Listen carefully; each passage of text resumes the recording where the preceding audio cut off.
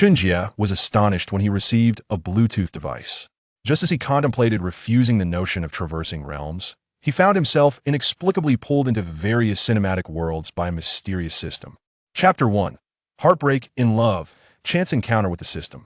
In a dormitory belonging to a certain organization, a man sat trembling before his computer, fervently sipping his milk tea as he fixated on the keyboard, typing each character with painstaking care. 10 minutes later, amidst the bustling chat room, a new line of text abruptly appeared. I confessed for the 101st time and never received a reply. This time, she suddenly asked me, "Do you lack money?" Does that mean she agrees? The lively room fell into an immediate hush, only to erupt again a minute later with another message. Waiting online, urgent. This single line detonated the chat room. Responses raining in like a hailstorm. Dude, you're too funny. She's asking if you have money for a condo. Haha, what have you done, poor guy?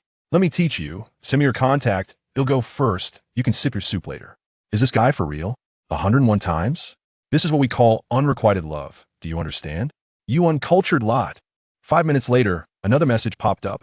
I'm serious. Half an hour later, the screen displayed another message. I'm not joking, and I've never bought a condo, nor do I know her contact, but it truly is the 101st time. The chat room fell silent once more, clearly indicating that this gentleman was not quite sane. However, which person in love possesses a sound mind? The tide began to shift, and the winter wind turned warm. A comforting message appeared on the screen. Buddy, you need to start as friends when pursuing a girl. Don't rush. Bro, keep it up. Aim for the 201st time. The man fell silent, wiping his face before standing up and leaving the computer. A miracle won't happen. He sighed, feeling a bitter taste in his mouth. Chen Jie, a 25-year-old man, was merely a lowly worker at a certain company. As he pushed open the door, he noticed a package sitting on the ground outside. The sender, address, and recipient all left blank, save for Chen Jie's phone number. He had no idea who had sent it. Upon opening the package, he found a Bluetooth headset, devoid of any manual or buttons, its body gleaming in silver, exuding a sense of sophistication. A prank? Who will be so bored? Do they really think I'm too miserable to dare use this? Chen Jie mocked himself, his humor tinged with despondency. He donned the headset, and immediately a mechanical voice resonated in his ear. Host detected. Binding to the mischievous Bluetooth traversal system. Binding successful. Host 1218. Chen Jie, at your service. Xiaolon, what is this thing, and where did it come from? Why does it echo in my head? Tentatively, Chen Jie inquired. Xiaolon? The mechanical voice replied, present. What inquiries does the host have? Chen Jie stared blankly for a minute, confirming he was not dreaming. Recalling the system's earlier words, 1218. Could it be? Xiaolon eagerly confessed. Indeed, 1218. Prior to you, there have been 1217 hosts who utilized this system, all of whom perished for various reasons. After a brief pause, Xiaolon continued. I hope the host can break free from this fate and prevent the emergence of a 1219th host. What? The previous hosts all perished? Chen Jie felt dizzy, his expression stiffening for a moment before he pressed on. Xiaolon, I'm just a bystander. Can you not kill me? I'm still a virgin, and I want to pursue my goddess. The mechanical voice chimed in again. This system is known as the mischievous Bluetooth traversal system, capable of transporting the host into various cinematic works. By successfully completing tasks, the host can earn points and formidable rewards. However, failure results in point deductions. If points drop below 0, you shall cease to exist in this world. Moreover, as a reward, abilities acquired in the traversal can be retained for use in the real world, thus making the pursuit of your goddess an effortless task for a successful individual. To put it frankly, not only can you pursue your goddess, but even ethereal beauties will be at your beck and call. Chen Jie felt his lips twitching. The rhetoric was all too grandiose. Clearly, Xiaolon was either salesperson or involved in some pyramid scheme. I don't want any skills, I just want to survive. He adjusted his tone and cautiously spoke. All right, I have one more question. Yet before he could finish, Xiaolon interrupted him. Well, since the host has consented, we shall commence the first world traversal. Countdown begins. 10, 9, 8. Who agreed to this? I still have more to say. Before Chen Jie could voice his thoughts, darkness enveloped him, and he felt as if the world was spinning, the metallic voice echoing in his ears. This world is from Mr. Vampire. The general plot is as follows. In Rinjia Town, the wealthy Ren patriarch, warned by a feng shui master 20 years prior that he must relocate a grave to avoid calamity, sought the help of Taoist priest Jiu Shu to assist with the exhumation. On the day of the excavation, crows took flight. Upon opening the coffin, they discovered the corpse of the late Madame Run was not decayed, leading to suspicions that she had become a zombie.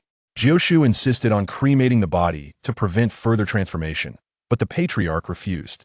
Following a series of events, the patriarch perished and became a zombie, while Jiu Shu and his companions found themselves unable to contend with Madame Ren.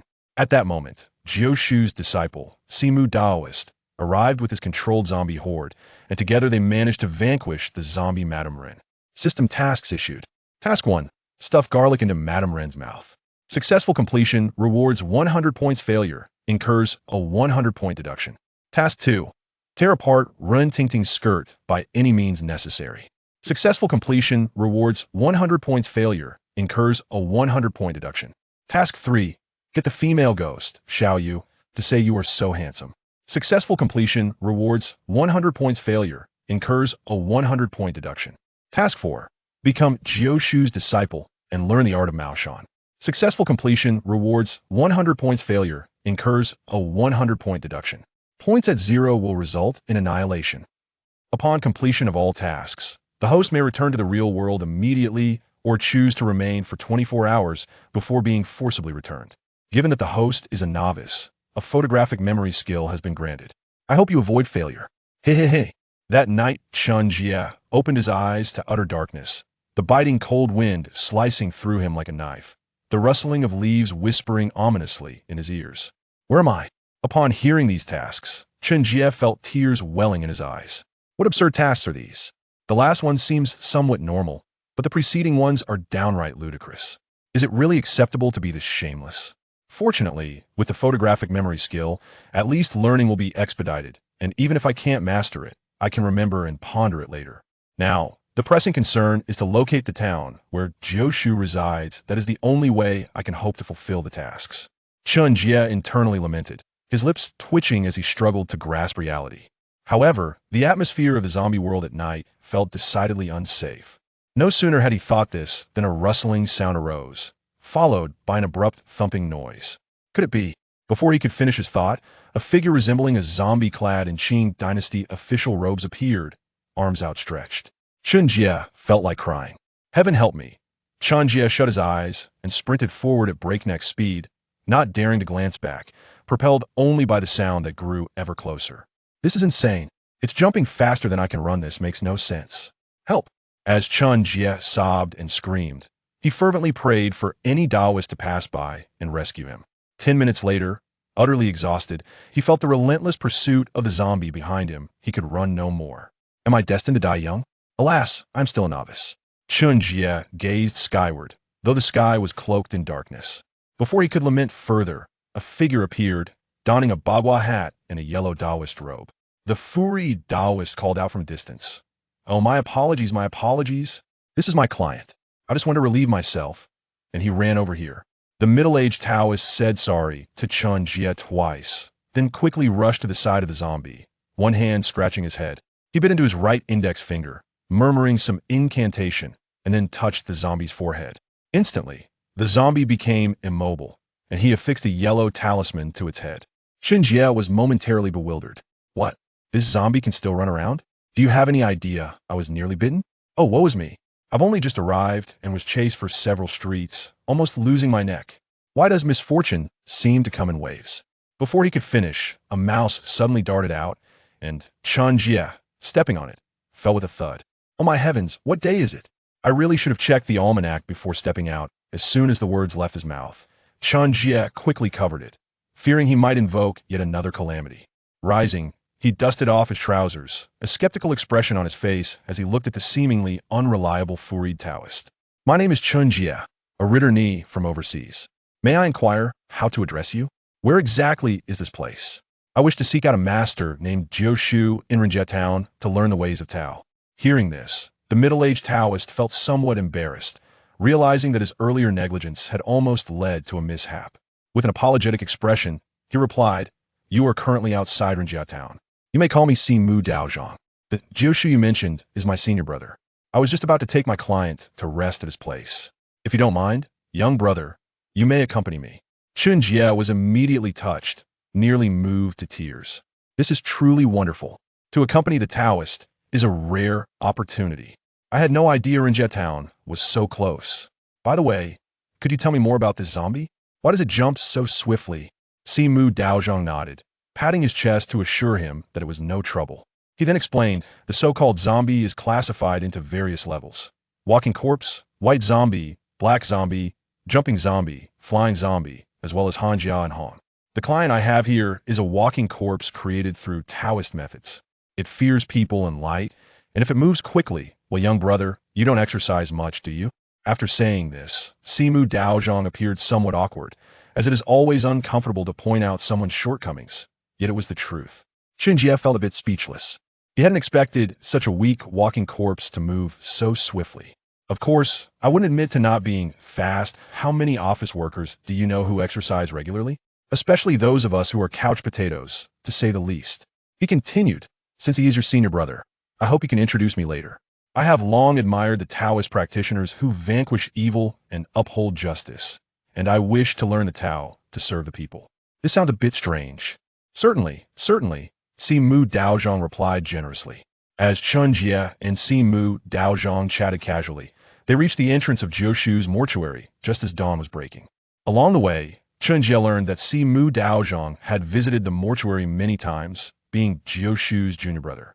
Each time he transported corpses, he would stay at Jiushu's place, making him quite familiar with the abode. Chapter 2. Literary Talent, Chen Jie Apprentices. As the two conversed, a sudden rustling arose from the bushes. The Taoist priest raised his hand, signaling caution as he glanced towards the underbrush. The sounds of rustling mingled with the waves of grain, rolling in undulating rhythms. Startled, they exchanged glances. Chen Jie spat, whispering, Taoist, let's take a detour. Indeed, I was just thinking the same. The path here is treacherous, the priest replied. They changed their course, continuing forward in an eerie silence. Chen Jie felt a surge of unease, surprised to find that someone was engaging in a clandestine rendezvous in such a secluded area. How thrilling. Their footsteps led them to the entrance of a funeral parlor. The Taoist priest knocked on the door while calling out, Open up, I have arrived. From behind the door came a yawn, followed by a gruff voice, Coming. Who is it at such a late hour? I'm so tired. The door creaked open to reveal a figure vaguely resembling a middle-aged Su Guanyin, squinting and mumbling. Is it too much to let people sleep at night? The Taoist's expression shifted to one of mild embarrassment as he patted the man's head, exclaiming, Wakai, I am your master, uncle. You have an issue with that. You little rascal? He puffed up his cheeks and glared, rolling up his sleeves in mock fury, while Chen Jie chuckled quietly. The man, now fully awake, squinted his eyes to see the Taoist, exclaiming, Master uncle? He beamed and rushed forward, shouting, Master uncle, you're alive. He began to pat the Taoist's attire, causing the priest to flush, pulling his robes down and admonishing, Don't be so touchy, you little brat. I didn't bring any treats this time. Chen Jie wore a sweet smile, his garments fluttering in the breeze. Time passed, and after several minutes, Wen Kai noticed an unfamiliar, handsome young man standing beside him, dressed in peculiar attire. With a hint of suspicion, he asked, Who are you?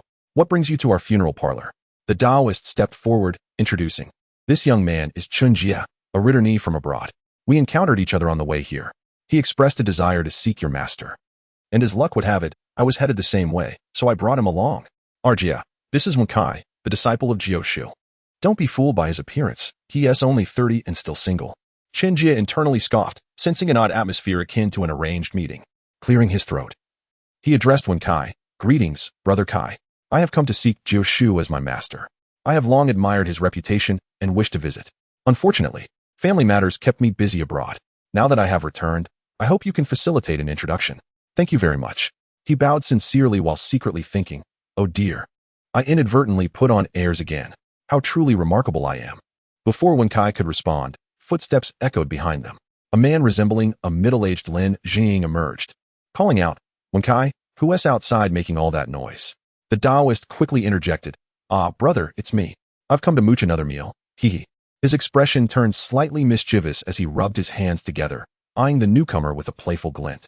Chen Jie thought to himself, Uncle Ingno? It should be Jiushu.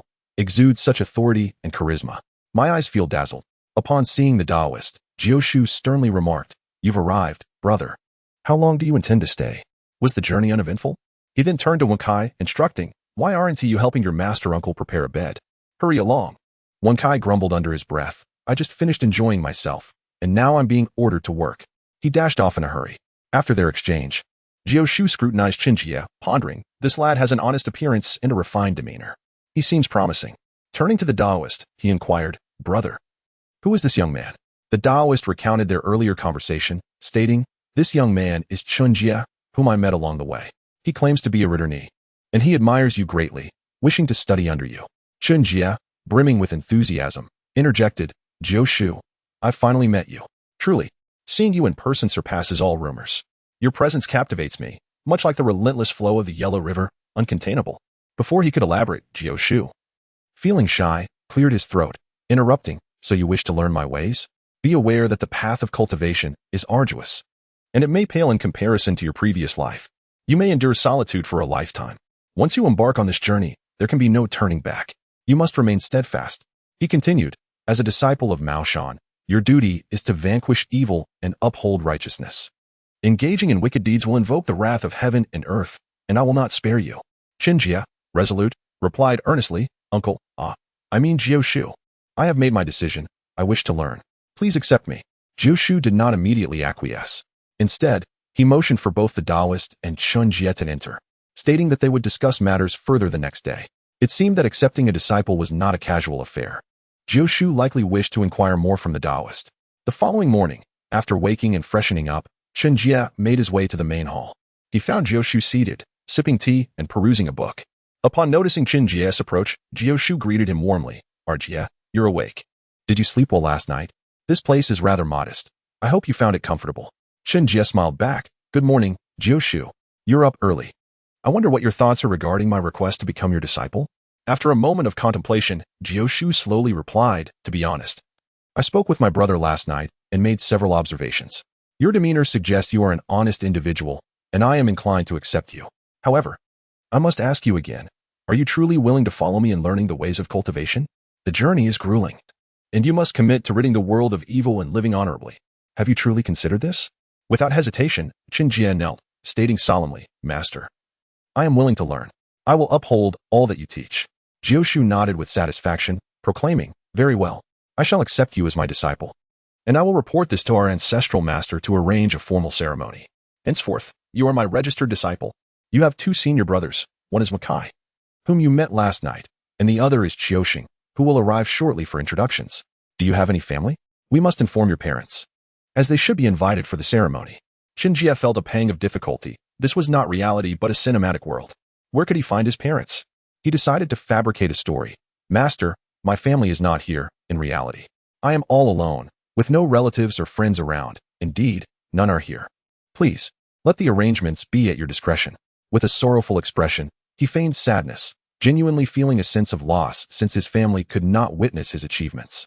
Jiao Shu, misinterpreting his sorrow, felt a twinge of guilt, saying, "I apologize. I had assumed your family was well. Since that is the case, allow me to handle it. From now on, I shall be like family to you, so do not be disheartened."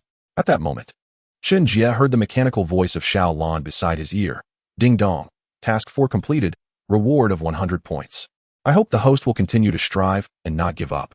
Chen Jie felt as though he had been playfully teased by Xiao Lan once again. Chapter 3. Uncle Jiao was astonished. After a few remarks, Xiao Lan disregarded Chen Jie. Chen Jie had no choice but to continue listening to Uncle Jiao's admonishments. "Jie, after we finish our meal, come to my room. I shall impart the foundational knowledge to you." With that, Uncle Jiao walked away, hands clasped behind his back. Shortly after, Taoist Simu also rose, albeit with a slightly weary demeanor, as it was customary for someone in the corpse delivery trade to often stay up late, leading to irregular sleep patterns. Upon noticing that Chen Jie was up, Taoist Simu expressed mild surprise, thinking it somewhat rare for a young man to rise so early, but felt more gratified than anything else. He then spoke. "Jie, you were up early. Did you sleep well last night? My senior brother's living conditions are rather humble, so please do not take offense. By the way, where is my senior brother? He usually rises early. Have you seen him?" Seeing Taoist Simu awake, Chen Jie, with an excited expression, immediately greeted him. Taoist Simu, "Oh no, I should say good morning, Master Uncle. My master has finally accepted me. I must also thank you for your recommendation." "Thank you. I hope for your guidance in the future." Daoist Simu, upon hearing this, felt pleased for Chen Jie, as he had observed his character over the past few days and found it commendable. Although Chen Jie could be somewhat amusing, his heart was kind, and he showed respect to his elders. This aspect was particularly crucial for the ancient traditions of the Maoshan sect. One cannot overlook how the original text portrays Xiao Sheng's deep respect for his master and uncle. Reflecting on this, Daoist Simu adjusted his glasses and said, Jie, I do not possess much to offer as a token of our meeting, but I shall give you this talisman. It has been blessed by my daily offerings at the ancestral altar and nurtured with spiritual energy for many years. While it may be somewhat ineffective against malevolent spirits, it works quite well against evil ghosts. After saying this, Daoist Simu wore a slightly proud expression.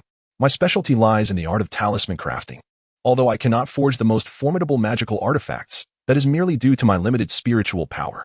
In terms of my own cultivation level, these talismans are quite commendable. Chen Jie's eyes brightened at the sight of the talisman, recognizing its value. With this talisman in hand, he would no longer fear evil spirits, at the very least. He would possess some means of self-defense. His excitement was evident on his face as he expressed to Daoist Simu, Thank you, Master Uncle, for this precious gift.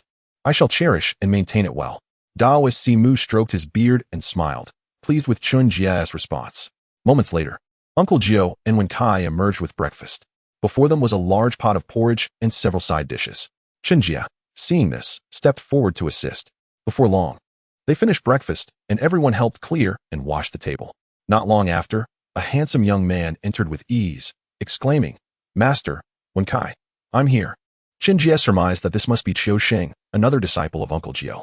As he glanced over, he saw the newcomer, approximately 24 or 25 years old, strikingly handsome. Clad in a sleeveless top and gray cloth attire paired with black trousers, contrasting starkly with Wen Kai. Upon entering, Qiu Sheng spotted Daoist Simu and joyfully greeted him. Master Uncle, you are here. It has been so long. I thought you had perished. He laughed heartily and, mimicking Wen Kai's earlier actions, began to rummage through Daoist Simu's garments, asking, Did you bring any snacks this time? Daoist Simu rolled his eyes, pressing down his clothing with a tone of exasperation. No need to search. I came in haste this time and did not bring any treats. I shall bring you some next time. You two rascals are making me lose face. Chen Jie stifled laughter, finding the situation amusing yet unable to express it openly. Qiu Sheng then halted his antics, noticing Chen Jie, a new face standing nearby who seemed to be suppressing a laugh. Hey, if you need to use the restroom, it's over there. You don't have to hold it in so painfully. It's currently unoccupied. Just remember to flush. He pointed in a direction as he spoke. Chen Jie could no longer contain himself and burst out laughing, exclaiming, You must be Qiu Sheng. I am Chen Jie, the new disciple accepted by Uncle Jiao. I look forward to your guidance. Though, this phrasing feels a bit odd. Upon hearing this, Qiu Sheng turned to Uncle Jiao, who nodded in affirmation. This is your junior disciple, Chen Jie, who just arrived here last night and was accepted this morning. You must support one another like family. After all, Jie is the only one in his family. Moreover, he has just returned from abroad, so you should learn from him and observe his manners. Qiu Sheng felt somewhat aggrieved, wondering how he could be seen as impolite. However, he brushed it off, knowing that Uncle Jiao had been saying similar things for quite some time. He then warmly addressed Chen Jie. Hello, Jie. I am Qiu Sheng, and I have been in the sect a few years longer than you. We shall be like family from now on, so feel free to reach out if you encounter any difficulties. Don't let Wen Kai's clumsiness fool you. He is quite reliable. Before he could finish, Wen Kai stumbled through the door, tripping over the threshold, and, unfortunately, managed to pull down Daoist Simu's trousers. The scene was undeniably comical, eliciting a honeyed smile from Chen Jie. After their introductions, Uncle Jiao summoned Chen Jie into his room, retrieving an old book from a corner. The cover bore the words Fundamentals of Maoshan Sorcery. Chen Jie felt a twitch at the corner of his mouth. He wondered if this book was truly reliable. Noticing Chen Jie's expression, Uncle Jiao cleared his throat awkwardly, understanding why Chen Jie might react this way, as they too had similar expressions upon first encountering this book many years ago. The book, comprising several dozen pages and the size of A4 paper, appeared tattered, clearly having been frequently perused. Uncle Jiao continued, This book contains the basic knowledge of our Maoshan sect, including fundamental talismans, common knowledge of the cultivation world, basic formations, methods of arranging ritual altars, and the classifications of cultivation realms, among other things. Chen Jie felt as if he were about to transcend, though he was unsure what that truly entailed. Regardless, he was excited and, with careful hands, accepted the book, expressing to Uncle Jiao, Thank you for this gift, Master. I will study it diligently. Uncle Joe nearly stumbled over his words, quickly interjecting. Cough, cough. Jie, this book cannot be given to you. You may copy it, but it must be returned afterward. Only the sect leader is permitted to possess the original. All other disciples can only transcribe it. Uncle Joe felt the awkwardness settle in. Every disciple of Mao Shan had undergone a similar experience. Initially excited at the prospect of keeping such an ancient tome, only to discover they had to copy it by hand. Chen Jie suddenly felt dumbfounded, thinking he could keep it as a collectible, only to learn he had to return it. How stingy. Fortunately, despite the comical circumstances of his Bluetooth time-traveling system not providing him with any grand advantages, the photographic memory skill it bestowed was remarkably practical. He could put it to use immediately. Thankfully, he was inherently gifted. Otherwise, he could only imagine how long it would take to copy such a thick volume. Chen Jie inwardly scoffed. Uncle Gio cleared his throat and added, "You can read this book in your room later. For now, let me explain the realms of cultivation and the foundational mindset for initiation.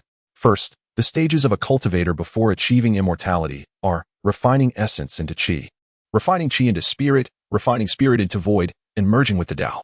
It is said that upon reaching the Tao stage and enduring the tribulation of thunder, one may attain the celestial realm. The subsequent stages are not recorded in the sect's texts, as even throughout millennia, few have reached the void stage, and even fewer have attained the Tao stage. In today's world, the spiritual energy of heaven and earth has become exceedingly sparse. Even masters who have attained the realm of qi refinement and spirit transformation are now a rarity. Despite my decades of unwavering practice, I have only reached the late stage of qi refinement. It is worth noting that each realm is divided into initial, middle, late stages, and the pinnacle of the late stage, which is a formidable barrier to surpass. Upon reflecting on this, I couldn't help but gaze up at the sky, feeling a profound sense of nostalgia. After reaching the peak of the late stage in qi refinement, I was once filled with vigor. Yet a decade has passed without a breakthrough, underscoring the arduous nature of transcending a realm. Chen Jie, listening intently, felt a surge of aspiration. As one who possesses a system, he could traverse various worlds, perhaps even arriving in an era rich in spiritual energy, making the attainment of the highest realm a possibility. Nevertheless, the immediate priority was to establish a solid foundation, as everything else seemed distant. After indulging in his fantasies, he quickly refocused and continued to heed my teachings. There is much to share regarding the realms of cultivation, but now I will impart to you the foundational methods of the Maoshan school. Listen carefully and feel free to ask questions later. For now, commit it to memory. With that, I began to recite the foundational techniques in his ear. Though this place was my long-guarded ancestral hall, and no outsiders would intrude, the tradition of imparting knowledge has remained unchanged for thousands of years, for one must always be cautious. Once I finished, I requested Chen Jie to recite it back. To my astonishment, he flawlessly repeated what he had heard just once. I was taken aback. Could my disciple possess a photographic memory? If so, it would be an incredible delight. I promptly inquired, Jie, did you truly memorize it after just one hearing? Do you possess such an extraordinary ability? With a mysterious smile, Chen Jie replied, Indeed, master. I have acquired this ability quite suddenly after waking up a while back. Previously, I could not, but now I can remember anything after just one glance or listen. I cannot quite explain it. Internally, he celebrated his newfound skill, knowing it was due to the system, silently thanking Xiaolan, and chuckling at his own cleverness. My astonishment deepened. Such peculiar abilities were not unusual in this vast world, where even zombies and ghosts exist. The thought of Chen Jie's talent made me realize that I could pass down my legacy with confidence. With such a gift, he could easily retain knowledge. An understanding would come in time. After some contemplation, I advised him, in that case, you must study diligently. Once you have finished, kindly return this tome, as I wish to preserve it. Furthermore, with your remarkable ability, there is no need to transcribe. Simply ask me if anything is unclear. Thus, Chapter 4, The Zombies Leap. Chen Jie, brimming with excitement, expressed his gratitude. Thank you, master. I will return to my room and ensure the book is in perfect condition. Without awaiting my response, he hurried back to his quarters, eagerly retrieving the book for study. Once he began reading, he found it utterly engrossing, not putting it down until dinner around 6 or 7 o'clock. He felt an overwhelming sense of exhilaration. The contents were rich beyond his expectations, and he realized he was no longer an outsider to the realm of cultivation. He had already stepped onto its threshold. After dinner, Chen Jie returned to his room, opting not to review the foundational text again, as he had memorized it entirely. Instead, he sat cross-legged on his bed, aligning his heart towards the heavens, and began to introspect using the techniques imparted by me that morning. Before long, he entered a meditative state, and a faint warm current began to manifest in his dantian. By dawn, this warmth had grown slightly stronger. Upon opening his eyes, he felt unexpectedly invigorated, as if he had not slept at all. This realization confirmed that he had indeed entered the initial stage of qi refinement. With continued practice, he would soon complete the small circulation of energy. After 3 months of dedicated training, he successfully achieved the initial stage of qi refinement, feeling the flow of his magical energy circulating within him. Although there were no extraordinary external signs, he felt light and spirited. During this time, I had also taught him a set of footwork techniques and a simple swordplay style. Though the Maoshan swordplay could not be compared to that of the martial world, it proved effective against zombies and ghosts. Additionally, Chen Jie chose several commonly used talismans from the foundational text to practice, including the lightness talisman, the diamond talisman, the corpse-subduing talisman, the evil-dispelling talisman, the 6 Ding and 6 Jia talisman, and the Yang fire talisman, which manifested as a small fireball the size of a thumb, growing stronger with his power. After achieving this breakthrough, Chen Jie promptly exited his room to report his progress to me, exclaiming with enthusiasm, "Master, I have finally reached the initial stage of qi refinement. How does my progress measure up?" Upon hearing this, I could not help but smile with delight. It was important to note that when Kai and Xiao Sheng, due to their lack of diligence, had yet to reach the initial stage of qi refinement despite their attempts. They had merely begun to cultivate a bit of magical energy, but had not directed it towards proper endeavors. I was genuinely pleased with Chen Jie's progress, for even I had taken a year to reach the initial stage when I first began, illustrating his commendable talent. With a smile, I nodded in approval, saying, "Well done. You must continue to maintain your youthful spirit, adhere to your path, and remain diligent. The future belongs to you young people. Tomorrow, come with me to assist the villagers in exorcising evil. Your current strength is only slightly inferior to that of your master Simu. The rest will come with experience." After a month of rigorous training, Chen Jie rapidly accumulated experience, finding it effortless to deal with minor spirits, exhibiting the demeanor of a youthful celestial master. Simultaneously, his bond with Qiu Sheng and Wen Kai deepened, as they recognized one another as family in this world. Simu Daoist had stayed for 2 days before continuing his journey, and it had now been 4 months since he last returned. It was no wonder Qiu Sheng and Wen Kai remarked on his prolonged absence. While accompanying me in our endeavors, Chen Jie also inquired about the Rin family in town. Learning that Rin Tingting would return in a few days, the plot was about to unfold, and he eagerly anticipated seeing one of the renowned flower overlords from Hong Kong. During this period, Chen Jie had not heard from Xiao Lan, who seemed indifferent to his development, perhaps waiting for the plot to commence before triggering any tasks. One evening, a knock echoed from outside his door, faintly audible due to his meditative state. The primary reason for his lack of attention was the tranquility of his focus. When Kai, whose room was closer to the door, ventured to open it, grumbling, "Who could be knocking at such an hour?" Upon opening the door, he was greeted by the weary figure of Simu Daoist. As Simu entered, he exclaimed, "Wen Kai, I appreciate your assistance. I will guide the clients inside. Please help me tidy up the bedding, as I shall be spending the night here once more. This time, I brought you cotton candy, enjoy it at your leisure." With that, he carefully produced a small bag of cotton candy from his pack, just enough for a taste. Wen Kai's eyes widened with excitement, and he quickly snatched a piece. Mumbling his thanks as he dashed off to prepare the bedding. It seems that the promise of food can easily win over Wen Kai, the glutton. The four-eyed Taoist mused internally as he ushered his walking corpse into a room, lit an oil lamp, cast a spell, and then turned to retire for the night. The following morning, Chen Jie emerged from his quarters, deep in thought about the arrival of his master, the four-eyed Taoist, the previous evening. He anticipated that Rin Tingting would soon return to Rinjia town, marking the approach of the story's unfolding. Upon entering the hall, he noticed that everyone was already awake. So he greeted them one by one before settling down for breakfast. Shortly after the meal, a loud knocking echoed from outside, accompanied by a voice calling, "Uncle Gio! Uncle Gio!" Upon hearing this, Uncle Gio promptly walked to the door, followed closely by the others to assess the situation. A respectful visitor announced, "Uncle Gio, my master Rin has matters to discuss. Please join him at the town CAF for 4 and tea at 9 o'clock tomorrow morning." Uncle Gio, with a serious countenance, replied, "Very well. Inform your master that I shall arrive punctually." After exchanging words, the visitor hurried away. Not everyone dares linger in a mortuary, and the mere act of delivering a message required considerable courage. Once the visitor departed, Uncle Gio turned to Kai and Chen Jie, saying, "You two shall accompany me for 4 and tea tomorrow. It will be an enlightening experience." The latter part was directed at Wen Kai, who, upon hearing this, felt a twinge of apprehension. Master, may I opt out? Uncle Jie, puzzled, inquired. Why? Do you harbor a grudge against Masterin? When Kai quickly waved his hands, explaining. No, Master, it's just that I've never had foreign tea before, and I'm afraid of embarrassing you. Uncle Jie's expression turned slightly peculiar. Ah, it is commendable that you consider my reputation. Very well, you need not join us. Tomorrow, only a Jie will accompany me. When Kai, however, felt a surge of urgency. Master, I truly wish to accompany you and broaden my horizons. Satisfied, Uncle Jie nodded. Then it is settled. We shall go together tomorrow. Inwardly, Uncle Jie thought, if you don't attend, it would be I who faces embarrassment. How clever of me. Chen Jie stifled a chuckle. He had found this part of the story amusing when watching the film, particularly the antics of the two in the CAF, which had left many in stitches. Now that he found himself in the midst of it, however, he aimed to avert a similar scenario. Understanding the principle of shared fortune, Chen Jie said to Uncle Jie, Master, I am also amenable to joining you for foreign tea tomorrow. He shared some knowledge about foreign tea as they walked back into the house.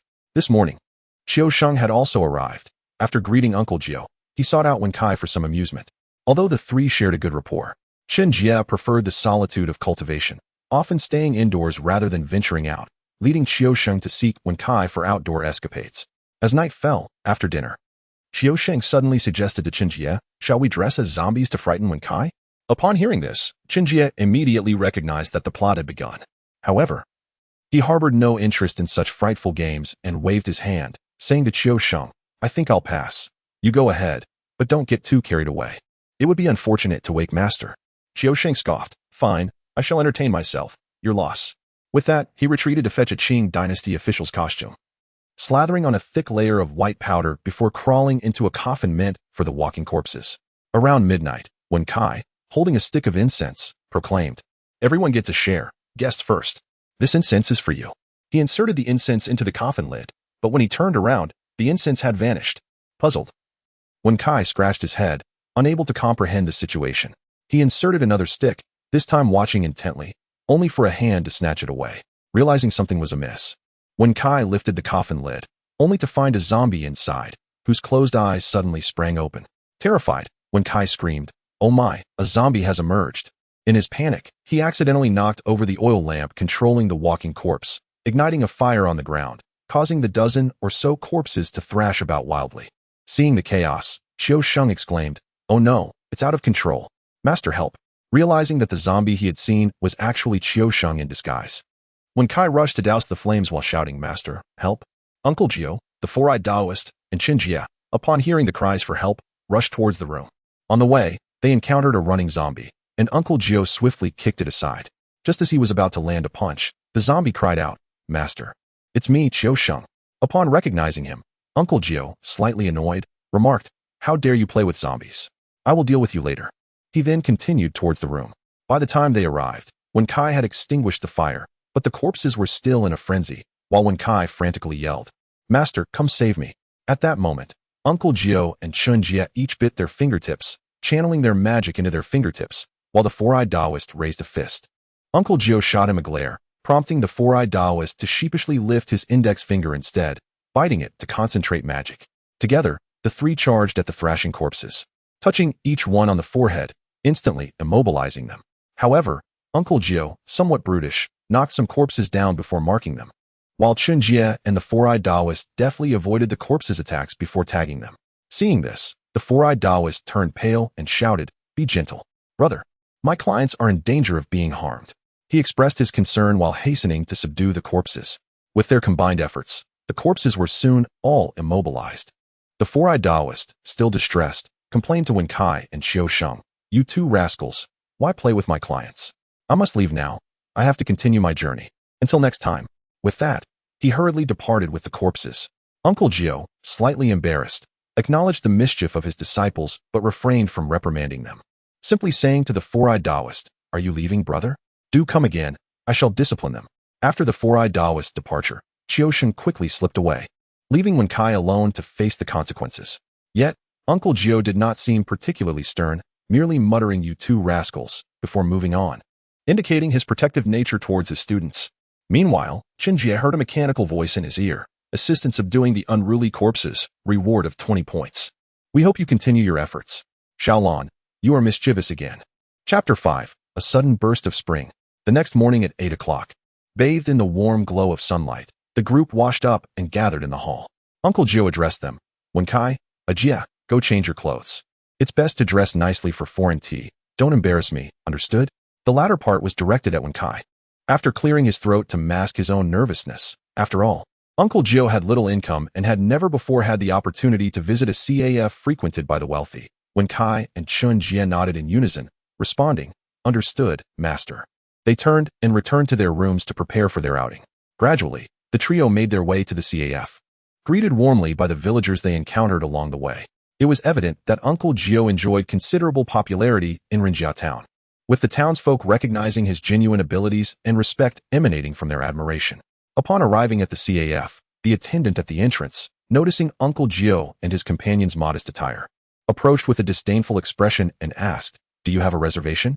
Uncle Jie and Chen Jie had yet to respond, when Wen Kai, filled with impatience, ventured, "Could it be that Lord Ren has not secured a reservation?" Uncle Jie and Chen Jie fell silent, awaiting a reply. Upon hearing this, the waiter immediately adopted a sycophantic demeanor, exclaiming, "Ah, so you are esteemed guest of Lord Ren. The table he reserved is inside. Please follow me." With a bow and a courteous demeanor, he led the three into the interior, arriving at Lord Ren's table, where he announced, "Greetings, Lord Ren. These esteemed guests seek your company." At that moment, they beheld a portly middle-aged man seated before them, his hair graying at the temples. Unmistakably a member of the landowning class, with a conspicuous belly and adorned in ostentatious attire, seemingly fearful that others might overlook his wealth. Upon hearing his name called, Lord Ren looked up and, upon recognizing Uncle Jie and his companions, quickly rose and respectfully said, "Ah, it is Uncle Jie. You arrived quite early. It is not yet 9 o'clock. Please, take a seat here." He then waved dismissively at the waiter, indicating, "You need not concern yourself here. You may leave." He tossed a silver coin, revealing that the waiter had been lingering for a tip, truly a case of no profit, no early rising. Uncle Jie and Wen Kai exchanged glances, their expressions reflective, while Chen Jie remained composed, recognizing that such matters were commonplace in modern times. Once seated, Lord Ren warmly invited, "Come, do not stand on ceremony. Order whatever you desire. I shall have a cup of coffee." The latter was directed at the waiter, who then presented the menu to Uncle Jie. Following Chen Jie's brief explanation from the previous day, Uncle Jie and Wen Kai understood that coffee bore a slight bitterness, thus both opted for milk tea. While Chen Jie chose a cappuccino, Lord Ren, surprised by Chen Jie's choice, turned to Uncle Jie and inquired, "Who is this young man?" With a hint of pride, Uncle Jie introduced, "This is my newly accepted disciple, Chen Jie, a returnee from overseas studies. Jie, this is Lord Ren. Do meet him." A smile of satisfaction graced Uncle Jie's face, as if silently urging, "Do compliment me." Lord Ren, his eyes sparkling with recognition, praised, "Ah, a returnee. Quite remarkable indeed. Uncle Jie, you have taken a fine disciple. My daughter, Ting Ting, greatly admires those who have studied abroad. I shall have the pleasure of introducing you both." Wen Kai, upon hearing this, smirked disdainfully, considering that, given Lord Ren's appearance, his daughter likely bore a resemblance to a beast rather than an angel. Chen Jie, having seen films, mentally critiqued that Lord Ren's daughter was indeed a stunning beauty, even by 21st century standards, a true paragon of wealth and beauty. Chen Jie quickly interjected, "Greetings, Lord Ren. You may call me Jie." Lord Ren, embodying the spirit of prosperity, acknowledged, "Ah, it is delightful to meet you. I hope you will take good care of my daughter." Lord Ren took pleasure in the compliment, his expression radiating self-satisfaction as he replied, Of course. Please, help yourselves to some food. It would be remiss to only sip tea. Do not feel obliged to be formal with me." The air was thick with Lord Ren's ostentatiousness, leaving Uncle Jie and his companions somewhat speechless, taken aback by his showiness. Just then, a beautiful woman entered briskly, accompanied by a waft of fragrance. She donned a white dress, cut daringly low, as if her curves might burst forth at any moment, adorned with white gloves and high heels. Her flowing waves of hair framed her striking features, dark, expressive eyes, a delicate nose, and soft dimples accentuating her alluring smile. Wen Sai's eyes widened in astonishment at the sight of her beauty, unable to divert his gaze, exclaiming, "How magnificent!" Conversely, Chen Jie, being somewhat shy, averted his eyes after a fleeting glance. The beauty approached Lord Ren, calling out, "Father, there you are." Her voice chimed like a lark, sweet and melodious, revealing her noble background. After greeting her father, she turned her attention to Wen Kai, scrutinizing him with evident disdain, and inquired, "Who is this person?" Noticing Chen Jie turn away, she felt a twinge of irritation, pondering the inadequacy of her allure. Observing Chen Jie's casual attire, she noted his distinctiveness, for such fashion was uncommon in their realm. Lord Run, perceiving his daughter's discontent, responded, "Ting, you have arrived. This is Wenkai, a disciple of Uncle Jio. Pay him no mind.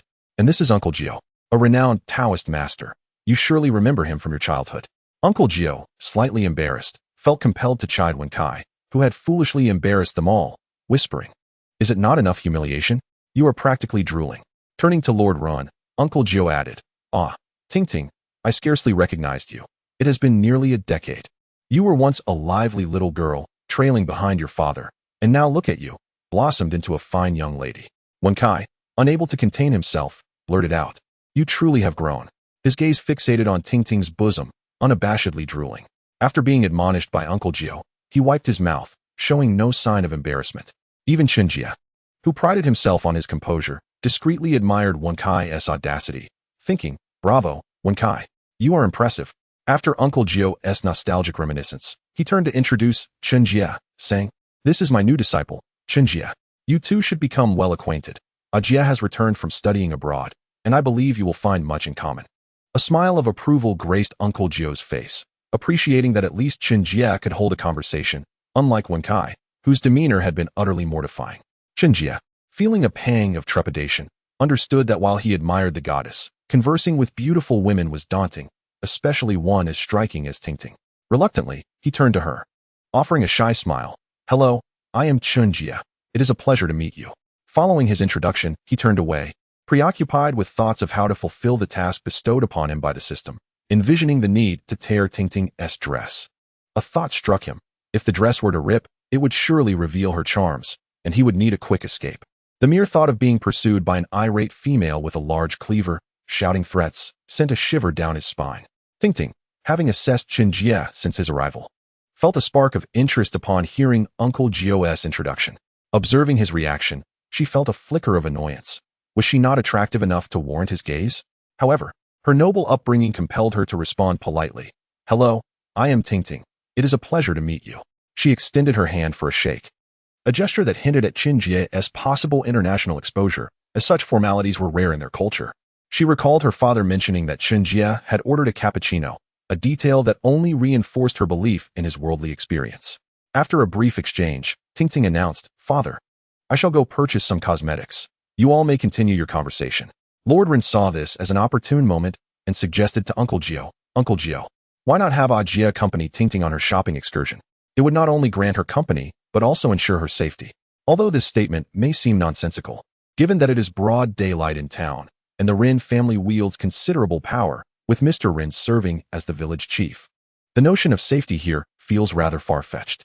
Upon hearing this, Uncle Jio deemed it acceptable and said to Chen Jie, "Jie, why don't you accompany Ting for a stroll? Just don't wander too far and be cautious." Wenkai, upon hearing this, felt an urge to rise, but was met with a stern glance from Uncle Jio, compelling him to remain seated. Chen Jie's lips twitched slightly. It appeared that certain events were still unfolding according to the original storyline, which conveniently afforded him an opportunity. Thus, he pondered how to concoct a plausible excuse. Despite the lengthy description, only a few seconds had elapsed. Chen Jie stood up and addressed Uncle Jio. "Yes, master. Please continue your discussion with Mr. Ren." After Mr.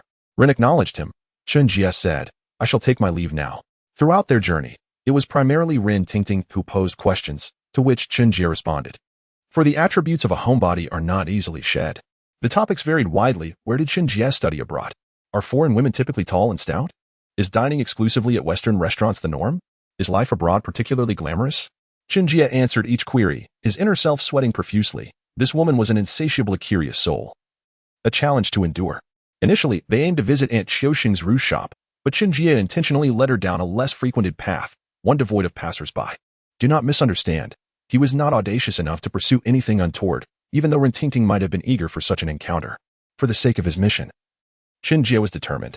After conversing for a while, the atmosphere grew less awkward, and their forms of address became more intimate. Ren Ting now referred to him as Brother Ajai, each utterance sending shivers down his spine. That voice was simply enchanting. Upon arriving at the secluded path, Chen Jie scanned the surroundings, ensuring no one else lingered nearby. He feigned a stumble and lunged forward. With a tearing sound, a significant portion of the fabric on Rintingting's back was ripped away, exposing her modesty. In that instant, Rintingting gasped, hastily covering herself to prevent an inadvertent display while shrieking, "Help! This is an affront. Don't come closer." Chen Jie stole a glance, swallowing hard. Indeed, she was quite ample, and it appeared when Kai had not been mistaken. As a homebody, Chen Jie possessed a somewhat reserved nature, a fact well understood by all. However, the priority now was damage control, so he quickly attempted to clarify. "Ting, I assure you it was unintentional. Please trust me. That stone caught my foot, causing me to fall." With that, he swiftly tossed his jacket towards her, continuing to express concern. "Please wear my jacket. I promise I won't look." He then turned away, his mind wandering. She seems to be well endowed. This task, though mischievous, has certainly been a visual treat, even if I face reproach. It matters little. Just as he concluded his musings, a mechanical voice echoed in his ear. "Task 2 completed. Reward of 100 points granted. Current points, 220. Host is rather naive, quite lewd. Keep up the effort, young man." The playful tone of Xiao Lan remained as distinctive as ever.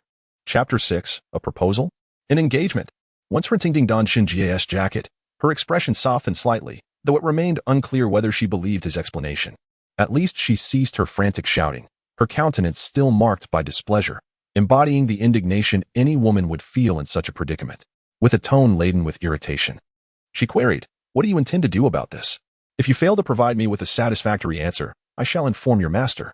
Upon hearing this, Chen Jie felt overwhelmed, realizing that deceiving others was not his forte. Having always been a straightforward individual, weaving a lie was a challenge.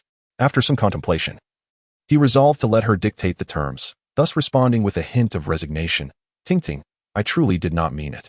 What must I do to earn your forgiveness? Just say the word, and I shall endeavor to comply."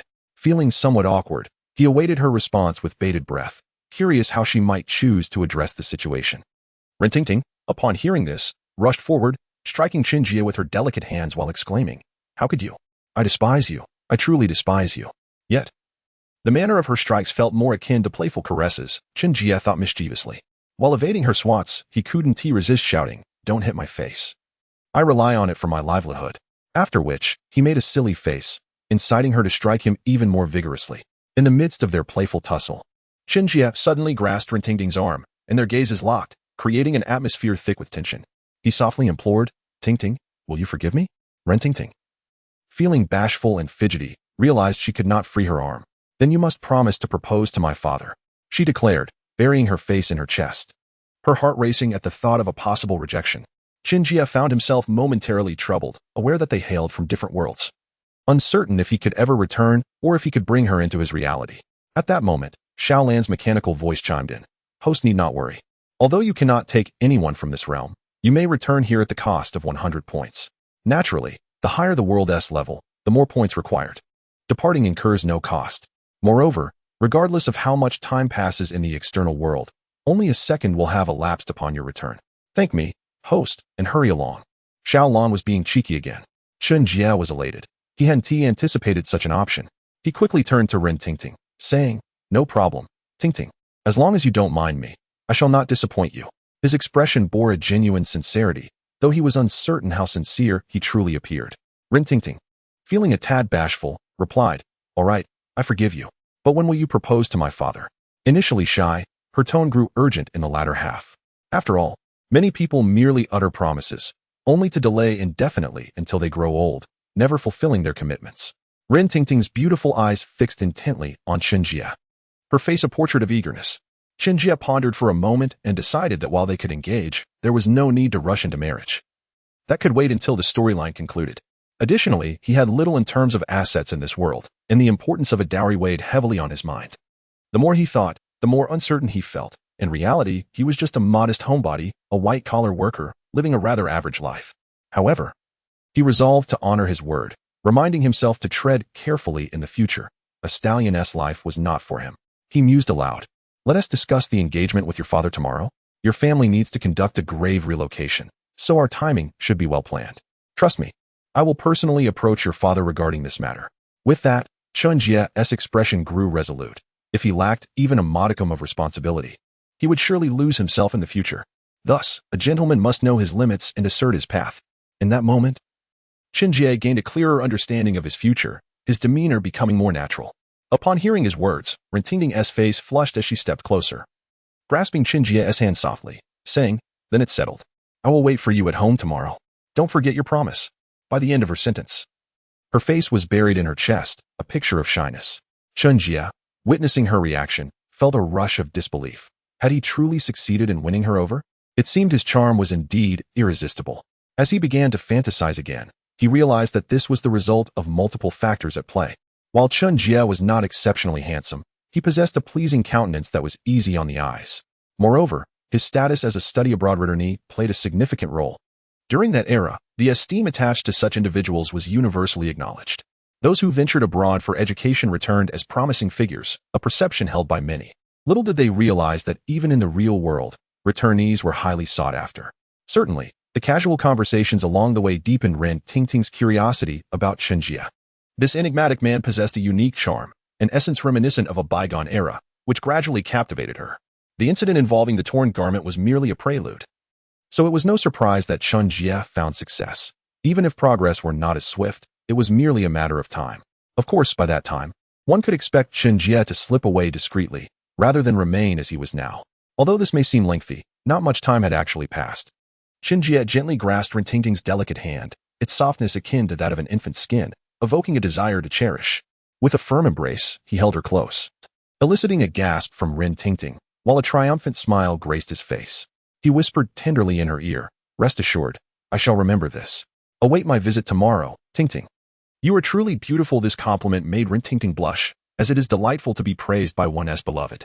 Meanwhile, the conversation between Uncle Jie and Old Master Ren was drawing to a close, with Uncle Jie expressing his curiosity about Chen Jie's absence. Just as he was preparing to leave, Chen Jie and Ren Tingting entered side by side, eliciting puzzled glances from onlookers who sensed something peculiar about their relationship. Old Master Ren, a shrewd businessman, immediately discerned his daughter's burgeoning affection, realizing that their bond had progressed rapidly.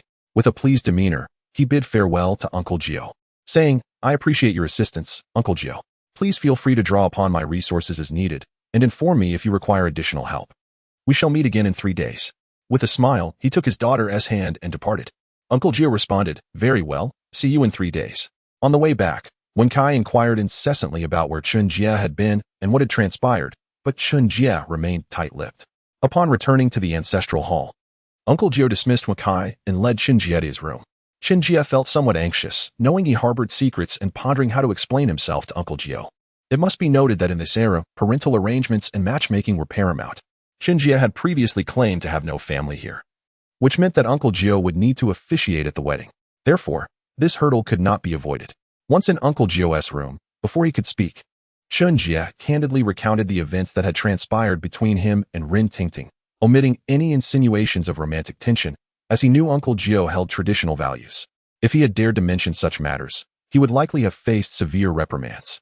After listening, Uncle Jie pondered for a moment before responding. "I did not expect so much to occur between you in such a brief period. Tomorrow, you should visit Old Master Ren to discuss this matter. When the time comes for formal engagement, I will assist you in settling the wedding arrangements.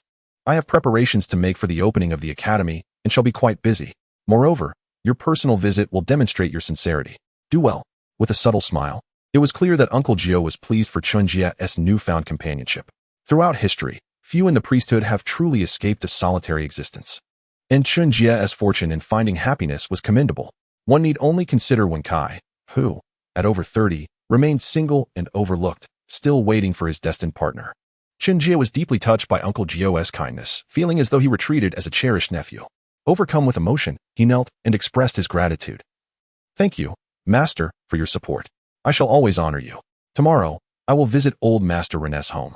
The following morning, Chen Jie kept his promise and visited Old Master Ren's residence, where he could see that Ren Tingting was quite invested in his presence, her smile unwavering. Old Master Ren inquired briefly about Chen Jie's background, learning about his parents' absence and lack of wealth. This did not concern Old Master Ren, after all. The Ren family was prosperous, and with no sons of his own, everything would eventually be inherited by Ren Tingting. Old Master Ren had but one condition for Chen Jie. He must adopt the Ren family name, ensuring the continuity of their lineage. Chen Jie had no objections to this arrangement. After all, the child would still be his, and such occurrences were not uncommon in society. Old Master Ren was satisfied with the agreement, and they settled on a month for the engagement and 3 months for the wedding. While the timeline seemed hurried, both parties expressed no objections. They agreed to wait for Uncle Jie to conclude the relocation of Old Master Ren's grave before discussing the specifics of the engagement and marriage. Chen Jie felt overwhelmed. He had not anticipated the complexities of modern marriage customs, realizing that such traditions still prevailed. After concluding their discussions, he hastily excused himself, fearing that lingering too long might lead to second thoughts about the marriage. Chapter 7. Unable to restrain laughter 2 days later. On the third day following the foreign tea ceremony, the weather was splendid and clear, ideal for funeral preparations. A multitude gathered around the Ren family ancestral grave, with many young men aiding in the excavation. Upon spotting Chen Jie, Ren Tingting rushed over, taking his hand and chattering excitedly about various topics.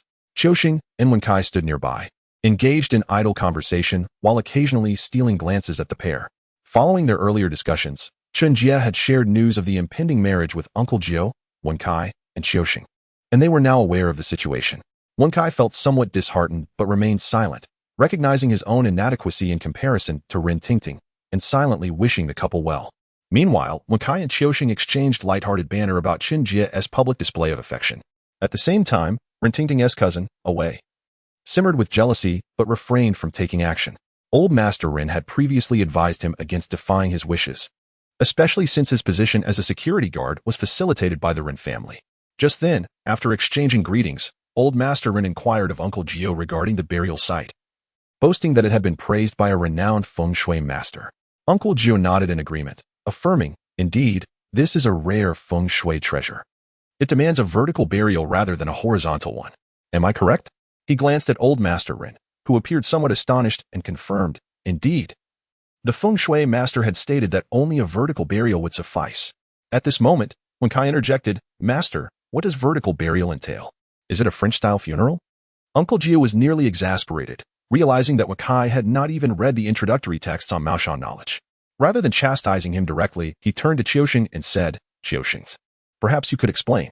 Qiuxing, sensing the predicament, felt distressed. As someone who disliked reading, being called upon to answer such a question would surely lead to embarrassment. He replied, "Master, I'm not sure. Chen Jie, do you know?" He tossed the question to Chen Jie, who understood the importance of saving face for Uncle Jie, knowing that any misstep could lead to their collective misfortune. Fortunately, having a photographic memory and having seen related films, he quickly responded, "Master, vertical burial means interring the deceased upright. The burial site measures 3 zhang 4, with only 4 feet available, and is 1 zhang 3 wide with only 3 feet usable. This is what constitutes a vertical burial." After speaking, he turned to Old Master Ren, while Uncle Jie's expression softened, relieved that someone understood the concept, lest he lose face entirely. Old Master Ren, impressed, raised his thumb and praised, "Chen Jie is correct. Uncle Jie is indeed skilled, and his disciple is remarkable. The feng shui master once stated that those buried upright would ensure their descendants excel." Lord Ren praised Chen Jie, as they would soon be family, and any compliments would be justifiable. As for Wakai and Qiuxing, Lord Ren feigned ignorance, dismissing them with a huff. Uncle Jie retorted, questioning the accuracy of the feng shui master's predictions. Lord Ren's expression faltered. He was perplexed by the decline of his business over the years. Recalling that the master had warned of a need to relocate the grave after 20 years, Uncle Jie scoffed, suggesting that their relationship with the feng shui master was adversarial. Inquiring how they had acquired the grave site, Lord Ren quickly explained that his father had purchased the land from the master with money. Uncle Jie remained skeptical, insinuating that coercion had likely been involved, otherwise they wouldn't find themselves in such a predicament. Lord Ren's demeanor darkened, as discussing past events was uncomfortable. Uncle Jie continued, criticizing their actions of pouring lime over the grave, questioning how it could possibly yield good results without water touching the coffin. He noted that the master had advised them to move the grave after 20 years, sparing them from future calamity.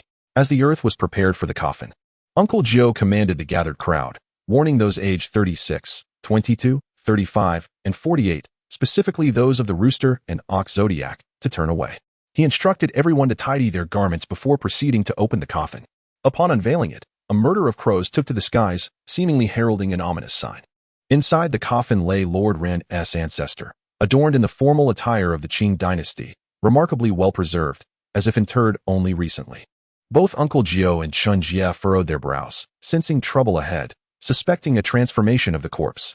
Lord Ren and Rin Tingting swiftly knelt, calling out for their father and grandfather, their faces betraying no tears. After so many years, even the deepest emotions could not bring forth tears. Lord Ren inquired of Uncle Jie whether the dragonfly touches the water technique could still be employed. Uncle Jie shook his head, stating that it could not be reapplied to the same spot, as the grave was now rendered useless. Lord Ren's disappointment was palpable. Good burial sites were indeed rare. After contemplating, Uncle Jie suggested that Lord Ren consider cremating the body to avoid future complications. However, Lord Ren vehemently disagreed, asserting that his father had feared fire in life. Insisting on preserving the body, Uncle Jie, feeling helpless, refrained from further arguments, while Chen Jie chose not to disrupt the unfolding narrative. Uncle Jie suggested transporting the coffin to the funeral home, promising to devise another plan and to select a new burial site. As the group began to disperse, Lord Ren instructed his servants to assist with the coffin's transport. Uncle Jie directed Wakai, Xiaoxing, and Chen Jie to light incense nearby and report back on its outcome, while also advising them to offer incense at surrounding graves.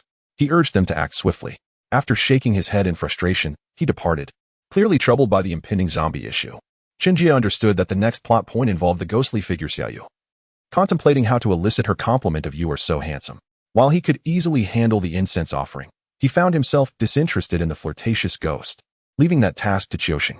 He shook his head, deciding to postpone further thoughts on the matter. The trio went about their tasks, with Wenkai and Chen Jie lighting incense around Lord Ren's ancestor's grave, while Xiaoxing offered incense at nearby tombs, his mutterings audible from a distance. Chen Jie could only chuckle at Xiaoxing's predicament, teasing him about his flirtatious debts. Once the incense was lit, the results mirrored the original plot, 2 short sticks and 1 long. Xiaoxing's distant exclamation confirmed his entanglement with the ghost. Chen Jie smirked at the irony. Reuniting at the funeral home, Wenkai exclaimed in distress. Uncle Jie's expression darkened. He was still well, yet Wenkai's thoughtless remarks vexed him. Nevertheless, Uncle Jie inquired about the outcome and requested to see the incense. Upon inspecting it, Chen Jie solemnly noted that the 2 short sticks indicated a potential death in the family. Uncle Jie pondered deeply, suspecting a connection between the incense results and Lord Ren's ancestor's corpse. He expressed concern about impending dangers, leaving the implication hanging. Wenkai, confused, inquired about the likelihood of death occurring, still struggling to grasp the gravity of the situation. Uncle Jie, exasperated, chastised him for his ignorance, lamenting his lack of knowledge. Following this, Uncle Jie commanded immediate preparation of paper, ink, knives, and rooster blood. Wenkai, wishing to continue his foolishness, was interrupted by Chen Jie, who clarified the necessary items. Chen Jie sought to prevent further delays, while Xiaoxing wisely refrained from speaking, knowing his silence would spare him from reprimands. The trio hurried to gather the required materials.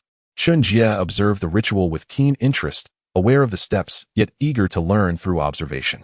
Once prepared, Uncle Jie demonstrated, igniting a grain of glutinous rice with a flick of his finger before combining it with chicken blood and black ink, sealing it under a bagua mirror. He instructed them to apply the mixture to the coffin, emphasizing not to miss any spots. After issuing his orders, Uncle Jie retreated to his chambers, presumably to consult ancient texts for further guidance.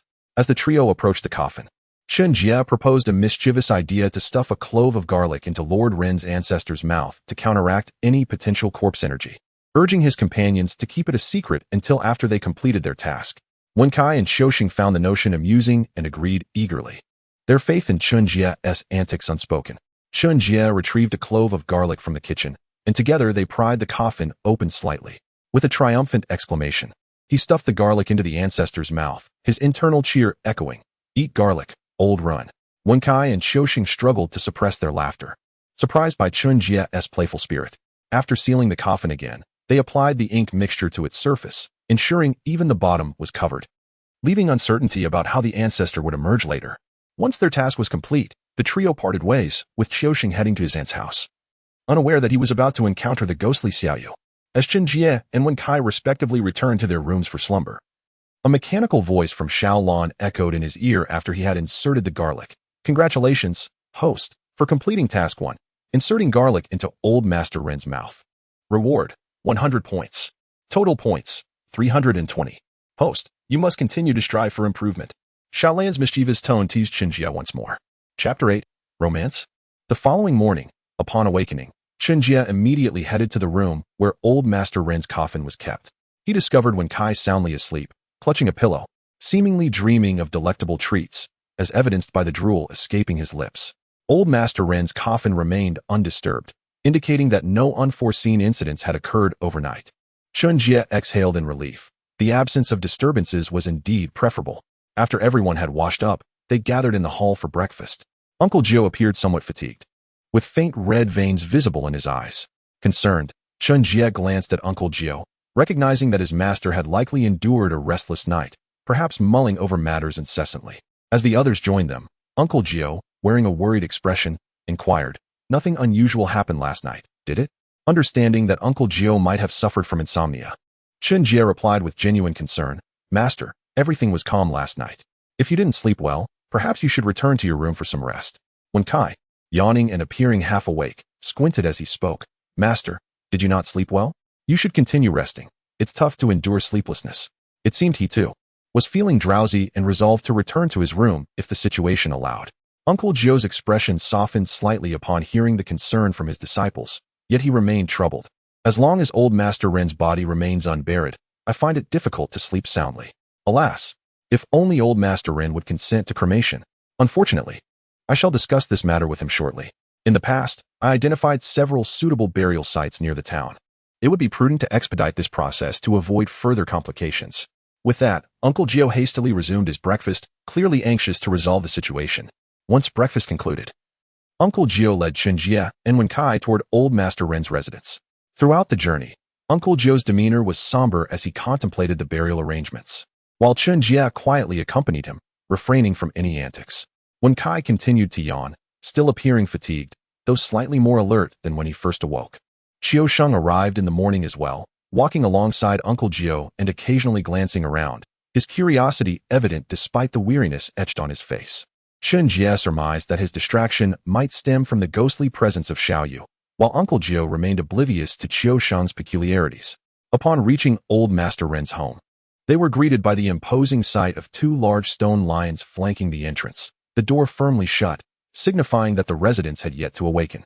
Approaching the door, Chen Jie took the lead, knocking and calling out, "Is anyone there?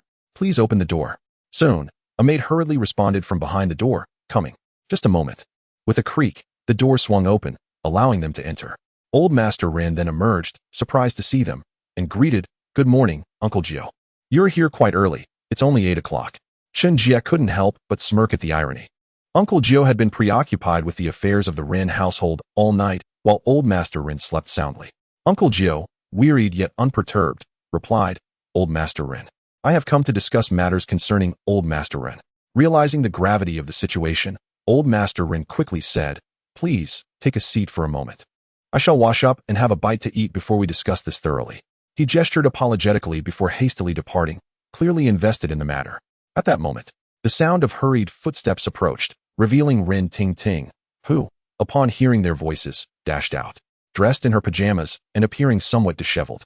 She seemed to have just woken up, her hair slightly tousled. Her excitement was palpable as she exclaimed, "Brother Jie, you're here. I've missed you so much." Her gaze lingered on Chen Jie, affection evident upon her face, causing him to feel a touch awkward amidst the company. "Good morning, Ting Ting. Perhaps you should wash up first. Your hair seems a bit unkempt." Wen Kai and Qiu Sheng exchanged amused glances, while Uncle Jie cleared his throat, subtly reminding them of their presence. Realizing the company around her, Ren Ting Ting quickly acknowledged, "Good morning, Uncle Jie, everyone. I'll go wash up now. Please, make yourselves comfortable. Feel free to ask the servants for anything." With that, she hurried away, likely aware that her appearance was less than ideal. Uncle Jie chuckled softly, finding her shyness endearing. His expression softened as he looked at Chen Jie, seemingly in a slightly better mood. When old Master Ren finally reappeared, it was nearly 10 o'clock, indicating that he had taken ample time for his morning routine. Ren Ting Ting, still absent, was presumably occupied with her preparations. Upon seeing old Master Ren, Uncle Jie rose promptly, urging, "Now that you're here, let us proceed to discuss matters in private." Old Master Ren, noting Uncle Jie's urgency, led him upstairs to a private room, leaving the others in the living room to exchange glances. A short while later, Ren Ting Ting re-emerged, looking even more refreshed. Now dressed in a modest qipao, though less revealing than her previous attire, her figure remained alluring, prompting admiration from the onlookers. Wen Kai, lost in admiration, quickly averted his gaze, reminded of Ren Ting Ting's engagement to Chen Jie, while Qiu Sheng, ever the flirt, whistled upon her entrance. Rin Tingting's cheeks flushed, yet she took no offense, recognizing Qiu Sheng's playful nature as a testament to her beauty. Chen Jie, captivated by Rin Tingting's transformation, remarked with a gentle smile. "You look stunning, Ting. It seems you took quite some time to prepare. Have you eaten breakfast yet?" With a blush of delight, Rin Ting replied, "Brother Jie, I'm sorry to keep you waiting. I just had breakfast. Let me show you around my home. Follow me." Wen Kai and Qiu Sheng were left momentarily speechless, feeling ignored as they exchanged incredulous glances. Before long, the security captain, Wei, Rin Ting's cousin, appeared, calling out, "Uncle, I'm here. Is anyone around?" He paid no heed to Wen Kai and Qiu Sheng, instead proclaiming loudly. When no one responded, he awkwardly settled into a seat in the hall. It was only then that he noticed Wen Kai and Qiu Sheng, regarding them with hostility. "What are you two doing here? You're not welcome at my uncle's place. Leave at once." With that, Wei attempted to usher them away. Though he dared not confront Uncle Jie or Chen Jie, he felt emboldened to assert himself against Wen Kai and Qiu Sheng in Old Master Ren's absence. However, the two were not easily intimidated. Exchanging knowing glances, they readied themselves to play a prank on Wei, drawing upon their years of camaraderie. Qiu Sheng attracted attention in front, disdainfully saying, "You are not the master here, so it is not your place to take charge." Wei, upon hearing this, felt intense anger brewing within him, and just as he was about to erupt, Wen Kai tugged at Wei's hair from behind, causing him to yelp in pain. "Ouch, that hurts." Wei jumped up and down, clearly in discomfort. At that moment, Wen Kai and Qiu Sheng wisely retreated to the corridor outside, where Qiu Sheng turned to Wen Kai and asked, "Shall you take the lead, or shall I?" After a brief pause, he decided, "Never mind, you take charge. Let's have some fun with him later." Haha. Wen Kai grumbled, "Why is it always me?" However, he did not dwell on it, suggesting that this was a routine they had engaged in on numerous occasions.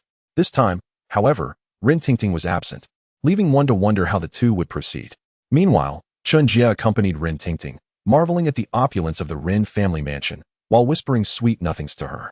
Although Chen Jie was inherently a reclusive individual, he proved to be quite adept at casual banter.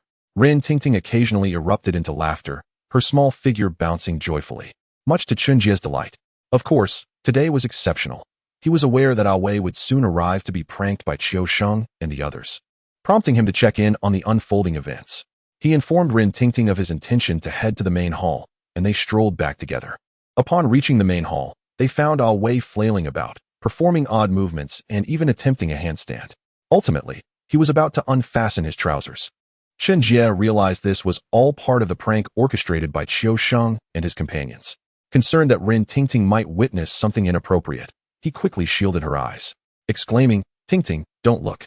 There's a weirdo dancing over there, resembling the head of security. Let's not interrupt his performance." He added, "Oh no, he's actually taking off his pants. Quickly, close your eyes to avoid any visual pollution." Rin Tingting, filled with curiosity, couldn't resist sneaking a glance, only to scream at the top of her lungs, a sound so piercing it could rival that of a soprano. This commotion attracted the attention of many, including Uncle Jie and Old Master Ren, who emerged to ascertain the situation, fearing an incident had occurred. Upon seeing the scene, Old Master Ren furiously pointed at Wei, shouting, "Wei, what on earth are you doing? How disgraceful!" Uncle Jie, assessing the situation, realized something was amiss and glanced outside, where he spotted Qiu Sheng and Wen Kai sneaking about. He promptly turned to Old Master Ren and said, "Old Master, I must take my leave now. I will arrange for the reburial of the old matriarch in a few days."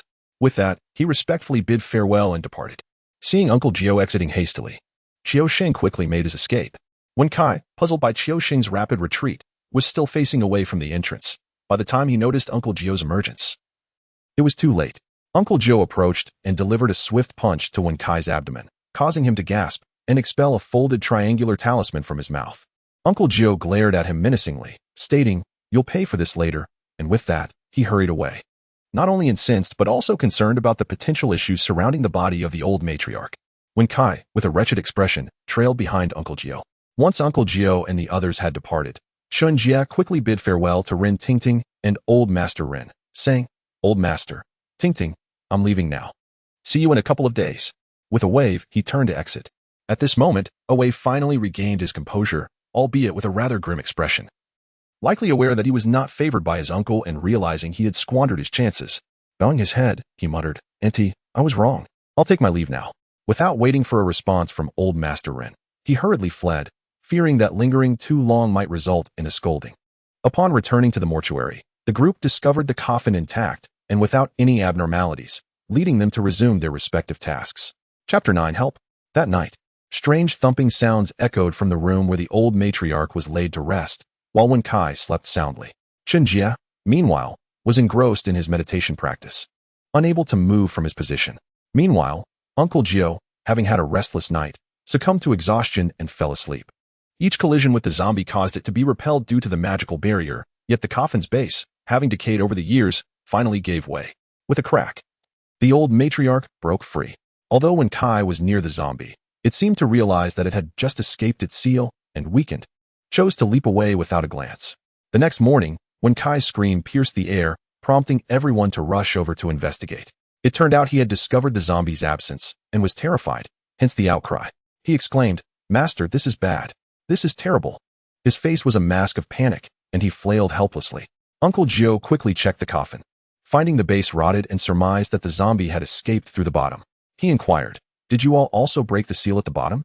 In unison, Chen Jie and Wen Kai replied, "Yes." Uncle Jio's brow furrowed as he murmured, "This is troublesome. I wonder how the Rin family is faring?" Without waiting for the others to respond, he dashed back to his room to gather his peachwood sword, copper coin sword, and other equipment, alongside a Taoist's bag, and addressed Chen Jie and Wen Kai urgently, "Quickly, follow me to the old Master Ren's residence. We must hurry." Alarmed, Chen Jie realized that because he had been in meditation the previous night, he had missed the opportunity to provide an early warning. He regretted his over-reliance on the unfolding narrative, believing that breaking the seal at the bottom would pose no risk. Now, he understood the need for greater caution in the future. He promptly followed closely behind Uncle Jio, while Wen Kai, still in a daze, soon remembered and hurried after them. Upon arriving at the Rin family mansion, they found a crowd gathered, whispering and pointing at the estate, many discussing the demise of old Master Rin. Chen Jie's heart sank as he realized, "Oh no, old Master Rin has indeed passed away. How tragic." He felt a wave of anxiety wash over him as he rushed towards the mansion, wondering about Tingting's well-being. Inside, they found numerous security personnel maintaining order. With a white cloth covering what appeared to be a lifeless figure, Rin Tingting was weeping at the sight, clutching a handkerchief, while Ah Wei, the head of security, attempted to console her, revealing his unyielding affection. However, upon noticing Chen Jie's arrival, he reluctantly stepped back, aware that Rin Tingting's marriage had already been arranged. Chen Jie approached Rin Tingting and asked gently, "Tingting, what has happened? Is it your father?" He gestured towards the white cloth, his meaning clear, seeking confirmation. Upon seeing Chen Jie, Rin Tingting rushed into his embrace, sobbing, "Dad is gone. There was a loud noise last night, and when everyone came out to check, my father was lying there." She broke down further, her profound bond with her father evident. Having lost her mother at a young age, old Master Rin had been her sole guardian, supporting her in all her endeavors. Now, with her greatest support gone, she felt lost and utterly heartbroken. Chen Jie gently patted her back, offering comfort. "It's all right, Tingting, you still have me. Don't cry, I will take care of you. As long as you remain by my side, I will never abandon you, through life and death." He spoke reassuringly, hoping to lift her spirits from the depths of sorrow. Miraculously, after hearing his words, Rin Tingting's sobs began to subside, and before long, she had fallen asleep. It seemed she had endured a sleepless night, and the emotional toll, coupled with the comfort of Chen Jie's presence, had finally allowed her to succumb to slumber, her eyelashes fluttering gently, still glistening with tears. As Chen Jie gently lifted Rin Tingting, aided by the servants, he carried her back to her room to rest. Meanwhile, upon his arrival, Uncle Jio cast his gaze upon the motionless figure of the salted fish lying on the ground, his heart sinking with dread.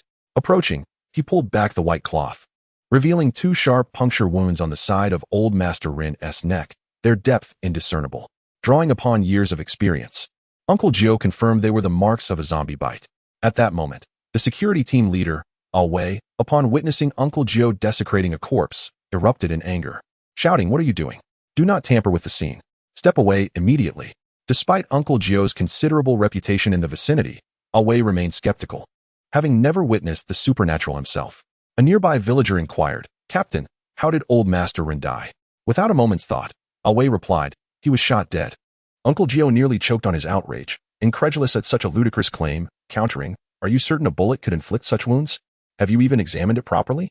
Annoyed, Ah Wei retorted, Then he must have been killed by a martial arts master using the Nine Suns sequential money dart. Uncle Jie, feeling utterly exasperated, asked, "And where is this dart? With such small punctures, do you truly believe it could be a money dart?" By this time, Wei was furious, his voice turning harsh as he demanded, "Then how do you propose he died, huh?" Uncle Jie extended his hands and, without hesitation, stated, "He was strangled by long fingernails and drained of blood." Wei, not hearing the latter part, seized Uncle Jie's hands, exclaiming, "Who has nails longer than his?" Step forward. The villagers instinctively took a few steps back, wary of being implicated as accomplices to murder. Everyone feared the prospect of being taken in for questioning, while Wei, clearly uninterested in anyone else, sought merely a scapegoat. Since no one else was stepping forward, he declared, "Then you are the culprit. Come with me. Guards, handcuff him." Wei's demeanor was aggressive as he ordered his subordinates to restrain Uncle Jie. At that moment, Chen Jie emerged from Rin Tingting's room, alarmed to see Uncle Jie being handcuffed, and rushed to intervene. However, Uncle Jie spoke first.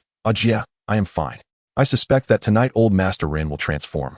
And old Lady Rin may return seeking Tingting. You know from your reading of the foundational text of Maoshan that a zombie will eliminate all its loved ones before losing its final vestiges of humanity. And Tingting is its last target. You must hold your ground tonight. Once I resolve the situation, I will come to assist you. Be cautious." With that, Uncle Jie solemnly instructed Chen Jie, reminding him to ask Qiuxing to bring his tools. Before he could finish, Wei dragged him away. Chen Jie yearned to confront Wei, but reconsidered, finding it futile. A grand surprise awaited Wei that night, and he was sure it would be quite lively for him. The more he thought, the more amused he became, and he cleared his throat, leading Wenkai away from the Ren residence to strategize and relay their master's orders. As night fell, Chen Jie arrived early at the grand residence of the Ren family. After waking up from her afternoon slumber, Ren Tingting appeared somewhat rejuvenated, yet her demeanor was absent, clearly affected by her father's death, struggling to regain her composure. Chen Jie, feeling a pang of sympathy, gently said to her, "Tingting, death is an irreversible part of life. Please accept my condolences. I believe your father would not want to see you in such sorrow. He would not find peace in the afterlife knowing you suffer. Rest a little longer. And when you awaken, everything will be better." Although not particularly adept at comforting others, Chen Jie's years of experience with novels equipped him with some soothing words. He embraced Rin Tingting, who quietly sobbed, "Brother Jie, please don't leave me. Promise me. You are all I have to rely on now." Resting her head against his chest, she remained despondent. Understanding that he should not say more, Chen Jie reassured her, "Do not worry, Tingting, I will never leave your side.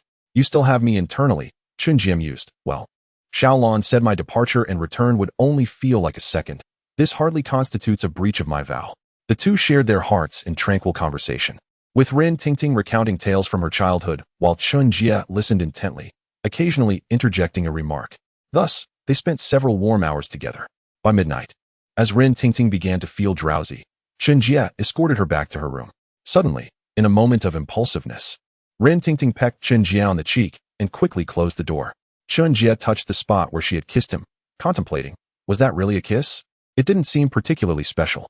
He silently grumbled as he descended the stairs, planning to keep vigil that night. Around 1 o'clock, feeling somewhat drowsy, he was startled by a loud crash from outside.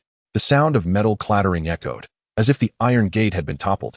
Cursing under his breath, Chen Jie thought, "I was hoping for a brief nap, and now this disturbance. They certainly know how to choose their timing." He hurried outside, remaining alert, knowing that upon awakening from its slumber, the zombie would likely be at its peak strength, having consumed the blood of its relatives. He surmised it had likely evolved to a more formidable state. This was not a foe he could confront alone. His life could be at risk. Reaching the entrance, he beheld old Lady Ren, arms raised, her long fingernails glimmering. Clad in a tattered Qing dynasty official robe, her eyes wide and exhaling wisps of white smoke. She leapt several meters into the air. If she were to participate in a long jump competition, no one could rival her. Chen Jie, deep in thought, did not relent, racing forward with a peachwood sword in his right hand, while retrieving a light body talisman from his bag, muttering incantations and applying it to himself. He swiftly produced a protective talisman, repeating the incantation before affixing it to his body, followed by a corpse-confining talisman. With a series of intricate steps, he advanced towards the zombie, evading her sweeping arms, and pressed the talisman to her forehead before retreating. Quickly forming a series of hand seals and chanting spells, he directed his energy towards her. For a brief moment, old Lady Rin appeared to be immobilized, yet, a second later, she regained her movement. Charging at Chen Jie once more, Despite his calm demeanor, he struck her with the peachwood sword, to no avail. In that instant, Chen Jie exclaimed, "What the hell? She is incredibly formidable. I need to get out of here." He hastily fled, with Old Lady Run in hot pursuit, seemingly enraged. Chen Jie shouted, "Old Run, don't chase me. Help." As he sprinted, the household staff stood frozen, astonished, thinking, the young master is quite amusing. Chapter 10. Luck? Return. Just then, Wen Kai dashed out from the house, witnessing Chen Jie in dire straits. He quickly retreated to gather black dog blood and other weapons, emerging to shout, "Ah Jie, don't be afraid. I'm here to save you. Step aside." With that, he hurled a basin of black dog blood towards the approaching zombie. Chen Jie, hearing Wen Kai's voice, quickly moved aside to avoid the stench. Old Lady Ren halted momentarily, her expression one of bewilderment. As Wen Kai stood approximately 10 meters away, too close for the blood to have any significant effect. Nevertheless, there was some impact as she stumbled upon landing, prompting Wen Kai to boast. "Huh, I knew you would jump. Come at me again." He provoked the zombie with a challenging gaze, his expression infuriatingly smug, leaving only him to know whether he had anticipated this. At that moment, Old Lady Ren leaped out of the range of the black dog blood, her expression revealing a hint of trepidation. Just before her fall, sparks had erupted from her chest, and recovering from the fall would prove challenging. As Chen Jie observed the unfolding situation, his brows furrowed in concern, silently contemplating the gravity of the matter. Oh no, it has truly gained sentience. It has become an entity of its own. This is troublesome. He hastily called out to Wen Kai, "Brother Kai, quickly retrieve the ink line. Hurry." The urgency in his voice made Wen Kai a bit anxious, for he had not encountered such formidable circumstances before. Nevertheless, he forced himself to remain composed, extracting the ink line from his bag and tossing it towards Chen Jie, exclaiming, "Catch." The two tightened the ink line and rushed towards the zombie, and upon contact, a burst of sparks erupted. Chen Jie's eyes lit up. Evidently, the ink line was effective. They pressed on courageously, each encounter with the Elder Rin producing flashes of fire, which seemed to terrify the zombie, prompting it to turn away. In that moment, Chen Jie grew frantic and urged the nearby servants, "Quickly prepare lychee wood. Move." Unrelenting, the duo pursued the creature, ensuring it could not escape as it attempted to flee. Mindful of the original narrative's outcome, Chen Jie recalled that failing to manage this situation would render future encounters exceedingly difficult. As the Ren family's servants gathered the lychee wood, Chen Jie instructed, "Everyone, scatter glutinous rice around to prevent its escape. We must corner it towards the lychee wood." The crowd complied immediately for the Ren family. As local magnates possessed ample supplies of glutinous rice, they busily scattered it about. Chen Jie shouted to Wen Kai, "Find a chance to restrain it, Brother Kai. Victory is within our grasp. Let us push harder." This time, rather than advancing directly, they circled around the Elder Rin, tightening the line after several laps. Chen Jie seized the opportunity to kick the Elder Rin and retrieved the talisman from his bag, channeling his energy into it. With a sudden flare, the talisman ignited spontaneously and was swiftly thrown towards the lychee wood. An explosive sound followed as the wood caught fire, and the Elder Rin struggled violently to escape the flames. Chen Jie and Wen Kai held the ink line at the ready. Each attempt by the zombie to leap away was thwarted by the line, bouncing it back. After numerous struggles, the Elder Rin was ultimately consumed by the fire, letting out a tremendous roar before perishing, a testament to its agonizing demise. After such an exhausting battle, Chen Jie collapsed, utterly drained. Unfortunately, Wen Kai had been wounded in the arm by the zombie just before the end. Fate seemed unkind, mirroring the original storyline. However, thanks to Chen Jie's prior knowledge, he directed the servants to prepare glutinous rice water, recalling that it was the remedy to expel the zombie's poison. The others carried Wen Kai away for treatment. At this moment, Ren Tingting dashed out, her face etched with panic and fear, worried for Chen Jie's safety. Fortunately, she had refrained from emerging earlier to avoid distracting him during the fight. Upon seeing Chen Jie collapsed, she immediately assumed the worst and began to cry. "Brother Jie, what's wrong? Don't scare me," she sobbed. Chen Jie, overwhelmed by her tears, felt utterly helpless and rushed to comfort her. "I'm fine, don't cry. Look, I even defeated 2 mice." He flexed his muscles to demonstrate his strength. Tingting giggled at his antics, playfully scolding, "You silly, who talks about mice? Everyone else boasts about slaying tigers." She laughed heartily, her happiness blooming like a flower, captivating Chen Jie completely. "Tingting, you are truly beautiful," he murmured, causing her to shyly bury her face in his chest, savoring that tender moment. Before long, Jioshu and Chousheng returned, each recounting their experiences. Jioshu had encountered far less difficulty. His peak cultivation level in the late Qi refinement stage and years of demon-slaying experience rendering him quite adept against such a feeble zombie. However, amusingly, Wei had received a cheeky mark on his rear. Upon hearing about Chen Jie's ordeal, Jiu Shu felt immense relief, grateful for Wen Kai's assistance and their ample preparations, which had spared them from a more dire fate. Despite the harrowing experience, Chen Jie realized the significant gap between himself and Jiu Shu. Had Jiu Shu been present, even in dire straits, his ability to adapt would have far surpassed Chen Jie's, who still lacked extensive experience. Moreover, Chen Jie acknowledged his own courage was somewhat lacking. The ineffectiveness of the peachwood sword and corpse-restraining talismans had thrown him into disarray, a shortcoming he recognized needed addressing through further experience. Simultaneously, he lamented his limited repertoire of talismans, otherwise he would not have faced such difficulties in adapting. Fortunately, assistance had come in time, or the outcome could have been dire. Nevertheless, Chen Jie's time studying Taoism had been brief, with merely 3 months elapsed since the story began. And considering that Wen Kai and Qiu Shang had accompanied Jiu Shu for years without independence, he felt he had made noteworthy progress against minor spirits. A month later, Chen Jie and Ren Tingting formally became betrothed. Although she was to observe a 3-year mourning period, their engagement posed no issue. During this time, Chen Jie finally fulfilled his desires, and under Tingting's gentle persuasion, they shared an intimate moment, resulting in an hour-long reprimand from Jiu Shu, who left no room for protest from Chen Jie.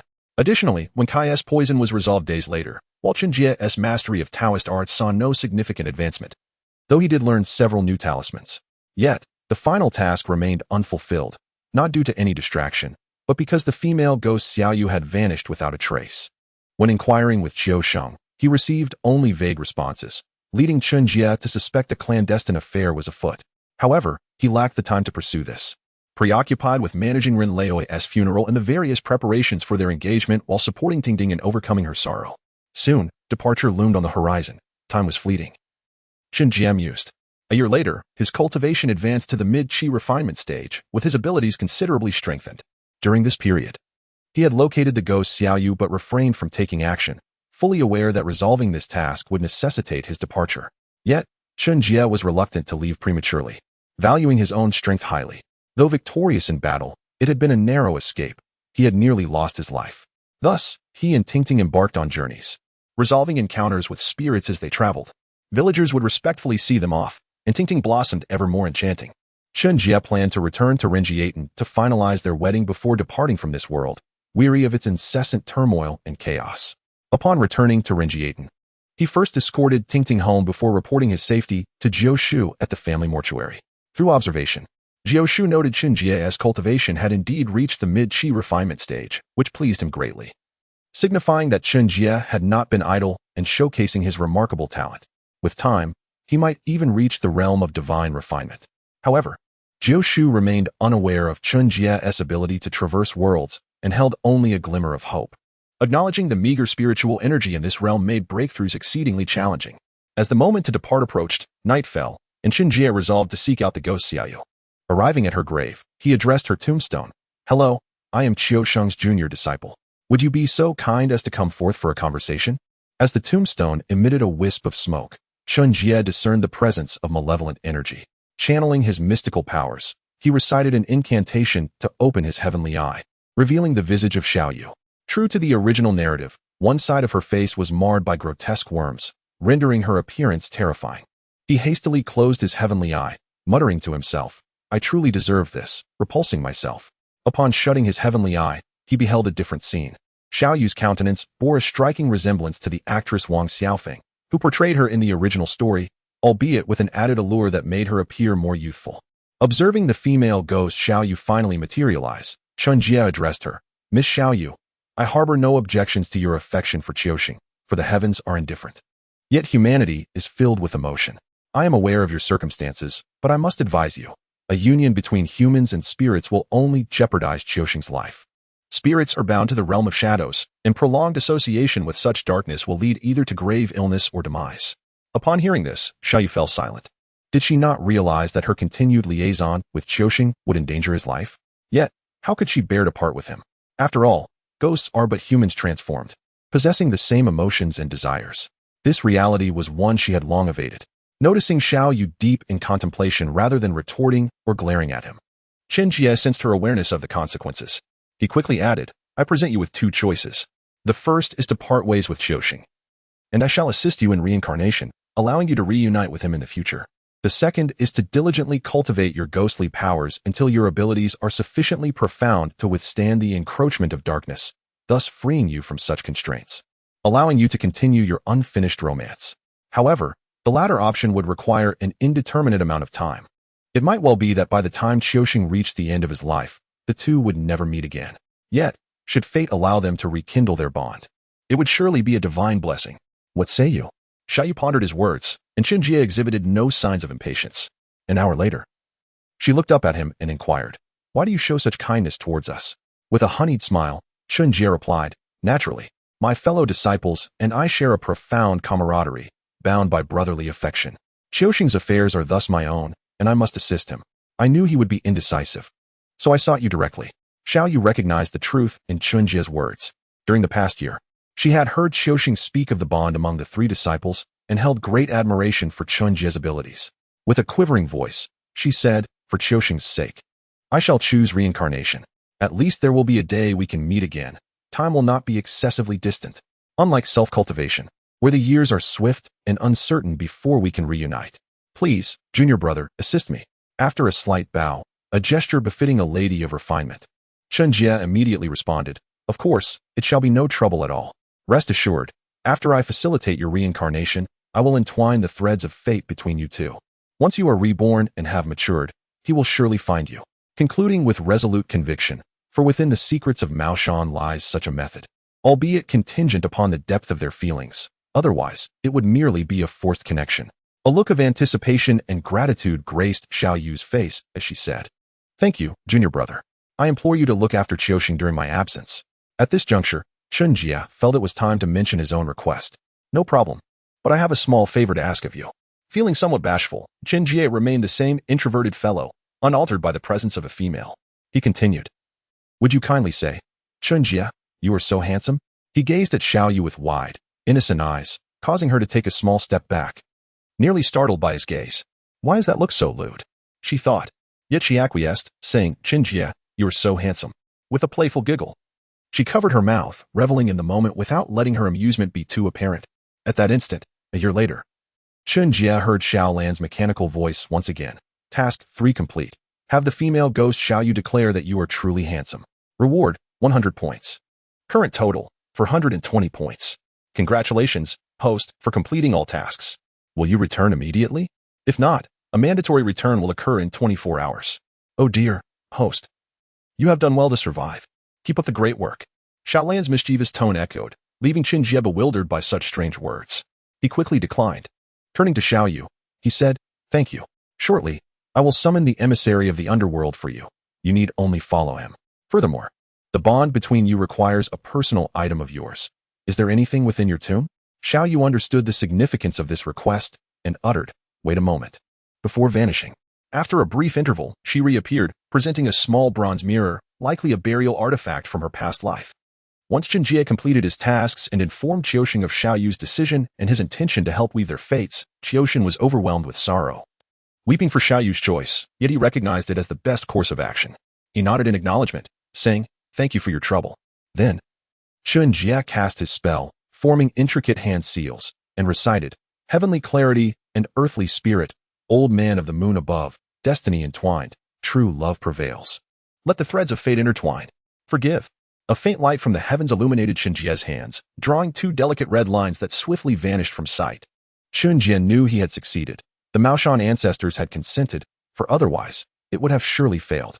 Having concluded this matter, Chen Jie informed Uncle Jiao of his intent to visit Rentingting's home before departing. That night, Chen Jie and Rentingting were filled with passion. Though she sensed something unusual about him, her character dictated that she would not pry into matters that did not concern her, content simply to have him by her side. Around 2 a.m. the following day, Chen Jie spoke inwardly, Return. In a flash of white light, he vanished. Chapter 11. Transition to Reality. Another journey. When Chen Jie next opened his eyes, he found himself back in his dormitory. A sense of nostalgia washed over him, mingling with disbelief. However, upon feeling the fluctuations of his internal energy, he understood that it was all real, leaving him feeling somewhat out of place in his surroundings. Glancing at the alarm clock on his desk, he noted the time was 6:15 a.m. Hastily retrieving his phone, he confirmed the date, December 20th, 2016. This corroborated Xiaolan's assertion that regardless of how much time passed in the film world, only a second elapsed in reality. Then, Xiaolan's voice returned. In 1 month, you will embark on another journey. Please prepare yourself mentally, and may your days be joyful. Next, he needed to readjust to modern life after spending 1.5 years in the world of Mr. Vampire. Just then, a rumble of hunger emanated from his stomach, prompting a wry smile. As long as he had not reached the realm of divine refinement, he could not fast, so he resolved to seek a meal. Chen Jie entered his room, gathering cash and his keys before stepping outside. Residing in the city made dining convenient, with a restaurant located just below his building. Upon entering the establishment named Yumi Fong, he noted the sparse crowd. The restaurant's ancient decor, with its faux hardwood walls and antiquated design, transported diners to a bygone era, enhancing the dining experience with an air of elegance. After settling in, Chen Jie casually ordered a meal, a pork neck rice bowl, a plate of sod-ed lettuce, a bowl of bamboo chicken soup, a serving of Orleans chicken wings, and a bowl of mung bean dessert. The spread looked bountiful, yet was reasonably priced at merely 30 yuan. By this hour, the restaurant was bustling, nearly filled with patrons. Moments later, as Chen Jie felt his hunger intensifying, the food finally arrived. Ignoring the curious glances of those around him, he eagerly devoured his meal, mumbling through mouthfuls, "Not bad. Not bad. This is what enjoyment is." The patrons nearby exchanged amused glances, chuckling quietly, "Looks like a starving ghost has been reborn." After finishing his meal, Chen Jie sat back, sipping tea while surveying the people around him. He noticed that most were engrossed in their food, some multitasking with their phones, while others engaged in lively conversations. A sense of solitude washed over him. Despite his parents being alive, their jobs kept them distant, and he could only visit once or twice a year, each time in a rush. In this moment, he yearned for their presence. Although only a second had passed in reality, in the realm of cinema, Chen Jie had experienced over 1 year, accompanied by Ren Tingting, his mentor, and his brothers, which alleviated his loneliness. After the meal, he called his family and chatted with his parents for quite some time. He had never realized how significant familial bonds were until now, and warmth filled his heart. Once the call ended, Chen Jie began contemplating his future. He had recently become the son-in-law of the Ren family, possessing some valuable antiques, not exceedingly expensive, but sufficient to sustain him for quite a while. He pondered whether to resign from his job in the real world, aware that each time he returned, the passage of time would leave its marks upon his face. In time, those traces would become evident. Thus, he resolved to seize the opportunity of a world where he could achieve longevity and collect ample resources in the cinematic realm to ensure a worry-free existence. After formulating his thoughts, Chen Jie drifted into a deep slumber, far more restful than in the chaotic world of Mr. Zombie, where tranquility was elusive. A month later, he was ready for his next journey. During this time, he had sold several antiques to various shops, earning a modest sum of several $100,000. Though not substantial, it alleviated his financial concerns temporarily. He had also resigned from his job and secured a new rental place, completing all necessary preparations. This time, he carried a bag with some talismans and a wig. Should he find himself in ancient times, his attire remained casual. At that moment, a mechanical voice from Xiao Lan interrupted his thoughts. The mischievous Bluetooth time travel system has been activated. Time travel commencing. Countdown. 10, 9, 8, 3, 2, 1. A flash of white light enveloped him, and Chen Jie vanished from his rental apartment. The world he entered was that of the TV version of Xian Jiani, where the storyline involved a small-time thug named Li Xiaoyao from Yuhang Town and a disciple of the Miaojiang Spy West sect, who sought to break the array on Xianling Island, deliberately making Xiaoyao's end ill. He then directed Xiaoyao to seek a magical herb on the island, leading to a sequence of intertwined tales of love, hatred, and conflict. System tasks were issued. Task 1.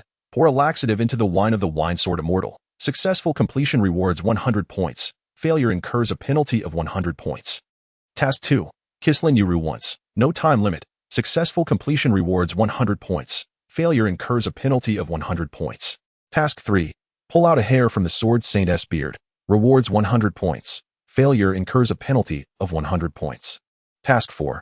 Prevent the Bai West sect master from annihilating the world. Choose to negotiate or resolve through force. Rewards 100 points. Failure incurs a penalty of 100 points. If points reach 0, obliteration occurs. Completing all tasks allows immediate return to the real world. Due to the host's insufficient strength, entry was granted a year before the storyline commenced. Take care, host. Ho ho ho. Under the bright sun, Chen Jie found himself in a tranquil forest, far from the town. Uncertain of his whereabouts, he realized he needed to inquire for directions and seek apprenticeship at the Shushan sect. He aimed to learn from Lin Jiabao, whose leader, Lin Tiannan, was a formidable figure in the martial arts world, equal in standing to the Sword Saint.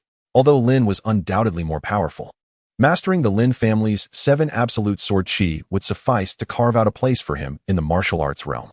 Ignoring Xiao Lan's mischievous laughter, Chen Jie contemplated the challenges ahead. The original storyline suggested a perilous world, and his current abilities felt woefully inadequate. However, if an ordinary person like Li Xiaoao could quickly master the sword control technique, surely he could as well. As a cultivator endowed with an extraordinary memory, he could grasp concepts with ease, even if he had to practice gradually. Thus, he acknowledged his advantages. Determined, he applied a lightness talisman to himself, reducing physical exertion, and donned the wig he had prepared. Chen Jie stepped out of the woods, observing the traces left behind by previous travelers. Following these footprints might lead him to the town. After 2 hours of trekking, he finally emerged from the forest. Upon reaching the town's entrance, he gazed up at the ancient gate inscribed with the words Hangzhou City. The sight of this historical wall intrigued him. Although he had visited places like Fenghuang ancient town, the feeling of antiquity and history was more profound here. Entering the bustling town, he encountered a flurry of activity, with stalls lining the streets and shops abundant within. It was noon, and the inn was crowded. Instead of entering the inn immediately, Chen Jie inquired passers-by about the location of a pawn shop. Luckily, he still possessed a piece of antique jade, which would prove valuable. After pawning it, he received 30 taels of silver and several dozen copper coins. For reference, 1 tael of silver equals 1,000 copper coins. Exiting the pawn shop, Chen Jie felt famished after his long trek without food or water. He hurried to the inn.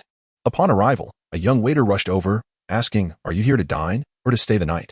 Although the waiter noted Chen Jie's unusual attire, dressed in casual clothing, he refrained from commenting, perhaps attributing it to the eccentricities of the wealthy.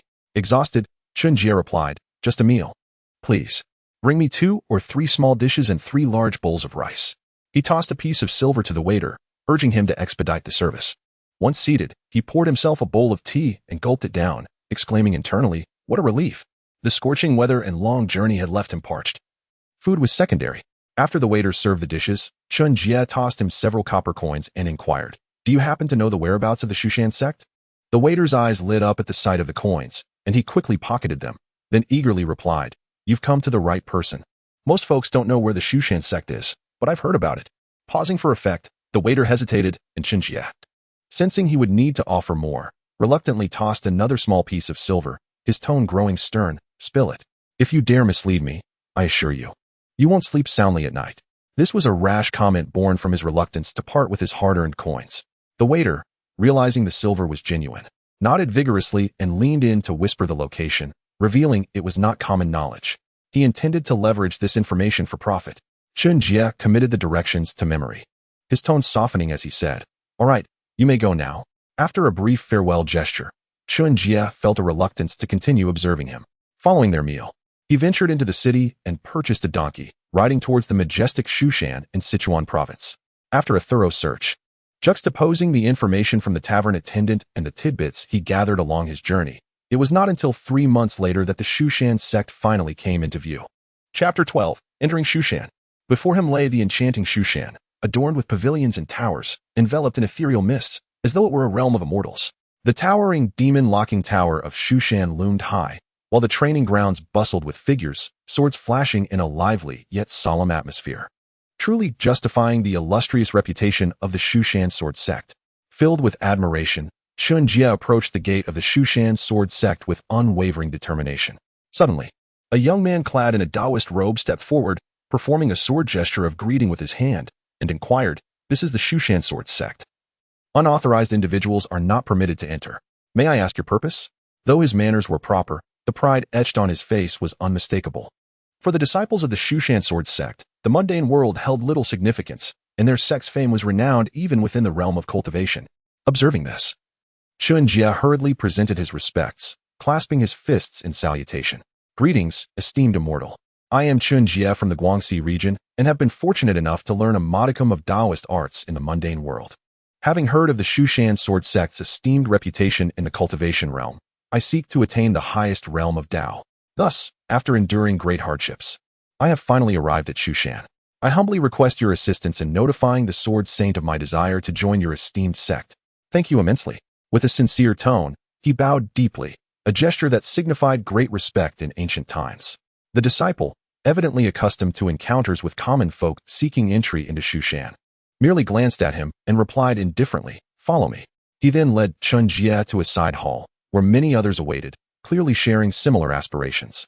The disciple briefly stated, "Wait for the sect leader's assessment. If luck is on your side, you might be accepted into our Shushan ranks."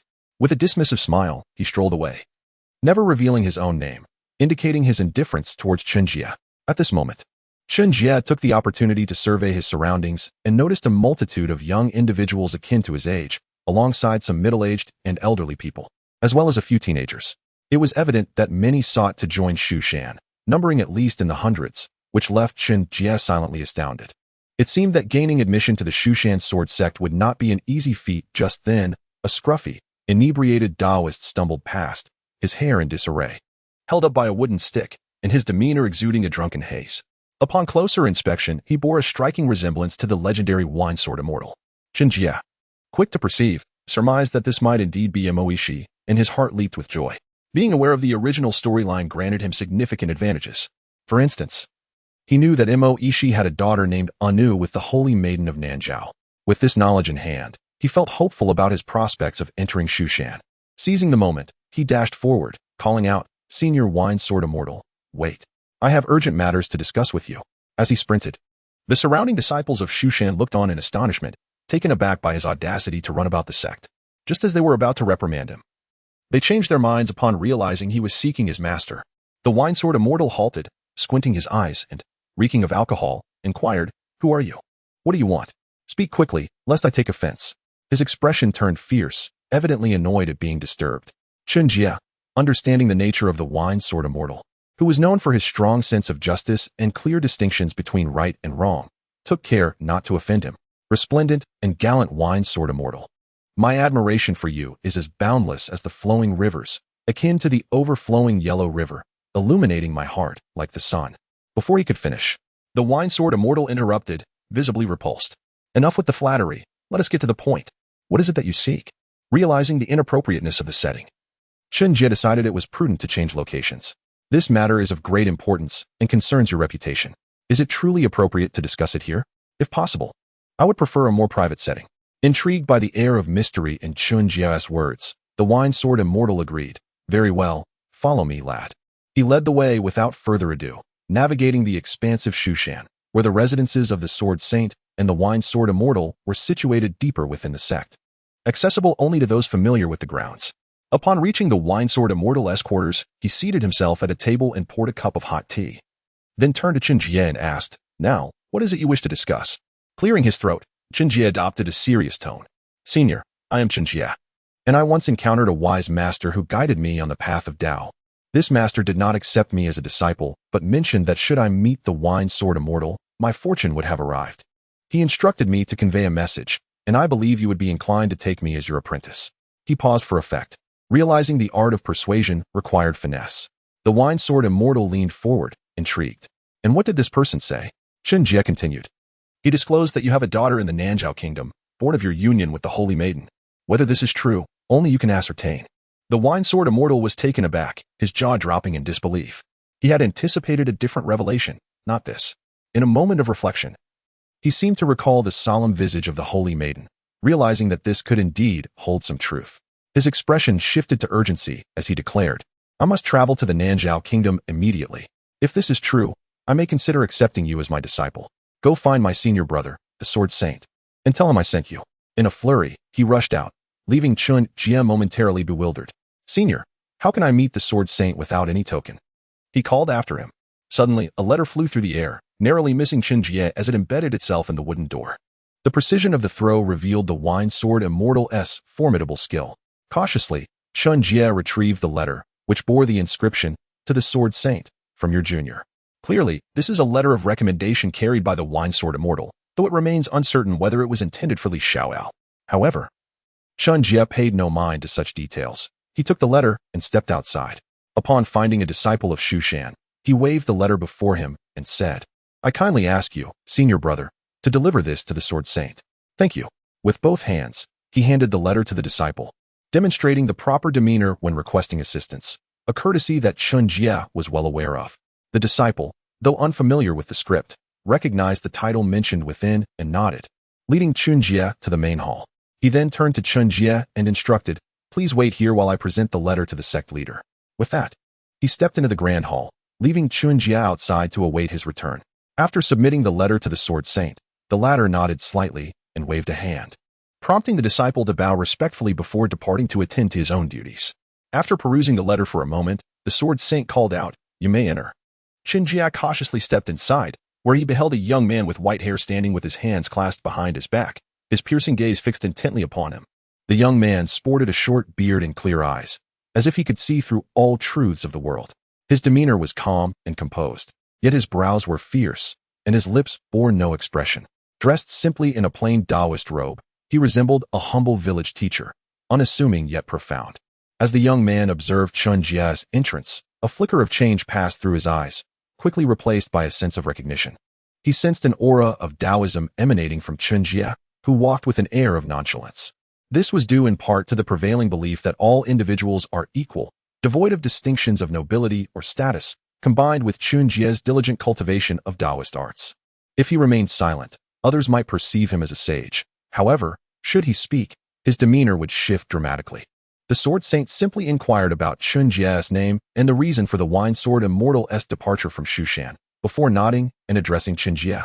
"I am aware of the situation. Since my junior brother has agreed to take you into our Shushan sect, I shall henceforth be your uncle." He handed Chen Jie a scroll, saying, "This is the sword technique of Shushan. Absorb its essence and comprehend it at your leisure." With a pointed gesture of his finger, countless patterns appeared before Chen Jie's eyes, as if a film were being projected. These images were vividly etched into his mind, reminiscent of how Li Xiaoyao received the teachings from the Wine Sword Immortal in the original tale. Naturally, these were merely the foundational sword techniques. The more profound teachings would be imparted only after Chen Jie mastered these basics. Nevertheless, Chen Jie was overjoyed. He had finally acquired the sword techniques, setting him on the path of swordsmanship. Chapter 13. Rapid Progress. After Yuhang. After assimilating the foundational sword techniques, Chen Jie began to grasp the essence of Shushan's swordsmanship. According to the principles of the foundational techniques, Shushan cultivates sword essence through continuous practice and comprehension of sword moves, enabling the sword essence to circulate autonomously, thereby enhancing one's cultivation level. In contrast to Taoist cultivation, progress in swordsmanship is far swifter. Based on the original narrative, Chen Jie surmised that the Wine Sword Immortal's strength was at the pinnacle of the Void Realm, whereas the Sword Saint was at least in the early stages of the Harmonization Realm, with the Moonbathing sect leader sharing similar capabilities. Although swordsmanship also has its own level classifications, Chen Jie preferred to align them with the mainstream Taoist levels for a clearer self-assessment. Reflecting on the character of Li Xiaoyao, who, within a brief period, became virtually unbeatable in the martial world, he realized that despite being of age and with established roots, Li Xiaoyao still achieved remarkable heights. This clearly indicated that, regardless of age, pursuing the path of swordsmanship was a promising choice. Filled with exhilaration, Chen Jie immediately began to operate the sword techniques he had just acquired. Instantly, his internal energy transformed into sword essence, which in turn converted back to magical energy. This revelation made Chen Jie smile broadly, for it meant he need not abandon his cultivation of magical energy, allowing him to confront spectral foes without feeling helpless. With this in mind, Chen Jie closed his eyes to meditate, and within a short span, he grasped the foundational sword techniques to a considerable degree. It seemed that the sword essence within him was brimming with potential, signaling an imminent breakthrough. He promptly bid farewell to the Sword Saint, expressing profound gratitude for the teachings received. "I sense a development within me, so I shall take my leave." After bowing respectfully, he awaited the Sword Saint's gesture before turning to depart. Watching Chen Jie's retreating figure, the Sword Saint mused to himself, "This youth possesses a commendable disposition and appears to be exceptionally gifted. Remarkably, he has grasped the foundational sword techniques to such a degree in a mere moment. It seems Shushan will soon welcome another formidable talent." With the Sword Saint's keen perception, he recognized Chen Jie's impending breakthrough, prompting his contemplative reflections. Yet, his expression, after that fleeting moment of change, reverted to the calmness of deep stillness, perhaps a manifestation of the tranquility that follows enlightenment. Upon returning to his quarters, Chen Jie eagerly settled onto his bed in a meditative posture. After calming his breath and sitting quietly for a while, he gradually entered an enigmatic state. The sword essence within him flowed like a river, creating a delightful yet uncomfortable sensation. Nevertheless, he pressed on, continuing to push through his meridians. After 2 hours, he finally broke through to the late peak of the Qi refinement stage. To his astonishment, the sword techniques of Shushan were extraordinarily powerful. He had advanced 2 minor realms shortly after acquiring them. Chen Jie pondered this development, knowing he had been stagnant in the mid-Qi refinement stage for some time. Although this was a swift progression compared to his peers, he remained unsatisfied with his growth. The world was fraught with dangers. Even the mighty wine sword immortal had fallen victim to the schemes of the moonbathing sect leader. While the duel between the two was not depicted, Chen Jie speculated that the disparity in strength between them was vast, given the significant difference in realms. He realized the weight of the final task ahead would be formidable. After his breakthrough, rather than seeking sustenance, Chen Jie returned to the training grounds he had previously visited. Finding it deserted, he drew the peachwood sword and began to practice. The sword danced in the air, each strike somewhat awkward, the transitions between movements lacking fluidity. His steps were unsteady, reminiscent of an infant learning to walk. This was to be expected. Not everyone possessed the protagonist's fortune like Li Xiaoyao, who could grasp techniques instantly and triumph effortlessly. Instead, Chen Jie's movements accurately reflected that of a novice, undergoing the necessary process from nothing to something. There are no shortcuts to invincibility. As Chen Jie continued to practice, the connections between his sword techniques gradually became smoother. His movements quickened, and he seemed to embody the spirit of a transcendent swordsman, each strike landing precisely. With the passage of time, his strikes became almost imperceptible, each one ethereal. At that moment, Chen Jie entered a state of sublime enlightenment, feeling as if he wielded an unparalleled sword, becoming the master of the universe with every strike imbued with immense power. Of course, this was merely an illusion. In reality, those who achieve such epiphanies find mastering techniques effortless, yielding extraordinary enhancements. Ultimately, a sharp crack resonated through the air, the peachwood sword had shattered. Chen Jie gazed at the broken sword, bemused, muttering to himself, wasn't this supposed to be a century-old peachwood sword? The quality is less than that of a street vendor's wares. He grumbled inwardly, having purchased this sword from a fellow trader at a coffin shop, spending nearly all his savings on it, only to discover its fragility. Unbeknownst to him, this sword was indeed a decent magical sword. It merely broke due to the excessive strain placed upon it while manipulating the sword essence. Unbeknownst to Chen Jie, the sword saint had arrived silently, clearly astonished by Chen Jie's perceptiveness. Since the turmoil between Jiang Ming and the women of the Yuan sect years ago, few disciples with exceptional talent had emerged in Shushan, counting himself and his junior brother, the wine sword immortal. They were but too capable of maintaining the sanctity of their sect. Upon witnessing Chen Jie's recently displayed talent in swordsmanship, the sword saint could not help but feel an increased sense of satisfaction. Noticing that Chen Jie was in need of a new weapon, he calmly addressed him. "Nephew, follow me. I shall take you to find a sword." Chen Jie, taken aback by the mention of seeking a sword, wondered if it referred to the legendary site where disciples of Mao Shu chose their swords. If so, that would be splendid. Overjoyed, he eagerly trailed behind the sword saint. Inquiring with anticipation, "Master, is it truly the sacred place where the swords of Mao Shu are buried?" The sword saint paused momentarily, casting a curious glance at Chen Jie, intrigued by his knowledge of this matter. Though his demeanor was typically tranquil, a flicker of interest ignited within him. He nodded slightly, affirming, "Indeed, that is correct. But how did you come to know of it?" Understanding that the sword saint was skeptical of his intent, Chen Jie quickly clarified, "I humbly report, Master, that I have heard tales from senior practitioners in the outside world. It is said that Mount Shu is renowned for several sacred locations, one being the Tower of Demon Locking, and the other, the Sword Choosing Grounds."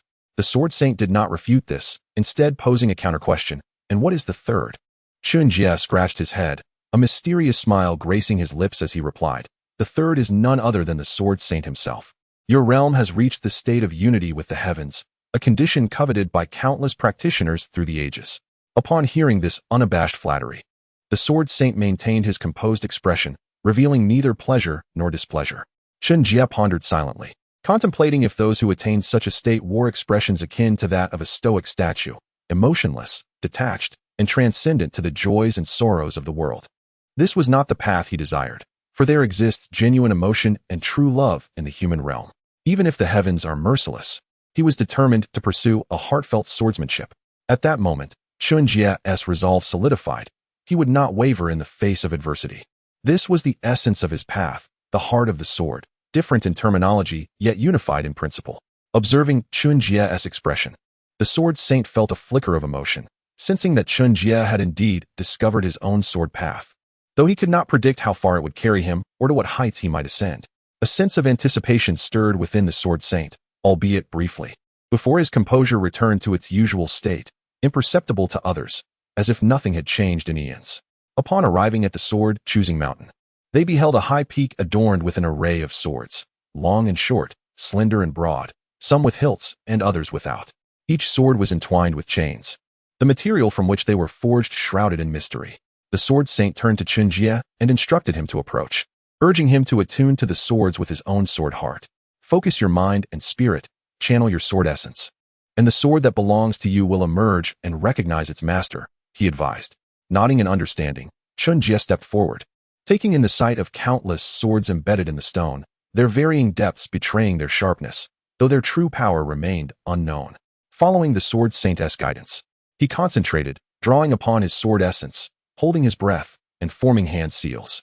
After a brief moment, the swords within the entire sword mound began to stir, the ground trembling slightly beneath them. Chen Jie shouted, "Sword, come forth."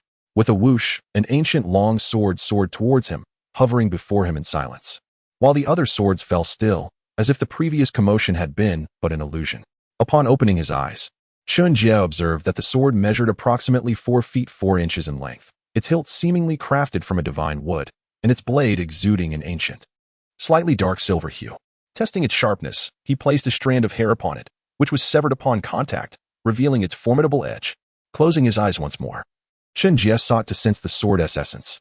Moments later, he seemed to grasp a certain seal, his hands dancing rapidly as the sword shrank and vanished into his brow. Concurrently, its name emerged in his mind, the Sword of Luophong. The sword saint, witnessing this, said nothing further, turning to depart while offering a distant remark, "Practice diligently. If you have questions, feel free to ask me." Chen Jie bowed deeply towards the direction of the departing sword saint, understanding the significance of the flying sword. In the realm of immortals, flying on a sword and engaging in combat necessitated such a weapon, which was rare even in larger sections. According to the hierarchy of treasures in the cultivation world, artifacts range from innate spiritual treasures to superior spiritual treasures and ordinary magical tools. This flying sword had already reached the pinnacle of magical artifacts, with limitless potential for advancement as Chen Jie's strength grew. Its value was immeasurable. A year later, in Yuhang town, Chen Jie descended gracefully. Indeed, he had mastered the art of flying on a sword. Over the past year, his power had surged, breaking through to the peak of the refining spirit realm. And with sufficient comprehension, entering the void transformation realm was merely a step away, though it was not something to be achieved hastily. Several factors contributed to Chen Jie's rapid progress. Firstly, his unwavering dedication to practice. Regardless of the day, he consistently engaged in the study and mastery of swordsmanship, embodying the truth that diligence is rewarded. Secondly, the influence of the wine sword immortal played a significant role. After learning of his daughter's existence, the wine sword immortal traveled to Nanzhao Kingdom to confirm the truth, returning to Mount Shu for 3 months. During this time, he devoted himself to teaching Chen Jie the principles of swordsmanship and addressing various challenges faced in cultivation, with the guidance of a skilled master. Coupled with Chen Jie's diligence and innate talent, his formidable prowess was cultivated. Having reached the late stage of the refining spirit realm, he could now soar upon his sword. Initially, he was overjoyed. Flight had long been a universal aspiration of humanity, while modernity boasted airplanes. Antiquity finally offered the technique of flying on a sword. Although his current speed was modest, akin to that of a small vehicle, Chen Jie was nonetheless satisfied. Finally, the time had come for the narrative to unfold, and Chen Jie murmured, "Li Xiaoyao, Zhaoling Lin Yuru, I am coming." Chapter 14. First encounter with Xiaoyao. Arriving late, Chen Jie flew on his sword to the outskirts of Yuhang town, ensuring the area was deserted before descending and dismounting. Some might wonder why he chose to land outside the town and remained cautious of being seen. This descent was part of his quest for experience. As the year drew near, he sought a chance to descend the mountain from the sword saint, who had imposed no objections, merely advising him on the nuances of his descent, emphasizing the need to maintain a low profile and avoid ostentation associated with Mount Shu. Engaging in righteous deeds was permissible, but should he engage in wrongdoing, the sword saint assured him he would be pursued relentlessly. Upon reaching the outskirts of Yuhang town, Chen Jie scanned the surroundings to confirm the absence of onlookers before gradually descending. The area was forested, and Chen Jie could not help but feel a sense of irony. He seemed to have an affinity for woods. With a wry smile, he set off toward Yuhang town, utilizing his ethereal footwork. With a swift motion, his garments billowed and the wind swirled, kicking up fallen leaves and dust as he vanished from sight. His speed was remarkable, akin to the highest velocities of a motorcycle. In a mere 2 to 3 minutes, he traversed 10 miles. As he gazed upon Yuhang town, he noted its considerably smaller stature compared to Hangzhou City. It was understandable, given the vast difference in their rankings. At this hour, the streets were relatively deserted. Those present hurried home, their pace brisk. Clad in a white robe, with long hair cascading over his shoulders, Chen Jie appeared even more serene than before. His face retained its appealing features, his bright eyes surveying the surroundings. A mysterious smile playing on his lips as he ambled leisurely, observing the shops with keen interest. The sword, sheathed upon his back, served a practical purpose, after all.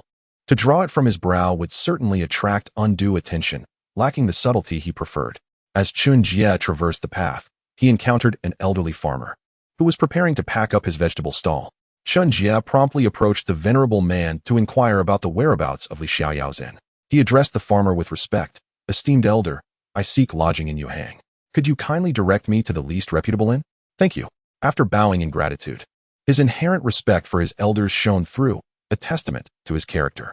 The farmer, taken aback by the courtesy of such a young swordsman, quickly replied, "The worst inn here is the Yunlai Yungue Inn. Just head that way, and you shall see it. However, I must advise you against staying there. It is notoriously poor, with subpar food and service, and the hygiene is dreadful." His sincerity was evident, reflecting the honest nature of the farmer. Chen Jie was well aware that Li Xiaoyao's aunt ran the town's most disreputable inn, hence his direct inquiry. Grateful for the farmer's guidance, he departed, leaving the old man shaking his head, perhaps lamenting how the youth seldom heed the wisdom of their elders.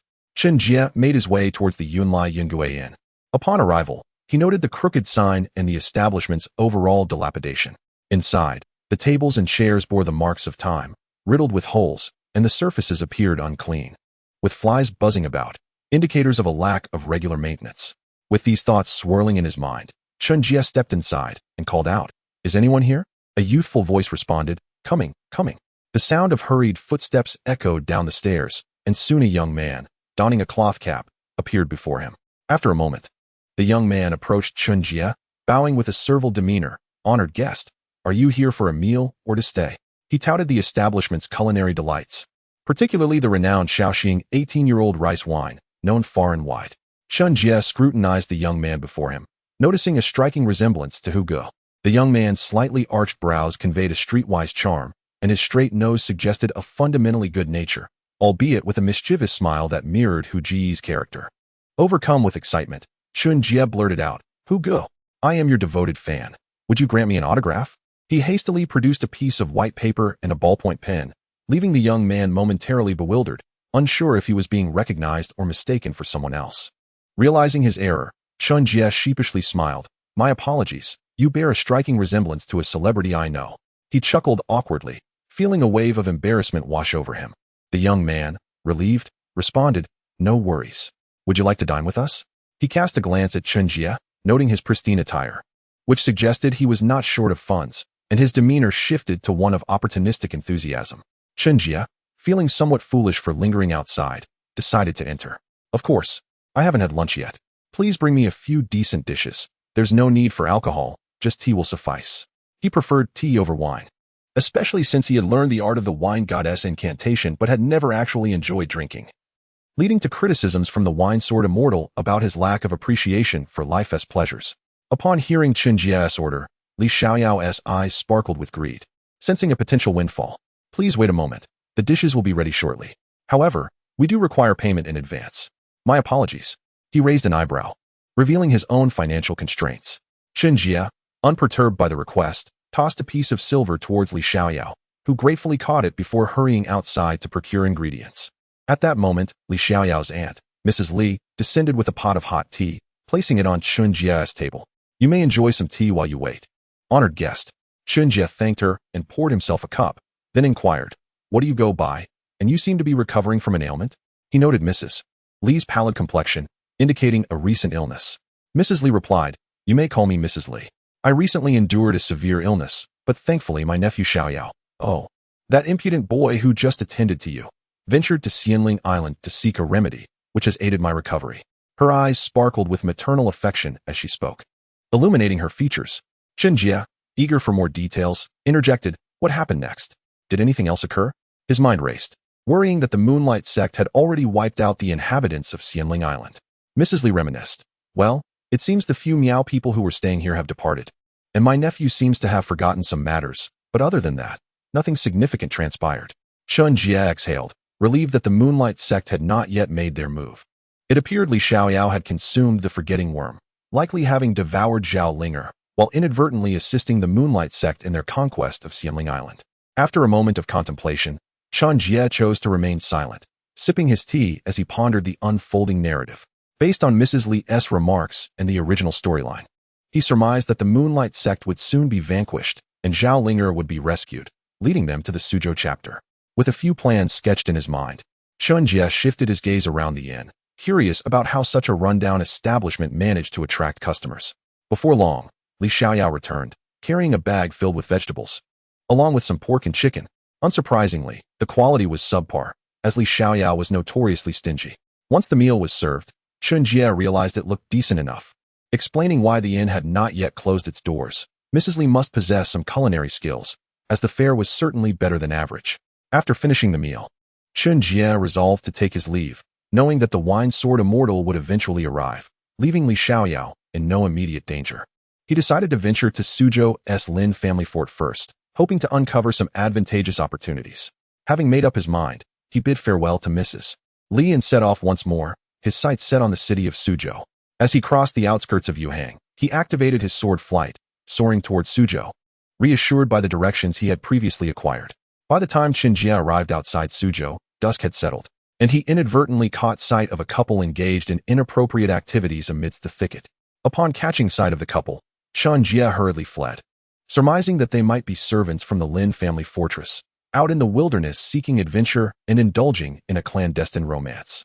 Chen Jie had little interest in voyeurism. Not everyone possessed a proclivity for gossip. Once again employing the ethereal wind and cloud technique, he sprinted away. Do not inquire why he did not utilize other lightness techniques. The truth was, he was unfamiliar with any. Upon entering Suzhou City, it was around 6 in the evening, and the city gates remained open, indicating that the night was bustling with activity. When Chen Jie sought lodging at an inn, he discovered that all the establishments had been commandeered by the Lin family fortress.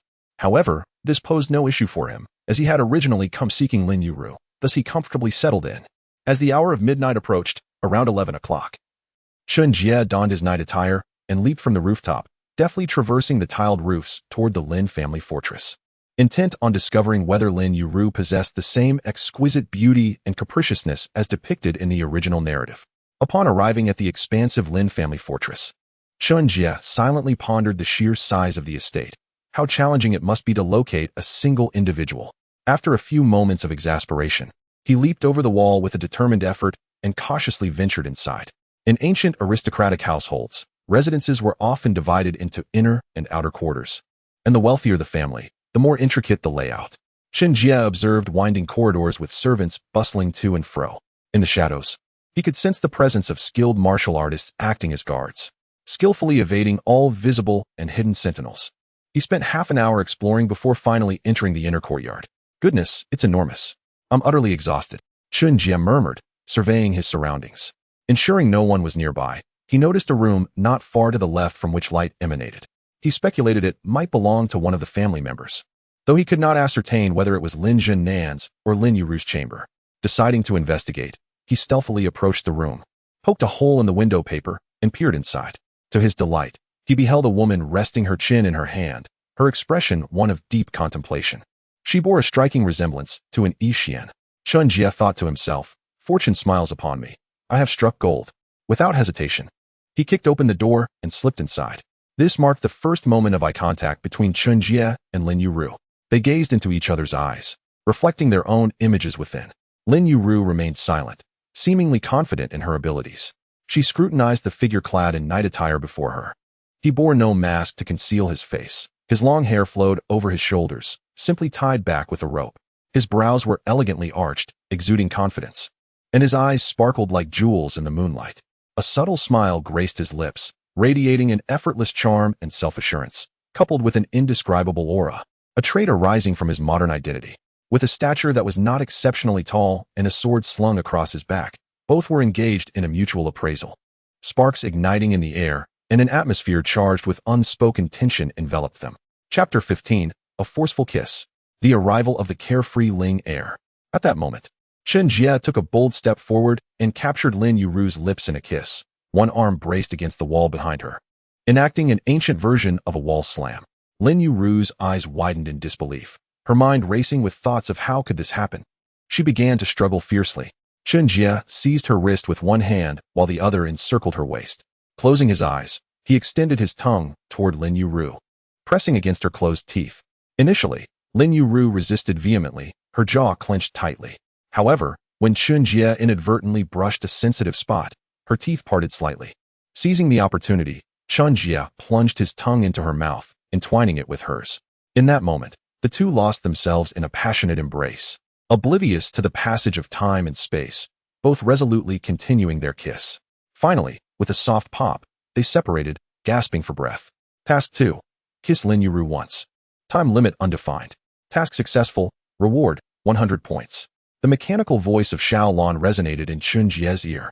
Grinning widely, his earlier suave demeanor vanished, and he mischievously winked at Lin Yuru, uttering, "Wait for me." With that, he turned and swiftly departed, employing the wind and cloud technique to vanish from sight. Lin Yuru, flustered and indignant, called after him, "Don't go." She hurriedly pursued, only to find that he had already disappeared, clearly a skilled adversary. Touching her lips where he had kissed her, she seemed to relish the sensation, muttering to herself, "You little rogue, I won't let you escape so easily next time." Humph. Suddenly, Lin Tian appeared before Lin Yuru, observing the surroundings warily. He inquired, "Ru, what transpired? Why did you scream? Are you injured?" Upon speaking, he anxiously examined Lin Yuru, noticing her distracted demeanor, which caused a pang of concern in his heart. Could it be that she had been startled by her father's voice? Lin Yuru regained her composure, her expression slightly bashful as she replied, "Father, I am fine. I merely saw a figure in black and called out as a warning. All is well now." She fiddled with her hair, her troubled demeanor suggesting otherwise. Lin Tian released a sigh of relief, reassured that she was unharmed. Despite sensing something amiss in her expression, he remained confident in Lin Yuru's abilities. In this era, even amidst a plethora of martial artists in the southern martial world, she was still among the elite. It must be noted that the Lin family fortress was renowned for its 7 absolute sword chi, which had earned him the title of leader in the southern martial world. At that moment, hearing the call of their young mistress, the hidden guards emerged, kneeling before Lin Tian and bowing their heads in submission. "We, the guards, apologize for our tardiness. Please punish us, master and young mistress." They collectively lowered their heads, their expressions filled with trepidation, a testament to their rigorous training. Lin Tian nodded thoughtfully and addressed Lin Yuru, "Since you are unharmed, it is well. Rest early, the hour grows late." He directed the latter part of his statement to the guards, who swiftly returned to their concealed positions. Afterward, Lin Tian shook his head and slowly walked away, returning to his chamber to rest. Meanwhile, Lin Yuru transformed back into the spoiled young lady, clenching her fists and gritting her teeth. "You little thief. Next time we meet, I will not let you escape so easily." Humph. With that, she retreated to her room to rest, the clock approaching midnight, and the night deepening. On the other side, Chen Jie sprinted away, frequently glancing over his shoulder, a hint of trepidation on his face. This was due to the aura emanating from Lin Tian as he exited, sending shivers down Chen Jie's spine and instilling a sense of urgency that compelled him to leave without delay. He hastily returned to the inn where he had lodged, slipping into his room and immediately changing out of his night attire. After washing his face, he finally began to calm down. What an exhilarating night! Chen Jie beamed with a victorious smile, recalling Lin Yuru's astonished and bashful expression. The more he thought about it, the harder it was to suppress his laughter.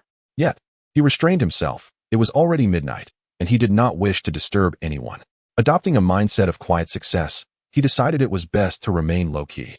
Thus, he lay down in bed, a smile still gracing his lips, drifting into slumber with sweet thoughts in his heart. The following day, after freshening up, Chen Jie made his way downstairs for breakfast, attentively listening to the conversations among the martial artists around him. He realized that no one was discussing the events from the previous night, suggesting that Lin Yuru had kept his identity a secret. Certainly, even if Lin Yuru made a fuss, it it would ultimately be her who suffered, as she did not leave her name. After leisurely finishing his breakfast, Chen Jie resolved to take a stroll through the streets, to immerse himself in the cultural tapestry of Suzhou City as a means of relaxation. One must embrace relaxation to journey far. After a year of diligent effort, he had scarcely taken a break. Even in the confines of his room, he was engaged in meditation and cultivation, a testament to his immense dedication. As he meandered, he indulged in candied hawthorn and savory pancakes, occasionally pausing to admire the charming clay dolls on display. He walked along, munching and mumbling in delight. Delicious indeed. In reality, Chen Jie was somewhat of a culinary enthusiast, though his circumstances limited him to street food rather than lavish feasts. Despite his frequent indulgences, he remained rather lean over the years. Upon reaching a street corner, he noticed a crowd of onlookers gathered. Out of curiosity, he approached the front and inquired of a bystander, "Good sir, may I ask what is transpiring here?" It was then that Chen Jie observed a young man clad in gray linen garments, engaging in the act of selling himself to bury his father, while another young man knelt nearby, offering to sell himself to bury his entire family. Both were grasping the hem of a maid's skirt, pleading to be accepted into the household. Suddenly, a sense of familiarity washed over Chen Jie, prompting him to inquire further. The bystander explained that both men sought to sell themselves to the Pang family for the purpose of burying their relatives, and it was evident to any discerning observer that those lying down were not deceased.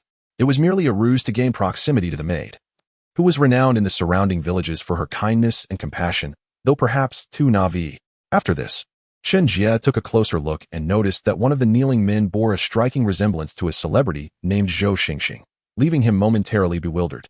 He decided to dismiss the scene, reasoning that if they enjoyed such antics, it was not his place to intervene. He shook his head and continued his exploration, feeling little interest in the maid, who was merely a servant and not worth the complexities surrounding her.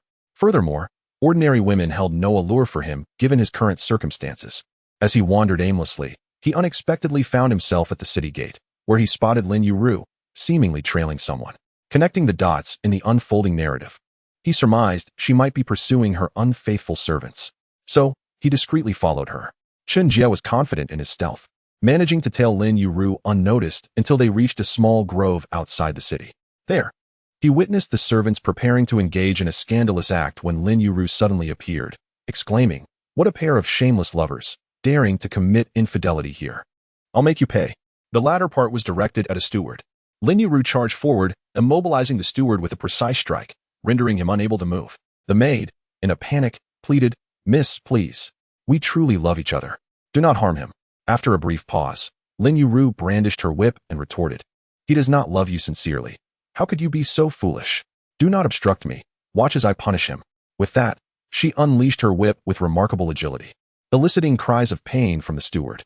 Chen Jie, hidden nearby, felt a twitch at the corner of his mouth, internally protesting, "Must it be this violent?"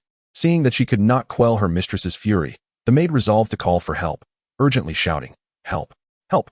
At that moment, a voice echoed from a distance. "It seems someone is calling for help. Brother Xiaoyao, shall we go see?" This voice, melodious and youthful, was accompanied by another voice agreeing, "All right, let us go take a look." Before long, a man and woman swiftly approached Lin Yuru, shouting, "Stop!" while drawing their swords. Chen Jie recognized the man as Li Xiaoyao, whom he had previously encountered at the Yunkai Inn. The young woman, with her hair styled in two buns and cascading locks, bore a striking resemblance to the star Lu Qianqian. Clad in a pale green dress, she appeared youthful, her features delicate and still maturing, as she was merely 16 years old. With a furrowed brow, she addressed Li Xiaoyao, "Brother Xiaoyao, I am here to assist you." Upon finishing her words, Zhao Linger unleashed a flurry of wind blades, all of which Lin Yuru adeptly evaded. Chen Jie noted Lin Yuru's impressive martial prowess, clearly of mid-level cultivation, only slightly inferior to his own.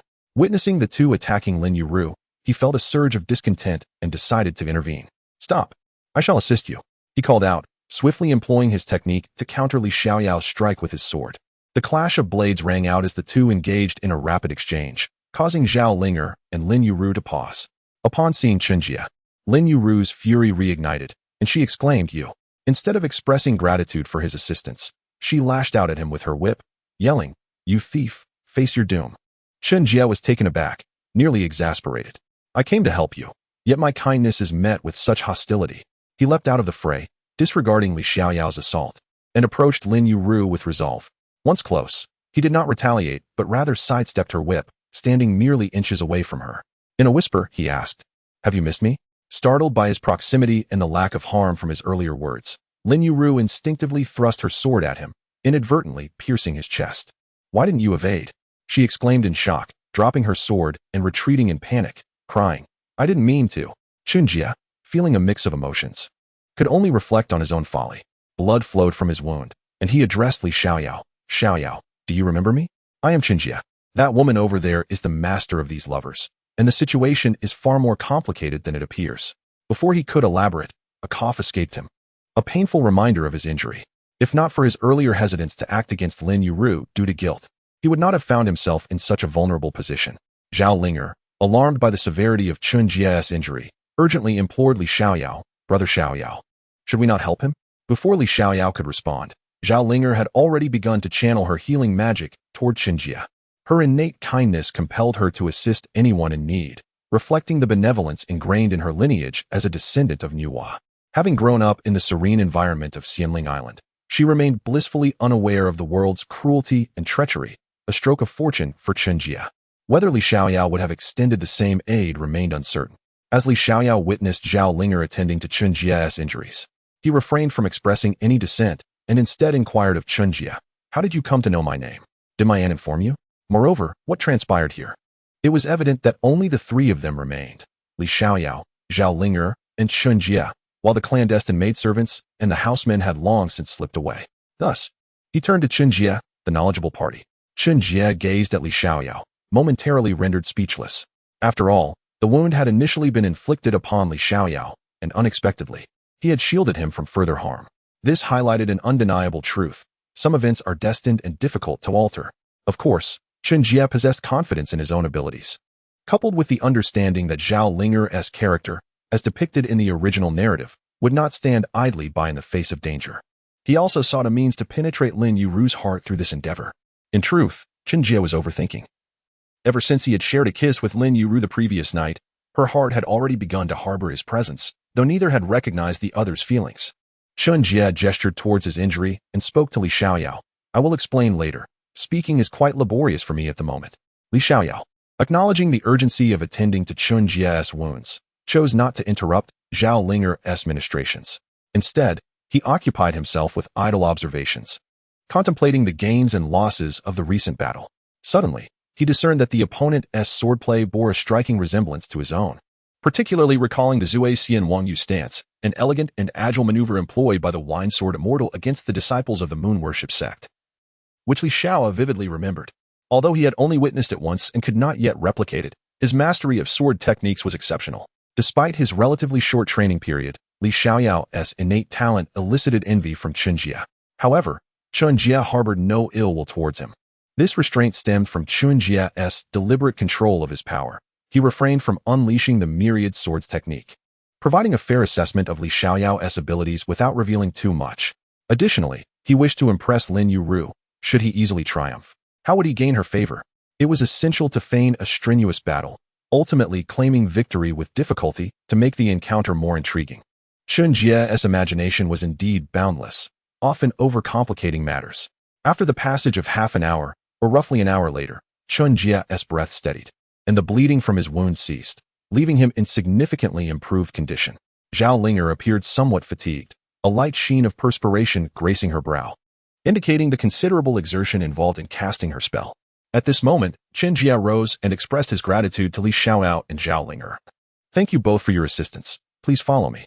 With that, he led the way towards Suzhou City. Observing this, Li Xiaoyao and Zhao Linger hastily followed. Their curiosity piqued regarding the recent events.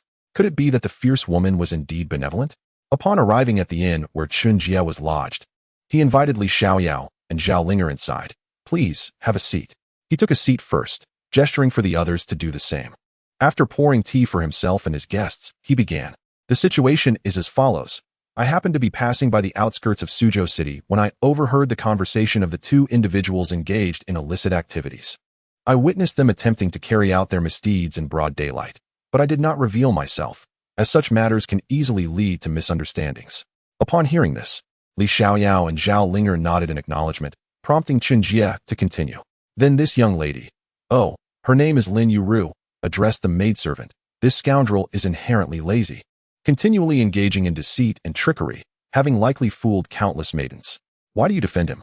The maidservant, however, was resolute in her defense of the houseman. Lin Yuru, unable to persuade her otherwise, resorted to force. As he recounted this, a hint of awkwardness crossed his face, accompanied by an unusual smile. Reflecting on Lin Yuru's fierce disposition, Li Xiaoyao, suddenly enlightened, remarked with a lighter tone, "So the wicked woman acted thus for that reason. I had misunderstood her intentions. It seems I must inquire more thoroughly before taking action next time. Nonetheless, her temperament is rather brutish, too stubborn to heed counsel. I wonder if she'll ever find a husband, haha." With that, Li Xiaoyao burst into hearty laughter, clearly amused by Lin Yuru's boorish nature.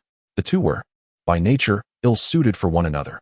Even with the narrative altered, their perspectives remained unchanged. Zhao Linger, embodying a more compassionate spirit, interjected, "Sister Yuru is quite kind-hearted. It is merely her approach that is somewhat extreme." As she concluded her thought, perhaps feeling self-conscious for speaking ill of another, she lowered her gaze, a truly endearing sight. Chen Jie lamented inwardly, reflecting on how such a charming and benevolent girl had been so swiftly pursued by Li Xiaoyao. Despite his feelings of resignation, he held a favorable view of the pair, having been touched by the tribulations they faced in their relationship as depicted in the original story. Chen Jie continued, "Let us put this matter to rest. There is little to be gained from dwelling on it. By the way, where are you two headed? How did you happen to be out here?" The latter question was directed at Li Xiaoyao. While he was fully aware of the narrative's progression, he sought to mask his knowledge and simply inquired. Li Xiaoyao, with a smile, replied, "After you departed, I sought out a master skilled in swordplay, who imparted several techniques to me. I intend to traverse the world and hone my skills. Of course, my primary objective in this journey is to escort Linger back to the Nanzhao kingdom." Upon uttering this, Li Xiaoyao failed to notice Zhao Linger's eyes dimming slightly, her head bowing, revealing her sadness over his apparent oblivion to her feelings. Chen Jie caught a glimpse of this scene but chose not to address it. After all, at this juncture, Li Xiaoyao regarded Zhao Linger merely as a sister, unaware of the depth of her affections. Resigned, Chen Jie sighed, opting not to meddle in their emotional entanglements. Finding the atmosphere in the room increasingly tedious, he suggested, "Xiaoyao Linger, let us venture outside for a stroll. It feels rather stifling in here. Come, I shall lead you to the streets, as I have been here for a few days." With that, he stepped outside, and Li Xiaoyao, feeling similarly bored, took Zhao Linger's hand and followed Chen Jie.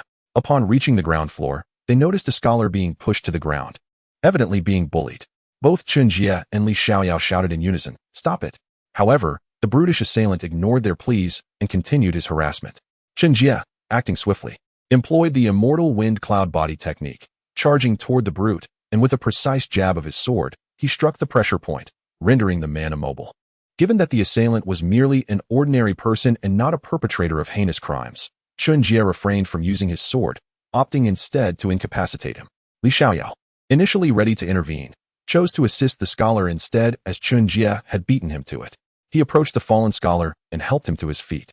The scholar bore a hairstyle distinctive to the era, with a topknot wrapped in cloth and two ribbons cascading down his back. His gentle gaze, delicate features, and faint smile suggested that he bore his misfortune with remarkable optimism, dressed in a long green robe and wielding a folding fan. Despite a slight bruise forming near his eye, a testament to the recent encounter, his demeanor remained cheerful. As Chen Jie appraised the scholar, he mused, "This must be Lu Jinyuan, Lin Yuru's cousin. Indeed, the appearance is quite remarkable, resembling the actors on television. He is a paragon of perfection, handsome, youthful, from a distinguished lineage, erudite, influential, cultured, discerning, humorous, and generous. Yet, upon encountering the carefree wanderer, he willingly submits to this rogue as his mentor. Almost flawless, he possesses but one shortcoming, a lack of martial skills. Ironically, he is deeply enamored with his cousin, Yuru. In his desire to bridge the gap with Yuru, he wholeheartedly agrees to apprentice under the carefree wanderer. Even the emperor, Elder Shur, the fox demon, and the moon worship leader are profoundly captivated by him. He possesses everything yet treats it all with nonchalance. Wealth, fame, and power hold no sway over him. When he discovers that his beloved Yuru harbors feelings for the carefree wanderer, his heart shatters, yet he resolves to support their union. This kindness ultimately moves the carefree wanderer. He becomes the most cherished confidant of the carefree wanderer for life. Jin Yuan dedicates his existence to supporting everyone around him. He knows he is fortunate. He yearns to aid all those unfortunate souls nearby. Thus, he selflessly offers everything, even his own life, to his friends. Witnessing Lu Jinyuan's demeanor, Chen Jie cannot help but be awed by his composure, resolving to help him evade the spider demon's calamity. The scholar bows respectfully, and as anticipated by Chen Jie, he says, "I am Lu Jinyuan, grateful for your assistance." His smile remains steadfast, as if nothing could alter his confidence and ease. And his smile brings a refreshing comfort to others. Chen Jie steps forward, cupping his fists in salute. "No need for thanks, I am Chen Jie. Upholding justice is the duty of our kind. Brother Jinyuan, are you unscathed?" He glances at Lu Jinyuan, unsure if he suffered any internal injuries. Li Xiaoyao, adopting a serious tone, mirrors Chen Jie's gesture. "I am Li Xiaoyao, and this is Zhao Ling Air. Scholar Lu, are you all right?" It is evident that everyone cares for him, and Lu Jinyuan responds with a gentle smile. "There is no need for concern, I am fine." Chen Jie and Li Xiaoyao then exhale in relief and urge Zhao Ling Air to apply her healing skills on Lu Jinyuan. In just a moment, the bruises on Lu Jinyuan's face vanish, showcasing the efficacy of Zhao Ling Air's healing art. At this juncture, the others seem to remember the imposing figure still present and inquire of Lu Jinyuan. What transpired? Chapter 17. A reunion with Yuru. The martial arts contest for marriage. Observing Lu Jinyuan's expression, Chen Jie is once again struck by his demeanor, vowing to assist him in evading the spider demon. The scholar bows once more, as expected. "I am Lu Jinyuan. Thank you all for your help." His smile persists, seemingly impervious to any alteration in his confidence and grace, while his smile envelopes others in a refreshing warmth. Chen Jie approaches, cupping his fists. "No need for gratitude. I am Chen Jie. Defending the weak is our noble duty. Brother Jinyuan, are you all right?" He studies Lu Jinyuan, pondering if he has sustained any injuries. Li Xiaoyao, with a serious tone, mimics Chen Jie's gesture. "I am Li Xiaoyao, and this is Zhao Ling Air. Scholar Lu, are you unhurt?" The concern of the onlookers is evident, and Lu Jinyuan, with a serene smile, reassures them. "There is no need for worry. I am fine." Chen Jie and Li Xiaoyao breathe a sigh of relief and urge Zhao Ling Air to perform her healing technique. In a matter of moments, the bruises on Lu Jinyuan's visage vanish, demonstrating the remarkable efficacy of Zhao Ling Air's healing art. It is at this moment that the group seems to recall the imposing figure still present and turns to Lu Jinyuan, asking, "What exactly happened?" Lu Jinyuan then addresses the assembly. "The matter is quite simple. I expressed my intention to participate in tomorrow's martial arts contest for marriage. And this brother could not bear to see it. Thus he acted against me. I am truly ashamed." The crowd reacts with surprise. A scholar intends to engage in a contest for marriage? Furthermore, the boisterous demeanor of this brother is intolerable, as the oppression of the weak is anathema to all honorable individuals. Consequently, none pay heed to the boisterous man, leaving him to stand alone. The others file out, engaging in conversation and becoming more familiar with one another. Particularly, Chen Jie, who already admired Lu Jinyuan's character, finds him even more commendable after their discussions along the way. Li Xiaoyao and Zhao Ling Air also grow increasingly acquainted with Chen Jie and Lu Jinyuan, when they suddenly realize that Li Xiaoyao and Zhao Ling Air lack a place to stay, prompting them to rush to an inn to secure accommodations. Upon arriving at the inn, they discover that all lodgings in the city have been reserved by the Lin family fortress, rejecting anyone not participating in the contest. Meanwhile, Chen Jie appears to have secured quarters, and the others regard him with a newfound curiosity. Li Xiaoyao, puzzled, inquires, "Jie, you don't intend to join the contest for marriage too, do you?" Chen Jie's expression grows somewhat awkward, as Lu Jinyuan is also preparing to partake in the contest. Although many doubt his chances, the mere act of courage commands respect. Thus, Chen Jie replies, "Indeed. I settled in yesterday, and hearing of free food and lodging, I registered to participate." He concludes with a sheepish grin, reluctant to divulge the entire truth. Lu Jinyuan, intrigued, asks, "Kind Sir Chen Jie, will you compete tomorrow?" His gaze carries a hint of hope, seemingly wishing that Chen Jie refrains from participating, fearing that his beloved cousin Yuru might develop affections for Chen Jie and be compelled to marry him, a thought that unsettles him. The group turns their attention to Chen Jie, who suddenly feels immense pressure, his scalp prickling at the unexpected scrutiny. Inwardly, he silently resolves, "Apologies, Jinyuan. I shall not yield." Confronted by their gazes, Chen Jie concedes, "Let us discuss that tomorrow. Tonight, let us speak of more pleasant matters." Recognizing Chen Jie's attempt to shift the topic, the astute Lu Jinyuan understands that Chen Jie may very well take the stage tomorrow. Yet thoughts of his cousin gnaw at him. The girl he has cherished for years has blossomed into a graceful and striking young woman, with beauty that rivals the moon. Though her temperament may be a bit tempestuous, there is potential for gradual understanding. Alas, he lacks martial prowess. Contemplating this, Lu Jinyuan devises a plan, deciding to lead everyone to the Lin family fortress for a drink. Should they indulge in libations, he is confident that Chen Jie would oversleep and miss the contest, thereby preserving their camaraderie and achieving multiple objectives. With a smile, Lu Jinyuan invites everyone. Dear friends, the lady participating in tomorrow's contest is my cousin, and the Lin family fortress is my uncle's residence. Since we cannot find lodging in the city, why not accompany me to my uncle's house for the night? This is within my power to arrange. After a moment of contemplation, everyone agrees, including Chen Jie, who is eager to accompany Lu Jinyuan to the Lin family fortress. This presents an opportunity to perhaps encounter Lin Yuru again, and given her previous remorse, something delightful may unfold. Chen Jie muses to himself. Thus, the group follows Lu Jinyuan towards the Lin family fortress. Shortly thereafter, the fortress comes into view, expansive and majestic, stretching for miles with its grandeur. At the entrance, two colossal stone lions stand sentinel, exuding an air of authority. Two enormous lanterns hang on either side of the gate, and above, a plaque inscribed with the characters Lin family fortress radiates with a formidable sword energy, the calligraphy penned by Lin Tian-nan himself, a testament to his extraordinary martial prowess. Lu Jinyuan approaches and knocks on the door, calling out, "Open the door." The door creaks open, revealing a servant who peers out. Recognizing the return of the young master, Lu Jinyuan, he promptly steps forward, bowing respectfully. "Young master, you have returned. And these esteemed guests are." He raises his head to look at Lu Jinyuan, aware of the Lin family's strict rules that prohibit entry for unknown individuals unless they are recognized guests. Lu Jinyuan addressed the family servant, saying, "These esteemed individuals are my friends. They shall be staying here for the night. Please prepare a few guest rooms at once." With that, he nodded at Li Xiaoyao, Zhao Linger, and Chen Jie, leading the way and gesturing, "After you, my friends." The servant hurriedly closed the door and rushed off to prepare the accommodations. Although the Lin family fortress was vast with numerous guest rooms, bedding and toiletries needed to be replenished, which would take a considerable amount of time. Lu Jinyuan called out to his companions, "Friends, follow me to my quarters. I've instructed my servants to prepare a feast. Tonight, we shall not return until we are thoroughly intoxicated." He raised his hand with flair, displaying a rare sense of heroism. However, after only a few steps, a woman hastily emerged and collided with Lu Jinyuan.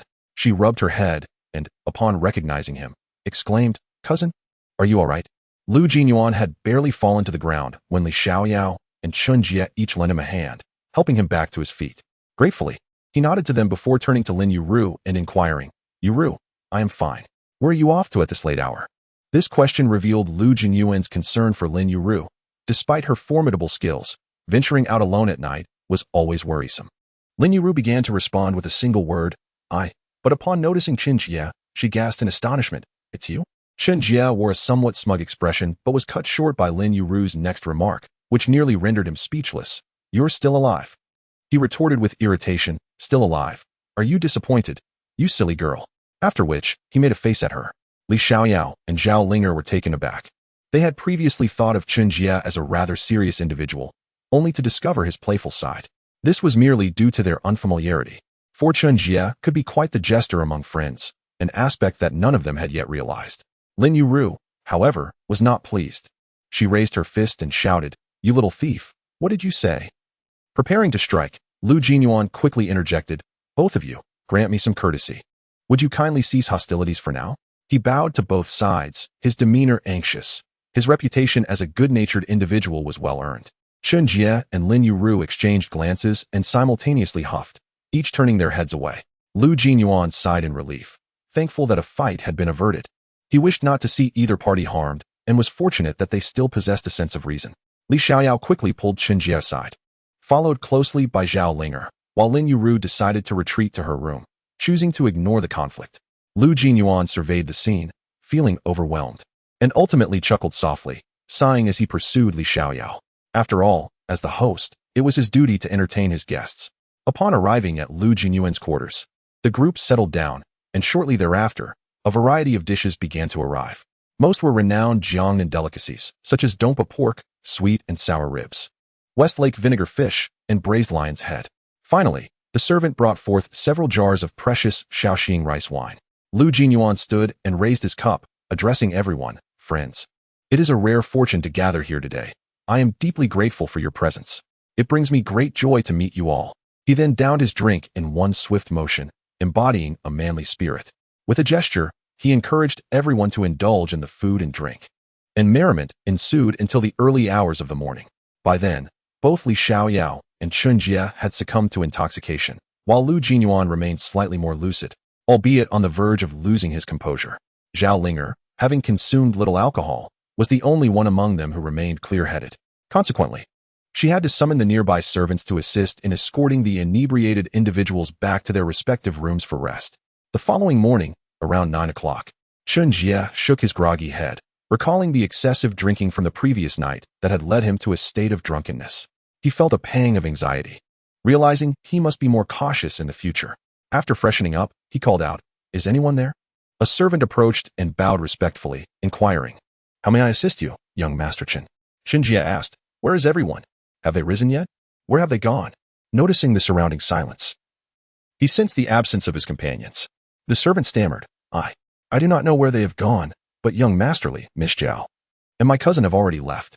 Chen Jie found it peculiar that they hadn't waited for him. Something felt amiss. Moreover, the servant's reluctance to disclose their whereabouts only heightened his suspicion. He decided to search for them himself, which was not particularly difficult, as the front of the Lin family fortress was bustling with activity.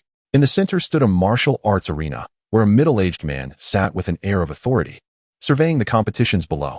Chen Jie squinted, recognizing the man bore a striking resemblance to a character from the original storyline, his imposing brows and piercing eyes exuding an aura of authority, his lips set in a firm line, and a slight beard adorning his chin.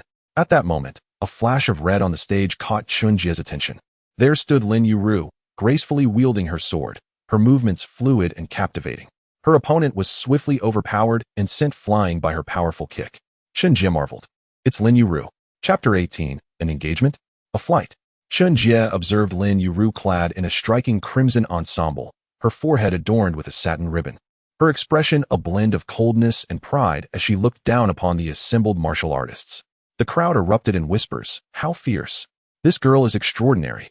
Who can match her prowess? Suddenly, silence fell over the crowd as a young scholar emerged from the throng. It was Lu Jinyuan stepping into the arena, declaring, "Cousin, I shall be your opponent."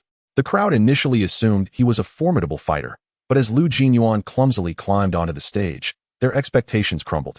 They instinctively covered their faces in disbelief, unable to bear the sight. Chen Jie mentally criticized, "Wow, Jinyuan truly has guts to step up in such a grand setting. I admire that." Thumbs up. Although Lu Jinyuan's intentions were honorable, even knowing that his cousin Yuru did not harbor feelings for him, he was willing to exert all his effort for her happiness, even if he lacked any martial skills. Lin Yuru, spotting Lu Jinyuan, exclaimed, "Cousin, what are you doing here?"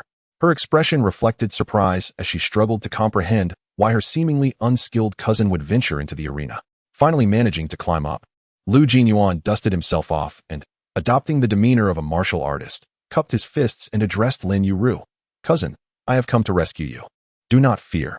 If you lose to me, you will be free to seek your own happiness. I will do my utmost to defeat you." Lin Yuru placed a hand on her forehead, her tone exuding exasperation. "Cousin, stop this nonsense and get down. You are all brain and no brawn. This place is not suitable for you." Her impatience was evident, for although she understood his intentions were good, she too wished to choose her own worthy partner in this competition. Unconsciously, she pondered, will he come? Lost in thought, she momentarily drifted away. Hearing her words, Lu Jinyuan's face filled with urgency as he proclaimed, "Yuru, cousin, I know you are in a difficult situation, and I have come to aid you. I will give it my all. Be careful." With that, he charged forward, shouting, "Awe," as if summoning courage from within. Lin Tiannan, observing from the sidelines, grew irritated and shouted, "What nonsense!" Unfortunately, with all eyes upon them, he could not intervene, allowing Lu Jinyuan to embarrass himself. Reluctantly, he settled down to continue observing the developments. Lin Yuru merely took a step forward, effortlessly crossing the 3-zhang distance to stand before Lu Jinyuan. With a gentle push, he was sent flying off the stage, landing softly on the ground, careful not to injure her cousin. Lu Jinyuan, taken aback by the sudden fall, murmured to himself, "I lost? I still couldn't help my cousin." A look of dejection crossed his face, filled with regret over his lack of martial prowess. The crowd let out a collective sigh of disappointment. Their hopes dashed as they witnessed the formidable skills of the Lin family's young lady, who was both powerful and temperamental, leaving no one daring to step onto the stage. In the original narrative, it was Lin Yuru's provocation of Li Xiaoyao that compelled him to intervene. However, with Chen Jie now present, such a scenario was unlikely to unfold. A sudden gust of wind swept through, and a sword measuring 4 feet in length abruptly descended from the sky, embedding itself a foot into the stage, quivering with energy. Simultaneously, a figure descended, attempting to mimic the flamboyant entrance of the renowned Jian Chen Jie. He raised a gourd of wine and shouted, "Where is this? What is happening here?" After shaking the gourd as if checking for wine, it became evident that it was empty, as he did not partake in alcohol. Lin Yuru, upon seeing this, furrowed her brows and exclaimed, "It's you? Just in time. Let us settle our new and old scores. Witness my sword." With a firm grip on her sword, she advanced gracefully, executing the unique light-footed technique of the Lin family, her movements fluid and unpredictable. The sword danced in her hands, creating an impenetrable veil of sword energy, exuding an overwhelming force. The onlookers were entranced, realizing that Lin Yuru's earlier display had merely been a casual demonstration. This was her true strength. A wave of relief washed over them, grateful they had not stepped forward, lest they face her wrath. Chen Jie, unfazed, maintained his composure. Holding the wine gourd, he performed the drunken immortal's moon-viewing step, deftly countering Lin Yuru's every attack with a flurry of sword energy. Suddenly, Lin Yuru shouted, "7 absolute, sword chi." Several visible sword energies surged forth, sealing off multiple avenues around Chen Jie, as if victory was assured. Yet, Chen Jie did not resort to any complex techniques. He too shouted, "Sword mastery." At his command, the Luo Feng sword soared forth, shattering the 7 absolute sword chi, and he charged toward Lin Yuru. Realizing he had perhaps overextended himself, Chen Jie quickly employed the immortal wind cloud body technique, stepping forward to reach Lin Yuru. He grasped her sword with one hand while encircling her slender waist with the other. At that moment, their eyes locked, each reflecting the other's image, their hearts racing as if transported back to the evening they first met. Worry etched on his face, Chen Jie asked, "Silly girl, are you all right? Did you get hurt?" His genuine concern elicited a sweet feeling within Lin Yuru. At that instant, her fierce demeanor softened, and she replied quietly, "I'm fine, no need to worry." Embarrassed, she lowered her head, revealing a rare glimpse of feminine tenderness. Lin Tiannan, unable to suppress his urge to intervene, had just refrained from acting. Now he pondered. Was that the sword mastery? It seems to be a disciple of Mount Shu, though whose disciple remains a mystery. Nonetheless, observing his daughter's bashful demeanor, he could not help but smile with satisfaction, recognizing her burgeoning feelings. Realizing the awkwardness of their position in front of an audience, Chen Jie and Lin Yuru retreated, refraining from further conflict. Lin Tiannan stepped forward, addressing the assembled crowd. "Esteemed guests, my son-in-law has made his appearance, and victory has been determined. You are all invited to the wedding ceremony of my family in 3 days' time, where we shall celebrate together." With a smile and a bow, he dismissed the crowd, feeling a surge of joy. After all, Lin Yuru's marriage had been long overdue, and it was remarkable that an exceptional man had finally emerged to overcome his daughter in combat. Lost in his thoughts, Lin Tiannan grasped Chen Jie's arm, as if fearing he might slip away, and inquired with a smile, "What shall I call you, esteemed son-in-law? Where do you hail from? Do you have any close relatives? Who is the sword saint of Mount Shu to you?" Caught off guard by the flurry of questions, Chen Jie was momentarily speechless, feeling as bewildered as Tang Seng. He realized he could not escape the firm grip holding him in place, compelling him to behave. Internally, he mused, "I didn't anticipate Lin Tiannan's depth of skill." Ultimately, he decided to bide his time for a proper opportunity to slip away. Though tumultuous emotions churned within him, Chen Jie maintained a calm exterior, stating, "I am Chen Jie, and my master is the renowned Jian. The sword saint is my master's uncle." A sense of pride illuminated his expression, for the sword saint's prowess was a source of pride for any disciple of Mount Shu. Lin Tiannan nodded in understanding, his thoughts racing. "So that's it." Before he could speak further, Li Xiaoyao interjected, "Senior brother, I too am a disciple of Jian." He laughed heartily, expressing his delight at this coincidence. Chen Jie smirked and remarked, "It seems my master has only one disciple. When did you come under his tutelage?" Li Xiaoyao quickly replied, "I only joined a few days ago. Although he hasn't formally acknowledged me, he did teach me a technique, which is more than enough. By the way, could you teach me that impressive technique you just used?" He gazed at Chen Jie with eager anticipation, as though believing he would be amenable to sharing. Chuckling, Chen Jie shook his head and replied, Xiao Yao, I cannot take the liberty to decide that. Mount Shu has strict rules, and techniques are not to be shared lightly. If you truly wish to learn, it would be best to wait until you formally become a disciple.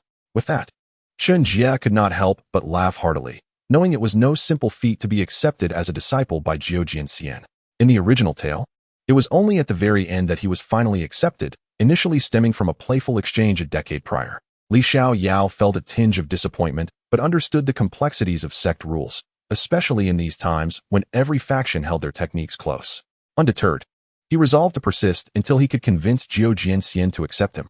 Lin Tiannan, feeling a twinge of displeasure at the two young men's disregard for his presence, let out a soft huff. Meanwhile, Lin Yuru had retreated to her room within the Lin family fortress, unaware of the unfolding antics, which would have certainly brought her amusement to witness the esteemed leader of the Southern Martial Arts Alliance being so casually overlooked by the younger generation. Only then did Chen Jie and Li Xiaoyao realize they were not alone, as the expression of the onlooker beside them seemed rather unfriendly. Subsequently, Chen Jie, Li Xiaoyao, and Zhao Lingair followed Lin Tiannan into the Lin family fortress and took their seats in the main hall, while Lu Jinyuan, dejected, returned to his quarters. Once everyone was seated, Lin Tiannan gently inquired, "Esteemed son-in-law, with the engagement ceremony approaching in 3 days, may I ask if you have any other relatives?" Feigning a somber expression, Chen Jie replied softly, "I am the only one remaining in my family. My only relatives are my master, Jiu Jianxian, and the Sword Saint."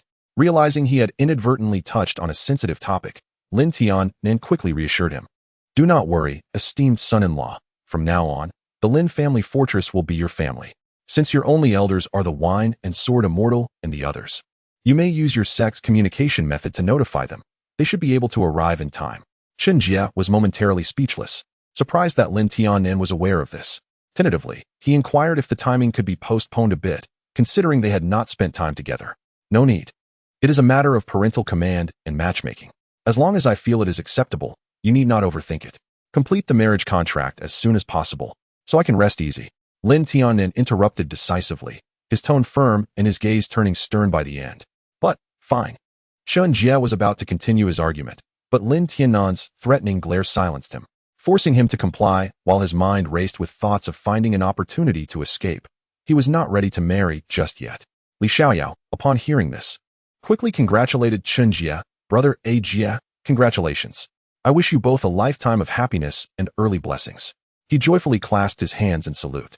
Nearby, Zhao Linger listened to Lin Tiannan's words and felt envious of Chen Jie and the others, pondering when her own Xiaoyao brother would remember her, which left her a bit melancholic.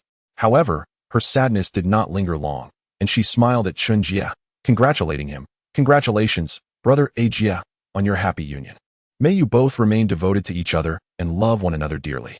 Chen Jie felt a blush creep onto his cheeks at their congratulations, bashfully waving his hands and repeatedly expressing his gratitude. Although he harbored feelings for Lin Yuru, the prospect of discussing marriage so soon was quite overwhelming, especially given their lack of genuine interaction. Even with the original storyline as a reference, they were real individuals in every aspect, be it emotions, personalities, preferences, habits, or tempers, needed to be rediscovered. After enjoying tea and resolving their lunch at Lin's stronghold, everyone dispersed. In the afternoon, Li Xiaoyao and Zhao Linger approached Lu Jinyuan to bid farewell. Noticing Lu Jinyuan's low spirits, they hurriedly moved on without saying goodbye to Chen Jie, fearing it might create an awkward situation.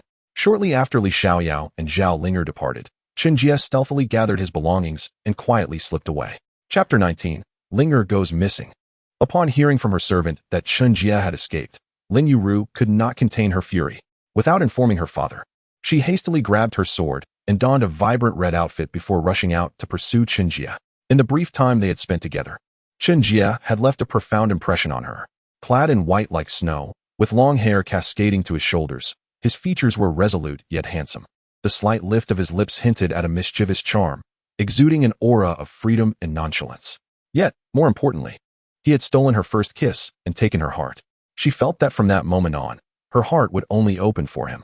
Although Lin Yuru did not understand why Chen Jie had left without a word, she was certain he had feelings for her. She could not be mistaken about that.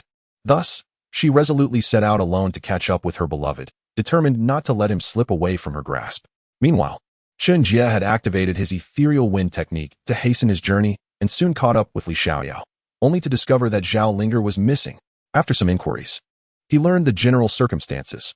Li Xiaoyao and Zhao Linger had taken lodging in a tavern in the next town and had gone to their respective rooms. Not long after, Li Xiaoyao intended to call Zhao Linger for dinner, only to witness a massive serpent's tail slithering out of her window, and Zhao Linger was nowhere to be found. Li Xiaoyao surmised she had likely been abducted by a snake demon. Chen Jie could not help but lament how much he had altered the original storyline, only for fate's invisible hand to steer everything back on course. Zhao Linger had indeed revealed her true identity as a daughter of Enhua. It seemed they needed to venture into the hidden dragon cave to confront this challenge. After pondering for a moment, Chen Jie spoke to Li Xiaoyao. Xiaoyao, do not worry. Before I arrived, I learned of a hidden dragon cave nearby, notorious for housing snake demons that often abduct human maidens, a fact well known among the locals. Lord Lin had intended to lead an expedition to eradicate them, but the cave's intricate layout has thwarted every attempt due to unfamiliar terrain. I believe the snake demon could be hiding there. Shall we investigate together? As soon as he finished speaking, Li Xiaoyao eagerly seized Chen Jie and set off, deeply concerned for Zhao Linger's safety. Although he had temporarily forgotten their engagement, he remained captivated by Zhao Linger's innocence, kindness, dependence, and fragility, feeling an innate urge to protect her from harm. The uncertainty surrounding her disappearance filled him with sorrow, guilt, and fear, worried he might never see the girl who occupied such a significant place in his heart again. Thus, upon hearing of the potential location in the hidden dragon cave, he could no longer contain his desire to find her, unaware that he had fallen for Zhao Linger all over again. Not long after they began their journey, a sound of fluttering garments reached them from behind, accompanied by a cloud of dust, and a fiery red figure gradually appeared before them. It was Lin Yuru, who had caught up. This showcased Lin Yuru's impressive martial prowess, as she called out to Chen Jie and Li Xiaoyao from a distance. Wait for me. Upon seeing Lin Yuru struggle to catch up, Chen Jie felt a mix of guilt, awkwardness, joy, and a flutter of excitement, culminating in a simple, "You're here." He gazed at her with complex emotions, unsure how to express his feelings while contemplating that since she had come, they might as well travel together and see how things unfolded. Li Xiaoyao, visibly preoccupied, was deeply concerned about Zhao Linger's predicament. He had little to no reaction to Lin Yuru's arrival, only urgently stating, "Linger has been taken. We are heading to the hidden dragon cave to investigate." Without further ado, he utilized his ethereal wind technique and sped ahead, leaving no time for pleasantries, revealing just how worried he was for Linger. Lin Yuru's mouth slightly parted in disbelief as she exclaimed, "How can that be?" Worry for Zhao Linger also gripped her. Despite their brief acquaintance, Zhao Linger's innate warmth, gentleness, and vulnerability easily elicited a protective instinct in others, including the fiery Lin Yuru. Thus, she merely told Chen Jie, "We'll settle accounts later," before hastily following, equally concerned for Zhao Linger's safety. Chen Jie, scratching his nose, recognized his culpability and refrained from further discussion, quickening his pace to follow Lin Yuru. Although the hidden dragon cave might not hold any news of Zhao Linger, Chen Jie was determined to go there to rescue the kidnapped girls, not for any selfish reason, but for the hopes of their families. The snake demon, while not inherently evil, could not be excused for abducting young maidens without any form of apology or understanding of human decency. In the original storyline, Li Xiaoyao and his companions had dealt with them under such circumstances. If a reasonable conversation could have resolved matters, perhaps this predicament could have been avoided. But that was unlikely. Unless an outsider intervened, the outcome was destined to align with Li Xiaoyao's anxious arrival. However, with Chen Jie present, such an event would not recur. It was merely a matter of teaching the snake demon couple a lesson about human customs. It seemed capturing them as servants might be the only solution to prevent future conflicts. Thus, the three of them moved like a gust of wind, swiftly advancing, their speed rivaling that of many renowned martial artists in the realm. In mere moments, they arrived near a thatched cottage, where signs of life were apparent.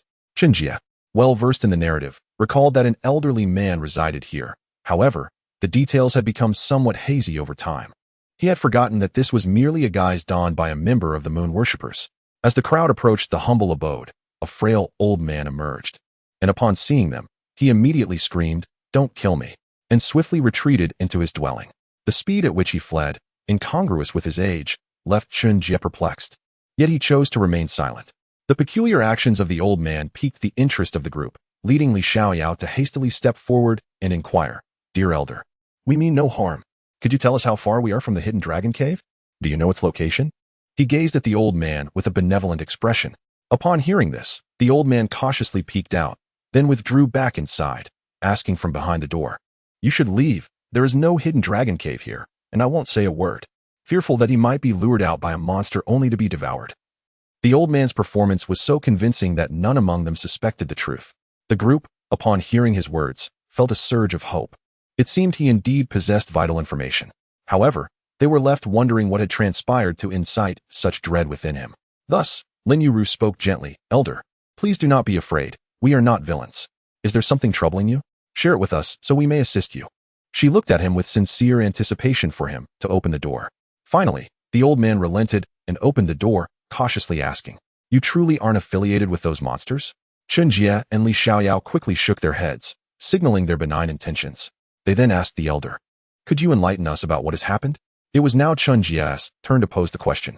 His expression was serious as he awaited the old man's response. The elder sighed deeply and said slowly, "Please, come in. I will explain everything." He shook his head and entered, feeling utterly exhausted. The group exchanged glances, nodded in agreement, and followed the elder inside. The interior was dimly lit, the flickering oil lamp barely illuminating the sparse furnishings, a weathered square table, several old wooden stools, a coarse porcelain teapot, and a few large cups that appeared to have seen better days. The old man gestured for them to sit, and, intending to pour tea for them, was gently stopped by the group, who insisted they would do it themselves. Seeing their respect for him eased the elder's worry, and he spoke in a weary tone, "You can just call me Zhang Laoan. This place is not far from the hidden dragon cave. Recently, my daughter was abducted by a snake demon, and she has yet to return. Alas, counting my daughter, she is the 10th victim. I can only wonder if they are safe." The elder's voice was heavy with sorrow, revealing the burden he bore alone, having relied solely on his granddaughter for companionship. The group fell silent, realizing the snake demon's malicious deeds had resulted in multiple tragedies. Their urgency heightened as they remained oblivious to Ling Er's fate.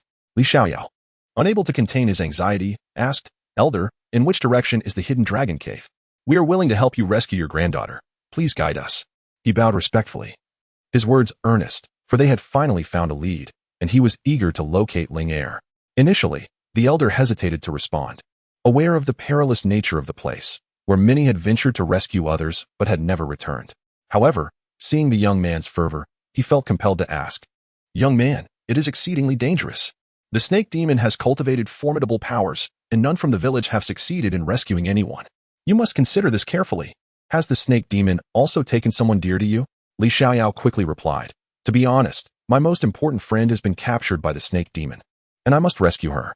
I will brave any danger, even if it means facing death itself." His face bore an unwavering determination, and he was resolute in his quest. Lin Yuru glanced at Chen Jie, pondering internally whether he would go to such lengths for her. Sensing her gaze, Chen Jie turned to her, but she quickly averted her eyes, still harboring resentment for his abrupt departure. The elder scrutinized the young men before him, noticing their steadfast expressions, and nodded in understanding. "Very well, I shall reveal the location to you. Please exercise caution. Should you encounter my granddaughter, Zhang Xiaohui, do rescue her. I implore you." After bowing to the group, the elder entrusted his hopes to them. "Rest assured, we will rescue her." The group vowed before bidding farewell to the elder and setting out once more.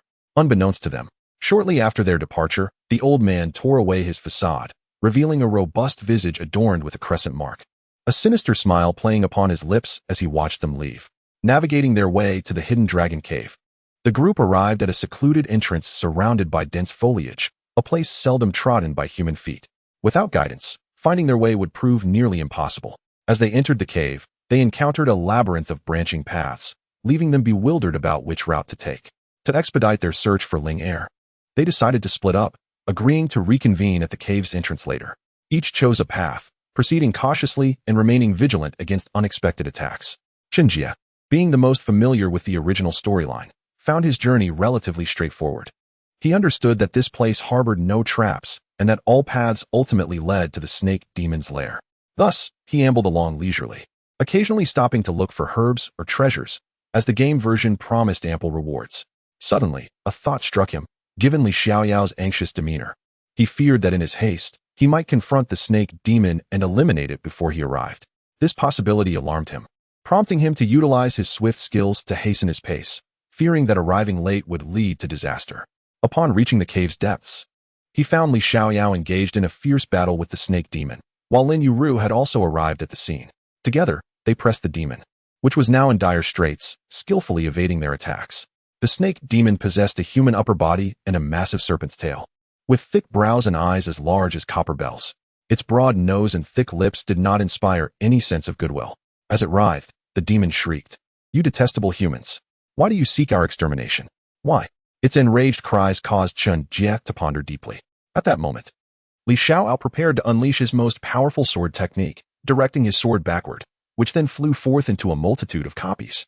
With a swift motion, he commanded them to converge, wielding unparalleled might as he launched an attack toward the foe. Just as the long sword was about to deal a devastating blow to the snake demon, Chen Jie awoke, his footsteps hastening past. Behind him, the Luo Feng's sword was already drawn, covering the distance in an instant. Clash! Bang! Li Xiaoyao's long sword was sent flying, raising clouds of dust from the ground as a fierce gust of energy surged outward. The snake demon, witnessing this, felt its pupils contract, nearly frightened to the point of losing control. It had not anticipated such strength from a human, but why had this man intervened? Confused, the snake demon fled without looking back, fearing that remaining any longer would jeopardize its life. Lin Yuru paused momentarily, almost unleashing the 7 absolute sword chi. But the sudden halt caused a backlash, leaving her with slight injuries and a trace of blood at the corner of her mouth. Her face was a mixture of confusion, anger, urgency, and doubt as she questioned Chen Jie. "Why did you let him go? We were so close to victory, and now all our efforts are in vain." With that, her chest heaved rapidly, clearly infuriated by Chen Jie's actions, eager to hear his explanation. Seeing both Li Xiaoyao and Lin Yuru gazing at him with incredulity and a hint of hostility, Chen Jie felt a sense of urgency. If his explanation did not satisfy them, a fierce conflict could erupt. With an awkward smile, he scratched his head and explained, "You see, our sect has rules against indiscriminately attacking demons. We can injure them, but we must ascertain whether they are truly malevolent." You both jumped to conclusions before even asking. And if he were to perish, we would learn nothing. If he hasn't committed any wrongdoing, it would be an unjust death. Even Chen Jie found this reasoning somewhat forced, but he had to come up with an excuse to prevent the two from pursuing the snake demon, lest the couple face a tragic fate and leave the little fox alone to survive.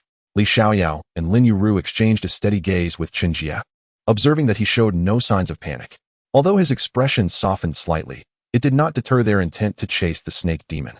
They continued in the direction the demon had fled, disregarding Chen Jie's words, intent on incapacitating the creature first. Seeing this, Chen Jie felt a surge of anxiety and hurried to follow, inwardly praying that the snake demon would not act foolishly and provoke these two volatile individuals again. After a brief chase, they reached the cave's end, where a striking woman sat cross-legged, several fox tails swaying behind her, glaring at them with fury. "Humans, why do you torment us? Why?" The fox spirit screeched, seemingly ready to pounce, though there was a hint of trepidation in her expression. Li Xiaoyao, filled with anxiety and rage, shouted, "Return my Linger to me.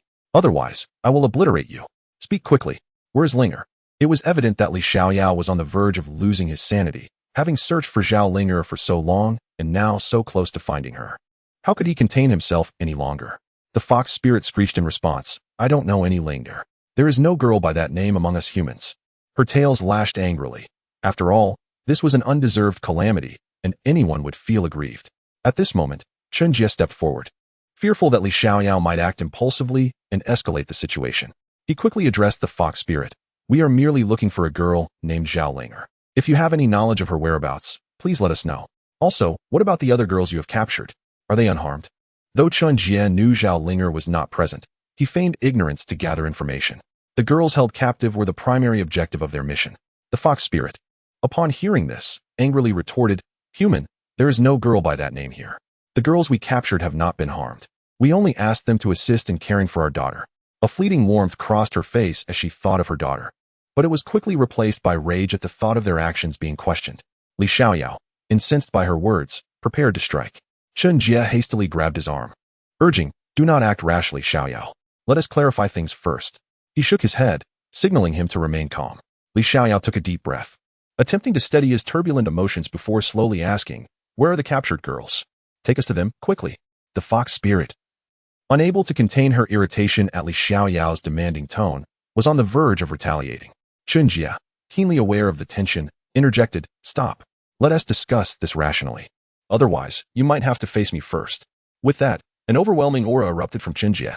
Boom. Just swirled around him. revealing the formidable cultivation he possessed within the cave. Li Xiaoyao, Lin Yuru, the fox spirit, and the concealed snake demon all felt their pupils contract simultaneously, realizing the immense power before them. In that moment, silence enveloped the cave, so quiet that a pin drop could be heard. All eyes turned toward Chen Jie, eager to hear his next words. Seeing the situation shift favorably, Chen Jie sighed in relief as his imposing aura dissipated. Yet, no one dared to underestimate him now. With a gentle smile, he addressed them. Allow me to speak fairly. Follow my earlier suggestion, and I shall not harm you. Just take us to see those girls. With a commanding gaze, he gestured for the fox spirit to lead the way, his tone leaving no room for dissent. The fox spirit hesitated momentarily, but eventually nodded. Recognizing her precarious position, it would be wiser to comply, hoping to avert an impending crisis. Very well, follow me. They are this way, she called out, leading the group as they hurried after her, unperturbed by the possibility of a trap. After navigating a few twists and turns, they arrived at a makeshift prison. The enclosure was rudimentary, merely carved out of the cave and surrounded by simple wooden barriers. Had it not been for the girls' lack of strength, any man could easily break through. Upon looking up, they noticed the girls appeared fearful but physically unharmed, likely just shaken by their ordeal. Li Xiaoyao scanned the crowd, anxiously seeking any sign of Zhao Ling, but when he found none, he urgently inquired, "Ladies, have any of you seen a girl named Ling? She has twin buns and appears to be around 16 or 17, with a pure and adorable demeanor. Have you seen her?" The imprisoned girls exchanged glances, shaking their heads in unison. Finally, one girl stepped forward, saying, "In response to your inquiry, we have been here for several months and have never encountered the girl you described. I was the last to enter. Are you here to rescue us?" Her hopeful gaze turned toward Li Xiaoyao, yearning for their liberation. Although they had not faced abuse, the perpetual darkness of the cave and the foul tempers of the snake demon couple made their imprisonment unbearable. At that moment, Chen Jie approached and inquired, "Do you know anyone named Zhang Xiaowei? We were sent by Zhang Laohan to rescue you." The previously anxious girl brightened, responding excitedly, "I am Zhang Xiaowei. Please, save us." Her face radiated hope as she realized the possibility of escape. Chen Jie, relieved by her response, assured them, "No problem. Just wait a moment. We will get you out." At that moment, the serpent demon emerged, shouting, "No. They have left. Who will attend to my child? I refuse to accept this." The fox spirit hurriedly rushed over, grasping the serpent demon's hand, and urged, "My dear husband, let it go. Our daughter is unfortunate. We should care for her ourselves. It is not worth sacrificing lives over this." Hearing her words, the serpent demon struggled internally, yet he recognized the truth in her statement. With a resigned sigh, he relented. "Very well, if that is the case, you may depart. Do not linger here. Otherwise, I shall fight tooth and nail to have your skin flayed." Chen Jie could not help but chuckle at their predicament. How amusing it was that the serpent demon, believing himself formidable, lacked foresight and basic social understanding. Blindly fighting without thought, they were surrounded by a multitude. He doubted they could emerge unscathed. Yet, he dismissed it as inconsequential. Shrugging, he addressed the serpent couple. "While your intentions to spare them were commendable, your presence here has caused turmoil. You shall not face death for your actions, but you must become my servants for my peace of mind. If you follow me, rest assured, no one shall bully you. If I gain benefits, so too shall you. Most importantly, your daughter will grow up free from worry. I shall teach her the ways of the world, ensuring she is not mistreated." The serpent couple hesitated, swayed by the allure of his words but wary of human cunning. Chen Jie, noticing their doubt, smiled and issued a veiled threat. "Should you refuse to serve me, I will extinguish your lives right now. Think carefully." This was merely a bluff to expedite their decision, as time was of the essence, and a place to rest was needed soon. Li Xiaoyao, meanwhile, appeared lost in thought, murmuring, "Linger, where have you gone?" His voice, tinged with despair, revealed his distress. Lin Yuru, confused by Chen Jie's actions, paused, realizing her misunderstanding of the serpent demon, and turned to Chen Jie, eager to learn his next move. After a lengthy deliberation, the serpent couple, sensing Chen Jie's growing impatience, bowed deeply, kneeling before him as they proclaimed, "Master." They had weighed the pros and cons and decided to take a leap of faith. After all, in a world where they were prey, it was better to submit than to fight against their fate, at least for the sake of appearances. Seeing their compliance, Chen Jie smiled with satisfaction, nodding, "Rise. From now on, do not commit evil deeds, perform good acts, and you shall eventually attain redemption." With the matter of the serpent couple settled, Chen Jie noticed Li Xiaoyao's dazed expression and thought, "This is not good." He vigorously shook him and encouraged, "Do not despair, Xiaoyao. Since she is not here, Linger must be safe. Let us continue searching. We will find her soon. Li Xiaoyao looked up at Chen Jie, a flicker of hope igniting in his eyes as he nodded, resolved to press on in his quest. He could not abandon the search for Linger so easily. His demeanor transformed, regaining determination. The group assisted in returning the captured girls to their homes before the serpent couple offered their apologies. Afterward, they set off again. The next destination being Baihe village, where Chen Jie believed Zhao Linger was located. As they traveled, the atmosphere grew somber. The serpent couple, walking behind Chen Jie, began to grasp the reason for Li Xiaoyao's furious and anxious demeanor, feeling concern for the girl named Linger. Although they had never met her, they understood her significance through Chen Jie's descriptions and Li Xiaoyao's state. Thus, they quietly followed, not wishing to disturb the others. Lin Yuru, cradling the little fox Su Mei, found herself overwhelmed with maternal instincts towards the adorable creature. The little fox, still lacking the ability to transform into a human form due to her insufficient cultivation, was particularly vulnerable, which explained the serpent couple's eagerness to protect their daughter. Upon hearing Chen Jie's promise to safeguard her, they readily chose to accompany him. After a long journey, they finally arrived near a river, where a thatched cottage could be seen across the water. Keen-eyed Chen Jie spotted Zhao Linger tending to the sick. Li Xiaoyao, from a distance, felt a surge of emotion. Tears streaming down his face as he called out, "Linger! Lingo!" He waved frantically, his laughter mingled with tears, a sight that elicited no mockery from the others. After a taxing journey in search of Zhao Linger, Li Xiaoyao was overwhelmed with joy at finally seeing the beloved figure he had yearned for day and night. He could not contain his emotions. As the saying goes, a man rarely sheds tears, unless he is truly heartbroken. The onlookers were touched by the scene. They had finally found Zhao Linger, and it was no small feat. They silently wished for the enduring union of this beleaguered couple, smiling benevolently at them. Upon hearing the calls, Zhao Linger's face lit up with an innocent smile. The moment she spotted Li Xiaoyao, she exclaimed, "Brother Xiaoyao." The medicine bowl she held slipped from her hands as she dashed towards him. Upon reaching him, she lowered her head and whispered, "Brother Xiaoyao, you have suffered." Li Xiaoyao gazed upon Linger, her familiar visage radiating innocence and kindness, though tinged with a slight pallor and weariness, revealing her struggles during their separation. He instinctively pulled her into his embrace, burying his face in her hair, murmuring, "Linger, I finally found you. I was so worried about you. Please, do not leave me again, all right?" Hearing this, tears streamed down Linger's cheeks as she firmly replied, "Brother Xiaoyao, I will never leave you again." Witnessing this heartfelt reunion, the serpent couple could no longer contain their emotions and cried out, "So touching. Oh, how moving." They embraced each other, shouting, "My wife. My husband." Their own experiences resonated with them, understanding how precious it was for couples to remain together, and thus they wept, releasing their pent-up feelings. After sharing their stories, the group made their way to the home of the village chief, Han Yixian. Through Zhao Linger's narration, Chen Jie marveled at the power of narrative correction. Unexpectedly, they had returned to the right path. Zhao Linger, who had fled in fear, had indeed been rescued by Han Yixian and had been assisting in the town ever since. However, Chen Jie was aware of the troubles plaguing Baihe village, where corpse poison ran rampant due to the neighboring town being overrun by zombies. There, he sought one of the treasures he desired, the Earth Spirit Pearl.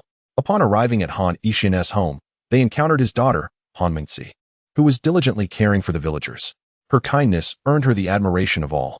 Han Yixian recounted that his daughter had a betrothal. Her future husband had ventured to the Jade Buddha temple on the mountains to seek help for the zombie problem plaguing the village. Upon hearing this, the group was astonished. How could something so promising lead to his absence? What could have gone awry? Han Yixian continued, explaining that the temple's abbot possessed incredible powers and could easily resolve the corpse poison issue, likely having a solution for the zombies as well. Yet, unexpectedly, those who sought assistance had inexplicably become monks, losing all memories of their past lives before renouncing the world. This unfortunate turn of events had left Han Mingxi in a difficult position. Han Yixian felt helpless, bound to stay in the village.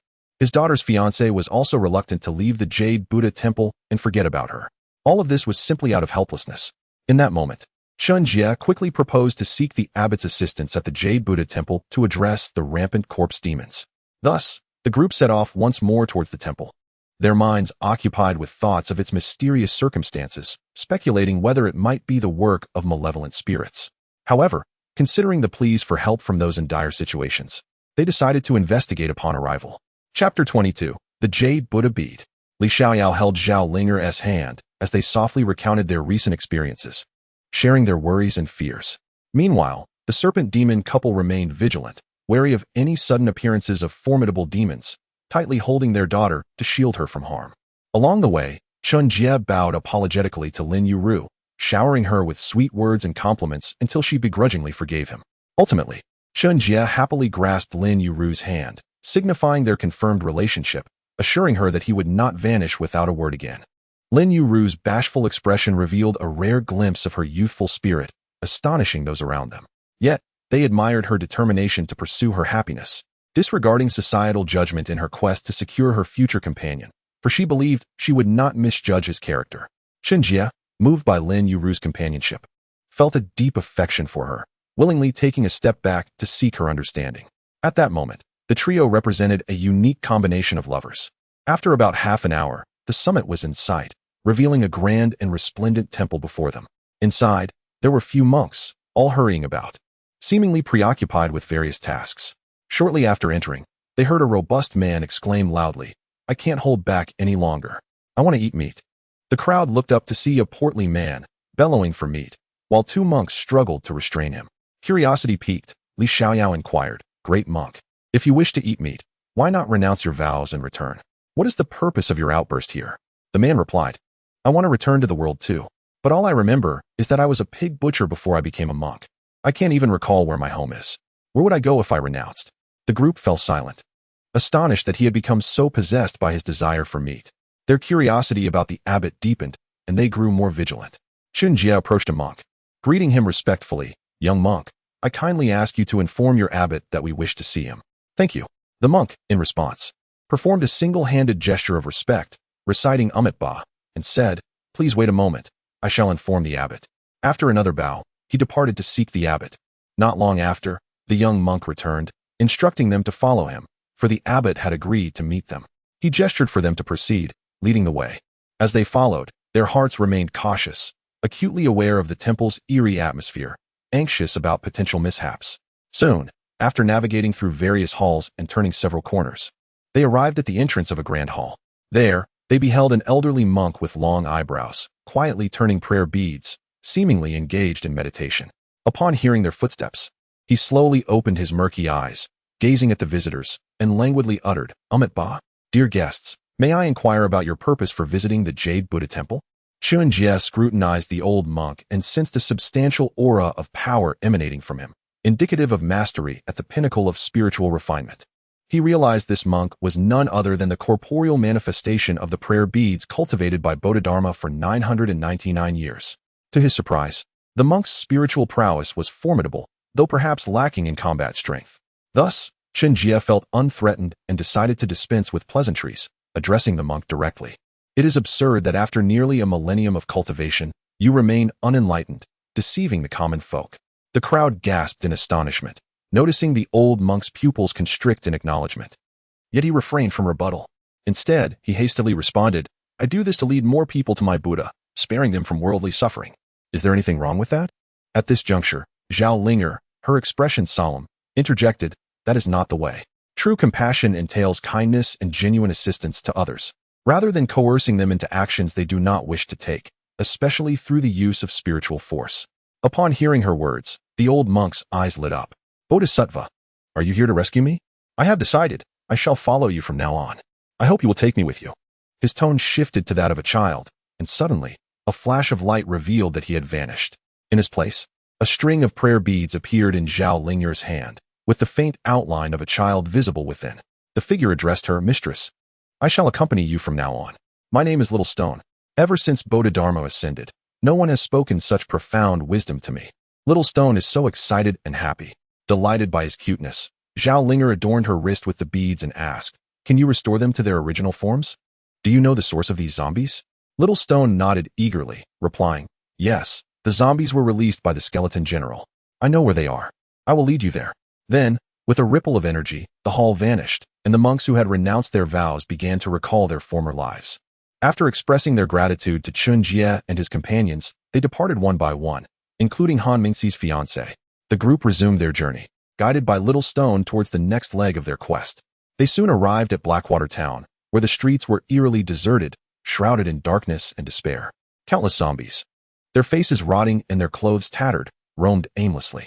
The town was littered with debris, rotten fruits, vegetables, and the stench of decaying pork permeated the air. The sight left the group visibly shaken, and after a moment of silence, Chen Jie broke the unsettling atmosphere, stating, "We must find the general's tomb quickly and defeat the skeleton general." Exchanging solemn glances, the group nodded in understanding, setting off towards their destination. The journey proved tumultuous, as they encountered a multitude of zombies along the way. Fortunately, their formidable skills ensured they sustained minimal injuries, albeit their progress was inevitably slowed. Initially reluctant to engage, they soon grew accustomed to the fight, which, in reality, lasted but a few brief moments. Finally, they arrived at the entrance of the general's tomb, surrounded by numerous gravestones. Some toppled, and others broken.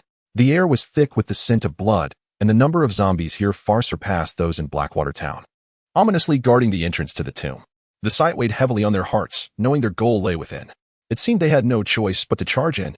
With a simultaneous shout of charge from Chen Jie and Li Xiaoyao, two swords whistled through the air, stirring up dust and momentarily dispersing the stench of blood. The zombies at the cave entrance fell one by one under the slicing blades.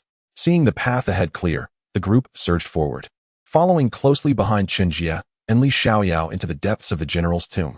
Upon entering, the number of zombies had significantly diminished, leaving only a scant few awaiting the commands of the skeleton general. In the center lay a colossal coffin, resting flat on the ground. Suddenly, a thunderous crash echoed as the coffin lid flew open.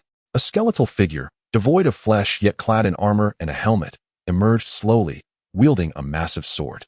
Rising to a seated position, he abruptly stood, bellowing, "Intruders, you shall all perish."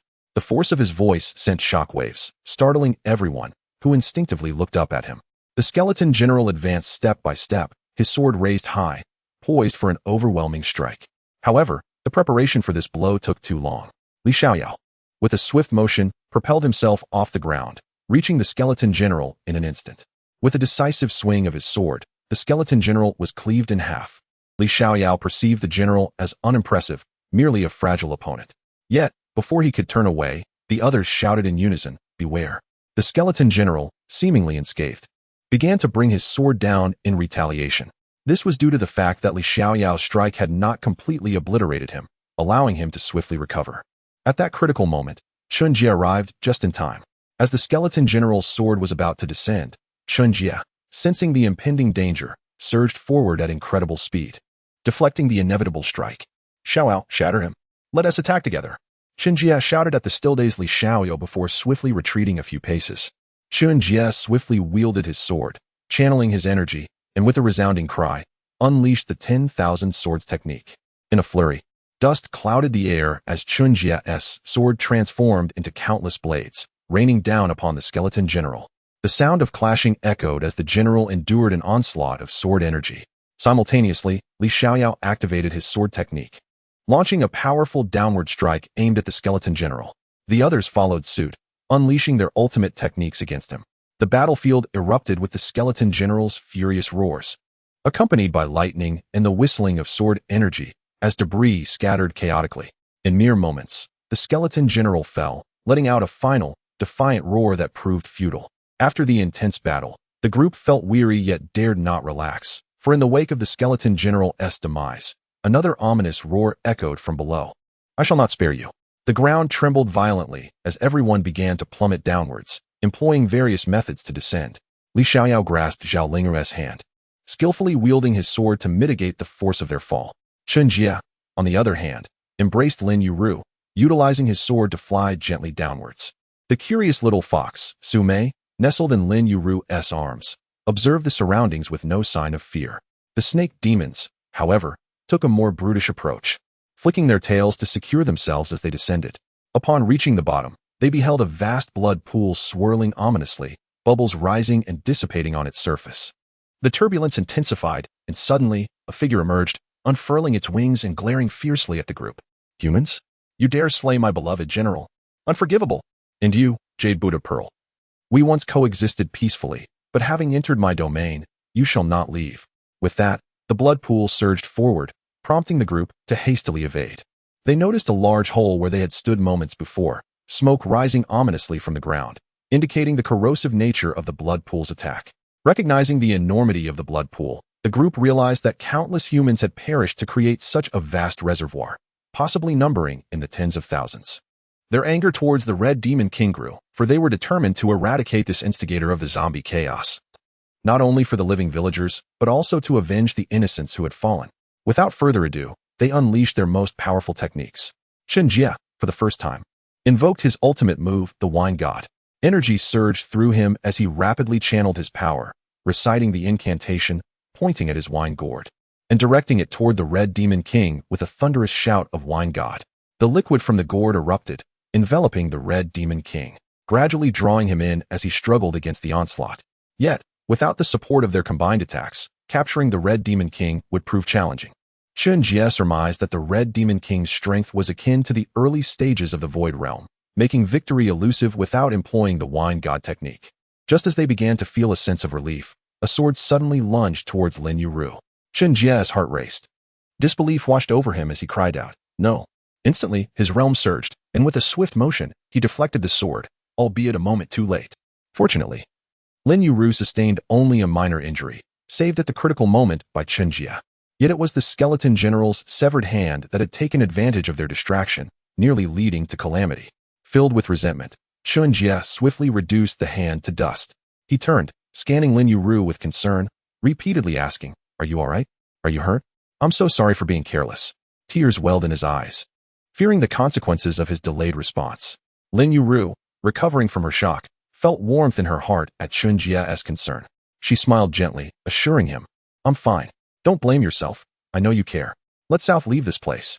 Just then, a violent tremor shook the ground, signaling the imminent collapse of the general's tomb.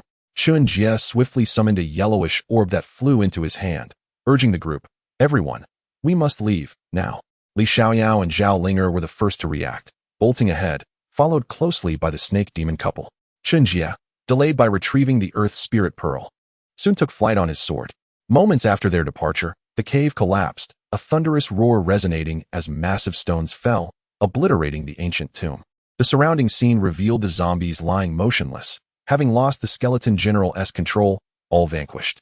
The operation had been somewhat convoluted, yet the risks had been minimal. Had it not been for the oversight, casualties would have been unlikely. Chen Jie berated himself for his carelessness that led to Lin Yuru's injury. Noticing Chen Jie's troubled demeanor, Lin Yuru gently took his hand, offering solace.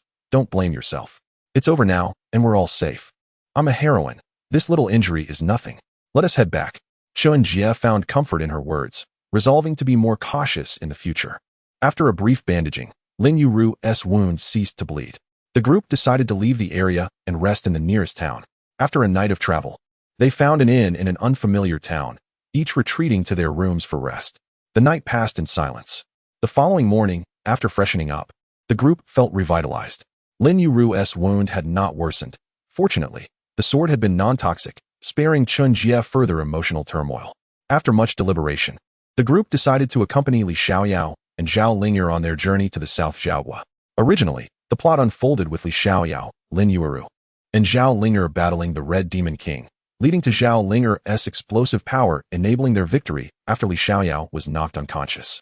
Following this, Zhao Linger would seek out Elder Shi and his companions. However, the butterfly effect caused by Chen Jie had finally manifested, leading to a slight deviation in the storyline. Zhao Linger would not voluntarily return to South Zhaogua with Elder Shi, and Li Xiaoyao would certainly not permit such an occurrence. Consequently, the subsequent incident involving the female thief was unlikely to transpire as well. This series of changes had already diverged from the original narrative, significantly diminishing Chen Jie's prophetic advantage. At this moment, as Li Xiaoyao and his companions encountered Elder Shi and his entourage, they were greeted by an elderly man with a mushroom-shaped haircut, his serious eyes gleaming like lightning beneath a thick beard, a distinctive feature indeed. Clad in a long robe of red and black, which differed from the attire of the Central Plains, he appeared ageless, exuding the aura of a commanding middle-aged man. This was none other than Elder Shi. Chen Jie noted inwardly, observing a young man beside him, whose youthful features suggested he was around 17 or 18 years old, radiating vigor akin to the charm of Peng Yuyan. This was likely Tang Yu. Next to him was a mischievous young girl, her lively and adorable demeanor adding an air of peculiarity to the group. Adorned in Miao attire, she jingled with silver ornaments that produced a delightful sound. This must be Anu. After surveying the group, Chen Jie recognized each individual, comparing them with the characters from the original storyline. In that instant, Upon the encounter of the two parties, Elder Shi's group immediately knelt on one knee, clasping their hands and bowing deeply. We, your humble servants, pay our respects to your highness the princess. On the emperor's orders, we have come to escort you back to South Jiahua. Please return with us. Although Elder Shi's tone was respectful, there was an undeniable air of insistence, indicating that they were prepared to enforce their request if necessary. Hearing this, Li Xiaoao impulsively retorted, Lingo has us to escort her. Your assistance is unnecessary. He attempted to take Zhao Lingo away, but she hesitated and softly spoke. Does father still remember me? A look of sorrow crossed Zhao Linger's face as memories of her mother's demise at the hands of the moon cult master resurfaced. Compounded by her father's indifference at the time, Elder Shi quickly interjected, Your Highness, the Emperor has been deeply concerned for your well-being and specifically sent me to welcome you back for a reunion. Upon hearing this, Zhao Linger's eyes welled with tears as she asked, Is father well? After so many years, she too had missed her father, wondering about his health. Suspecting he had suffered, Elder Shi seized the opportunity, continuing, Your Highness, the Emperor's health has deteriorated in recent years, and he has become increasingly troubled. Therefore, I implore you to return with me. Unable to contain her emotions any longer, Zhao Linger cried out, Father. Li Xiaoyao, witnessing her distress, did not know how to console her, but held tightly to her arm, signaling his unwavering support. Elder Shi, seeing this, glared fiercely at Li Xiaoyao, bellowing, Release the princess. What kind of behavior is this in public? Elder Shi's intolerance for those who disregard social norms was evident. He had once cast his own son off a cliff for a mere indiscretion. Enraged, Li Xiaoyao retorted, This is none of your concern. My relationship with Linger is not for you to meddle in. Without a visible action from Elder Shi, Li Xiaoyao suddenly found himself propelled backward. Thud! He fell heavily to the ground, spitting out a mouthful of blood, sustaining minor injuries. Chen Jie and Lin Yueru exchanged glances, their expressions shifting as they realized the gravity of the situation. Chen Jie, who had previously thought his current strength, though inferior to that of the moon cult master, was comparable to Elder Shi, now recognized the vast gulf between them. It was evident that Elder Shi possessed a level of power nearing the pinnacle of the Xinyuan realm, rivaling that of Zhou Jianxian. Yet, this was also due to Li Xiaoao's unpreparedness in the proximity of their confrontation. Had Chen Jie been given the first strike, Elder Shi would undoubtedly have been defeated. After coming to this realization, Chen Jie felt a renewed determination to hone his skills, acknowledging the considerable distance that still lay between himself and true strength. Xiaoyao brother, Zhao Linger exclaimed, rushing to where Li Xiaoyao lay and helping him to his feet. Her eyes filled with concern. Though he had sustained a severe fall, her inspection revealed only minor injuries, alleviating her worry slightly. Still, her anger towards Elder Shi flared as she scolded, Elder Shi, I despise you. I will not return with you. Brother Xiaoyao, let us leave. With that, she supported Li Xiaoyao back to the inn for rest, knowing he required time to recuperate. Elder Shi anxiously called out, Your Highness, Your Highness. Yet Zhao Linger, without a glance back, took Li Xiao out of their room, upset with Elder Shi and unwilling to engage with him. Chen Jie and the others contemplated entering to check on them, but Elder Shi commanded Tang Yu and his subordinates to encircle the inn, preventing anyone from entering. His domineering actions were backed by his formidable strength. Observing this, Chen Jie and the others felt powerless, realizing that engaging in conflict was unnecessary. As Elder Shi acted for Zhao Linger's safety, they could only glare at each other, uncertain of what to do next. Once Zhao Linger had settled Li Xiaoyao, she descended to confront Elder Shi and his group, unable to restrain herself. Elder Shi, they are my friends. Do my words hold no weight? Elder Shi, seeing the princess's distress, signaled his men to allow them passage and subsequently reserved a room for himself. Zhao Linger, feeling somewhat helpless, recognized that this was the best she could do. Anu, observing Elder Shi retreating, playfully stuck out her tongue and made a face, her spirited demeanor evident. Approaching Zhao Linger with a bright smile, she eagerly asked, Princess, it's me, Anu. Do you remember me? Zhao Linger's eyes sparkled with recognition, though she was initially puzzled. As Anu extended a finger, Zhao Linger instinctively mirrored her movement, and a spark of memory ignited within her. I remember. You are Anu, my dear friend from childhood. Anu nodded vigorously. Yes, it's me. Princess, I've missed you so much. With that, she leaped into Zhao Linger's arms, bubbling with joy. Chen Jie and Lin Yueru exchanged amused glances, finding themselves charmed by the delightful girl, a stark contrast to Elder Shi.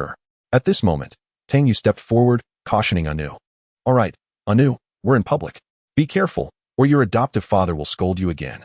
Anu's expression turned sulky at the reminder, her fear of Elder Shi evident. He had scolded her for her unruliness since childhood, leaving her with a psychological shadow. Upon hearing those words, she quickly composed herself, whispering to Zhao Linger, "Forget that grumpy old man. Let us go to our room and share secrets." Just as she finished speaking, Lu Jinyuan suddenly appeared. As the crowd beheld Lu Jinyuan's unexpected arrival, a wave of surprise washed over them, leaving them puzzled as to the reason for his presence. With a gentle smile, Lu Jinyuan greeted everyone, saying, "Greetings, it has been a long time. Sister Yuru, young master Jie, young master Xiao Yao, and Miss Ling Er, I offer my respects." After exchanging pleasantries, the group shared their experiences from the past few days, expressing their sentiments with a sense of nostalgia. In the following days, the group lingered in the area, while Elder Shi, reluctant to depart, remained with them. Zhao Ling Er and the others, left with little choice, accepted his presence. As long as he did not interfere with their freedom, they strolled about, engaging in light-hearted banter, creating an atmosphere of relaxation and enjoyment. During this time, Tang Yu grew closer to Chen Jie and Li Xiaoyao, discovering them to be worthy companions. Li Xiaoyao, on a whim, noticed Lu Jinyuan's peculiar pattern of taking 7 steps before pausing, and then repeating this motion while polishing his shoes, thus dubbing him a Qi. In turn, Tang Yu earned the nickname 14 Brother. Chen Jie, aware of the original plot and their nicknames, secretly chuckled, though he wondered if they would still hold true in this altered narrative.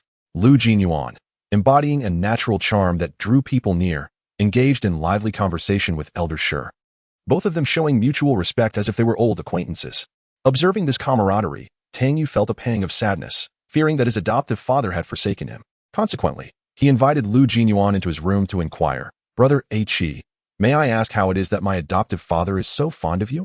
I have never seen him exhibit such warmth towards anyone else." With a soft smile, Lu Jinyuan replied, 14 Brother, you misunderstand Elder Shi. Though he may appear stern, he genuinely cares for your growth. His concern is simply masked by his desire to maintain the image of a strict father. Do you understand?" Upon hearing this, Tang Yu's realization lifted the weight from his heart, allowing him to feel much lighter. Outside, Elder Shi, overhearing their conversation, smiled faintly, feeling a sense of relief that his son had finally grasped his intentions. From that moment on, their father-son relationship flourished harmoniously. Unbeknownst to them, beyond the town, a lavish palanquin approached slowly, flanked by attendants clad in matching red and black attire, fervently escorting it towards the small town.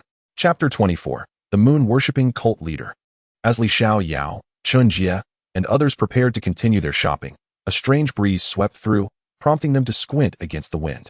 Countless red petals began to rain from the sky, heralding the arrival of a floating palanquin, trailed by 2 lines of uniformed followers. Chen Jie's eyes sparkled with recognition, internally exclaiming, "The moon-worshipping cult leader has arrived." The crowd, taken aback by this grand entrance, halted in their tracks, gazing towards the approaching figure. As the palanquin descended, the attendants aligned themselves in formation. A middle-aged man, clad in a fiery red robe and sporting a notable beard reminiscent of Su Jinjiang, yet exuding a far greater presence, descended gracefully from the palanquin to meet the crowd. Upon seeing Elder Shi, the man immediately knelt, touching his forehead to the ground while exclaiming, "Adoptive father." Elder Shi, with a cold snort, turned his head away and shouted, "I have no son like you. My son, Chen Jie, has perished." The moon-worshipping cult leader of the Nanzhao kingdom is nothing but a fool, misleading the people. The onlookers were astonished, realizing that this respectful middle-aged man was none other than Elder Shi's adopted son, and more significantly, the notorious leader of the moon-worshipping cult. They studied his appearance and demeanor closely, trying to memorize the visage of this formidable figure. The moon-worshipping cult leader rose slowly, stating, "Respect must not be neglected. Though my adoptive father treats me this way, I cannot show disrespect. I have come to take the princess back to her homeland." His gaze shifted to Zhao Ling Er, recognizing her magical aura and the bloodline of Nuwa, nodding in confirmation. Chen Jie felt an overwhelming pressure. The mere presence of the cult leader made him feel insignificant, as if he were merely an ant, devoid of any thought of resistance. Was the disparity in strength truly this vast? It seemed the final boss was indeed formidable. He mused that he must further hone his skills to have even a glimmer of hope. Zhao Ling Er, upon recognizing the cult leader, exclaimed in shock, "It's you. You are the one responsible for my mother's demise." Tears flowed freely as painful memories resurfaced of her mother's tragic fate at the hands of the cult leader. Li Xiaoyao, sensing her trembling form, embraced her tightly, wishing to provide comfort amidst her turmoil. Meanwhile, Lin Yuru felt her heart ache for Zhao Ling Er. recalling her own mother's early departure from her life, and she empathized deeply. Chen Jie, seeing the emotional turmoil, felt overwhelmed as both women wept before him. He instinctively pulled Lin Yuru behind him, determined to shield her from any potential harm, vowing not to let anyone pass without stepping over his fallen body. The moon-worshipping cult leader, seemingly unfazed, continued, "The Witch Queen was a descendant of Nuwa, and she has fulfilled her mission. Now, the princess must return with me. The Witch King has been longing for you, your highness." Zhao Ling vehemently shook her head, refusing to accompany him.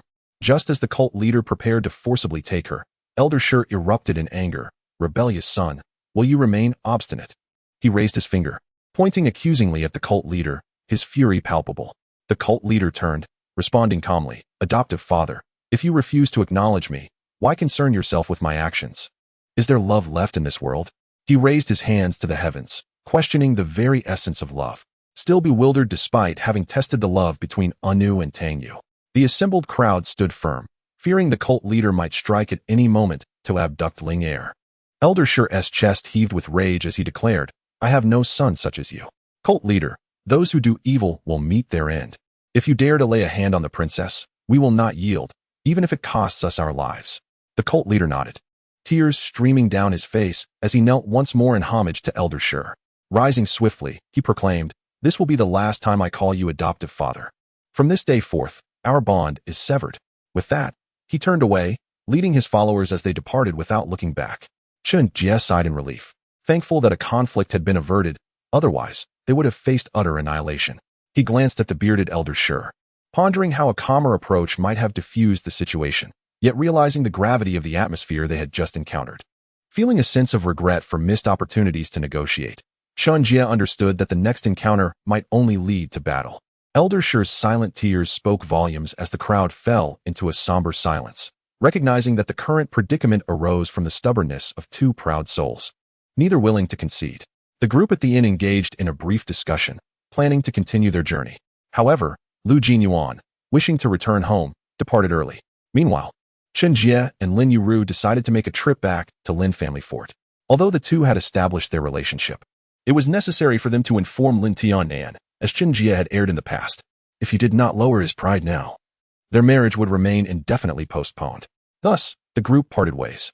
Li Xiaoyao, Zhao Linger, along with Tangyu, Anu, and Elder Shi continued towards the southern Zhao kingdom, while Chen Jie and Lin Yuru headed back to Lin family fort.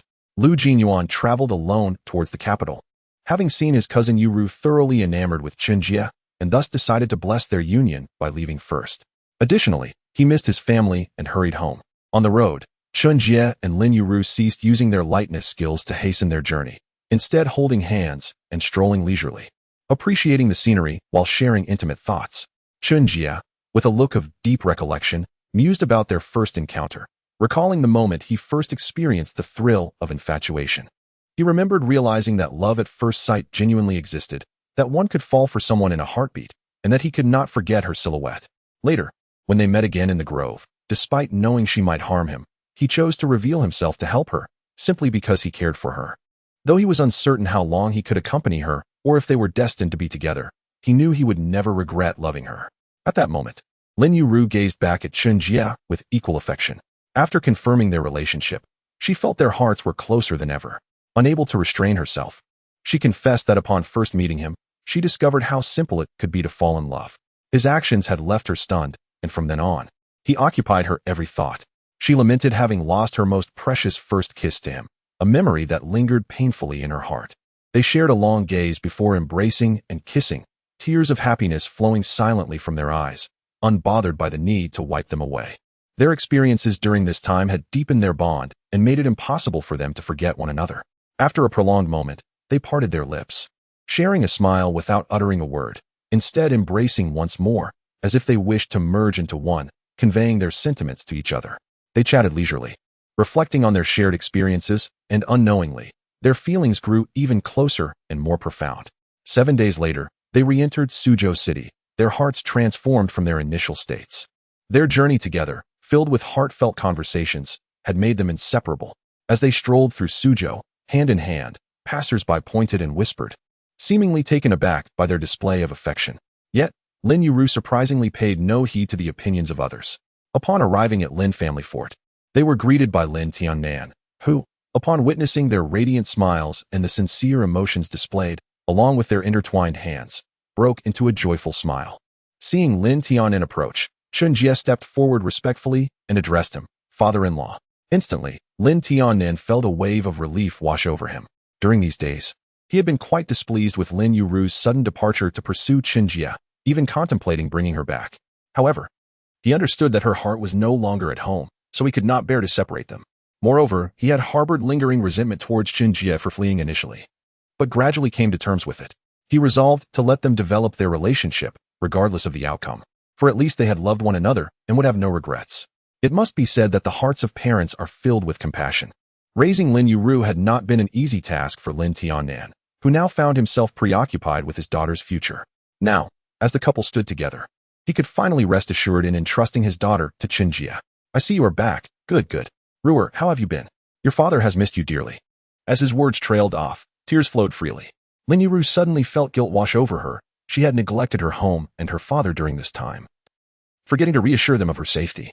In that moment, she recognized the mountain-like love of a father and realized her previous recklessness. Without hesitation, she leapt into Lin Tiannan's embrace, crying, "Father, Ruer is back. I'm sorry for making you worry." Lin Tiannan held her tightly, choking back his emotions as he replied, it's all right. As long as you're back, come inside quickly. You've lost weight during this time." The two entered Lin family fort, with Chen Jie following closely behind, observing the heartfelt reunion between father and daughter with a gentle smile, choosing not to intrude. This moment belonged to them, a precious time for a child returning home. After some time reminiscing, they recounted the recent events to Lin Tiannan, who felt a sense of dread upon hearing of their harrowing adventures. His gaze towards Chen Jie grew somewhat stern. However, upon learning that Chen Jie had fought valiantly for Lin Yuru, his expression softened slightly. Overall, Lin Tiannan's emotions fluctuated like a roller coaster, almost overwhelming him. In the end, upon hearing of their mutual declarations of love and reluctance to part ways, Lin Tiannan could not help but smile and decided to hold the betrothal ceremony the following day. He wished to avoid unnecessary delays, for time could bring unforeseen changes. Meanwhile, Li Xiaoyao and his companions found themselves in trouble. Chapter 25. Instant Kill. They arrived at a small town intending to rest before continuing their journey.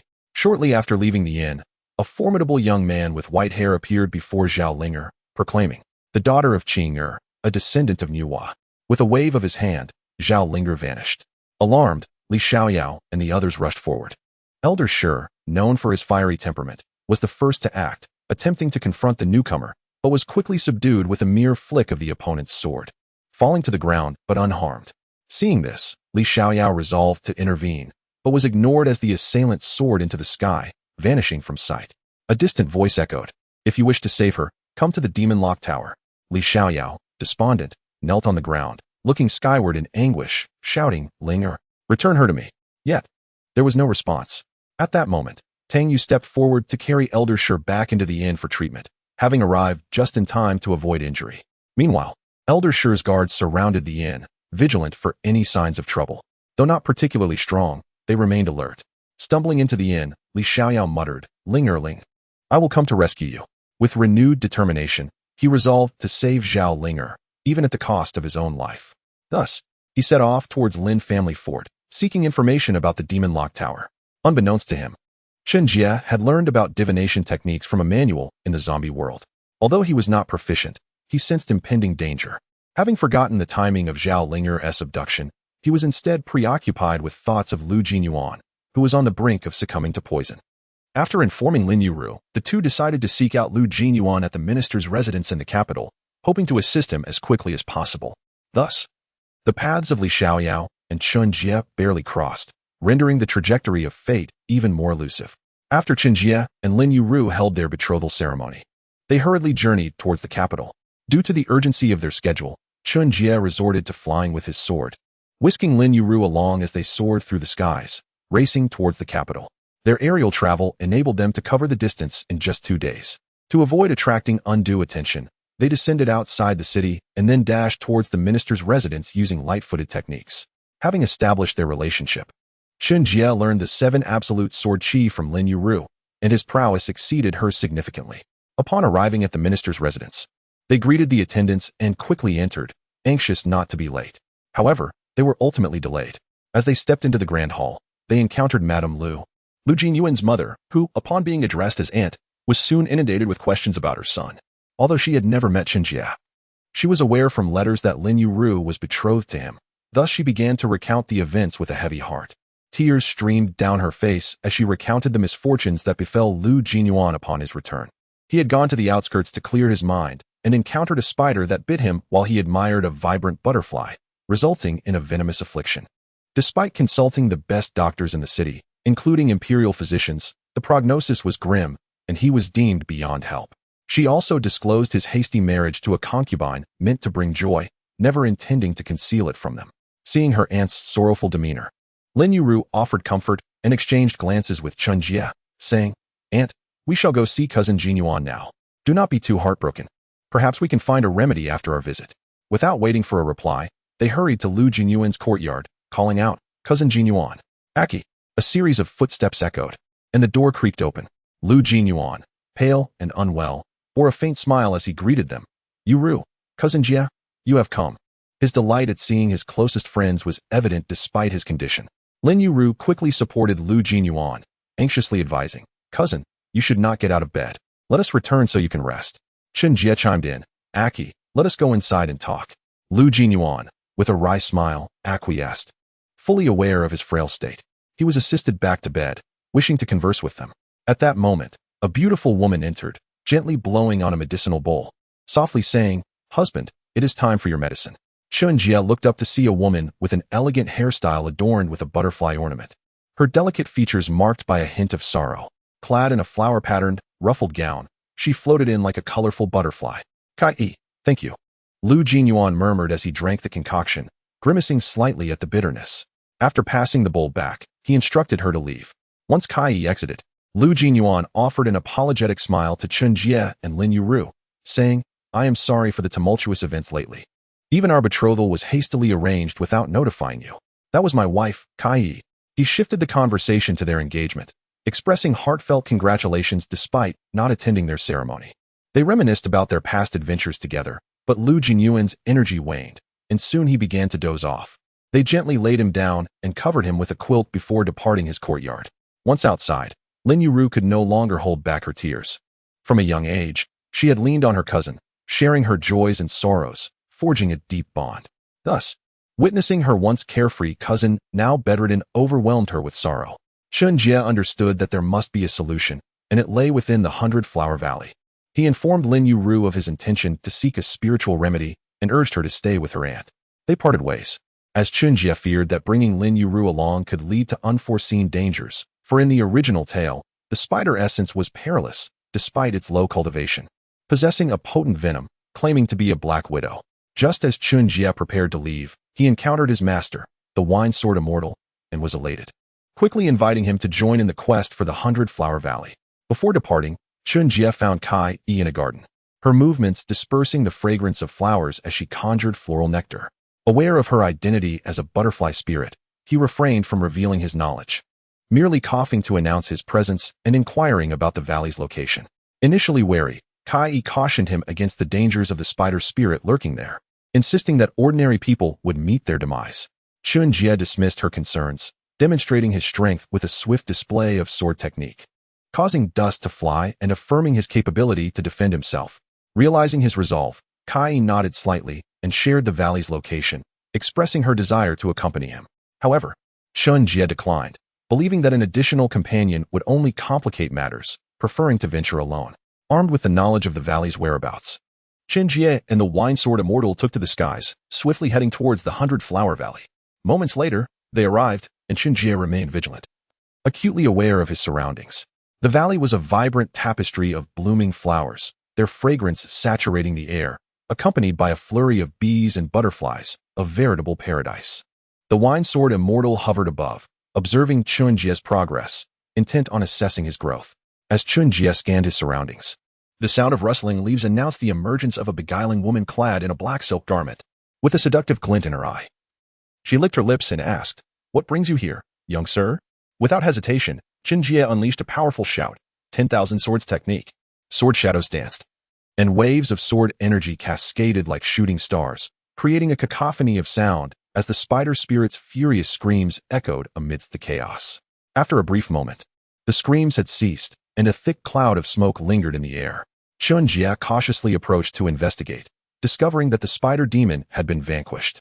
Caught off guard by Chen Jie's sudden attack and overwhelmed by the disparity in their realms, it had been utterly obliterated. On the ground lay two orbs, one, a dark water droplet radiating a dim glow, and the other, a golden sphere intermittently flashing with arcs of lightning. Upon seeing these two orbs, Chen Jie's eyes gleamed with understanding. He recognized them as the spider demon's inner core and the thunder spirit pearl. He promptly collected them, tucking them into his bosom, and continued to survey the area, finding no remnants of enemies left behind. Of course, caution is the mother of safety, and it is always wise to remain vigilant. As for the flower fairies and other minor demons, Chen Jie certainly had no inclination to engage them in battle out of boredom. Not long after dispatching the spider demon, the wine sword immortal descended. Having observed the recent battle from above, he was astonished by Chen Jie's talent, though he refrained from commenting. In a rare moment of praise, he remarked, "Well done. You possess the spirit reminiscent of my youth." With a hearty laugh, the wine sword immortal reminisced about his own youthful adventures, slaying demons and upholding justice. Realizing his presence was no longer required, the wine sword immortal prepared to depart on his wine gourd. Chen Jie hurriedly approached to share the news of his engagement.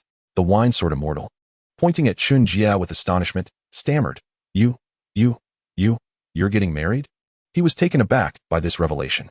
Initially, when Chen Jie had informed him of his engagement, the wine sword immortal, inebriated at the time, had carelessly discarded the message after a brief glance, forgetting it upon waking. Thus, he was genuinely shocked to learn that Chen Jie had found his soulmate so swiftly. However, upon hearing the news, the wine sword immortal offered his blessings and generously shared his insights regarding the sword god. Unfortunately, he himself had yet to master the technique and could not impart it, merely stating, "Only the sword saint has achieved this after comprehending the Tao." Chen Jie, upon hearing this, realized he had been rather short-sighted. Believing the 10,000 swords technique to be formidable, yet never considering the existence of even more powerful entities like the sword god and the heavenly sword. From the wine sword immortal's explanation, Chen Jie grasped that the sword goddess technique required one to reach the peak of the void realm for execution, and it could only be performed once. Hence, the wine sword immortal had not demonstrated it for him. It was evident that a combination of sufficient cultivation and understanding was necessary to unleash the sword goddess might. Inspired by the sword goddess power, Chen Jie felt an intensified yearning for advancement in his cultivation. Yet he was also aware that he had only recently begun his journey in swordsmanship and required time to slowly comprehend and improve. After imparting knowledge about the sword god, the wine sword immortal soared away on his gourd. Chen Jie swiftly flew back to the minister's residence, needing to assist Lu Jinyuan with his poison and reassure Lin Yuru, who must have been anxiously awaiting his return after such a prolonged absence. Upon arriving at the minister's residence, Lin Yuru, upon seeing him, rushed forward like a fledgling swan, enveloping him in an embrace filled with worry, fear, and a myriad of emotions. Seeing his beloved so distressed made Chen Jie feel a pang of guilt. Had it not been for confirming the absence of other remnants and learning the sword goddess technique, he would have returned much sooner. Nevertheless, the gains from this endeavor were immense. Not only had he brought back the antidote for Lu Jinyuan, but he had also acquired the Thunder Spirit Pearl and mastered the formidable sword god technique. Chen Jie recounted his entire adventure to everyone, especially the matter of Lu Jinyuan's antidote. Thus, the two hurried to the kitchen, refining the spider demon's inner core into a potion, which they then administered to Lu Jinyuan. As he consumed it, Lu Jinyuan's expressions fluctuated between agony and ecstasy, accompanied by groans and cries, until after an hour, the tumult subsided. Suddenly, Lu Jinyuan expelled a mouthful of stagnant blood and then fell into a deep slumber. Chen Jie promptly assisted him in lying down and covered him with a blanket. By this point, it seemed that the poison coursing through Lu Jinyuan's body had been nearly eradicated. Everyone breathed a sigh of relief, finally able to relax. After all, Lu Jinyuan's condition had been deteriorating for some time. Had it not been for Kai using her cultivation to procure the 100 Flowers brew to alleviate his symptoms, Lu Jinyuan might not have survived. After several days of recovery aided by nourishment, Lu Jinyuan finally regained his health, though his complexion remained slightly pale, indicating a need for gradual recuperation. At that moment, Chen Jie felt an ominous sensation, as if foreboding loomed. He quickly calculated the situation, and after a moment, his expression turned serious. He surmised that Li Xiaoao was in trouble. More precisely, Zhao Ling had likely been captured in the demon locking tower, and Li Xiaoyao was preparing to storm the tower. Consequently, Chen Jie resolved to return to Mount Shu to assess the situation. He informed Lin Yuru that he was returning to his sect, reiterating his promise to marry her upon his return, and with deep affection, he declared, "Wait for my return." With that, Chen Jie summoned his sword and set off towards the location of the Shu Mountain Sword sect. After a day and night of relentless travel, he finally reached the gates of the Shu Mountain Sword sect. He descended from his sword, employing the celestial wind cloud technique, and made his way up the mountain, exchanging hurried greetings with fellow disciples as he passed. Eventually, he arrived at the Grand Hall of Shu Mountain, where he found the Sword Saint standing with his hands clasped behind his back, while the Wine Sword Immortal seemed to be engaged in an animated debate. Chen Jie quickly approached to pay his respects, addressing them with reverence. "Master, Uncle Master, your disciple has returned." Lowering his head and clasping his fists in anticipation of their response, he noticed that neither seemed to acknowledge him. They were still engrossed in their heated exchange. More specifically, the Wine Sword Immortal was speaking animatedly, while the Sword Saint remained calm, responding with measured words. Finally, in a fit of anger, the Wine Sword Immortal declared, "I will not stand by and watch someone perish. I am committed to helping." With that, he raised his middle finger at the Sword Saint and strode away without a backward glance, leaving a bewildered Chen Jie standing there in silence. Internally, Chen Jie lamented, "Hey, don't ignore me. Standing here is exhausting." The Sword Saint shook his head, disregarding the Wine Sword Immortal's outburst, and turned his gaze toward Chen Jie. Chen Jie's spirit surged with anticipation, finally feeling it was his turn to speak. He silently thanked heaven and earth for this moment. At this juncture, the Sword Saint nodded with satisfaction, praising, "Very good, very good. You possess great talent and diligence, and you are progressing rapidly. I hear that my junior brother has imparted the Sword God technique to you. So, do you wish to learn the Heavenly Sword?" Chen Jie felt a buzzing in his ears, unable to believe what he had just heard. Initially, he had gained entry into the Shu Mountain Sword sect through clever means to earn the Wine Sword Immortal's trust. He had never anticipated that these two elders would hold such high hopes for him and would be willing to share their knowledge without suspicion of his motives or intentions. In that moment, Chen Jie's heart surged with emotion, and he instinctively replied, "Yes." The Sword Saint's previously calm demeanor broke into a smile. Clearly pleased with Chen Jie's response, he began to explain in a measured tone, "The Heavenly Sword, as its name implies, embodies the essence of heaven as a sword. It represents the pinnacle of swordsmanship in this world, yet to attain this level, one must possess the strength of the harmonization realm. The harmonization realm is easily comprehensible, yet it requires an understanding of the principles of the heavenly Tao, achieving an emotionless sword path. The saying the highest state is devoid of emotion refers to this.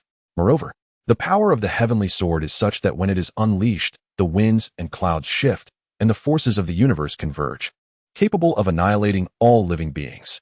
Thus, mastering the heavenly sword entails relinquishing all emotions, adhering solely to the heavenly Tao, and refraining from intervening in worldly matters." Chen Jie's eyes widened in shock. He had not anticipated that the terrifying power of the heavenly sword surpassed even that of the sword god. The notion that he must forsake all emotions was difficult for him to accept.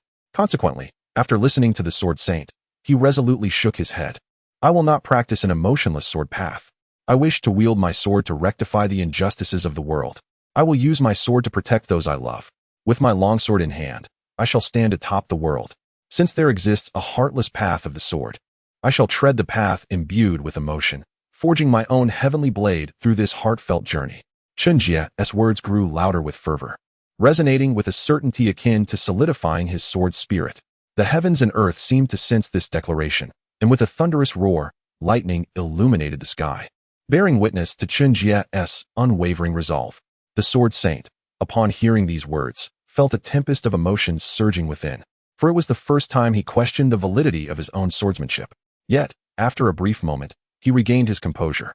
Though the point of no return had already been crossed, the Sword Saint ceased to speak of anything else and proceeded to elucidate the execution of the heavenly sword technique. Elaborating on the potential scenarios that could arise, he spoke for a full hour, leaving Chen Jie's capacity for comprehension to fate. Once he finished, the Sword Saint stood with his hands clasped behind his back, gesturing for Chen Jie to take his leave. Chen Jie bowed deeply, expressing his gratitude with a loud declaration. "Thank you, esteemed master. I am deeply grateful for your teachings." After this, he slowly retreated and turned to depart. Meanwhile, Li Xiaoyao and the drunken sword immortal engaged in conversation, discussing the perils of the demon sealing tower and the rumors they had heard. The drunken sword immortal imparted his most formidable techniques, including the god of wine, the sword god, and the ethereal techniques of the drunken immortal, as well as the moonlit step. Finally, in a grave tone, he uttered, "There is yet another way." Upon hearing this, Li Xiaoyao's spirit soared with hope as he looked eagerly at the drunken sword immortal, only to hear the latter solemnly utter two words, "Do not go." Li Xiaoyao was momentarily taken aback, his expression resolute as he shook his head, declaring, "I must go. Master, thank you." With that, he respectfully knelt and bowed 3 times before rising, while the drunken sword immortal's eyes glistened with unshed tears, which he valiantly held back. At that moment, Chen Jie entered, lightly striking Li Xiaoyao's chest with a fist, his voice heavy with concern. "Take care." Afterward, he bestowed upon Li Xiaoyao all his protective talismans and lightness charms, gave his shoulder a pat, and then turned to return to his quarters. Li Xiaoyao understood that disciples of Mount Shu were forbidden from entering the demon sealing tower, and thus felt immense gratitude for Chen Jie's kindness, aware that both his master and senior brother cared for him deeply. Chapter 27. Chen Jie's revelation. As night fell, Chen Jie pondered for a long while in his chamber before finally resolving to reveal the impending events to the world's chosen one, Li Xiaoyao, sharing with him the potential dangers that lay within the demon sealing tower. Until now, Chen Jie had always leveraged his prophetic advantage for personal gain, never once considering sharing his knowledge with others, not even with Lin Yuru, whom he adored. However, this time, the original plot included Lin Yuru, which had spared Li Xiaoyao and Zhao Ling'er from death, though they still suffered grievous injuries. Without Lin Yuru's assistance, the odds of survival for Li Xiaoyao and Zhao Ling'er would be drastically reduced, and they could very well face dire consequences.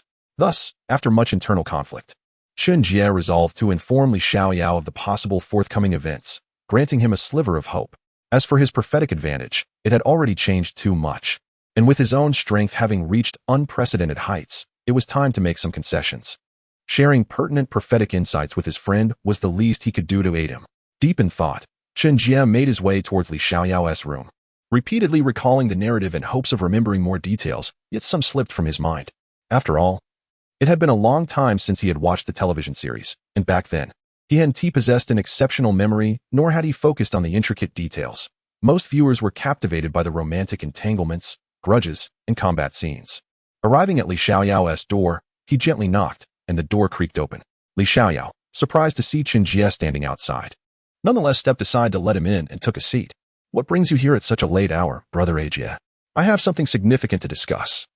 But you must promise not to doubt it, no matter how unbelievable it may seem," Chen Jie said, his expression serious as he gazed intently at Li Xiaoyao, hoping for his undivided attention. "Are you attempting to dissuade me from going? If so, it's futile. You know I will not waver in my resolve to rescue Ling'er." Li Xiaoyao shook his head, mistakenly believing Chen Jie was there to counsel him against his mission. "No, what I wish to convey is that I can foresee the future." "How can that be?" "That is utterly absurd.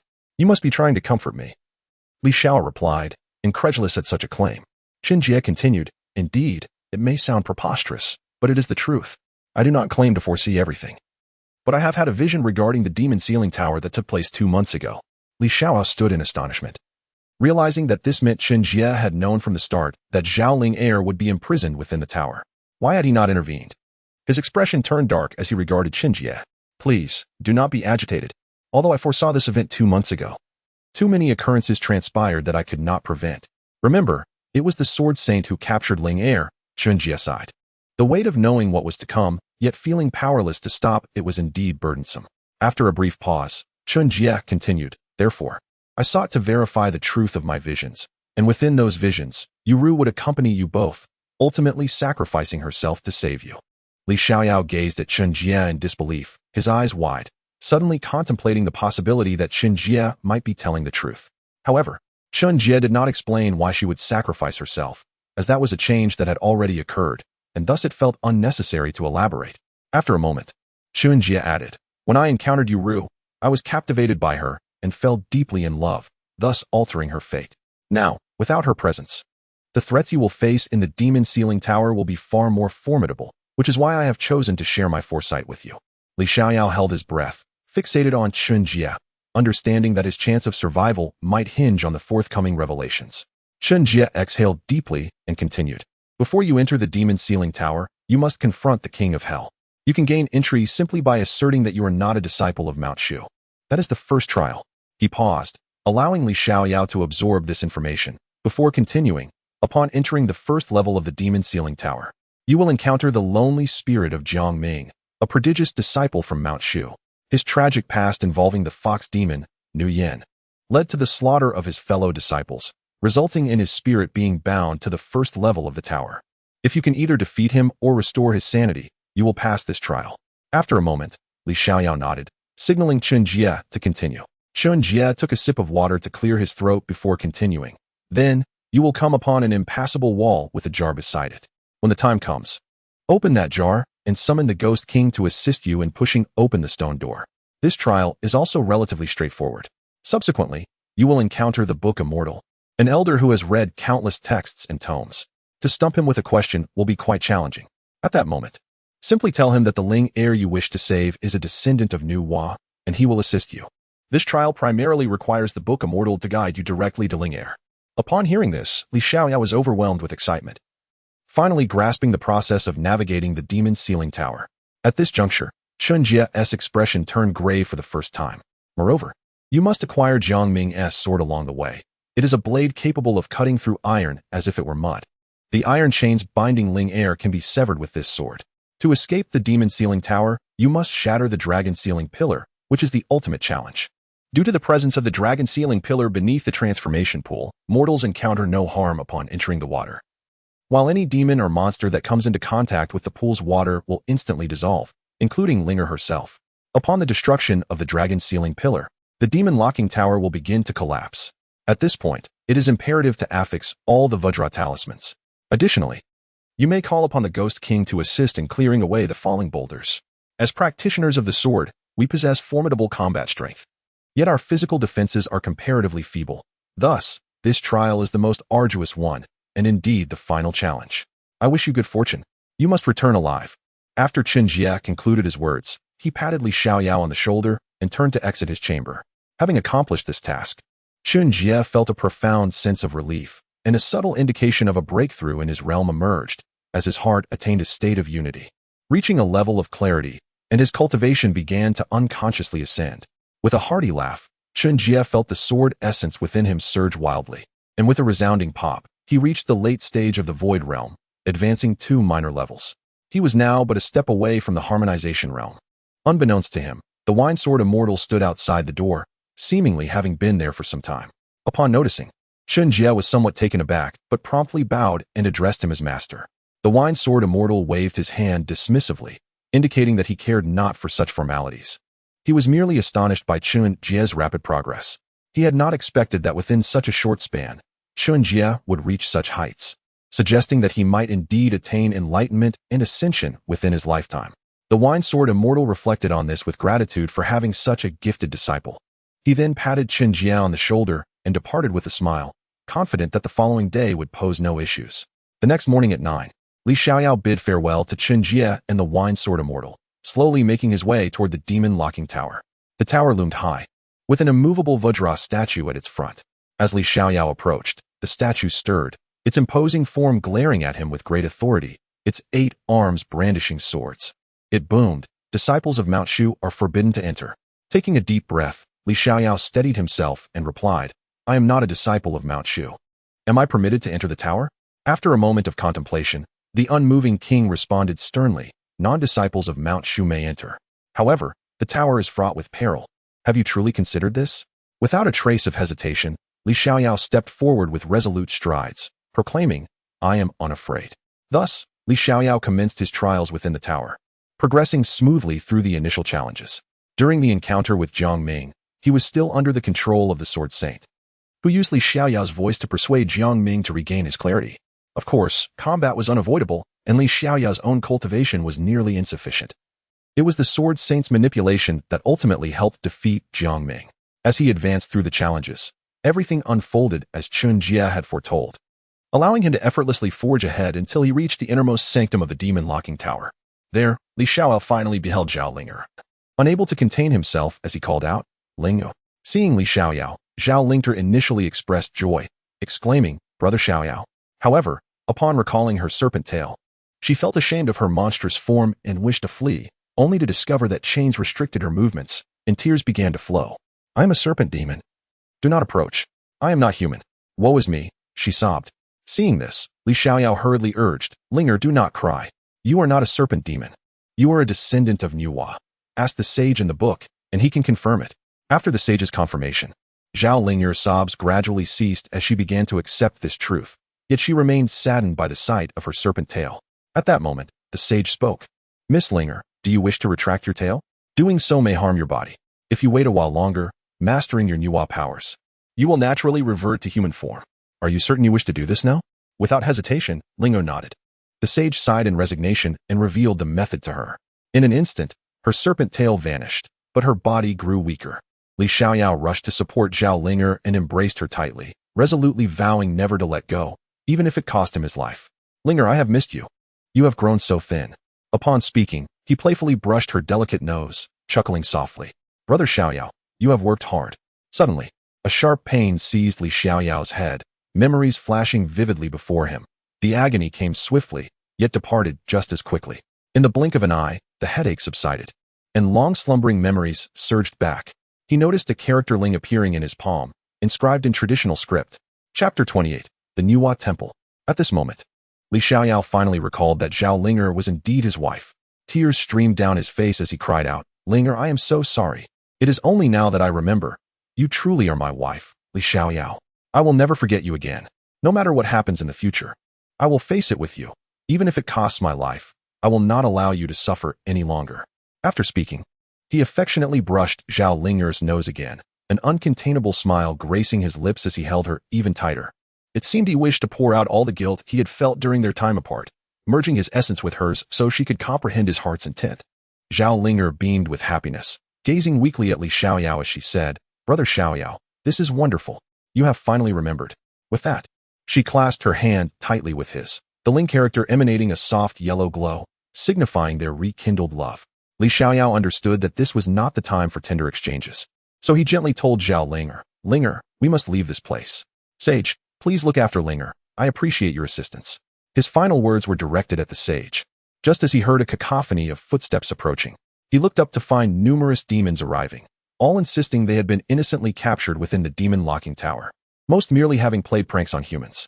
For instance, one had teased examinees during a test, while another had startled a farmer in the fields. And the tales continued in a similar vein. Li Xiaoyao, upon hearing this, broke into a cold sweat. He had not anticipated such a number of unfortunate demons had been ensnared.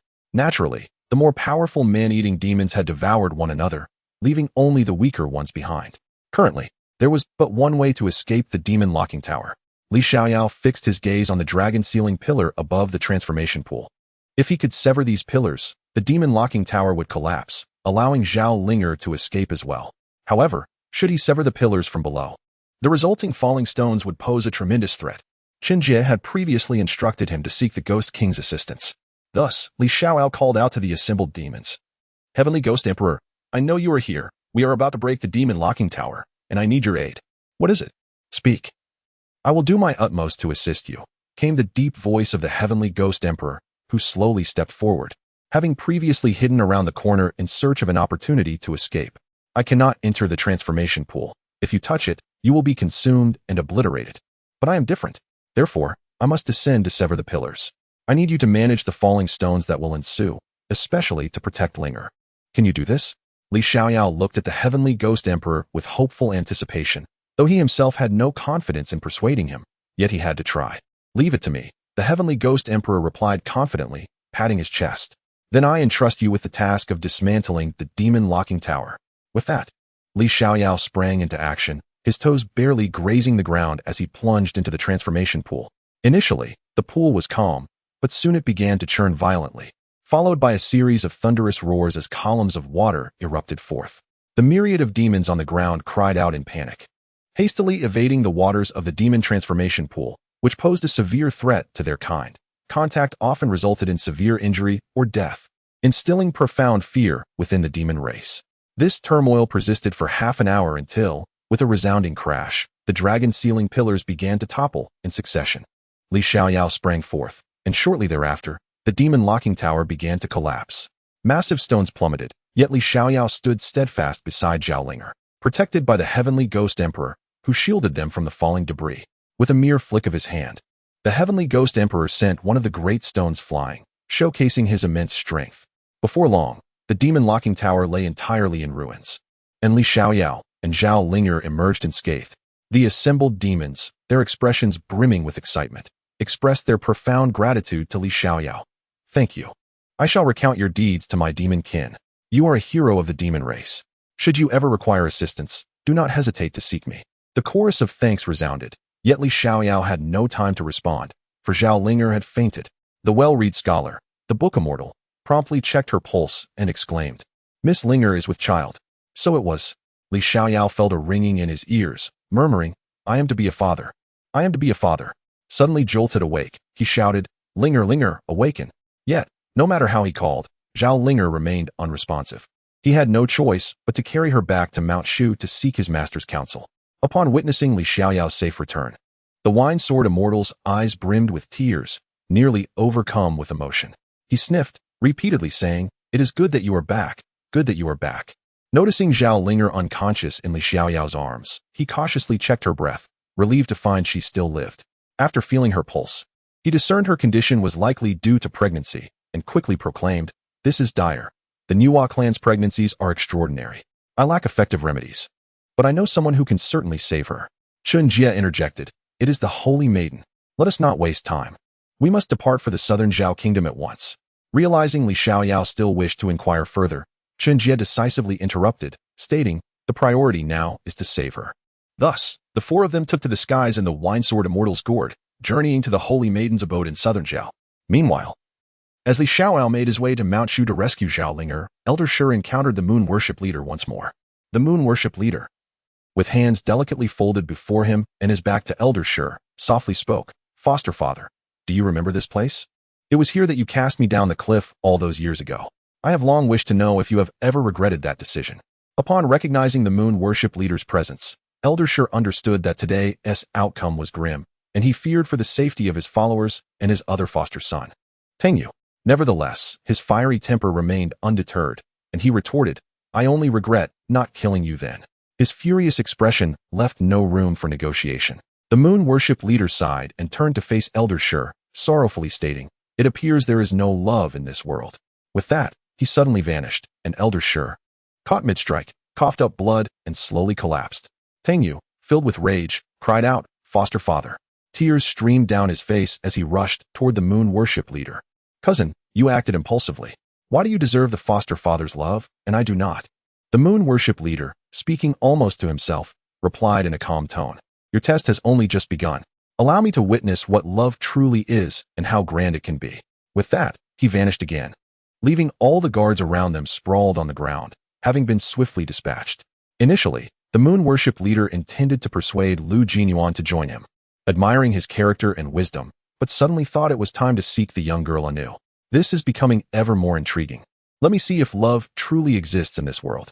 Whispering to himself, the Moon Worship Leader's lips curled into a slight smile as he prepared for his next move. Shortly thereafter, the Wine Sword Immortal and his companions arrived at the residence of the Holy Maiden Ming Yuanqing in southern Zhao. Fortunately, the Holy Maiden was home, and upon seeing Zhao Linger in Li Xiaoyao's arms, she exclaimed, "It is Her Highness the Princess. She resembles her mother so closely. Quickly, bring her inside." After instructing Li Xiaoyao to carry Zhao Linger into the house, the Holy Maiden paid no mind to the Wine Sword Immortal, as Zhao Linger's situation was of utmost importance. The group was ushered outside while she began to examine Zhao Linger, discovering that she had indeed experienced a miscarriage. Though slightly vexed, she knew the priority was to revive Zhao Linger, and other matters could be addressed later. Thus, Ming Yuanqing emerged and softly instructed, "Let us discuss this in the hall." In the hall, she reproached Li Xiaoyao, "You must be the one who caused the princess's miscarriage, correct?" She displayed her Nuwa form and forcibly reverted to her human guise, while also experiencing great joy and sorrow, leading to her current state of unconsciousness. "To save her, we must find a Qilin horn and a phoenix egg as medicinal catalysts. I possess all other necessary ingredients, so you must hurry." Originally, the Holy Maiden intended to send Anu with the group, but unable to locate her, suspecting she was off playing somewhere, she had no choice but to instruct a guard from southern Zhao to lead the group to the Nuwa temple while she remained to care for Zhao Linger. Upon their swift arrival at the Nuwa temple, they discovered a majestic Qilin lying asleep on the ground. The group exchanged glances, astonished at how easily they had found it, and that it was indeed sleeping. Li Shao anxiously approached, calling, "Qilin, sir, awaken, awaken. We seek your assistance." The Qilin kept its eyes shut, showing no signs of stirring. Remembering that the original story required pulling its whiskers, Chen Jie stepped forward and forcefully tugged on one of the Qilin's whiskers, resulting in a thunderous roar. The Qilin had been enraged. As it prepared to unleash its fury, it noticed the gathered crowd and scrutinized them. Recognizing one among them carried the aura of a Nuwa descendant. Suddenly, the Qilin transformed into an elder with deer-like antlers, displaying a hint of anger as he demanded, "Who are you, and why do you disturb my afternoon slumber?" Understanding the urgency to inform him about Zhao Lingo's plight before the Qilin unleashed its wrath, Chen Jie hurriedly stepped forward, exclaiming, "Esteemed Qilin elder, we seek the Qilin horn. Our friend Zhao Linger is the daughter of the Witch Queen. She lies unconscious and requires the Qilin horn and a phoenix egg as catalysts. We implore your assistance." Upon hearing this, the Qilin regarded them with skepticism. But upon catching sight of Li Xiaoyao, his eyes brightened. Recognizing the Nuwa aura emanating from him, he nodded and said, "Very well, I shall trust you. This shall be no challenge." With that, the elder Qilin charged toward a pillar, and with a resounding crack, a Qilin horn broke free. He handed the horn to Li Xiaoyao, then indicated the location of the phoenix before turning back to resume his slumber. Following his directions, the group successfully located the phoenix egg. Afterward, they returned to the Holy Maiden's residence. However, upon preparing the medicine and administering it to Zhao Linger, she showed no signs of improvement and even began to run a fever. Upon witnessing the scene, Li Xiaoyao hurried to the Nuwa temple, hoping to pray for Zhao Linger, with Chen Jie following suit, eager to explore the possibility of returning to a decade prior and persuading the moon worship leader. Shortly after entering the temple, a gentle feminine voice resonated. "At last, you have arrived, Li Xiaoyao."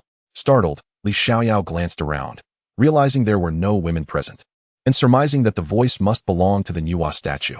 As he looked up, he confirmed that it was indeed the statue that spoke, proclaiming, "All answers lie a decade ago."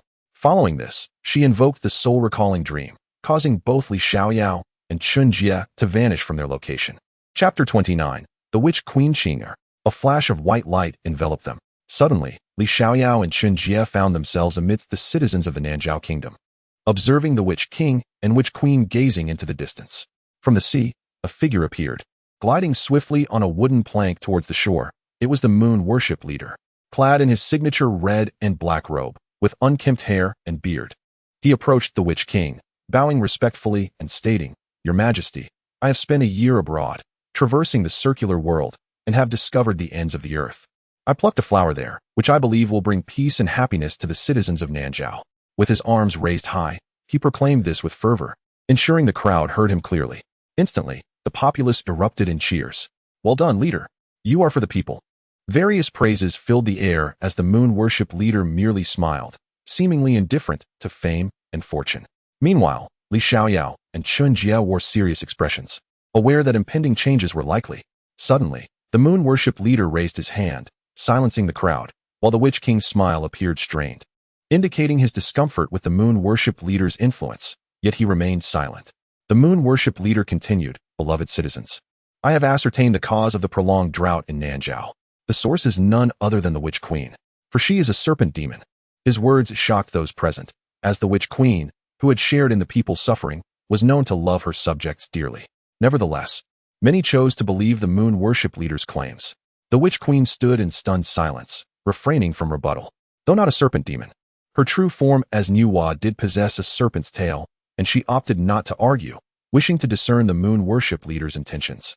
The Witch King retreated slowly, murmuring, "No, this cannot be true," his eyes revealing shock, sorrow, and a sense of helplessness, knowing he could not protect his beloved. The Witch Queen's silence only served to embolden the moon worship leader's grin.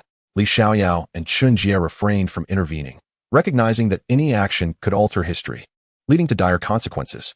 Before long, the Witch Queen was restrained by 2 guards and ordered by the Witch King to imprisonment, though she was not executed immediately. The moon worship leader nodded slightly, satisfied with having temporarily neutralized a threat. Subsequently, he and the Witch King exchanged smiles, hand in hand as they strolled towards the palace, followed by a retinue of guards while the crowd dispersed. Li Xiaoyao, on the verge of intervening, was held back by Chen Jie, who subtly shook his head, signaling to observe the situation further. They exchanged knowing glances, resolving to visit the Witch Queen in prison later. Stealthily following the guards escorting the Witch Queen, they evaded numerous sentries until they reached the prison door, remaining undetected. They waited patiently until the guards departed. Then Chen Jie swiftly incapacitated the two guards at the door, allowing them to enter the cell. The prison was dark and damp, filled with a stench of decay, yet the two masked figures bore it with relative ease. Their faces covered. Cautiously, they approached the Witch Queen's cell, where she sat quietly, her brow furrowed in contemplation. Upon hearing their presence, she looked up at the two masked figures, curiosity evident in her eyes, yet she did not express alarm. Just as they were about to speak, a young swordsman, carrying a long sword, rushed in, ignoring Li Xiaoyao and Chen Jie, urgently addressing the Witch Queen. "Qing'er, we must flee. The moon worship leader is absent. We have the opportunity to escape. Brother Yi, I appreciate your intentions, but I cannot leave." "You must go," the Witch Queen replied calmly, betraying little emotion even in the presence of a familiar face. Li Xiaoyao and Chen Jie shared a silent understanding, recognizing the Witch Queen's resolute demeanor. They had come to inquire about their unexpected arrival in this time, knowing the Nuwa temple was the site of her sacrifice to protect the people from the water demon. Yet, they struggled to grasp the purpose of their return to a decade ago and how they might return to the present. However, they chose not to voice their questions, sensing that significant events were unfolding before them. The swordsman continued to urge the Witch Queen, yet she remained unmoved, steadfast in her decision. Frustrated, he contemplated forcibly taking her away, but the Witch Queen, resolute, brandished a sharp stone against her neck in defiance. With a heavy sigh, the swordsman departed, too disheartened to engage with Li Xiaoyao and Chen Jie, clearly consumed by his own turmoil. The two men exchanged a brief farewell with the Witch Queen, wishing her well before turning to leave. Although she found their parting curious, she refrained from questioning them, aware of the risks of lingering in the prison.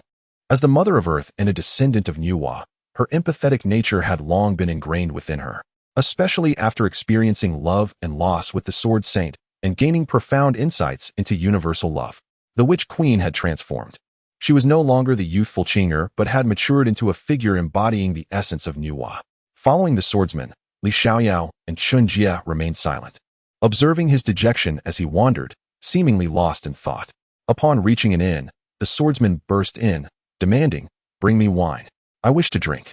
Once seated, he incessantly poured himself drink after drink, oblivious to the need for payment. Chen Jie grimaced inwardly, while Li Xiaoyao, filled with concern, urged him, "Do not drink anymore. Excessive consumption could be fatal."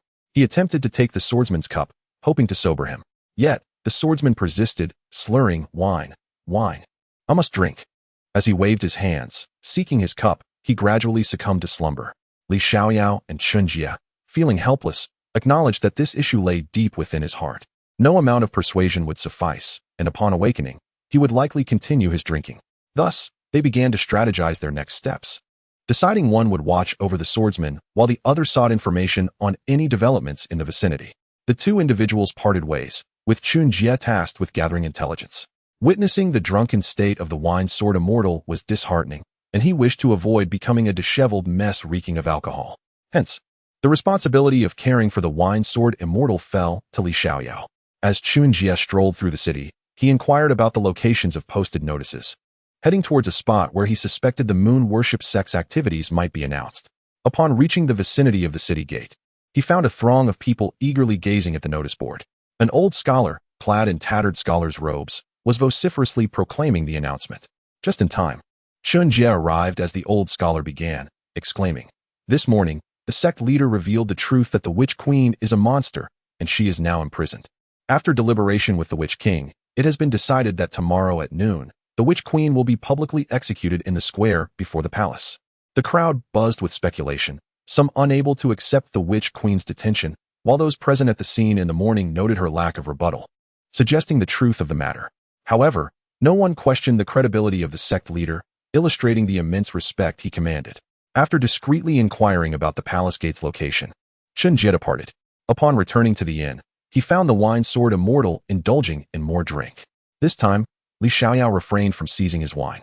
The wine sword immortal was pouring a large vat of liquor into his mouth, and Chen Jie stood astonished. Li Xiaoyao, too, was drinking, seemingly seeking to drown his recent sorrows and frustrations. Chen Jie sighed in resignation and approached, confiscating the wine from both of them. Before they could protest, he uttered, "Tomorrow at noon, the Witch Queen will be executed in the square before the palace." The wine sword immortal paused, his expression blank. Before lowering his hands and channeling his internal sword energy, swiftly regaining sobriety, Li Xiaoyao applied a similar spell to awaken himself. Chen Jie recounted the details he had gathered near the city gate, concluding with, "Tomorrow, I intend to rescue the Witch Queen from the execution grounds. Should I fail, I shall confront the sect leader to gauge our strength." His eyes gleamed with determination, and the blood coursing through him surged with the fervor of a warrior. Li Xiaoyao and the Wine Sword Immortal resolved to rescue the Witch Queen without fail. At this moment, the Wine Sword Immortal finally turned his gaze to Chen Jie and Li Xiaoyao, inquiring, "Who are you two? Why do you wish to help me rescue the Witch Queen?" Neither revealed the full truth, simply stating, "She is a descendant of Nuwa, worthy of our assistance." The Wine Sword Immortal pressed for their names, but they withheld, aware that revealing them could alter the course of history. Chen Jie feared he might lose the chance to meet the Wine Sword Immortal in the future, while Li Xiaoyao contemplated divulging his name, but ultimately settled on a cautionary remark. In the future, do not seek a youth named Li in Yuhang Town as a disciple. The Wine Sword Immortal, feeling a rebellious urge, resolved to take that person as a disciple, determined to defy their warning. The following day, as noon approached, the square before the palace thrummed with a restless crowd, all awaiting the moment of the Witch Queen's execution. Suddenly, the crowd fell silent as the citizens of Nanzhao voluntarily parted to create a path. For members of the moon worship sect carried a simple palanquin adorned with drapes, strewn with petals and laid upon a red carpet, the bearers marching with pride.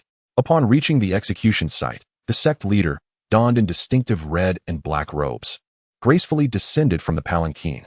At the sight of the sect leader, the crowd erupted into a frenzy of cheers and shouts, fervently chanting, "Leader! Leader!" Their voices surged, unceasing, reflecting the devotion of the people, many of whom were fervent adherents of the moon worship sect. With a honeyed smile, the sect leader raised a hand in a gentle wave, inciting even greater adulation from the crowd. Li Xiaoyao and Chen Jie exchanged grave glances. While the Wine Sword Immortal felt a rising anxiety, the prospect of toppling the moon worship sect seemed increasingly daunting, and rescuing the Witch Queen appeared exceedingly difficult. Upon reaching the platform, the Witch King approached with a smile, embracing the sect leader and gesturing warmly to the crowd, signaling their close relationship. Despite his status in Nanzhao, the Witch King was evidently subservient to the sect leader, revealing his helplessness and inherent weakness. The sect leader turned, raising both hands, commanding immediate silence, and with a satisfied nod, proclaimed, "The Witch Queen is a serpent demon in disguise. For the safety of the citizens of Nanzhao, I propose her execution. What say you, Witch King?" With that, he glanced toward the Witch King, his expression still adorned with a mild smile. The Witch King clenched his fists, forcing a smile as he replied, "What the leader states is indeed what I think." After uttering this, he turned his head away, his eyes reddening, unable to suppress the tears that threatened to fall. The sect leader, not pressing further, maintained his serene demeanor as he addressed the crowd. "Now, bring forth the Witch Queen." At this, several guards escorted the Witch Queen, slowly emerging from her cell. Unable to contain himself, the Wine Sword Immortal soared into the air towards the execution site, and the sect leader made no effort to stop him, exclaiming to the crowd below, "The serpent demon's ally has appeared." The crowd erupted with fervor, eager to eliminate this so-called accomplice, revealing the sect leader's sinister scheme. Chen Jie and Li Xiaoyao exchanged resigned glances before soaring toward the platform, their faces masked, allowing the Wine Sword Immortal to act with greater abandon. Upon reaching the platform, Li Xiaoyao assisted the Wine Sword Immortal in rescuing the Witch Queen. But the surrounding guards formed a tight circle, brandishing their long spears, their movements synchronized and intimidating. This was the royal guard of Nanzhao. The Witch King raised a hand, intending to speak, but ultimately remained silent. The sect leader pointed toward Li Xiaoyao, commanding, "Capture the serpent demon's ally." At that moment, Chen Jie was poised for action. The sect leader, sensing Chen Jie's rising aura, displayed a hint of surprise, yet maintained his characteristic smile. Chen Jie internally mocked the absurdity of the sect leader's demeanor but remained vigilant, aware of the sect leader's formidable strength, likely on par with the Dao realm. Though the full extent remained uncertain, the two locked eyes, each scrutinizing the other, yet Chen Jie's masked face left a deeper impression on the sect leader. The stage was set for an imminent clash. Chen Jie, unable to contain himself, formed a sword gesture with his hands, unleashing the full extent of his late-stage void realm power. Instantly, winds whipped up dust and debris, creating a tempest that radiated outward from him. The citizens of Nanzhao sensed impending danger, shielding their eyes and frantically fleeing in all directions. However, Chen Jie refrained from attacking just yet. Recognizing that the moment was not ripe for confrontation, and with so many innocents below, he needed to bide his time for the optimal opportunity. The sect leader continued his incantation, murmuring an arcane spell, hands positioned in a specific manner, channeling waves of magical energy towards the ground, forming a six-pointed star formation around them. After a span of several minutes, the two individuals simultaneously halted, unleashing their most formidable arcane powers, not directed at one another, but rather prepared for an explosive culmination of their long-held techniques. Beneath the feet of the moon worship leader, a resounding roar erupted, and a colossal blue beast gradually emerged from the earth, exuding an overwhelming aura of might. Meanwhile, Chen Jie had completed his incantation with a powerful shout. He proclaimed, "Sword God." Instantly, a massive sword shadow descended from the heavens, cleaving through the atmosphere as if it were being sliced apart. The forefront of the sword shadow resembled a meteor plummeting, adorned with crimson streaks as it raced toward the ground. Boom, boom, boom. The ground within a mile radius buckled downward, obliterating the surrounding structures, sending debris flying, and uprooting vegetation, as a scene of hellish terror seemingly manifested upon the earth. Roar! The water beast's ascent was abruptly thwarted, and it bellowed in fury. A faint blue shield enveloped the moon worship leader, who remained unfazed by the terrifying pressure and expressed dissatisfaction with the water beast's emergent speed.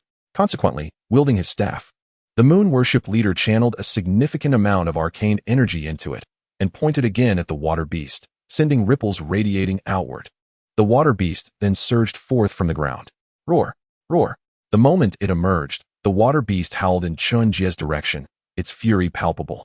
It soared to the surface of the sea near the southern Zhao kingdom, unleashing its innate divine abilities, causing a deluge to surge toward the kingdom. Crash! Crash! Near the southern Zhao royal palace, the waters roared, engulfing the nearby homes, land, and fleeing citizens. Yet, Chen Jie's sword god technique merely momentarily halted the water beast, failing to prevent its rampage. Panting heavily after casting an incomplete version of sword god, Chen Jie felt powerless to intervene as he watched the water beast wreak havoc below. At that moment, the witch queen transformed into her primordial form, revealing a serpentine tail, wielding a staff of arcane power, and charging toward the water beast, radiating a soft, blue glow of magic. Instantly, the water beast was pushed back. Yet the witch queen lacked the strength to vanquish it and resorted to her most potent sealing technique, petrifying both the sea and the water beast, sacrificing herself in the process. Qing'er, no! The wine sword immortal, Imo Ishi, roared in anguish. The outcome was irreversible. His beloved Qing'er had been turned to stone, leaving him alone and powerless. At that moment, Li Xiaoyao recognized the gravity of the situation, noting that the moon worship leader remained inactive, and understood that they must leave immediately. Thus, he summoned his flying sword, grasped one in each hand, and whisked away the wine sword immortal and Chen Jie, while the moon worship leader refrained from intervening, deeming it unnecessary. Having lost the water beast, he needed to seek another opportunity to resurrect it rather than pursue these formidable foes. They soared beyond the southern Zhao kingdom's borders, encountering Zhao Linger and the Snake Elder, who were under attack by moon worship followers. Observing this, Li Xiaoyao descended with his flying sword, employing the 10,000 swords technique to dispatch the assailants. At that moment, a colossal phoenix appeared. It spoke in human tongue, exclaiming, "Hurry up and get on. I will take you away." Thus, Li Xiaoyao, Chen Jie, the wine sword immortal, Zhao Linger, and the Snake Elder all mounted the phoenix's back, soaring swiftly in hopes of evading the moon worship leader's pursuit. Zhao Linger, with tears streaming down her face, cried out, "Mother! I want my mother! Woo-woo! Grandmother! Does that mean mother no longer wants me?"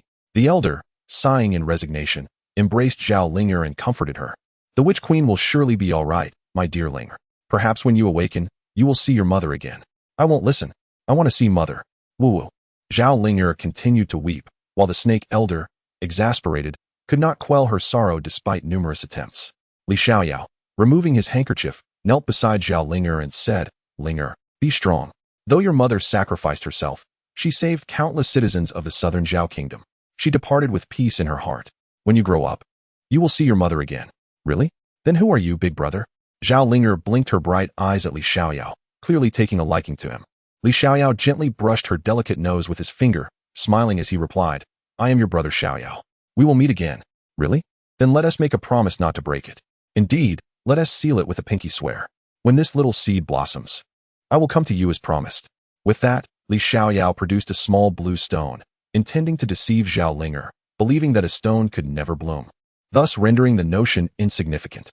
At that moment, they descended upon an island suffused with an ethereal aura, surrounded by the vast ocean, where peach blossoms fluttered gently, and myriad flowers flourished, creating a picturesque paradise. Chen Jie mused, "This must be the Isle of Immortals. It truly is remarkable." Li Xiaoyao, however, failed to recognize the place. Although he had visited the Isle of Immortals before, he had never seen it a decade ago, and the differences were profound. After bidding farewell to one another, Chen Jie and Li Xiaoyao continued their journey toward Yuhang town, with Li Xiaoyao yearning to revisit his childhood. They arrived at a small pavilion, where a delicate boy of about 6 was playing alone with a blue pearl. Upon noticing Chen Jie and Li Xiaoyao's arrival, the boy exhibited a hint of caution. However, upon spotting the wooden sword on Li Xiaoyao's back, his eyes sparkled with eagerness, clearly desiring to experience the feeling of being a hero. Li Xiaoyao, recognizing the blue pearl, felt a surge of emotion. Could it be the water spirit pearl? He turned to Chen Jie, who nodded in acknowledgement, having also recognized it. Suddenly, an idea struck Li Xiaoyao. Addressing the young boy, he inquired, "Can you give me your pearl?" The boy grinned mischievously, replying, "Sure, but you have to trade me that sword." He pointed to the wooden sword on Li Xiaoyao's back. Li Xiaoyao's heart raced as memories flooded back of a peculiar encounter in his childhood, where someone had given him a wooden sword. It all fell into place. He was that very person. He unfastened the wooden sword and tossed it to the boy, thereby acquiring the water spirit pearl. Li Xiaoyao solemnly stated, "This wooden sword has accompanied me for many years. You must cherish it." The boy nodded vigorously, gleefully waving the wooden sword in play. In an instant, Chen Jie and Li Xiaoyao vanished without a trace. Chapter 31. Bad news continues. When Chen Jie and Li Xiaoyao opened their eyes again, they found themselves back in the Nuwa temple. Li Xiaoyao clutched the water spirit pearl, its icy touch assuring him that this was no mere dream. Chen Jie furrowed his brow, deep in thought. Their initial confrontation had ended in defeat, yet they still lacked a clear understanding of the moon worship leader's strength. The water beast was at least at the pinnacle of the harmonious realm, but its destructive capacity was only at the early stage of the harmonious realm, rendering it relatively easy to defeat. Yet its incredible recovery made complete annihilation a daunting task. Clenching his fist, Chen Jie resolved to enhance his strength and determined that it would be prudent to learn a sealing technique for encounters with such formidable foes. Should he be unable to win, he must at least be capable of sealing them away. Finishing his contemplation, he noticed Li Xiaoyao lost in thought, and upon patting him on the shoulder, Li Xiaoyao shook his head, returning to reality as he murmured, "I am fine." They gazed at the statue of Nuwa, both understanding that it was a manifestation of the witch Queen Qinger, who had sealed the water beast and turned herself to stone. Suddenly, a gentle, melodious female voice echoed within the vastness of the Nuwa temple, "Li Xiaoyao, and you, young man beside him, do you now comprehend the circumstances that have transpired?" Chen Jie inwardly lamented his newfound anonymity, exclaiming, "Which queen? I am Chen Jie, not an unknown entity." Upon uttering this, he fixed a serious gaze upon the statue of Nuwa. The witch queen, momentarily taken aback, managed to respond, "Very well." At that moment, Li Xiaoyao nodded in understanding, remarking, "Ah, I finally comprehend why Linger was so elated upon our first encounter and uttered the words, 'You have finally arrived.'" Chen Jie, surprised by this revelation, remained silent, recognizing its alignment with the original narrative, and continued to listen attentively. The witch queen's statue continued, "I am but a wisp of residual soul, soon to dissipate. In recent years, the Lord of the Moon cult has incited countless internal conflicts within the Nanzhao kingdom, resulting in tremendous loss of life among the soldiers. Meanwhile, the water demon beast, having absorbed the blood of innumerable fallen warriors, is on the verge of breaking its seal and re-emerging into the mortal realm. Your duty is to convey this message to my daughter and to thwart the water demon beast's rampage, lest rivers run red with blood once more. I hope you can assist me, and I implore you to save the citizens of Nanzhao. Lastly, please tell Linger that her mother is sorry for her, and take good care of her. Thank you." As the witch queen's voice faded into an almost imperceptible whisper, her lingering sense of remorse and care moved both Chen Jie and Li Xiaoyao. "Very well, I promise you," Li Xiaoyao declared, and in that moment, the witch queen's voice vanished completely, her residual soul dissipating into the cosmos. Chen Jie, with a grave expression, understood that a second confrontation with the Lord of the Moon cult was imminent, perhaps even the final battle. With the assistance of Zhou Jianxian and Li Xiaoyao, along with Zhao Linger, He felt confident that they could suppress the water demon beast, despite the looming threat of unforeseen complications. However, the most pressing matter remained: healing Zhao Linger. Chen Jie called to Li Xiaoyao, signaling that it was time to return, as Zhao Linger was likely on the brink of awakening. As they prepared to leave, the Qilin elder and the Phoenix matron appeared, offering no words, merely handing the Fire Spirit Pearl and the Wind Spirit Pearl to Li Xiaoyao before departing. Seeing that all 5 elemental pearls had been gathered, Chen Jie felt a renewed sense of certainty in confronting the Lord of the Moon cult. They hurried back to Shungu Minjiwanking's abode, finding everyone gathered inside, and were overjoyed to discover that Zhao Linger had awakened. Li Xiaoyao exclaimed, "Linger, you are finally awake." He rushed over to embrace her, overwhelmed with joy and excitement. Zhao Linger, her previously pallid face now slightly flushed, smiled gently, and said, "Xiaoyao, I worried you." Li Xiaoyao supported Zhao Linger's shoulders, scrutinizing her closely as he sought reassurance of her full recovery. His heart finally eased, as if the storm had passed. Just then, a lively young girl adorned in Miao silver jewelry and clad in red burst through the door, exclaiming joyously, "Everyone is here. Your Highness, you are here too." She dashed towards Zhao Linger, eager to play, but was promptly halted by Shungu. "That's enough. Your Highness has just recovered and cannot endure such excitement. Do you even realize you've returned?" "Master Shungu, I was wrong. Please don't be angry," Anu pleaded, pinching her earlobes in a gesture of contrition. Seeing Anu's arrival, Zhou Jianxian beamed with delight, taking her hand and gently interjecting, all right, no need to be upset. Anu is still young and just returned. She is unaware of the circumstances, so please forgive her. Father is the best. I miss Father so much," Anu exclaimed, throwing her arms around Zhou Jianxian. Having recently learned of their familial bond, which deepened her affection and reliance on him. Before long, Tang Yu entered silently, and the atmosphere shifted as the others noted his somewhat detached expression, sensing that something was amiss. Upon closer inspection, they realized he was alone, with Elder Shi conspicuously absent. Before they could draw any conclusions, Tang Yu, with a pained expression and a heavy heart, spoke, "My adoptive father has died. He was killed by the Lord of the Moon cult, Shi Jiren." An overwhelming silence enveloped the room, the shocking news reverberating in their minds. They had not anticipated the loss of that steadfast, loyal, and courageous elder. Grief, anger, and a heavy sorrow settled upon them, especially as they contemplated that with Elder Shi's death, the Witch King had lost his final means to restrain the Lord of the Moon cult, signaling that the latter's imminent assault was near.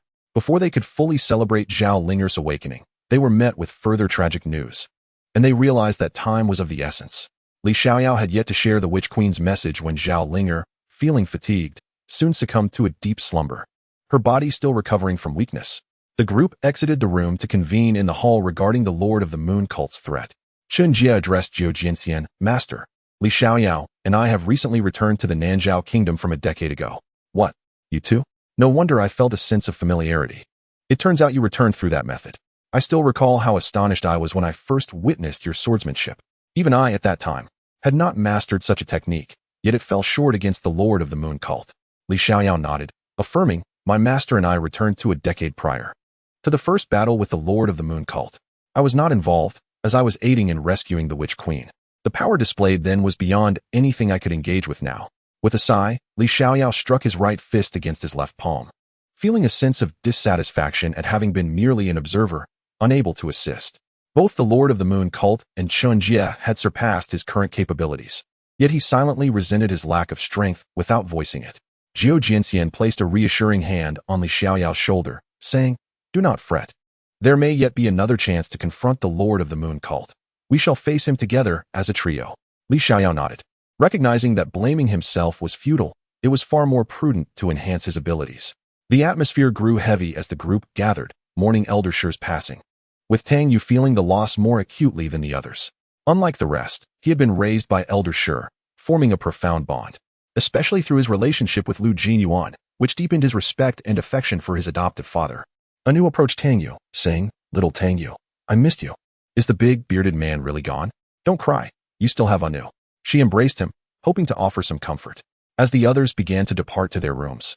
The following day revealed Tang Yu had lost both his hands, and Zhou Jianxian was nowhere to be seen. "Oh no, I forgot about that," Chen Jie exclaimed, rushing to Zhou Jianxian's quarters, only to find him absent.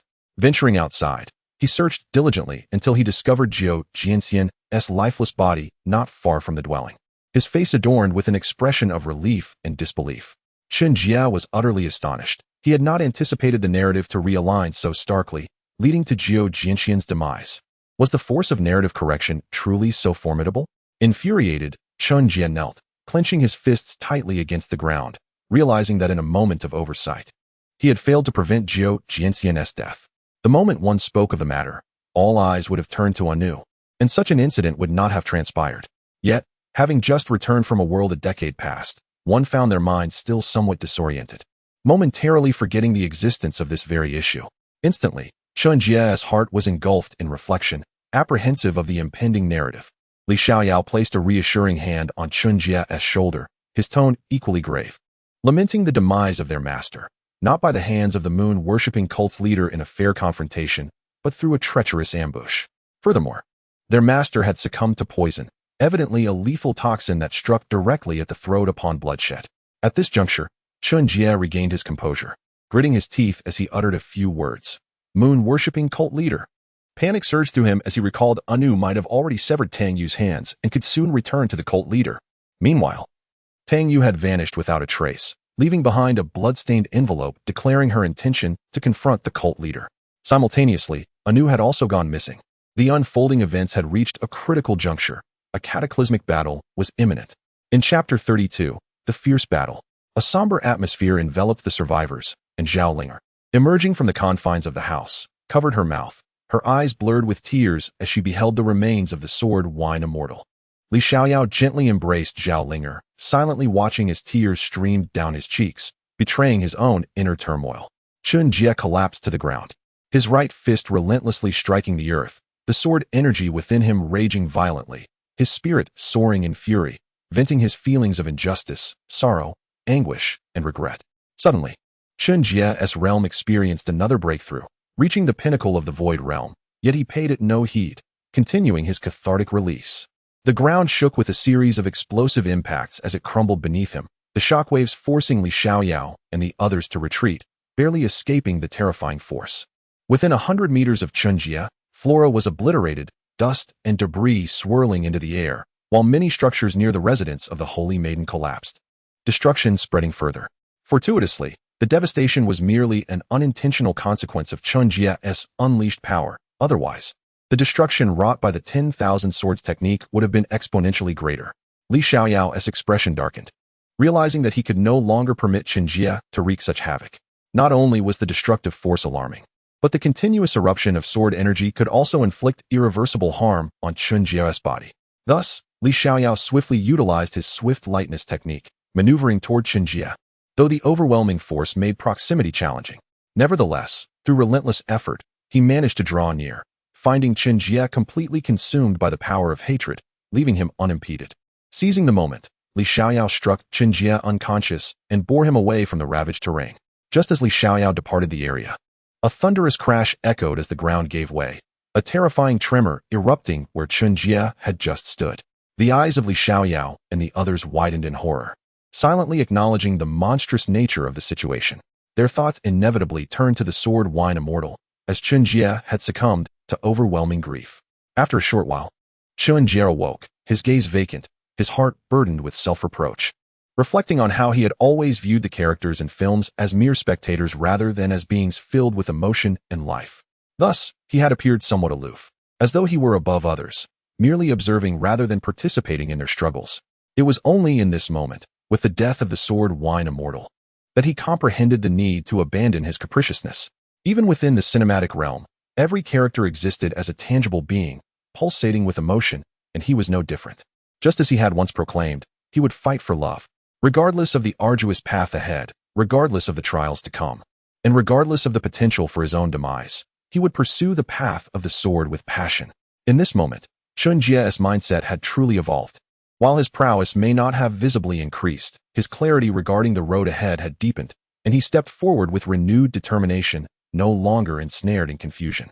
Observing Chen Jie's recovery, the others initially feared he might spiral into despair once more, yet upon witnessing his regained composure, they collectively exhaled a sigh of relief. At this juncture, the priority was to strategize against the moon-worshipping cult leader, whilst also locating Tang Yu and Anu. After deliberation, the group split into two factions, one tasked with searching for Anu and Tangyu, while the other dispersed to gather intelligence on the current state of the Nanzhao kingdom. Foreknowledge of both friend and foe is paramount in ensuring victory. As night fell, upon reconvening, the gravity of the situation was palpable on every face. They exchanged the information they had gathered. With a heavy heart, Li Xiaoyao spoke. Ling and I discovered that the Nanzhao kingdom is teeming with soldiers. Furthermore, it appears that the Holy Maiden's transgressions have become widely known, and we can expect reinforcements to arrive shortly. The Holy Maiden, with a sorrowful countenance, added, I have news of Anu. She is currently at the headquarters of the moon-worshipping cult, rumored to have transformed into a ruthless demon. No longer does she bear the smile of old. Instead, her visage is one of cold indifference, as if she has become a machine of slaughter, taking the lives of many Nanzhao generals. Upon uttering these words, the Holy Maiden covered her face in tears, mourning for Anu, her own daughter, for whom she had always been stern, hoping to prevent her from going astray. Yet, she never anticipated such a fate would befall her. Chen Jie spoke in a somber tone. I stealthily infiltrated the moon-worshipping cult and discovered that a multitude of cultists had gathered. It seems nearly all the followers from the Nanzhao kingdom have returned. A great battle now appears inevitable. After collating their information, they found no trace of Tangyu, leading them to speculate that either she had encountered misfortune or was operating covertly. Regardless of the scenario, it posed significant challenges for their current predicament. The group resolved to evacuate the Nanzhao kingdom at dawn, rallying all trustworthy generals before embarking on a mission to rescue the Witch King, for in the present circumstances, only the Witch King could effectuate change in this impending war. Yet, uncertainty loomed over them all. They hastily gathered their belongings and arranged for watch shifts, while others took the opportunity to rest. That night, the moon hung cool and luminous. Li Xiaoyao finally revealed the truth about the Witch Queen to Zhao Ling'er, conveying her final words to him. That night, Zhao Ling'er's cries echoed through the air, yet none dared to intrude upon the couple's grief, for they had just formalized their union, and such matters were delicate for outsiders to meddle in.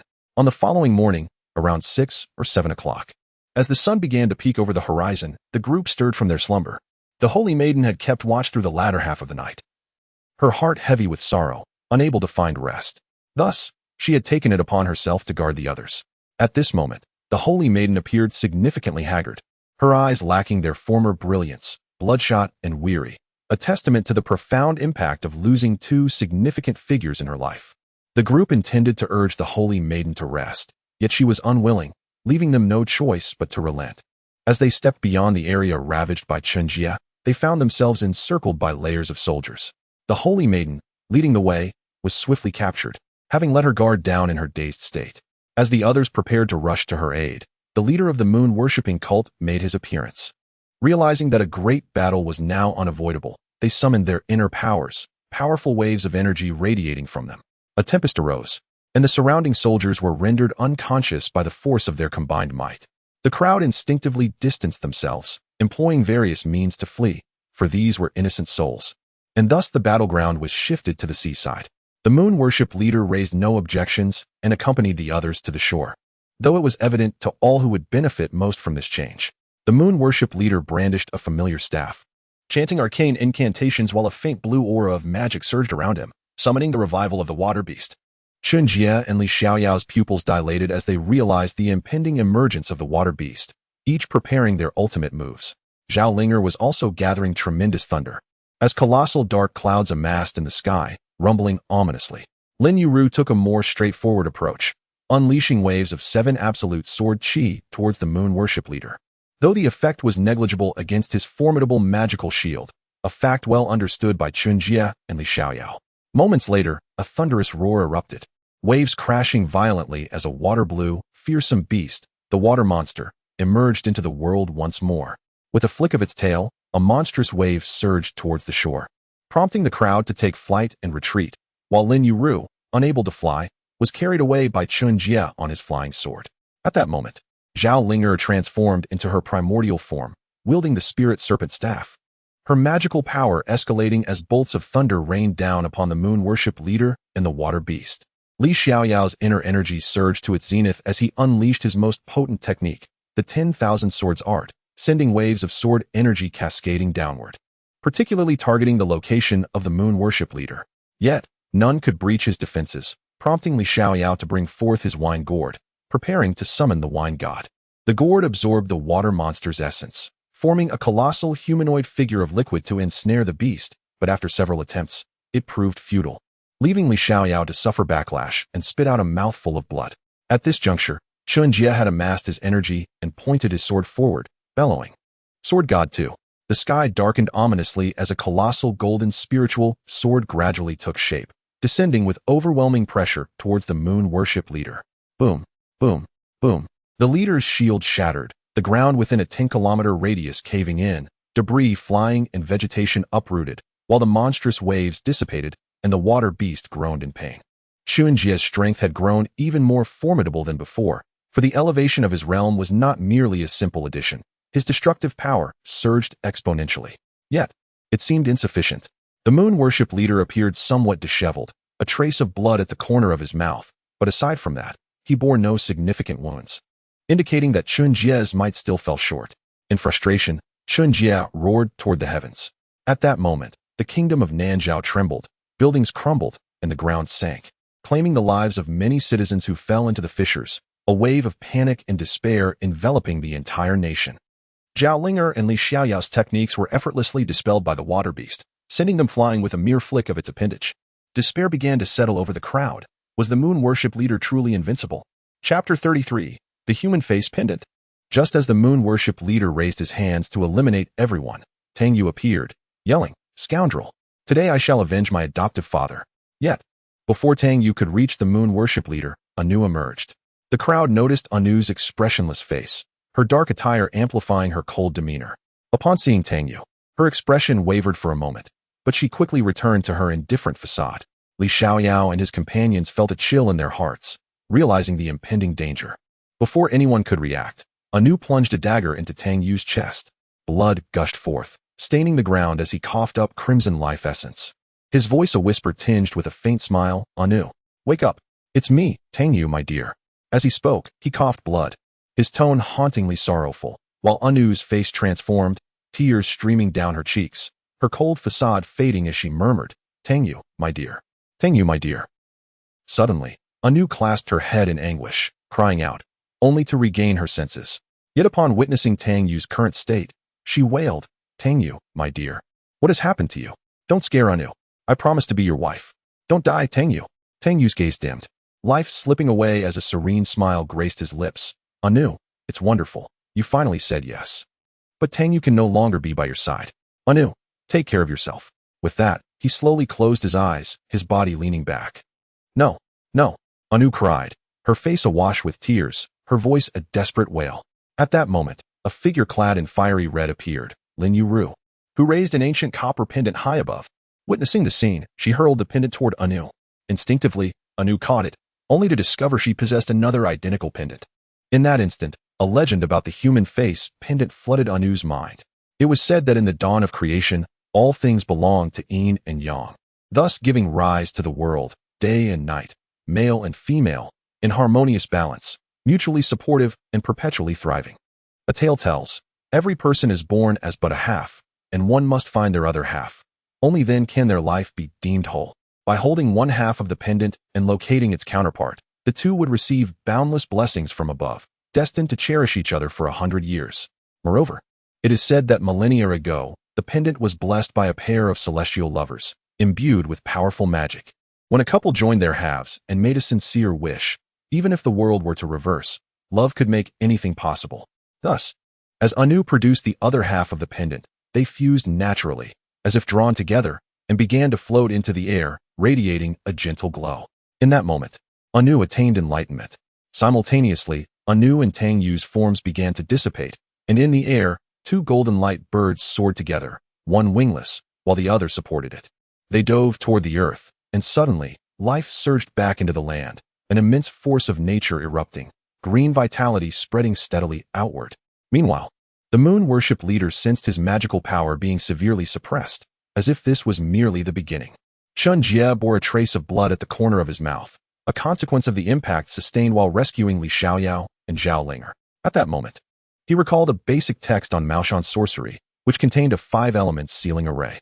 However, due to the dwindling spiritual energy of the world, elemental resources had become scarce, rendering it unused for ages. Now, aside from the five-element sealing array, no other means seemed viable against the water beast. Of course, sacrificing Zhao Linger to seal it again with Nuwa's power was an option, but Chen Jie wished to avoid such a fate. Thus, he procured the Fire Spirit Pearl, Water Spirit Pearl, and Wind Spirit Pearl from Li Xiaoyao. Although these 5 pearls did not embody the 5 elements, they represented the 5 strongest spiritual energies of Nuwa's world. With hope, Chen Jie placed the 5 spirit pearls upon the ground, channeling his sword essence into magical power, forming a formidable 5-element sealing array as he chanted incantations. The overwhelming and terrifying pressure slowly taking shape. At that moment, Li Xiaoyao and Zhao Linger recognized the significance of Chen Jie's preparations, realizing this was their final opportunity. Thus, disregarding their injured bodies, the two charged once more towards the moon-worshipping lord. This time, Li Xiaoyao unleashed the 10,000 swords technique. The sword energy resembling a tangible force, crashing down upon the moon-worshipping lord. Bang, bang, bang. The ground erupted with countless small holes, and dust filled the air. Moments later, to their astonishment, the moon-worshipping lord appeared tattered and bloodied, looking utterly exhausted.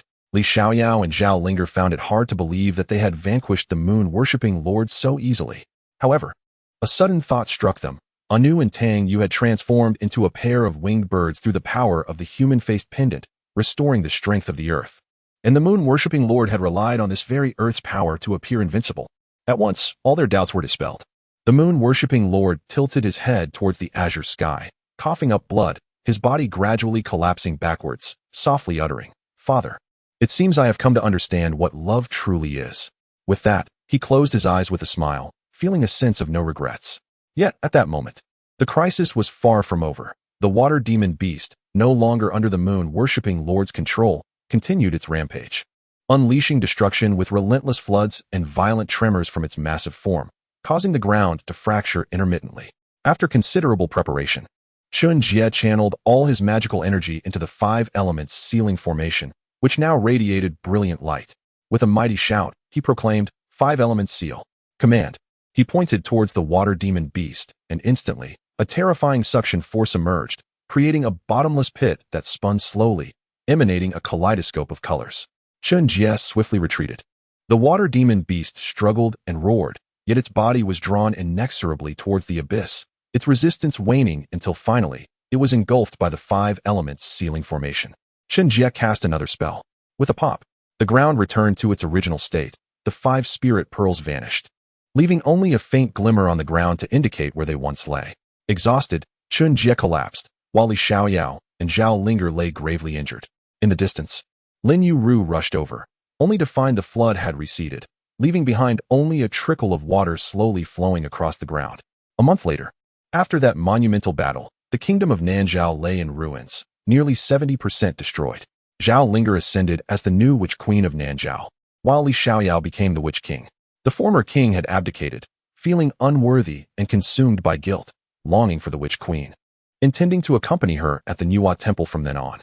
Chen Jie and Lin Yu bid farewell to Li Xiaoyao, Zhao Linger, and the Holy Maiden, returning to the capital to the Lu family residence, where they recounted the tribulations of the past days and witnessed Lu Jingyuan's complete recovery, prompting smiles all around. 6 months later, Chen Jie and Lin Yu held their grand wedding. They invited Li Xiaoyao, Zhao Linger, Lu Jinyuan, Kai Yi, the Holy Maiden of Nanzhao, and the Sword Saint Yin Ruozuo. The occasion was magnificent, with Lin Tianan warmly welcoming numerous guests, while Chen Jie stood by, his face nearly frozen in a smile, somewhat in awe of the grandeur of weddings in this era. After a lengthy reception, the guests took their seats, and amidst the officiant's announcements, they finally reached first bow to heaven and earth, dressed in a vibrant red long robe, with a red ribbon tied in his hair. Chen Jie grasped one side of the large embroidered red ball, standing with Lin Yu, who wore a red bridal gown complete with a red veil, as they bowed slightly towards the heavens. Second bow to the high hall. The officiant's voice rang out again, as Chen Jie and Lin Yu bowed to Lin Tianan and the Sword Saint seated at the high hall. The presence of the Sword Saint was due to the passing of his junior disciple, with Li Xiaoyao having ventured far to Nanzhao, leaving only Chen Jie as the next inheritor, hence his assistance in officiating the wedding. Mutual bow between husband and wife. Chen Jie and Lin Yu faced each other and bowed, each thinking that they had finally become united as one, truly husband and wife. As for what lay ahead, that was not a concern for the present moment. The ceremony concluded. They were led into the bridal chamber. With the officiant's final proclamation, Lin Yu, assisted by the maids of the Lin family fortress, entered the new room. Chen Jie remained in the hall, toasting and welcoming the guests, exchanging congratulations. Approaching Lu Jinyuan, Chen Jie raised his glass and said, "Jinyuan, I'm delighted you could attend our wedding. It's a pity your own wedding was so rushed, lacking in grandiosity. This time, we shall drink until we're inebriated." With a hearty laugh, he downed his drink, turning the cup upside down to signify he had finished. Lu Jinyuan rose, a gentle smile gracing his features as he raised his glass, saying, "Ajia, honored benefactor. No, I should now call you my brother-in-law. Congratulations on your marriage. May you and my sister be forever united in heart, growing old together." With that, he too drank deeply, finishing his cup, although he coughed slightly after, as he was not accustomed to drinking. Nonetheless, Chen Jie admired Lu Jinyuan's boldness, encouraging him to drink more, before moving on to greet others. Chen Jie approached Li Xiaoyao, raising his cup. "Junior brother, I'm truly glad you could make it. With only the two of us as disciples of our master. Remember to seek me out for any matters in the future. I shall never refuse." Li Xiaoyao, recalling the kindness of the wine-sword immortal, felt his eyes redden as he raised his cup and drank deeply, shouting, to not return until inebriated. Determined to let loose and revel in the festivities, he drank on. After toasting a round of drinks, Chen Jie stumbled into the bridal chamber, already feeling the effects of the alcohol. Upon entering the room, he found Lin Yu had already lifted her veil, lost in thought. Approaching her, Chen Jie removed the veil, and she shyly lowered her gaze upon realizing he had entered. After sharing a cup of nuptial wine, they gradually drew closer, their lips meeting in a passionate kiss. The room filled with soft sighs, and the subsequent events were understood by all. The next morning, Chen Jie visited the Sword Saint's quarters to pay his respects, stating, "Master Uncle, may I request a gift?" The Sword Saint paused, unsure of what Chen Jie desired. Before he could voice a word, Chen Jie swiftly plucked a hair from the Sword Saint's beard and darted away. The Sword Saint shook his head with a wry smile. Feeling his demeanor soften, the coldness he once possessed was replaced with the warmth of emotions. Meanwhile, a mechanical voice echoed in Chen Jie's mind. Task 3. Successfully pluck a hair from the Sword Saint's beard. Reward 100 points. All tasks completed, total points 810. Would you like to return immediately? If not, you will be forcibly returned in 24 hours. Chen Jie quickly replied, "Do not return immediately." As for why all tasks were completed so swiftly, the first had been accomplished long ago. At that time, Chen Jie had poured a laxative into the wine-sword immortal's gourd, leading to a day-long chase, ultimately yielding to the powerful effects of the laxative, which kept the wine-sword immortal confined to the restroom. This incident had strengthened their bond, allowing for playful teasing and camaraderie, one of the few joys Chen Jie had initially sought. Task 4 had been completed the moment the moon-worshipping lord fell. Chapter 34. A Brief Return. Entering the realm of Dahe. With only 24 hours remaining before his return, Chen Jie understood that while he could use points to return, the timing would not be as swift. Thus, he cherished every moment spent with Lin Yu, as she had just entered this new phase of life. She still required assistance for her daily routines, and Chen Jie took pleasure in helping her, the experience being quite enchanting. When they made their way to the hall where Lin Tianan resided to pay their respects, they found that the invited guests had already dispersed, leaving only their friends, who watched them with smiles. Lin Yu, with a rare expression of shyness, respectfully greeted her father, Lin Tianan. However, as she knelt down, her brow furrowed slightly, indicating her discomfort. Observing this, Chen Jie stepped forward to assist Lin Yu in gracefully kneeling and offering tea to Lin Tianan. They also presented tea to the Sword Saint, who regarded Chen Jie with a peculiar expression, as if he were suppressing an urge to be angry. Afterward, the two bid farewell to everyone and returned to their room to rest, having had a restless night. It was only natural, given the long hours they had endured. Lu Jinyuan and Li Xiaoyao shared a knowing smile, both reflecting on this. In their room, the two embraced and exchanged sweet nothings, reminiscing about the amusing incidents that had occurred since their meeting. Whenever they recounted something humorous, they would burst into hearty laughter, cherishing the moment deeply after surviving their trials. As night fell, Chen Jie gazed at the slumbering Lin Yu and softly whispered in his mind, "Return."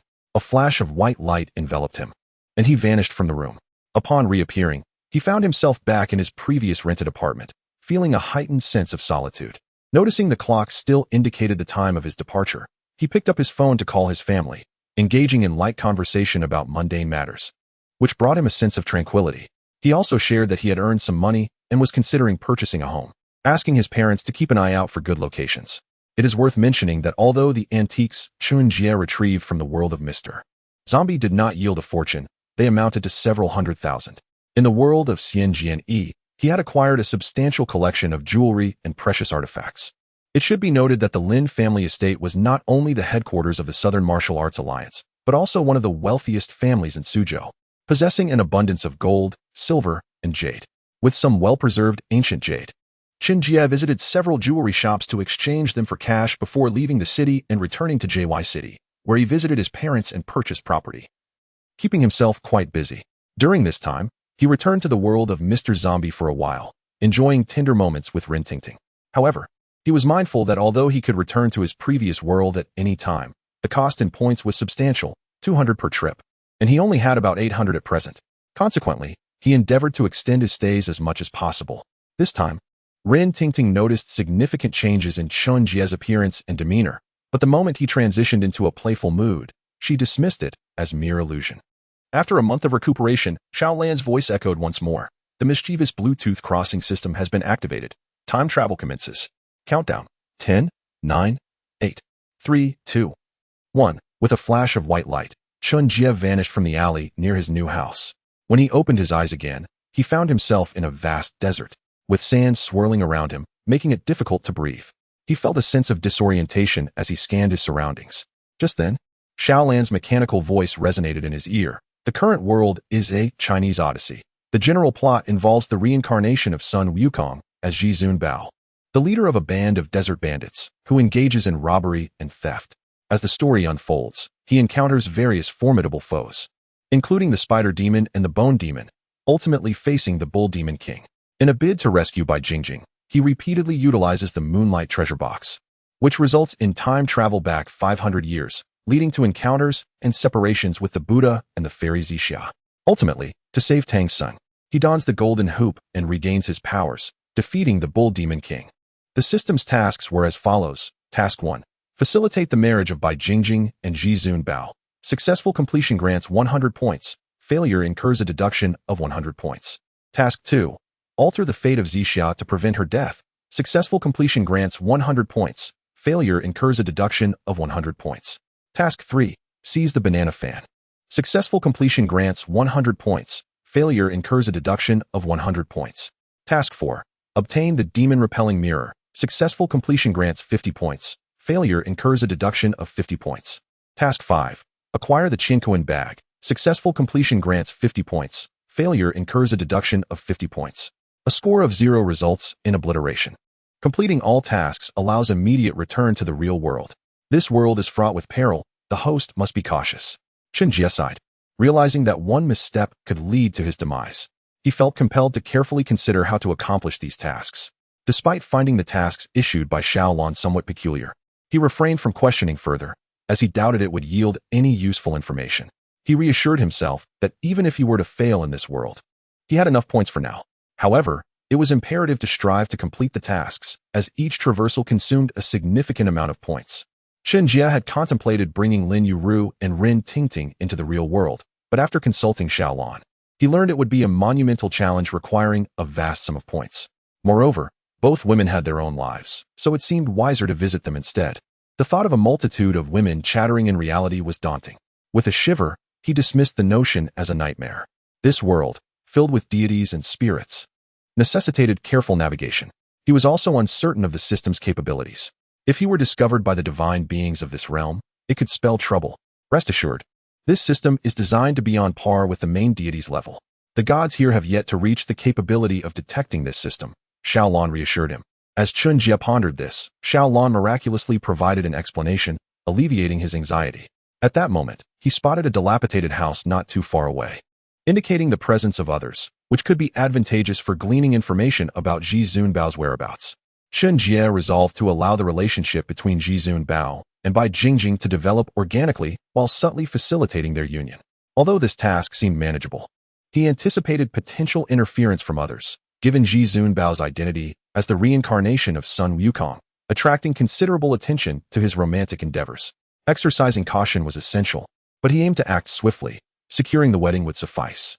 As for the subsequent pilgrimage, that could be addressed later. perhaps entrusted to Zhu Beiji and his companions. Amused by the thought of a journey without Sun Wukong, with only Zhu Beiji left to exclaim, "Second brother, something's wrong. The master has been captured by a monster." Chen Jie found the prospect amusing.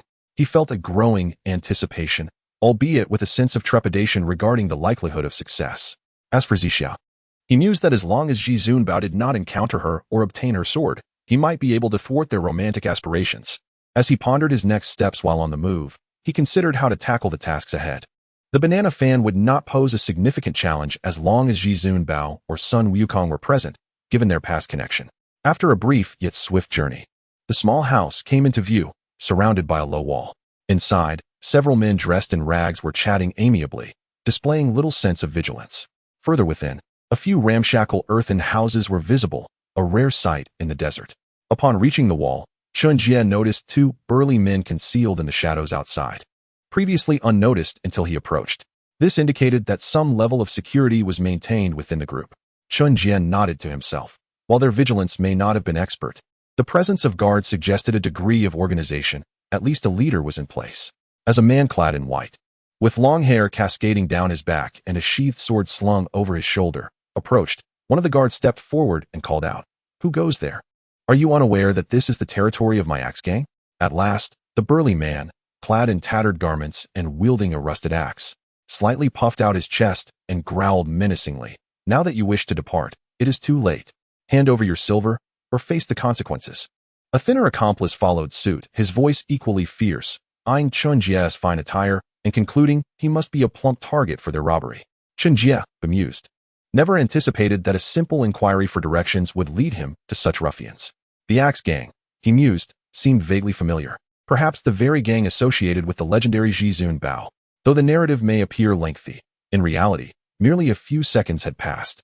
Chen Jie resolved to intimidate them.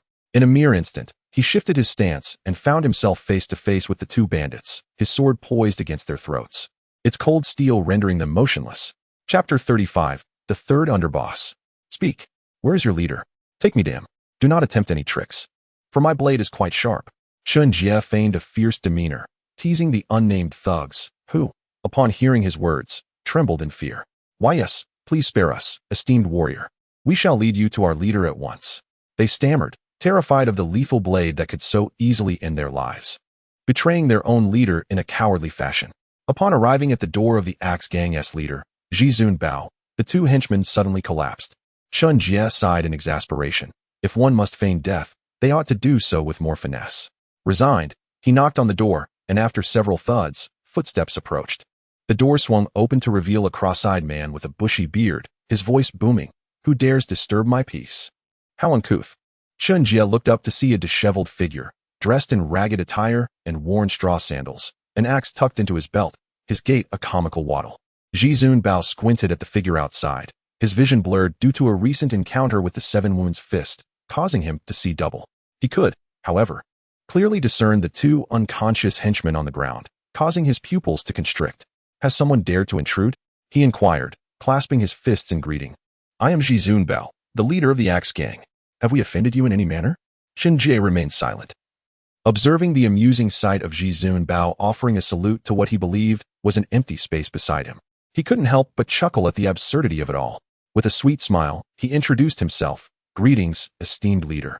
I am Chen Jie, a novice traversing the martial world, seeking refuge within your esteemed gang, which is reputed for its strength and talented members. I humbly request your acceptance, and I shall be eternally grateful." Upon finishing his introduction with a slight bow, Ji Zunbao puffed out his chest with pride. "Very well. Since you have expressed such intentions, from this moment forth, you shall be the third underboss of the Axe Gang. You will answer only to me. Is that acceptable?" Chen Jie felt a twinge of awkwardness. He corrected. Your gaze is misplaced," he sighed. "Thank you for your kindness. But you seem to have misdirected your attention again." Ji Zunbao squinted, his cross-eyed expression intensifying. "I understand. I merely have a habit of looking into the distance to adjust my vision. You wouldn't comprehend." "Indeed, I do not." "Well then, esteemed leader, I shall take my leave for now." You may go. We shall convene later tonight to introduce you to the gang members."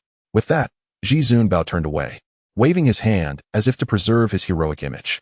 Chen Jie slowly retreated, seeking out the second underboss, Wu Mengde, who was the next highest in command after Ji Zunbao. It was he who would be responsible for lodging arrangements. Chen Jie inquired with several members before making his way to the second underboss's quarters, contemplating. Now that Jizun Bao has been afflicted by the 7 wounds fist, the plot is about to unfold, with Chun San Shenyang being the first to appear. As he walked, he observed the scattered gang members engaged in various activities, drinking, practicing martial arts, laughing in clusters, or feasting heartily, yet none appeared vigilant. Soon enough, he arrived at the second underboss's door. After knocking, he heard the rustling of clothes followed by hesitant footsteps. The door creaked open to reveal a middle-aged man with a lewd demeanor, dark circles under his eyes, and a short, unkempt beard, resembling Wu Mingde quite closely, dressed in equally shabby clothing and straw sandals. Seeing the well-dressed Chen Jie standing outside, the man as curiosity piqued. "Who are you? Why do you knock without cause? Disturbing the second underboss's slumber is a grave offense." His tone bore an air of arrogance, a remnant of his status as the second highest since the gang's inception. Chen Jie chuckled inwardly, recognizing the man's cowardice. In the original story, he had only sought trouble due to Jizun Bao's coercion and had once been frightened to the point of disarray. Choosing not to dwell on his demeanor, Chen Jie smiled warmly. "Second underboss, I am Chen Jie, recently appointed as the third underboss by our leader. I will be formally introduced at tonight's gathering, and I look forward to your guidance." With a swift motion, he stomped his foot, creating a deep pit in the ground, which left the second underboss momentarily speechless. After a few moments of stunned silence, the man shook his head and donned a fawning smile, albeit more lewd than sincere. "Ah, so you are the third underboss. It is an honor. I am indeed the second underboss. I am delighted to meet you, and I hope for your favor in the days to come." As they spoke, the second underboss rubbed his hands together, betraying his inner anxiety as sweat began to bead on his palms, though his tone remained deceptively earnest. Chen Jie wasted no time. "I would appreciate it if you could arrange a place for me to stay, as I currently have no lodging." "Thank you." The second underboss quickly patted his chest, assuring him it would be taken care of, and led Chen Jie to a room. Although the accommodations were quite dilapidated, it was a welcome respite, after all. This was a desert region where most thugs slept in groups without shelter. Chen Jie nodded slightly in gratitude before retreating to his room for rest, while the second underboss returned to his own quarters. That evening, Jizun Bao convened a gang meeting to formally announce Chen Jie's appointment as the third underboss. Initially, there were murmurs of dissent among the members, but when Chen Jie demonstrated his power with the same stomp he had performed at the second underboss's door, applause erupted, silencing any opposition. Thus, Chen Jie remained with the Axe Gang, awaiting the unfolding of the plot. Days passed in tranquility as Chen Jie mingled harmoniously with the gang members, even imparting various robbery techniques, such as staging accidents and alternative methods of extortion. He relished this rare respite, enjoying days filled with feasting and camaraderie, nearly forgetting he was not on vacation. The tranquil days are destined to pass. A few days later, one of the underlings rushed in, panic-stricken, exclaiming in an anxious tone, "Master, it's terrible. There's a woman in black riding a little donkey outside, and she resembles the legendary Black Widow." At that moment, Jizun Bao was in his room, engrossed in examining his strabismus, while the second-in-command leisurely sipped tea outside, observing the commotion as if it were merely a performance. However, upon hearing the news of the Black Widow's arrival, the second-in-command sprang to his feet and hurried into Jizun Bao's chamber, his expression fraught with urgency. "Master, this is serious. The Black Widow is here. What should we do? What's the fuss? Just deal with her when she arrives. Do they think the Axe Gang is without a leader? Let us go take a look." Jizun Bao replied calmly, though he turned to walk in another direction and collided with a pillar, shouting ahead, "Who is this? Can't one walk without looking?" Ouch! He bumped into another pillar, and his strabismus seemed to worsen. The second-in-command, worried, stepped forward to support Jizun Bao, exclaiming, "Master, are you all right? It appears the 7 injuries fist is indeed formidable. It's only the 3rd day, and your strabismus has become so severe. At this rate, you might bleed from all 7 orifices and perish." "Utter nonsense. Are you hoping to become the leader? Have you plotted this for long? Ah, don't spread such alarmist tales, or I'll make you regret it." Jizun Bao glared with his strabismus, menacingly gesturing at the air, but his finger pointed in the wrong direction. "Oh no, master." She barged in. She placed a string of coins above our heads and declared that if the coins fall, our lives are forfeit. "What shall we do, master?" A cross-eyed faux lady entered, delicately pinching her fingers, her voice trembling in fear, sending shivers down one's spine. Meanwhile, Chen Jie, having heard the ruckus, stepped out of his room and found many of his subordinates with coins precariously balanced atop their heads, which was quite a sight to behold. "So she has finally arrived?" Spring 30 daughters, Chen Jie murmured, feeling a mix of excitement and anticipation. After all, the bone spirit was portrayed by Mo Wenwei, who was a beauty in her prime. He wondered if she would appear even more youthful now. In walked a woman in a black veil and dress, leading a little donkey, while the Axe gang members retreated in fear as if she were some fearsome beast. Observing this, Ji Zunbao stepped forward, gesturing for his men to withdraw as he faced Spring 30 daughters, embodying a sense of cold determination. Chen Jie noted with a smirk, she's dressed quite ominously.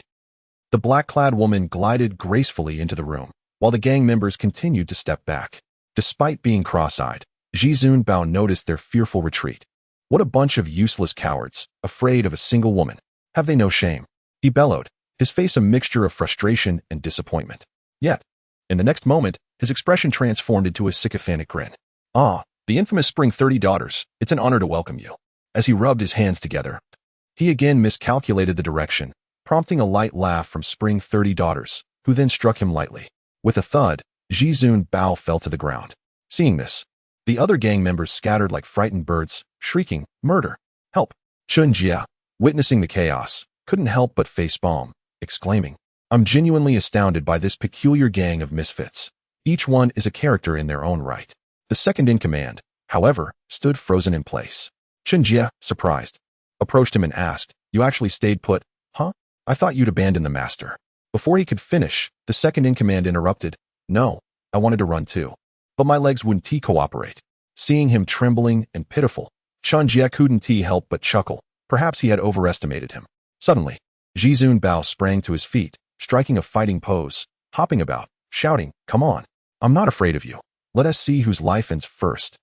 Chen Jie raised an eyebrow, surprised to see Ji Zunbao's strabismus seemingly corrected. His courage was commendable, even if his strength was lacking. The woman in black observed Ji Zunbao's antics and burst into laughter, her body shaking with mirth. With a charming smile, she remarked, "Master, what on earth are you doing?" Chen Jie, captivated by her exuberance, swallowed hard. Though she was not his type, her allure was undeniable, truly a bewitching enchantress. Ji Zunbao, upon hearing her, changed his posture, mimicking gymnastics, and began rambling. "Ah, what a lovely day. I'm just doing some exercises. I've heard they're good for beauty." Spring 30 daughters laughed even harder, teasing, "Master, you're quite the character. Might I trouble you to arrange a room for me? The winds are harsh here, and it's unsafe to sleep outdoors." With a flirtatious glance, she added, and Ji Zunbao, seemingly electrified, quickly averted his gaze, saying, "Of course. We have plenty of rooms. Please feel free to stay. If you need anything, my subordinates will assist you." "How kind of you, master. I appreciate it.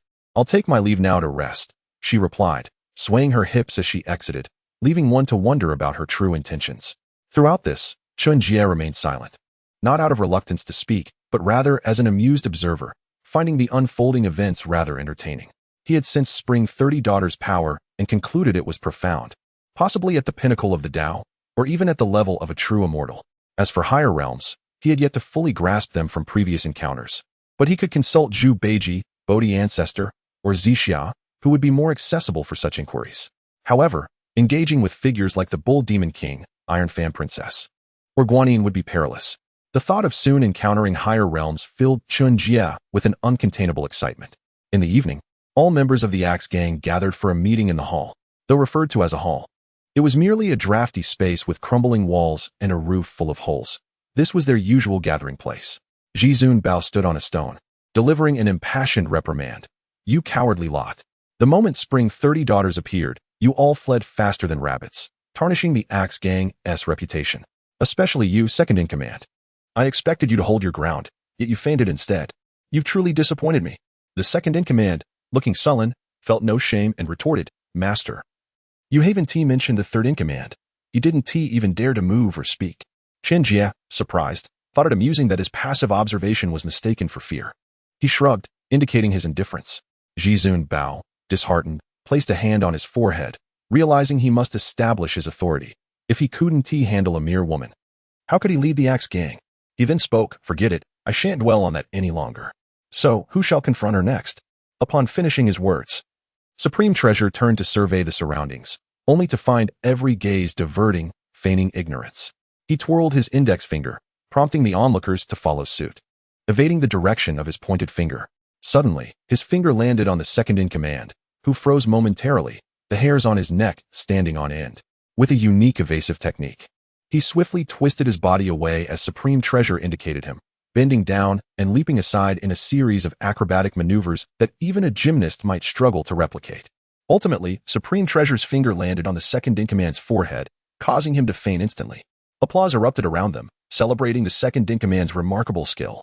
Flattery flowed abundantly, and the second-in-command, regaining composure, rose abruptly, waving his arms with a beaming smile, proclaiming, "You're too kind, too kind. Your praise makes me bashful." The crowd's applause grew more fervent as Supreme Treasure continued to point at him. The second-in-command, feeling the pressure, suddenly buckled at the knees and knelt, adopting a different tone. "Please spare me, Chief. I have elders above and children below. I wish to live a few more years. I beseech you to show mercy." Hearing this, Chen Jie chuckled softly, thinking, this fellow truly knows how to entertain. "Allow me to take over." He raised his right arm and exclaimed, "Chief, let me handle this." The second-in-command might just faint again. With laughter erupting from his lips, Chen Jie couldn't contain himself. Supreme Treasure had intended to point at the second-in-command again, considering the third-in-command was new and untested, but since Chen Jie had volunteered, he took the opportunity to step back. With a serious demeanor, Supreme Treasure nodded. "Then I shall trouble you. This axe is a treasured possession of our axe gang, having accompanied me for years. Though it bears signs of age, it remains sharp. Take it with you. Brother, be cautious and brave. We shall rally behind you." He patted Chen Jie on the shoulder, reminiscent of a heroic farewell. However, the atmosphere felt somewhat off. Chen Jie felt a whirlwind of confusion. With the axe in hand, Chen Jie cautiously advanced, followed by a throng of axe gang members who seemed to bolster his courage, though he knew that if trouble arose, they would undoubtedly flee. Arriving at the door of Chen Xinyang, he heard her footsteps before the door creaked open. Instantly, their eyes met in mutual astonishment. After a brief moment, they averted their gazes, and Chen Xinyang broke the silence. "Esteemed sir, may I inquire what brings you here?" Clearing his throat, Chen Jie replied, "I am Chen Jie, the third in command of the axe gang. Today, I noticed that you, Chen Xinyang, have traveled far and wish to escort you to a place for cleansing and relaxation. What say you?" Remembering that in the original story she intended to bathe, he seized upon this as a perfect pretext. Although Chen Jie lacked her prowess, he felt no fear or disarray. It was merely his first encounter with such an enchanting woman that rendered him somewhat out of sorts, reverting him to a bashful state. "Oh, I see. Then I shall trouble you." Third in command, Chen Xinyang giggled, indicating for him to lead the way. As they traversed, their conversation flowed merrily. And Chen Jie couldn't help but internally scoff. Her sense of humor is rather simplistic. Thankfully, I am not a novice, or else I would surely be teased mercilessly. Eventually, he escorted Chen Xinyang to a large bathing pool, a communal bathing area for the axe gang. Cleanliness was a luxury amidst the desert. Chen Xinyang's satisfaction was evident as she smiled brightly. "Thank you, third in command. Would you care to join me for a bath?" Chen Jie felt his face flush, overwhelmed by temptation. Yet, as a steadfast hero, he chuckled lightly. "Nay, I wouldn't want to intrude upon your privacy. I shall take my leave." Shortly thereafter, Chen Jie returned stealthily, having received a task that necessitated his presence, seeking an opportunity. As he admired Chen Xinyang's graceful form, he was unprepared for her to suddenly disrobe and turn towards him. In an instant, blood rushed from his nose, and he stood frozen, stunned. At that moment, Chen Xinyang's figure was fully revealed, and with a playful wink, she caught Chen Jie's gaze, causing his pupils to dilate in shock. Her flawless skin glistened with droplets of water, enticingly swaying towards him, prompting him to swallow hard. What a treasure! I never would have guessed she had such allure beneath her garments. He mused silently, before reluctantly tearing his gaze away. "Chen Xinyang, this is quite inappropriate. Please don your clothes. The weather is rather chilly. The clothes seem to be at your feet. Would you kindly retrieve them?" Chen Xinyang giggled, causing him to gulp again. This enchanting siren was truly bewitching. Chen Jie feigned seriousness, responding, "That may not be proper," yet his feet betrayed him, moving towards her unconsciously, hands grasping her garments. "Ah, third in command, you are truly amusing, far more entertaining than your chief." "Thank you," Chen Xinyang teased, leaning closer, their proximity now alarmingly intimate. Realizing this, Chen Jie hastily dropped her clothes and fled, calling over his shoulder, "Chen Xinyang, do hurry and dress. I must take my leave." Truly, a man with desires, but no courage. Yet, what a delightful sensation it was.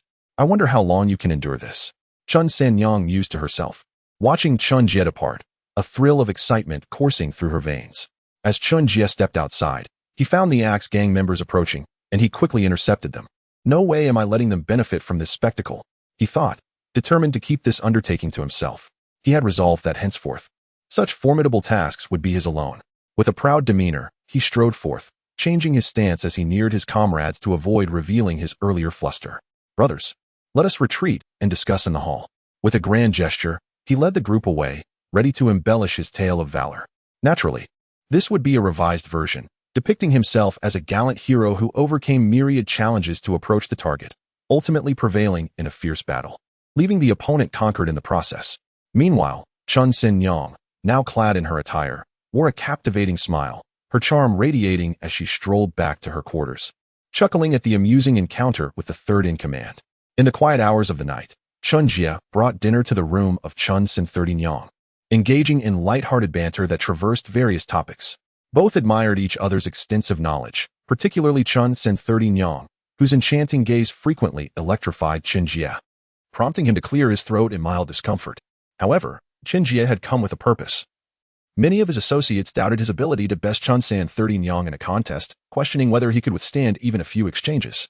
Thus, he resolved to seize the opportunity, preparing himself to demonstrate his skills, albeit uncertain of the extent of his capabilities against such a formidable opponent. As Chen Jie and Chen Jie shared laughter and conversation, the door was suddenly flung open with a violent bang. A figure, ghostly and swift, materialized in the room. "Senior sister, I have searched high and low for you. My efforts have been in vain," exclaimed a young woman clad in white, her hair tied in a ponytail. With features that resembled Mo Wenwei, she appeared more youthful and exuded a captivating charm. Chen Jie's pupils constricted. He sensed her formidable presence. This must be Bai Jingjing. "Junior sister, I did not expect you to find me here. Truly a rare visit. I have a guest. Shall we discuss our matters later?" Chen Jie replied, her laughter revealing a deep camaraderie, albeit tinged with underlying tension. Recognizing the potential danger, Chen Jie excused himself, saying, "It has been a delightful conversation, Chen Jie. We shall continue our discussions another day. With your junior sister's arrival, I must take my leave." After bowing, he departed without acknowledging Bai Jingjing, knowing her volatile temperament from the original narrative. Hastily, he returned to the hall to report to Zhizun Bao before retiring for the night. The following morning, sunlight graced the earth once more, accompanied by a restless wind. The Axe gang members gathered in the hall for breakfast when two women, Bai Jingjing and Chen Jie, entered, chattily. Upon seeing Bai Jingjing, Zhizun Bao felt his heart race, thumping rapidly, as if struck by love at first sight. However, Bai Jingjing failed to recognize him as Sun Wukong. Given that Zhizun Bao's current appearance was cloaked in a bushy beard, and it had been 5 centuries since she last encountered the Monkey King. Transforming into a romantic figure, Zhizun Bao leaned against a stone pillar, his voice rich with gravitas. "My lady, you bear an uncanny resemblance to my future wife. I am Zhizun Bao, the leader of the Axe gang. May I inquire your name?" Chen Jie and Bai Jingjing stifled their laughter, with the former remaining silent while Bai Jingjing responded, "I am Bai Jingjing, and this is my senior sister, Chen Jie. You are quite the amusing one, leader." Zhizun Bao continued, "Miss Jingjing, you are exceptionally charming. I have never encountered a beauty as radiant and graceful as yourself. Is there anything I may assist you with?" "It would be my honor." His flattery transformed into a display of pride, hoping to capture Bai Jingjing's attention. Chen Jie observed in astonishment. The leader's approach was refreshingly unique. The gang members shared similar thoughts. Witnessing their leader's infatuation, such occurrences were rare. Bai Jingjing and Chen Jie exchanged knowing smiles, recalling their conversation from the previous night. Bai Jingjing then spoke. "There is indeed a matter requiring your assistance, leader. We seek someone with 3 moles on the soles of their feet. Can you help us with this?" She added a flirtatious glance towards Zhizun Bao. Clearly taken aback, he immediately responded, "Of course. I shall make every effort to fulfill your request. Let us inspect the feet of everyone present. All of you, raise your feet for Miss Bai's examination. Be swift," Zhizun Bao commanded, his bravado faltering as he sought to impress Bai Jingjing. Despite the peculiar request, the gang complied. After a thorough inspection, Bai Jingjing and Chen Jie found no leads, shaking their heads in disappointment. Yet they understood that finding Sun Wukong's reincarnation would not be an easy task. Nonetheless, having a gang's assistance was far more efficient than their solitary efforts. Following breakfast, the members exchanged brief pleasantries before retreating to their quarters. Zhizun Bao felt a tinge of disappointment when lunch never materialized. That evening, after dinner, While others rested in their rooms, Jizun Bao shaved his beard, preparing to present himself as a dashing figure before Bai Jingjing, hoping to win her heart. Chen Jie, meanwhile, observed discreetly, refraining from interfering with the unfolding events, planning to retrieve the mirror of truth in the universe bag when Patriarch Putai arrived the next day. Jizun Bao approached the door of Bai Jingjing and Chun Sen 30 Nyang's room, gently tapping. The door creaked open, revealing an empty space. Just as Bai Jingjing was about to close it, Jizun Bao, standing on a wooden bridge, called out, "Miss Jingjing, the moonlight is splendid tonight. Would you care to enjoy it together? Leader? What brings you here? We are already in bed. Your kind intentions are appreciated, but please retire for the night." Bai Jingjing replied, lacking interest in moon gazing, preferring more engaging activities. Just as she was about to shut the door, Jizun Bao suddenly shouted, "Wait." Turning around, Bai Jingjing's expression froze, and she exclaimed, "Sun Wukong." Jizun Bao, bewildered, responded, "What did you say, Miss Jingjing? I cannot be mistaken. Sun Wukong, you thought you could hide from me?" Bai Jingjing accused, pointing her sword at him. Instantly, Jizun Bao's hand ignited with an eerie green flame.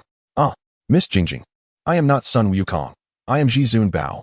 Why are you burning me? It hurts." He flailed his arm, attempting to extinguish the flames, but to no avail. "You are not Sun Wukong. Do not deceive me. I will not believe you. Why must this be? My hand." Jizun Bao cried in agony, his expression contorted in pain, unable to shake off the mysterious flames. Confounded, he pondered, "My three flavors bone fire is unbearable for most, yet he vehemently denies it. Could it be mere resemblance? I must investigate further." Bai Jingjing pointed her sword at a single point, and instantly, the flames on Jizun Bao's palm extinguished. However, before he could breathe a sigh of relief, another flame ignited beneath his feet, prompting Jizun Bao to leap up, shrieking as he blew air onto the soles of his feet, which were burning painfully. Observing Jizun Bao, Bai Jingjing noticed that indeed, there were not 3 moles on his foot, causing her to feel somewhat disheartened. He truly wasn't the one. Alas, at that moment, Bai Jingjing saw more clearly and realized that it was indeed the leader of the Axe Gang, Jizun Bao, albeit with his beard shaved off. Enraged, she exclaimed, "Why did you shave your beard? Do you not know it can lead to death?" "Miss Jingjing, I merely thought shaving my beard would make me look more handsome. Perhaps you would like it." Jizun Bao defended himself, feeling wronged.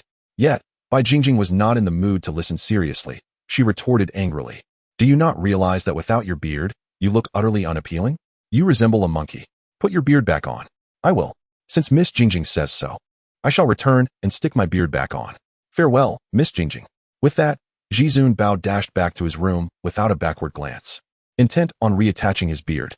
Throughout, he had not revealed any dissatisfaction, which indicated his genuine affection for Bai Jingjing. Chen Jie, standing in the shadows, observed this fated couple and shook his head slightly, thinking Jizun Bao was foolish and infatuated. Otherwise, he would not be so forgiving towards a woman who had harmed him. Of course, some might argue this leniency was due to her formidable nature, but upon reflection, one would find that in the original tale, Jizun Bao had been quite tolerant even before discovering her true identity as the white-bone spirit. Otherwise, he would have kept his distance. As for now, the bunch of grapes should have appeared in Jizun Bao's room, prompting Chen Jie to decide to follow and see. Jizun Bao opened his door, his heart racing, and in a state of excitement and nervousness. He sat on a stool and took several large gulps of tea from a kettle. "Ah, how refreshing. Wait, this bunch of grapes was sent by my subordinates?" Jizun Bao sighed in comfort, only to suddenly notice a fresh bunch of grapes on the table, prompting him to reach for a few to eat. Just as he grasped a grape to pluck, a sudden puff of smoke erupted, and an elderly man dressed in white with a bald head and short beard appeared. At that moment, Chen Jie had reached the door and knocked several times, realizing no one was answering. He speculated that Master Pewdie had just appeared. With a creak, the door swung open, revealing a white-clad old monk sitting comfortably with crossed legs, eating a banana, which made Chen Jie's lips twitch. This fellow truly did not regard himself as an outsider. However, Chen Jie was curious as Jizun Bao's current appearance closely resembled that of Sun Wukong. Yet, Master Pewdie displayed no surprise or any other expression, which was quite peculiar. Naturally, Chen Jie held little interest in that. Merely curious, the priority was to obtain the demon-discerning mirror and the universe bag. As Master Pewdie munched on his banana, he mumbled indistinctly, "Those 2 women are monsters. One is a spider demon, and the other is the white-bone spirit. They appeared here upon hearing that Tang Sung is about to be born on Mount Wuyue." Oh, Mount Wuyue was known as Wuji Mountain 500 years ago. Master Beauty seemed to relish the fruit, while the two others processed this information. Chen Jie was more interested in the whereabouts of his universe bag and the demon-discerning mirror. So he scrutinized Master Beauty and noticed a somewhat worn little burlap bag on his belt, roughly the size of a palm, filled with white talismans. He did not see the demon-discerning mirror, suspecting it might be concealed in the front or back. Jizun Bao did not believe Master Beauty, thinking the man was spouting nonsense. After all, two living women were standing before him, and he could not accept being told they were monsters. In anger, Jizun Bao snatched the fruit platter from before Master Beauty and said threateningly, "Dare to lie before me, the jade-faced flying dragon Jizun Bao? You had better leave quickly before I lose my temper. Otherwise, you shall regret it." Holding the fruit platter in one hand and mimicking a striking motion with the other, Jizun Bao menaced Master Beauty. With a resigned shake of his head, Master Beauty lamented, "A mortal is but a mortal, with eyes that cannot discern even demons and monsters. Here, this is the demon-discerning mirror. You will know its power once you try it." Jizun Bao took the mirror handed to him by Master Beauty. It was the size of a palm, made of bronze, with a smooth surface that reflected his face quite clearly, while the back had a short iron handle. After glancing at himself and finding he looked rather handsome, Jizun Bao narcissistically nodded, declaring, "I shall keep this mirror. You may leave now." However, when he turned around, Master Beauty had vanished. Chen Jie, momentarily stunned, had not expected Master Beauty to possess the ability to become invisible. No, he must have transformed into some object that had gone unnoticed. Even so, Chen Jie was secretly amazed. Indeed, he was a being of divine nature, possessing numerous spells, even if his combat prowess remained unknown. When Jizun Bao discovered Chen Jie was still there, he intended to inquire about his purpose for being there when a series of knocks echoed at the door. Jizun Bao approached to open it, while Chen Jie concealed himself inside, only to find Bai Jingjing standing outside. Instantly, Jizun Bao's spirits soared, and he joyfully exclaimed, "Ah, it is Miss Jingjing. What brings you here so late?" "Nothing much. I just realized I spoke harshly to the leader earlier and wanted to apologize." "You see, you resemble a rival of mine far too closely," Bai Jingjing said with an apologetic smile, feeling a bit embarrassed for her earlier temper. Jizun Bao, still clutching the demon-discerning mirror, recalled Master Beauty's words about its function. He glanced up, nearly gasping in shock upon realizing it truly was the white-boned spirit. "Leader, the long night stretches on, and I find myself unable to sleep. Would you accompany me for a stroll to enjoy the moonlight?" Jizun Bao saw the reflection of the white-boned spirit in the mirror, her lips moving as if speaking. He shifted his position several times, discovering it was still the visage of the white-boned spirit, causing a flicker of terror mixed with a smile to cross his face as he responded, "Miss Jingjing, it is getting late. You should return to your room to rest." With that, he slammed the door shut, unwilling to wait for her to continue speaking. Fearing for his fragile heart, Bai Jingjing, intending to say more, found the door suddenly shut in her face, nearly colliding with it, and she pouted in annoyance before leaving for her room. Chen Jie realized Jizun Bao had seen Bai Jingjing's true form and, filled with excitement, reached out. "Leader, may I take a look at your demon-discerning mirror?" Jizun Bao, still in shock, handed over the mirror, trapped in a whirlpool of astonishment, helplessness, sadness, and disbelief. Chen Jie took the mirror, glancing at himself and then at Jizun Bao, finding only human faces, and lost interest, casually placing it against his chest, not intending to return it. Suddenly, Jizun Bao jolted, recalling Master Beauty, realizing that with two monsters present, they would need Master Beauty's assistance, as they were but mortals with vastly inferior strength. He began to search for Master Beauty, calling out, "Grapes, where are you? Come out. I believe in you now. Help me deal with these monsters. Do not rush. I am right here with you." "Where? I cannot see you. I have transformed into a bunch of grapes." "Where is it? I can't see it," murmured Jizun Bao, as he fumbled about his person, even pulling down his trousers to inspect his own grapes. "Not that bunch. Those are yours. I am behind you." "Behind me?" Jizun Bao reached behind him and indeed found a bunch of grapes. He brought them to his front and exclaimed, "Found you. So what shall we do next?" "Next, you must assist me in capturing this demon. Here, take this invisibility talisman." Master Puti emerged from another room, still munching on a grape. Jizun Bao's mouth fell agape as he clutched the grapes, looking rather foolish and naive. Chapter 39. Master Puti discusses cultivation. Although Jizun Bao appeared utterly bewildered, Chen Jie did not find it amusing, for he too was equally perplexed, uncertain from whence Master Puti had appeared so suddenly. As Master Puti approached, he snatched the grapes from Jizun Bao's hand, continuing to savor his own. "You need only to follow the plan tomorrow, and I shall assist you. Have faith in my abilities. After all, I am a celestial being. He flexed his comically small biceps, prompting a twitch at the corner of Chen Jie's mouth. A celestial being? Very well. Finally, Ji Zunbao managed to close his drooling mouth and wiped away the saliva before addressing Master Puti. All right then, but you must take action promptly. I entrust this to you. Just as Master Puti agreed and turned to leave, Chen Jie hurriedly interjected, fearing that the master might vanish once more. Excuse me. Esteemed one, may I inquire about the levels of cultivation? Oh, you are interested in cultivation?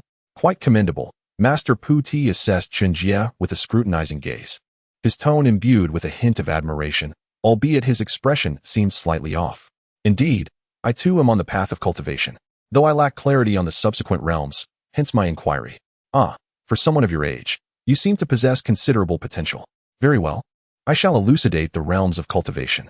The most widely accepted hierarchy in the cultivation world post the harmonious path realm includes true immortal, celestial immortal, golden immortal, supreme true immortal, supreme celestial immortal, supreme golden immortal, great luo true immortal, great luo celestial immortal, great luo golden immortal, primordial great luo golden immortal, quasi-sage, and finally, the sage. Currently, I am a true immortal, while the spider demon and bone demon are celestial immortals. Of course, their classifications differ somewhat in the demon realm, but the general hierarchy remains consistent. Upon hearing this, Chen Jie experienced a moment of clarity, finally understanding the realms beyond the harmonious path. This revelation was akin to a sudden enlightenment, significantly broadening his horizons. At present, Chen Jie stood at the pinnacle of the void realm, poised to step into the harmonious path. With a suitable cultivation method, ascending to the true immortal realm would not take long, for he was a swordsman. Clenching his fists, Chen Jie envisioned a vibrant future ahead, marking a new milestone in his life, guiding him towards broader horizons. So, how does one enter the harmonious path?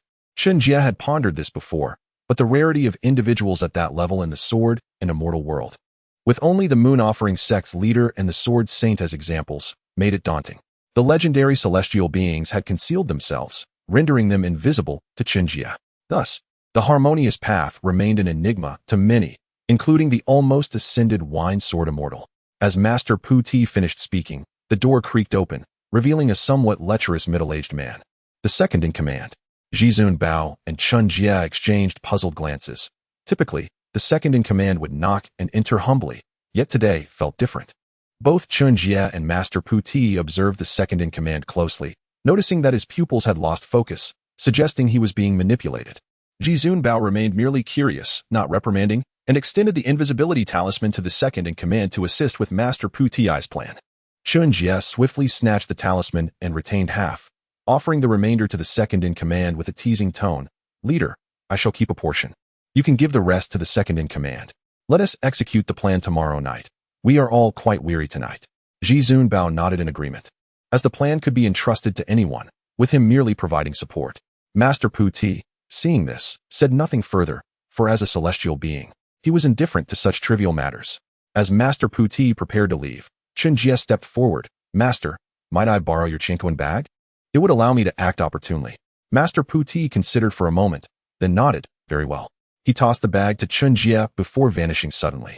As Chen Jie grasped both the demon-exposing mirror and the Chinquan bag, a mechanical voice from Shaolin echoed in his ear. Task 4 complete. Obtain the demon-exposing mirror.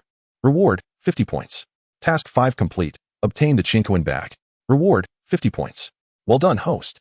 Continue your efforts, and do not let yourself be defeated. Disregarding Shaolin's playful banter, Chen Jie felt a sense of accomplishment, having completed 2 minor tasks, although the remaining ones posed significantly greater challenges. The following morning, the Axe Gang members, adhering to Ji Zunbao's orders, positioned themselves by the roadside to rob passers-by, specifically targeting those with 3 moles on their feet. This peculiar tactic resulted in fewer pedestrians along their surveillance route, as news of their intentions had spread among those who had previously fled. Robbery.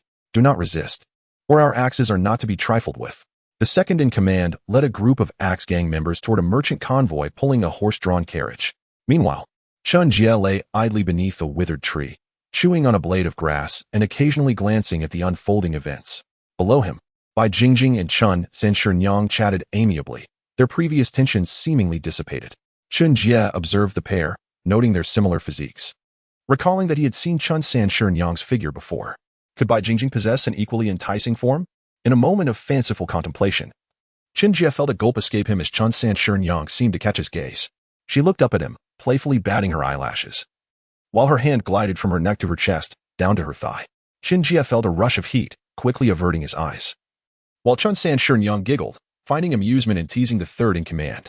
Meanwhile, Bai Jingjing appeared pensive, frequently glancing toward the Axe Gang's headquarters, her thoughts seemingly drifting to Zhizun Bao, the man who bore an uncanny resemblance to that wretched monkey. Their personalities mirrored one another, both brash in their ways, with carefree gazes and a romantic flair. Yet today, he seemed oddly evasive, perhaps even intimidated. Chen Yang, noticing Bai Jingjing's demeanor, smirked and teased, "Junior sister, Zhizun Bao is rather admirable, far superior to that wretched monkey. Remember when he promised to marry you at 18? Yet here we are, 500 years later, with no word from him. It may be time to move on. Mind your own business. My affairs do not require your concern. Let us focus on finding Tang Sung before discussing anything else." Bai Jingjing vehemently rebutted, yet her insistence seemed to bear little significance, for 5 centuries had passed, and those who sought her had undoubtedly come and gone. Chen Yang sighed upon hearing this, feeling somewhat helpless. After all, the two sisters had once shared a close bond, living harmoniously together, only to become estranged due to the matter involving that odious monkey. However, the mere mention of Tang Sung invigorated Chen Yang. It was rumored that consuming his flesh could grant immortality, prompting numerous demons to pursue him relentlessly. It was this very legend that had driven the two of them to this place upon hearing from Patriarch Bodhi that Tang Sung was soon to be born in the 5 sacred mountains. Chen Jie pondered within himself that, in truth, humans, demons, and deities were not so different after all. They were all beings of this world, merely differing in form. Demons could attain human forms, and many deities were, in fact, demons who had achieved enlightenment. "You may leave. You are not what we seek. Depart quickly, or I shall truly resort to violence." The second in command growled fiercely at the merchant caravan, his impatience palpable. Although under duress, his actions remained dictated by his inherent nature. With a resigned shrug, Chen Jie utilized his lightness skill to return to his quarters in the Axe Gang for some rest, feeling utterly bored with the external turmoil. As night fell, the group reconvened for a feast, yet Bai Jingjing and Chen Yang had yet to appear. Seizing the opportunity of their absence, Zhizun Bao issued commands to all members of the Axe Gang to collaborate with the second-in-command in their demon-slaying endeavors, instructing everyone to don nothing but simple garments crafted from invisibility talismans to cover their modesty. Chen Jie, disinclined to wear such ridiculous attire, proposed to accompany the two ladies himself, taking on the role of covering for the group's activities.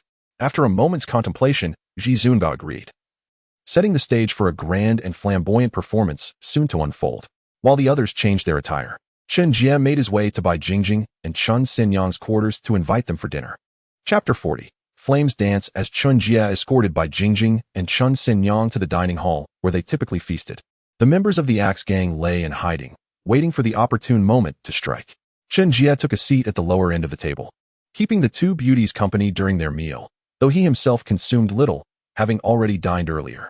Bai Jingjing and Chen Yang silently partook of their dinner, neither initiating conversation. Once they finished, Chen Jie assisted in clearing the dishes, pouring 2 bowls of wine for the ladies before stepping back, mindful of conserving resources in the arid desert. At this moment, the Axe Gang members, under Zhizun Bao's leadership, donned white trousers fashioned from invisibility talismans, or rather, grass skirts. The second-in-command, clad in an outlandish strapless white gown made from the same talismans, emerged, his gait slow and exaggerated. A lewd grin plastered across his face as he swayed the talisman-made straps in rhythm.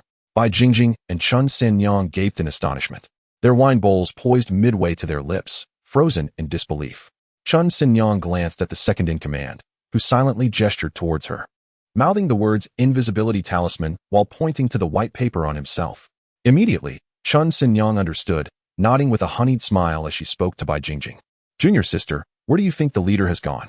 We haven't seen him at all during our meal." After winking at Bai Jingjing, the latter quickly grasped the jest and responded with a hint of confusion. "Indeed, I wonder where the leader has gone. He usually joins us for dinner." Just as Bai Jingjing finished speaking, Zhizun Bao made a gesture as if poking his eyes out, then stumbled forward, tripping over his own grass skirt. Chen Yang feigned an accident, knocking over an oil lamp, which promptly ignited, setting Zhizun Bao's skirt aflame. At that moment, Chen Jie returned to the hall, witnessing the spectacle, his lips twitching in sympathy for Zhizun Bao's predicament. As Chen Jie resumed his seat, he invited Bai Jingjing and Chen Xinyang to drink. While Zhi Zunbao contemplated tearing off the burning skirt, the second-in-command, with a serious demeanor, shook his head resolutely. While Zhi Zunbao's eyes widened as he struggled to contain himself, the second-in-command gestured for Zhi Zunbao to lie down. And then a line of 7 or 8 Axe gang members stepped forward in unison. At the second-in-command's signal, they began to stomp ferociously on Zhi Zunbao's groin. Chen Jie raised his bowl to drink, stifling his laughter while continuing to play along with Bai Jingjing and Chen Xinyang. Although aware that the two ladies had already realized the invisibility talismans were ineffective, he dared not voice this truth. The disparity in their powers was too great. Despite his rapid advancement in cultivation, he remained no match for these well-known demons. Having completed his prior task, he felt ready to act with the Chinquan bag, free from concern about causing any damage. However, he was curious whether, having tightly secured the bag's opening, they could still escape. Zhi Zunbao clenched his fists, turning his head restlessly as his eyes widened. Finally, the flames were extinguished, and Zhi Zunbao breathed a sigh of relief. Bai Jingjing, sitting across from him, splashed wine toward Chen Xinyang, who deftly dodged, igniting a quarrel over a debt from years past. Chen Jie stifled a laugh, bemused by the two demons arguing over money. Did demons even spend money? He found this hard to believe, with a mere illusion. They could procure anything they desired without the need for currency. Are you trying to tease me? Chen Jie mused internally, while outwardly he urged Bai Jingjing and Chen Xinyang not to let financial matters damage their relationship. The two ladies acquiesced, moving past the topic of borrowing money. Zhi Zunbao, with a look of helplessness, turned to Bai Jingjing, silently shedding tears as he prepared to tear off the grass skirt. Yet, the second-in-command once again interceded, miming a cutting gesture and silently suggesting that it was futile to keep it. Zhi Zunbao shook his head vehemently, refusing to accept such a fate. He then spread his legs, signaling to the gang members, covering his eyes, unwilling to witness what was to come. From the opposite side, a group of 7 leaped into the air, executing flips before descending upon Zhi Zunbao's groin with force.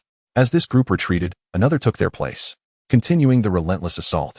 Chen Jie gasped in disbelief at the brutality on display. This gang was undoubtedly no ordinary lot, and he wondered why they hadn't thought to use water or dirt to extinguish the flames. Was it a matter of intellect? Meanwhile, Bai Jingjing and Chen Xinyang laughed heartily, seemingly engrossed in a delightful conversation, while Chen Jie sat uneasily, unable to hear their exchanges. Just as Zhi Zunbao's flames were finally extinguished, Chen Xinyang reignited them with her magic, causing another eruption of fire. Zhi Zunbao, having reached his limit, gritted his teeth, tore off the grass skirt, and snatched a curtain from the hall to fashion a makeshift pair of trousers, shouting to the crowd, "Everyone, let us unite and slay them." He surged forward, only to realize that no one had followed him. The second-in-command, grinning lewdly, remarked, "Excellent, let us go together." "Ha, leader. Do you not realize that the second-in-command is already under my control?" Chen Xinyang laughed, her confidence apparent, her soul-switching powers still formidable. Suddenly, chaos erupted as Chen Jie directed the Chinquan bag toward Bai Jingjing and Chen Xinyang. A plume of white smoke billowed, and the two demons vanished, captured within the Chinquan bag, which he then promptly secured. As the second-in-command's location began to emit a wisp of smoke, an elderly bald man materialized, none other than the transformation of the venerable Bodhi. The crowd found it perplexing. How had the second-in-command morphed into an old man? Meanwhile, Zhi Zunbao exhibited a triumphant smirk, reveling in the success of his cunning scheme, despite suffering significant losses that nearly incapacitated him. The entire scenario had been meticulously orchestrated by Bodhi and Zhi Zunbao, who had devised this plan together. Until the operation commenced that night, the second-in-command had merely been a decoy, detained and tied up to execute the mission of vanquishing demons. The clever switcheroo involved Bodhi impersonating the second-in-command. Originally, this strategic move was to be executed by Chen Jie, but he had intervened, unwilling to don the unsightly grass skirt. As the crowd extolled Zhi Zunbao's wisdom and valor, Chen Jie exhaled a sigh of relief in the shadows, while Bodhi basked in his own glory. Yet, an unforeseen twist arose. Chen Jie caught sight of the recently damaged Chinquan pouch, his mouth agape in astonishment. Could the power of narrative correction be so formidable? When Chen Jie gradually turned his head, he noticed Bai Jingjing and Chen Xinyang wearing sinister smiles directed at the members of the Axe gang. Their gaze sent a chill down his spine. Upon witnessing this, Bodhi bellowed, "Monsters, prepare to meet your demise." As Bai Jingjing and her companion assumed defensive stances, Bodhi slipped out the door, calling back, "I have matters to attend to. Farewell, everyone. No need to see me off." The members of the Axe gang, mechanically turning their heads toward the door, let out a collective cry of alarm before scattering in all directions. Ji Zuanbao, drenched in cold sweat, prepared to continue his charade, addressing the two heroines. Surely, you wouldn't make things difficult for such a charming fellow as myself. He chuckled nervously. In perfect unison, the two women responded to Ji Zuanbao with a single phrase. An unusual moment of consensus as they set their sights on him. With claws poised in threat, they emitted a fearsome shriek. "Oh no, don't chase me. I'm innocent." Ji Zuanbao fled in a panic, his pleas echoing as he scrambled for his life. When the two women turned their attention to Chen Jie, they were bewildered to find him missing, although his aura lingered nearby, prompting thoughts of his invisibility talisman. Indeed, at this critical moment, the talisman Chen Jie had procured earlier proved invaluable. While Ji Zuanbao drew the ire of their pursuers, Chen Jie discreetly activated the talisman, rendering himself unseen. The duration, however, was a detail he had evidently overlooked. Nonetheless, Bai Jingjing and her companion chose not to pursue Chen Jie, instead leisurely following the fleeing members of the Axe gang, relishing the sounds of their panic, for they were in no rush. Unexpectedly, a bald, effeminate figure screamed, "Boss, run. I'll hold them off." He embraced Bai Jingjing with a valorous resolve, seemingly prepared to face death. "Blind man, I shall remember your loyalty." Ji Zuanbao glanced back, filled with emotion. Yet he continued to run, fearful of halting lest he be slain. The blind man, true to his nature, succumbed heroically, blood spilling from his mouth as he collapsed. Seeing the obstacle removed, Bai Jingjing resumed her pursuit of Ji Zuanbao, who inadvertently stepped on the fallen blind man. "Boss, you stepped on me. It hurts." The blind man whined, rubbing his stomach while oblivious to his surroundings. "You're still alive? You faked your death. How infuriating. I almost shed a tear." Ji Zuanbao complained, though relief washed over him upon realizing the blind man had survived. After all, they were longtime companions, sharing both trials and moments of joy. Meanwhile, the bizarre second-in-command dashed with a colossal spider in tow, exclaiming, "Boss, I'll help you escape. Don't fear, the monsters aren't pursuing us."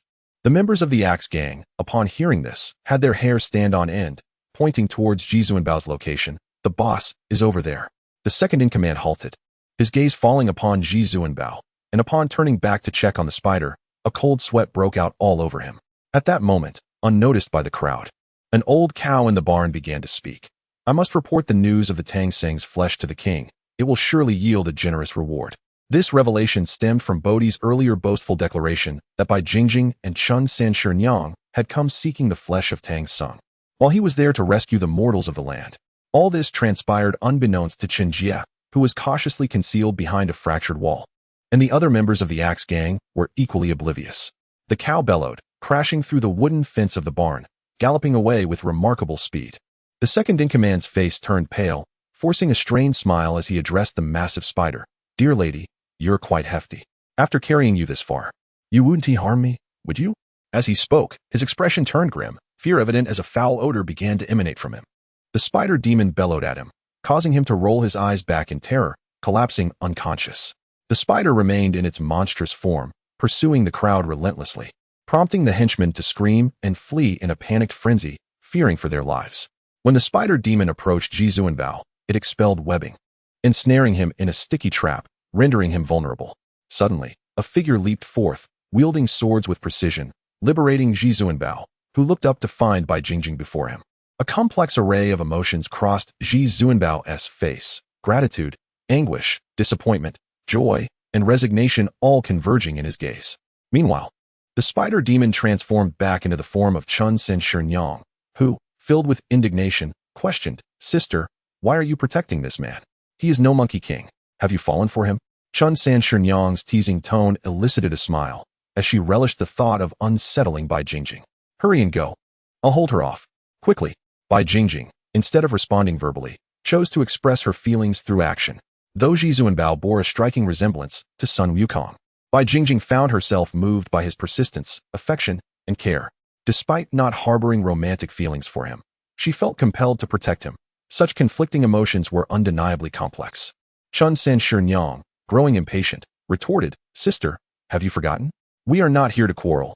We have come to find Tang Seng. That foul monkey is tasked with protecting him. If you continue this way, we shall have no choice but to fight."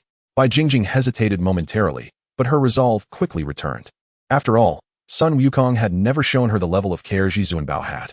He had always thought of her first, showering her with kindness and concern, which ultimately earned him her goodwill. Indeed, it is the card of a good person, perceiving him as such, yet recognizing the incompatibility. Moved by his actions, Bai Jingjing, filled with a sense of remorse and guilt, decided to take action. With a swift motion of her sword, she advanced without uttering a word, intending to strike first. However, Chen Jie seemed to have anticipated this outcome. She deftly countered Bai Jingjing's assault with her own sword. The clash of their battle sent shockwaves through the ground, scattering debris and bending trees, as waves of energy rippled through the surrounding space. Meanwhile, Chen Jie observed from a distance, pondering the apparent limitations of their celestial strength. Was this truly the extent of their power? Or was it that most demons focused on physical prowess, neglecting their magical abilities? Chen Jie, whose sword technique could wreak havoc over hundreds of meters, found himself unfazed by their displayed strength. He could contend with those below the golden immortal realm without fear. Unbeknownst to him, many demons indeed prioritized physical cultivation, with only the most powerful mastering the arcane arts. Lower-tier celestial beings often resorted to brute force, wielding weapons as humans did. This realization sparked a flicker of clarity within Chen Jie. While his combat prowess was sufficient, he lacked the overwhelming cultivation necessary to dominate at higher realms. He could still hold his ground against adversaries below the golden immortal level. With renewed confidence, Chen Jie reflected on the immense pressure exerted by these demons. The disparity in cultivation was not easily surmountable. The mere presence of these creatures could instill a sense of defeat within him, rendering him motionless.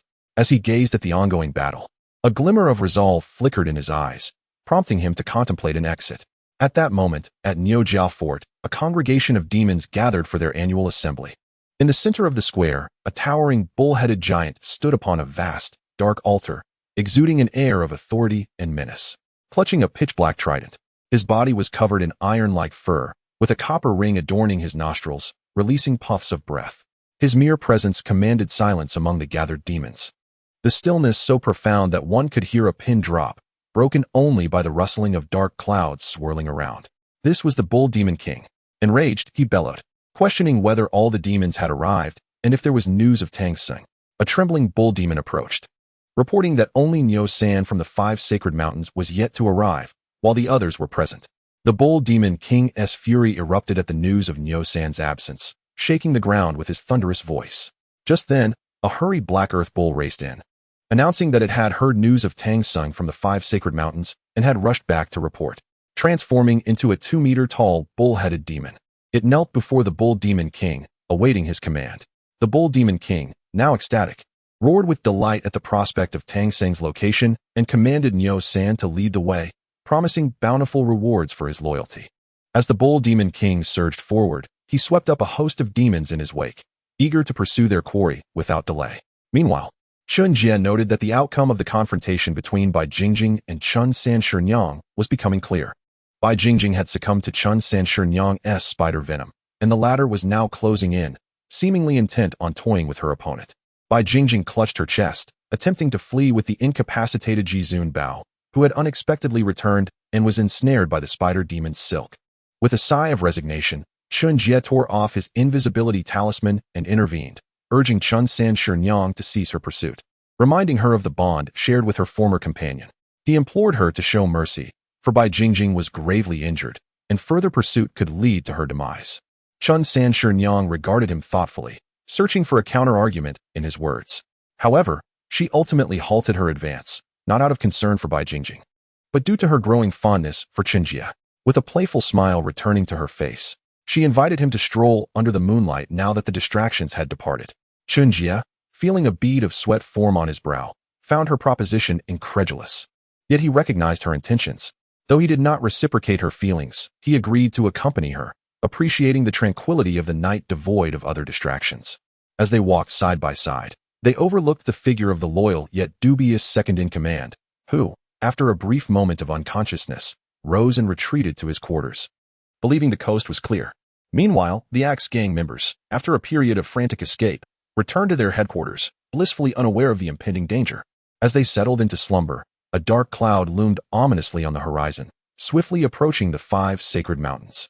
In a moment of tension, Niu San stepped forward to inform the Bull Demon King that they had reached the location from where the news of Tang Seng had emerged. The Bull Demon King, scrutinizing the area with wide, copper-like eyes, detected no extraordinary presence. He commanded his minions to charge forth, declaring, "Kill them all, leave not a single one alive." With that, the throng of demons surged towards the Axe Gang headquarters, resolute in their mission to fulfill their leader's orders. Meanwhile, Chen Jie, walking nearby, felt an alarm resonate within him, his brow furrowing in concern. As he calculated the unfolding events, a sense of dread washed over him. He realized that the Axe Gang was under siege by the Bull Demon King's forces.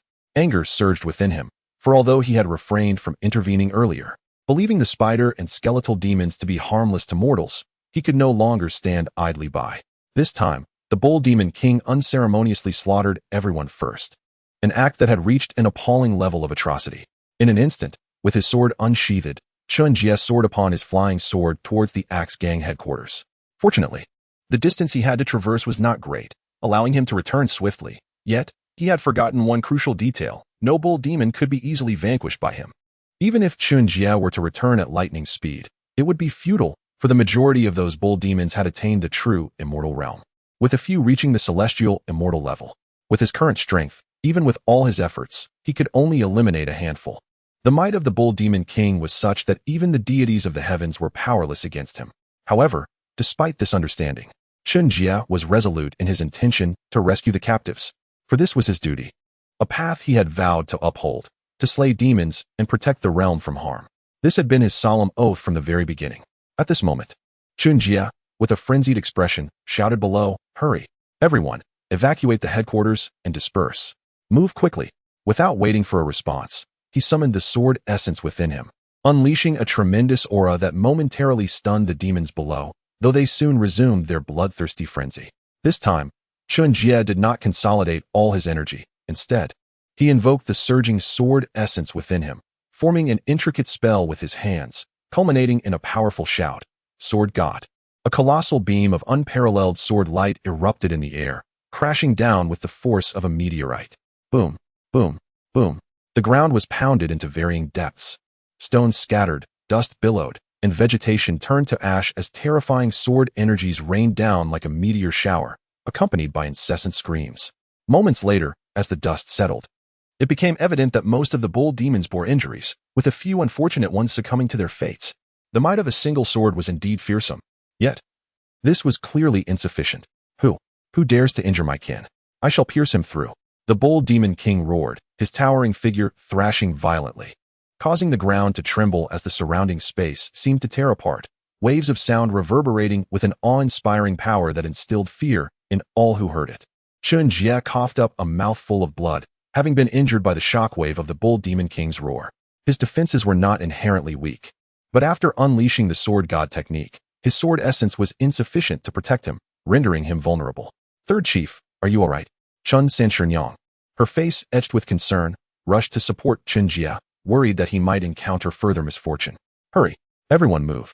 Chen Jie ignored Chun Sanshernong's pleas, continuing to shout frantically at the members of the Axe Gang below, only to be struck again by the Bull Demon King's sonic wave, causing him to spit blood once more.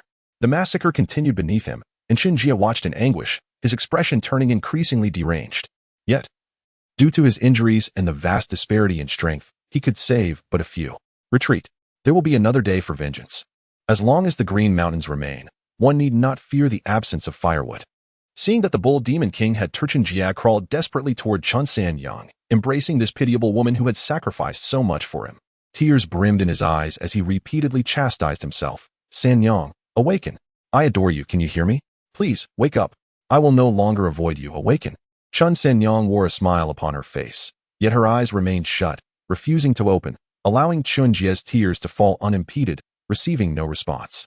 Chen Jie pressed his lips against Chun Sanyang's cold mouth, shutting his eyes as tears streamed down his cheeks. At that moment, his heart ached profoundly. Then he recalled the moonlight treasure box. It must be able to save her. It certainly could. Chen Jie, in a frenzy, shouted, his resolve fracturing, though at that instant, he was too consumed by despair to pay heed to anything else.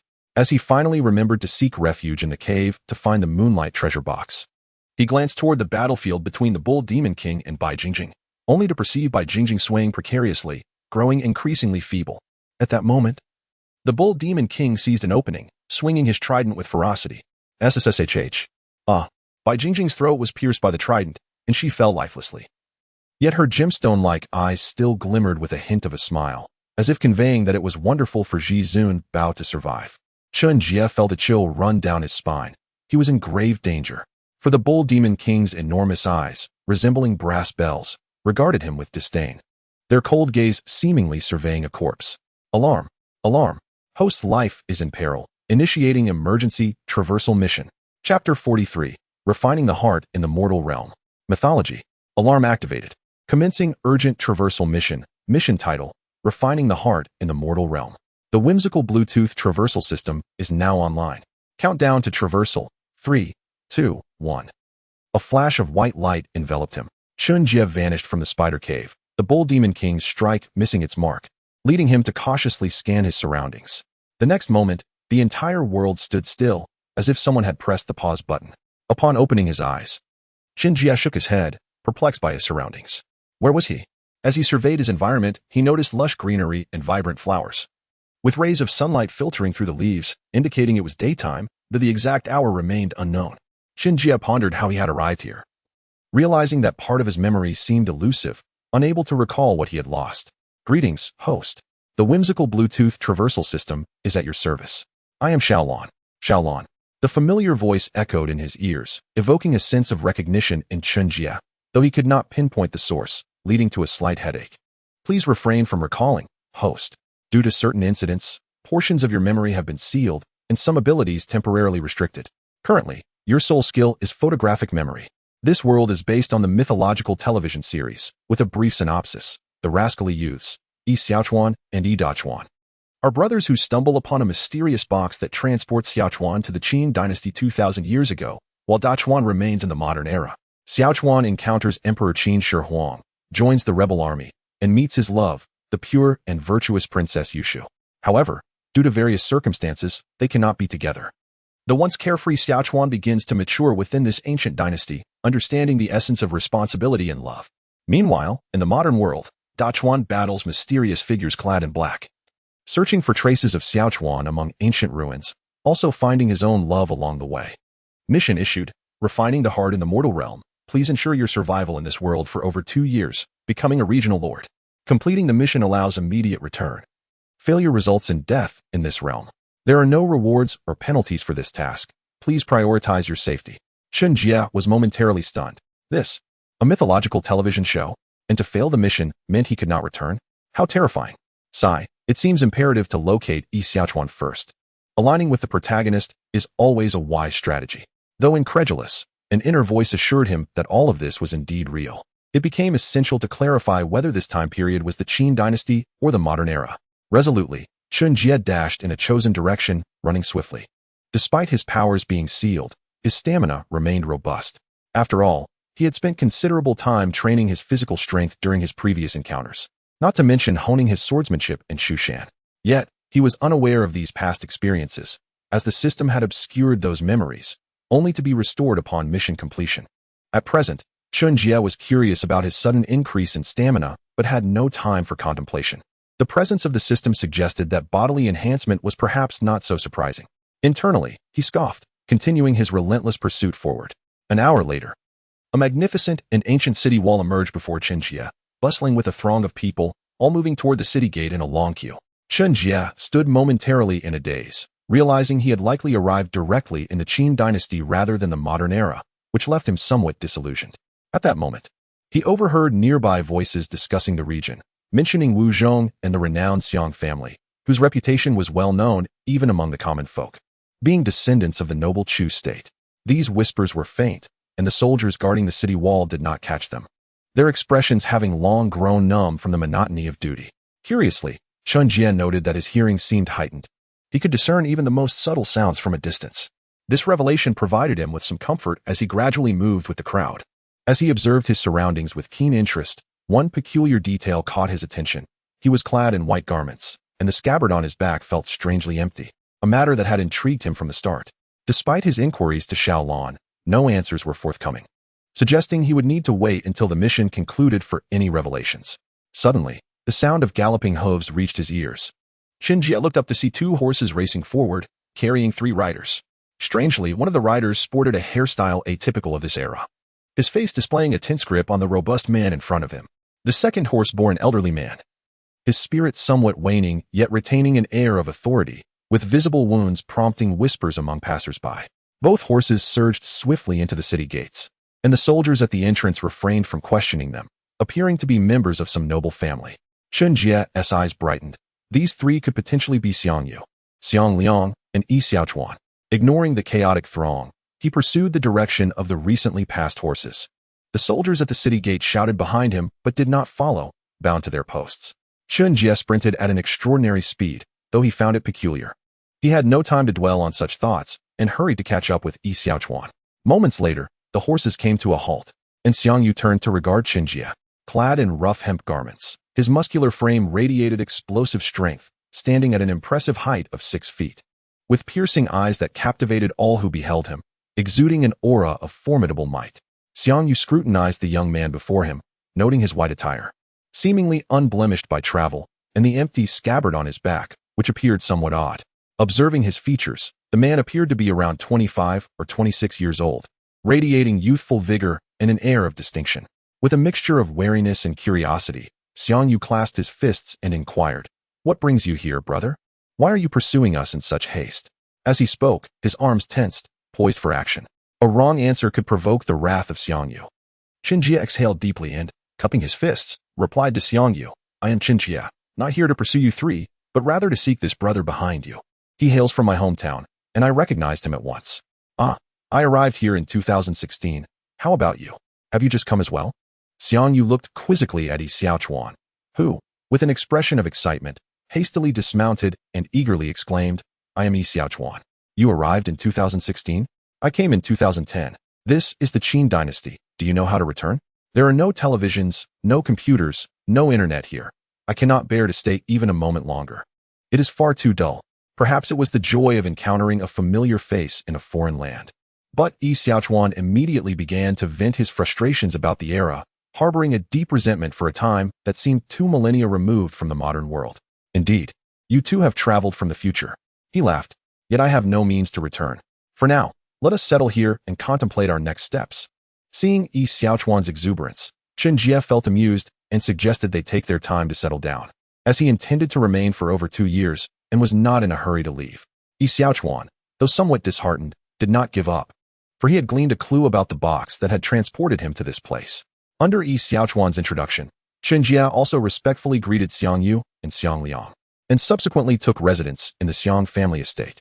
The following day, Chen Jie was surprised to see Yi Xiaochuan becoming a disciple of Xiang Liang, prompting him to seek martial training as well and join Xiang Liang's tutelage. Unbeknownst to them, they would both train in martial arts and military strategy for the next 2 years. Chapter 44. Yi Xiaochuan's Obsession. Initially, Yi Xiaochuan had always yearned to leave and find his way home, yet Xiang Liang had continually dissuaded him. Similarly, Fan Zeng had arrived in Kuaiji to offer his counsel against Yi Xiaochuan's departure.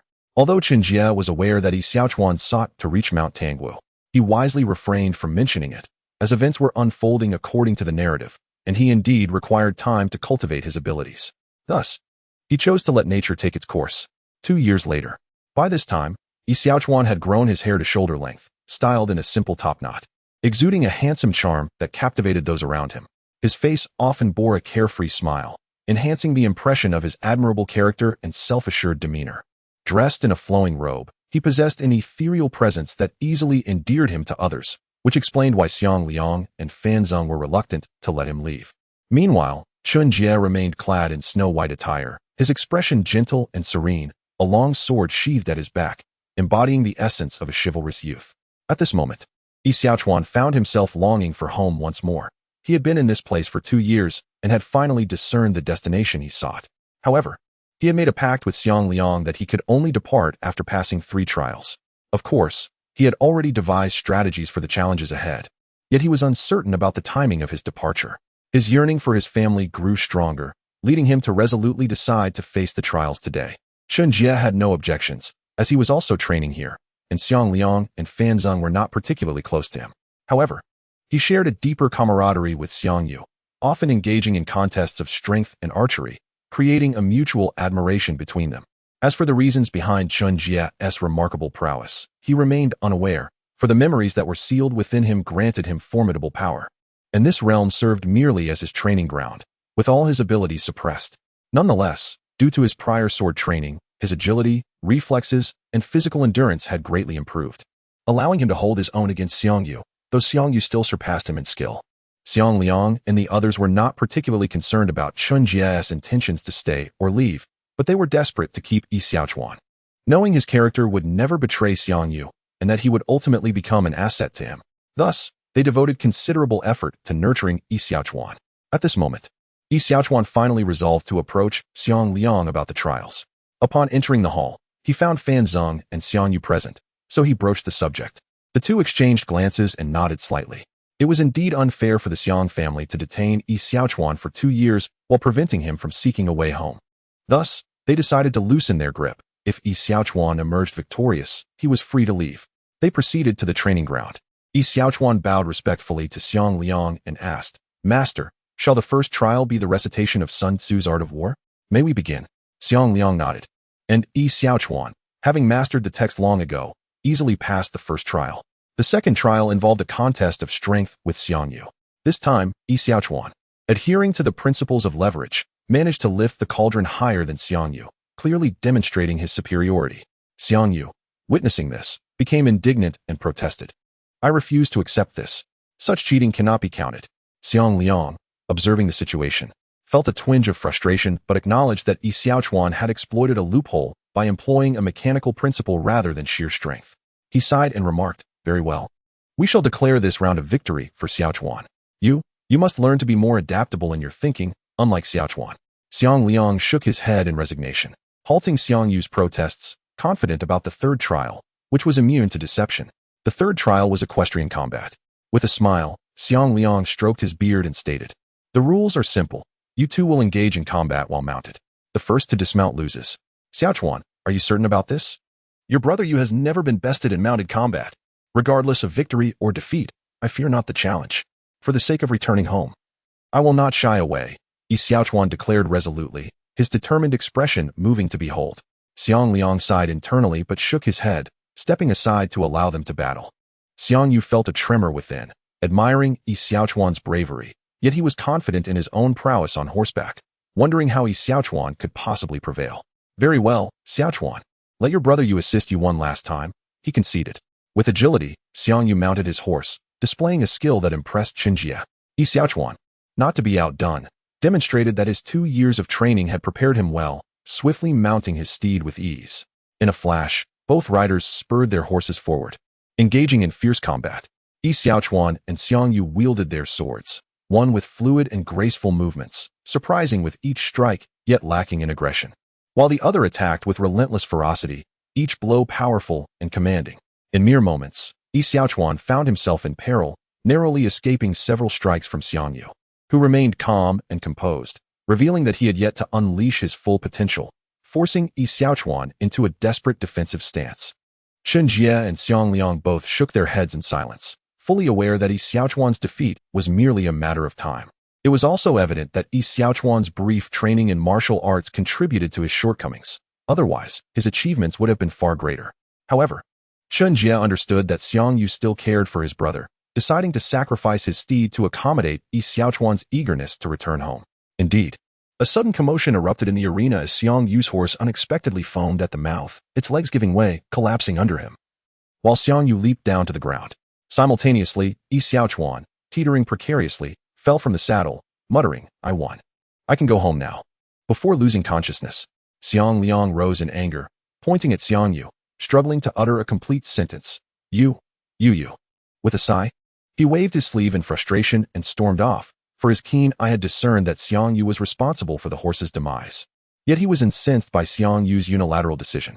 Both Chen Jie and Xiangyu rushed to Yi Xiaochuan's side, but Xiangyu reached him first, supporting him to prevent any disfigurement. "Xiaochuan, wake up! Xiaochuan! Xiaochuan!" Before he could finish, Xiangyu hastily lifted Yi Xiaochuan and dashed back to the bedroom, his face etched with worry. Chen Jie quickly followed, and upon entering the room, Xiangyu laid Yi Xiaochuan on the bed and called for Fan Zeng to assist in examining him. Fan Zeng took Yi Xiaochuan's pulse, scrutinizing his complexion and pupils before finally stating, "He is fine. He merely exhausted himself." I did not anticipate Xiao Chuan would push himself so hard. With a shake of his head, Fan Zeng stood up, signaling for the others to leave. After closing the door, he leisurely remarked, "Let Xiao Chuan rest well." This contest must have placed immense pressure on him. He knew he could not win, yet chose to engage in this unequal competition, such as the heart of a child. "Xiao Chuan, it's all right, let him rest.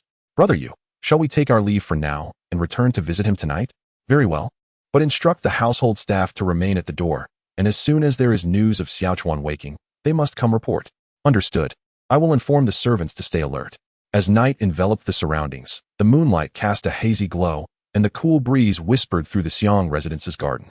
Xiao Chuan slowly opened his weary eyes, propping himself up as memories flooded back. He recalled fainting from exhaustion after falling from the horse, but before losing consciousness. He remembered triumphantly declaring his victory. "So I can leave now? Splendid. Tomorrow, I shall depart this place. It has been far too long since I last saw my father and elder brother." Excitement surged within him at the prospect of returning home, and despite the lingering fatigue and soreness throughout his body, his spirits remained high. Just then, the door creaked open, and Xiang Yu, Chen Jie, and Xiang Liang entered to check on Xiao Chuan, while Fan Zeng, due to his advanced age, had retired early. "Xiao Chuan, you are awake. How do you feel? Is there any discomfort? Finally, you are awake. I was about to worry myself to death. Congratulations, Xiao Chuan. You won the final contest." The trio expressed their concern and joy at seeing Xiao Chuan awake, despite his still weary countenance. After a brief meal, Xiao Chuan stood and solemnly addressed Xiang Liang, "Master, I am immensely grateful for your guidance over the past 2 years. I must now journey to Tang Wushan in search of the path home and can no longer serve you. Please grant me permission to depart." Bowing lower, tears welled in his eyes, yet he held them back. "How could I not be aware of the kindness you have shown me over these 2 years? But my longing for home is overwhelming." After a moment of inner turmoil, he resolved with determination that returning home was imperative and could no longer be delayed. Seeing this, Chen Jie exchanged a glance with Xiang Yu, who promptly grasped the implication and stepped forward to intercede. "Uncle, Xiao Chuan is eager to return home. Please allow him to go. Moreover, Xiao Chuan has successfully passed the 3 trials you set for him." "Humph, you know just how he passed," Xiang Liang retorted angrily at Xiang Yu before sighing and saying, "Xiao Chuan, I do not wish to complicate matters for you. If you wish to return home, then go. If you cannot find your way, you may always return here. This place will forever be your home." "Master," Xiao Chuan's voice trembled with emotion, nodding gratefully, "I shall never forget your kindness." He bowed deeply, performing 3 prostrations, then rose to take his leave of his master. "Wait a moment, Xiao Chuan. You and brother Yu share a kindred spirit. Why not swear brotherhood together? It would make for a fine tale in the days to come." "Excellent. Let a Jie join us as well. We shall be brothers, sharing both fortune and misfortune, not seeking to live or die together, but to face whatever comes," Xiang Yu exclaimed, rising in excitement, fully endorsing the proposal. Xiang Liang raised a hand to object, but ultimately lowered it, deeming it inconsequential since they were all family. "All right, brother Xiang, I accept your bond. We shall share in both fortune and adversity." Chen Jie stood up in delight, disregarding Xiang Liang's earlier hesitation.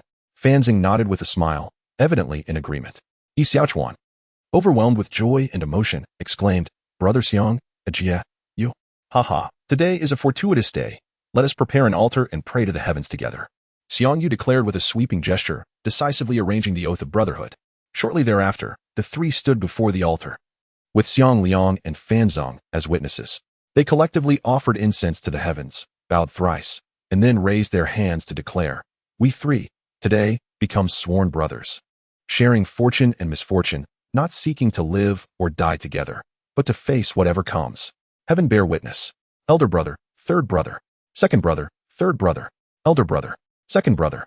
As Xiao Chuan was a year older than Chen Jie, he became the second brother in their newfound brotherhood. Due to the fact that Chen Jie has had a portion of his memory sealed, he remains oblivious to the truth that he has actually reached the age of 28.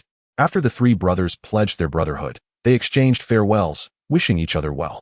Subsequently, Chen Jie and Xiao Chuan galloped away, leaving Xiang Liang and his nephew standing silently for a considerable time, both lost in thought.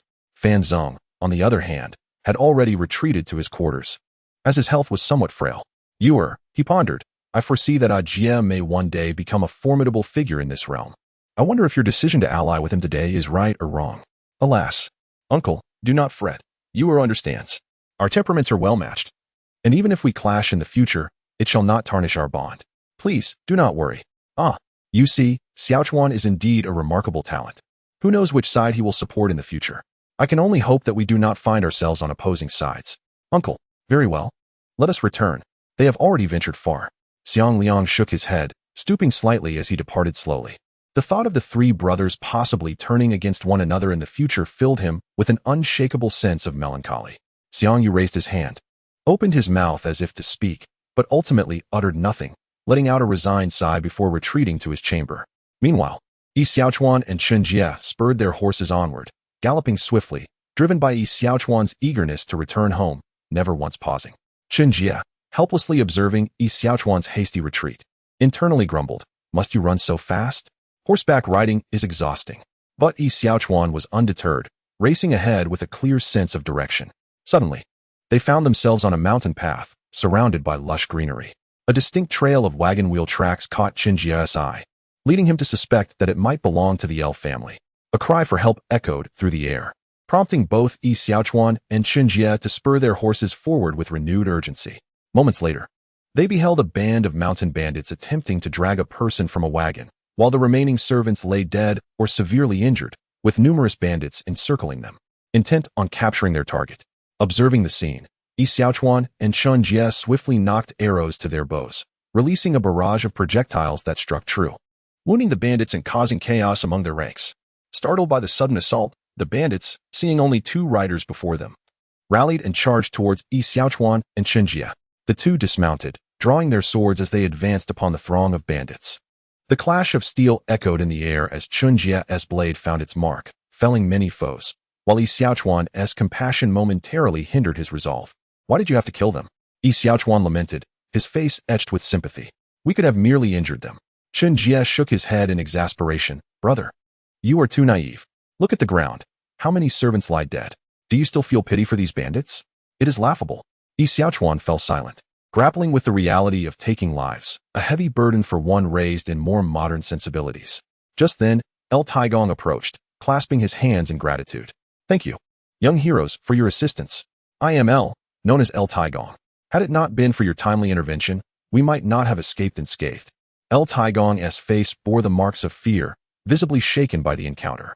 Yi Xiaochuan responded promptly, "It was nothing, merely a duty to aid those in peril. It is the responsibility of our generation." Chen Jie echoed his sentiments. "Indeed, we were merely passing by and offered our help out of kindness." El Taigong smiled, nodding appreciatively. "You two are truly promising youths. Alas, I have no sons, only two daughters to assist me. We are en route to P County and would be most grateful if you could escort us a portion of the way."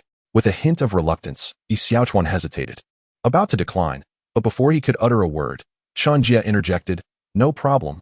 We are headed in the same direction. We shall escort you, elderly sir." "Excellent, excellent.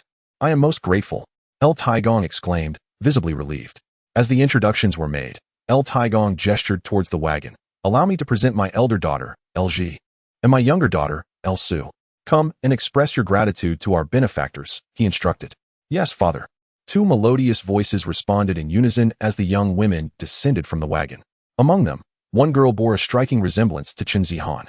Adorned in a delicate dress of pink and orange hues, her head bowed modestly, yet a gentle smile graced her lips, exuding poise and elegance. "Father, I am LG, and I thank you for saving my life," she said with sincerity. Chen Jie was momentarily taken aback, captivated by her beauty. Clearing his throat, he replied with a hint of gravity, "It was nothing, truly. I merely acted as circumstances warranted." The other girl, resembling a younger version of the first, shyly lowered her gaze and quietly murmured, "Father." She lacked LG's confidence, her demeanor tinged with bashfulness as she occasionally glanced at Yi Xiaochuan. El Taigong laughed heartily. "You, Su, come here and pay your respects. Courtesy must not be neglected." As a family of prominence, El Taigong held traditions in high regard, though he was lenient with his daughters. "Greetings, young sir.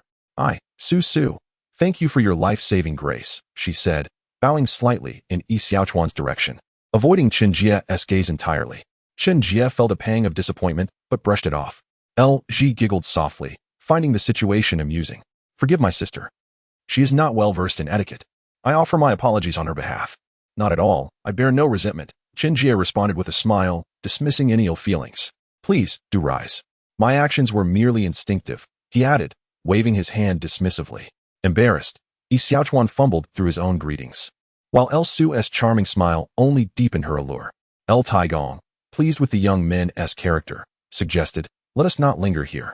Let's board the wagon and converse further." Compelled by El Taigong's enthusiasm, the two young men followed him into the wagon, the horses led by accompanying servants. Throughout the journey, Chen Jie couldn't help but admire LG, noting her graceful figure and flawless complexion.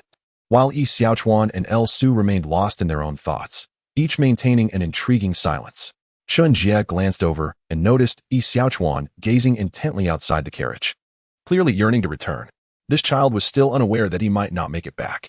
Giving Yi Xiaochuan a gentle kick, he turned around with a forced smile and began conversing with El Su, fully aware that such behavior might lead to misunderstandings regarding his demeanor. As they chatted and laughed, Chen Jie felt satisfied, for LG shared a similar interest in him, which was more than enough. El Taigong, on the other hand, remained silent, his expression inscrutable, leaving one to ponder his true thoughts. The journey proceeded smoothly until the carriage arrived in P County. As Chen Jie and Yi Xiaochuan prepared to bid farewell to El Taigong, they understood that escorting him this far had been unexpected, and they would not linger any longer in P County. "We shall take our leave now, esteemed El Gong. Please take care and beware of a rogue named Lu Bang, who is known for his gluttony and boastfulness. Farewell." After parting ways with El Taigong, Chen Jie and Yi Xiaochuan led their horses out of the city. On the way, Yi Xiaochuan caught a whiff of dog meat and eagerly pulled Chen Jie along, exclaiming, "I've heard that the dog meat here in P County is famous. I want to try it." Chen Jie couldn't help but shake his head in amusement as Yi Xiaochuan's face lit up with delight, nearly drooling at the thought of the meal. They followed the enticing aroma to the dog meat shop, originally run by Fan Kuai, where Lu Bang was likely to be found. As they entered, they observed that the establishment was sparsely populated, with only a couple of patrons and the owner dozing off at a table. Among them sat a disheveled middle-aged man, his table littered with remnants of a meal. Chen Jie and Yi Xiaochuan took a seat at a low table and called for the owner to serve them meat. "What can I get you, esteemed guests?" Fan Kuai asked with a sycophantic smile, wiping his brow. "5 pounds of dog meat, and be quick about it. Also, some peanuts," Yi Xiaochuan impatiently ordered, revealing his hunger. "Certainly, esteemed guest, just a moment," Fan Kuai replied, hastily retreating to the kitchen. Pleased with the atmosphere, Chen Jie feigned a stumble toward the direction of the man resembling Lu Bang. As he fell, he discreetly jabbed 2 fingers into Lu Bang's lower back, then sprang back up, apologizing, "My apologies for the mishap." "Apology? If you wish to apologize, you ought to offer compensation. Otherwise, I'll drag you to the authorities," Lu Bang retorted, slick with bravado, his greasy hand clutching Chen Jie's sleeve. "Hey, Lu Laosan, don't cause a ruckus. He's my guest. Show some respect." Fan Kuai rushed out to intervene, pulling Lu Bang away and bowing apologetically to Chen Jie. Glancing at the grease stain on his sleeve, Chen Jie felt exasperated. "My attire is quite expensive, you know." "Damn, Lu Bang, do you think I don't recognize you?" Yet, maintaining his composure, he simply remarked, "Never mind. Serve him a pot of dog meat as a token of my apology." "Thank you, brother. Though I'm merely a county magistrate, I shall remember your kindness," Lu Bang shamelessly declared, while Chen Jie internally scoffed, thinking, "What brother would bring you good fortune? I refuse to be your brother. How repulsive." Yi Xiaochuan, eyes wide with disbelief, stammered, "Why, you are Lu Bang?" His excitement palpable as he grasped Lu Bang's hand, undeterred by its uncleanliness. Chen Jie turned his head to find that it was El Su who had spoken, his expression one of bewilderment. To his surprise, he thought, "Is Yi Xiaochuan truly so charming?" With a resigned cough, Chen Jie explained in a tone of mild exasperation that his elder brother insisted on searching for clues to return home. Thus he was the only one who had come here. El Su's face fell slightly, and she turned to leave without bidding farewell to El Taigong. "Su. El Taigong raised his hand, wishing to say something, but found she had already walked away, letting out a sigh. "I hope young Master Chen can forgive Su's rudeness." "Sure, come sit beside young Master Chen. He is not an outsider." El Taigong spoke with a jovial smile, summoning LG to join them, his latter words laden with significance. "Yes, father," LG responded with a modest smile, addressing El Taigong before offering a slight bow to Chen Jie. Please, do not stand on ceremony, Mississippi." Chen Jie fumbled slightly, revealing a bashful sigh that elicited a suppressed giggle from LG. "Kiki, your smile is truly enchanting, Mississippi. I must say, your beauty could captivate a city or even a nation." Chen Jie appeared somewhat entranced, as his memories were shrouded, causing him to forget his confidant, reverting to the awkwardness of an infatuated youth. "Ahem, Young Master Chen, may I inquire what brings you here? El Taigong coughed lightly, smiling as he extended an invitation for Chen Jie to stay at their residence, a notion he had long contemplated. It was known that the El family had no sons, only 2 daughters, and without the support of a reputable family in this unfamiliar P county, their position would be precarious. Furthermore, El Taigong was quite satisfied with Chen Jie's character and martial prowess. He found him humble and courteous, albeit with a slightly peculiar demeanor, but ultimately trustworthy. Chen Jie nodded vigorously, indicating his agreement, then rose to speak. El Gong, I am concerned that the El family could be taken advantage of in this place. Therefore, I have decided to stay and offer my assistance, to see what I might do to help. He concluded with a confident smile, though internally he mused. I have already dealt with Liu Bang. This excuse should suffice. Besides, LG is watching me. El Taigong nodded with a smile and turned to LG, instructing, Sure, please escort young Master Chen to the guest room and see if there is anything that needs to be prepared. Of course, father. I shall take young Master Chen to the guest room right away, LG replied, leading the way with graceful steps towards the guest quarters. Chen Jie, following closely, admired LG's figure, noting her splendid curves and thinking it was indeed unfair that Liu Bang had taken her as his wife. Since he was here now, Liu Bang was no longer a concern. He vowed to make things difficult for him whenever possible. As they walked, they arrived at a small courtyard filled with flowers, with a pebble path that offered a delightful experience. Suddenly, LG exclaimed, as she accidentally slipped. Chen Jie rushed forward, catching her in his arms, his gaze locking onto her slightly flustered face. Are you all right? Did you hurt yourself? LG's cheeks flushed crimson, and she shyly attempted to pull away. Young Master Chen. Your hand. My hand? Chen Jie's expression froze for a few moments, realizing that while his right arm held LG, his left hand was inadvertently resting on her chest. Instinctively, he squeezed slightly. The sensation was indeed pleasant.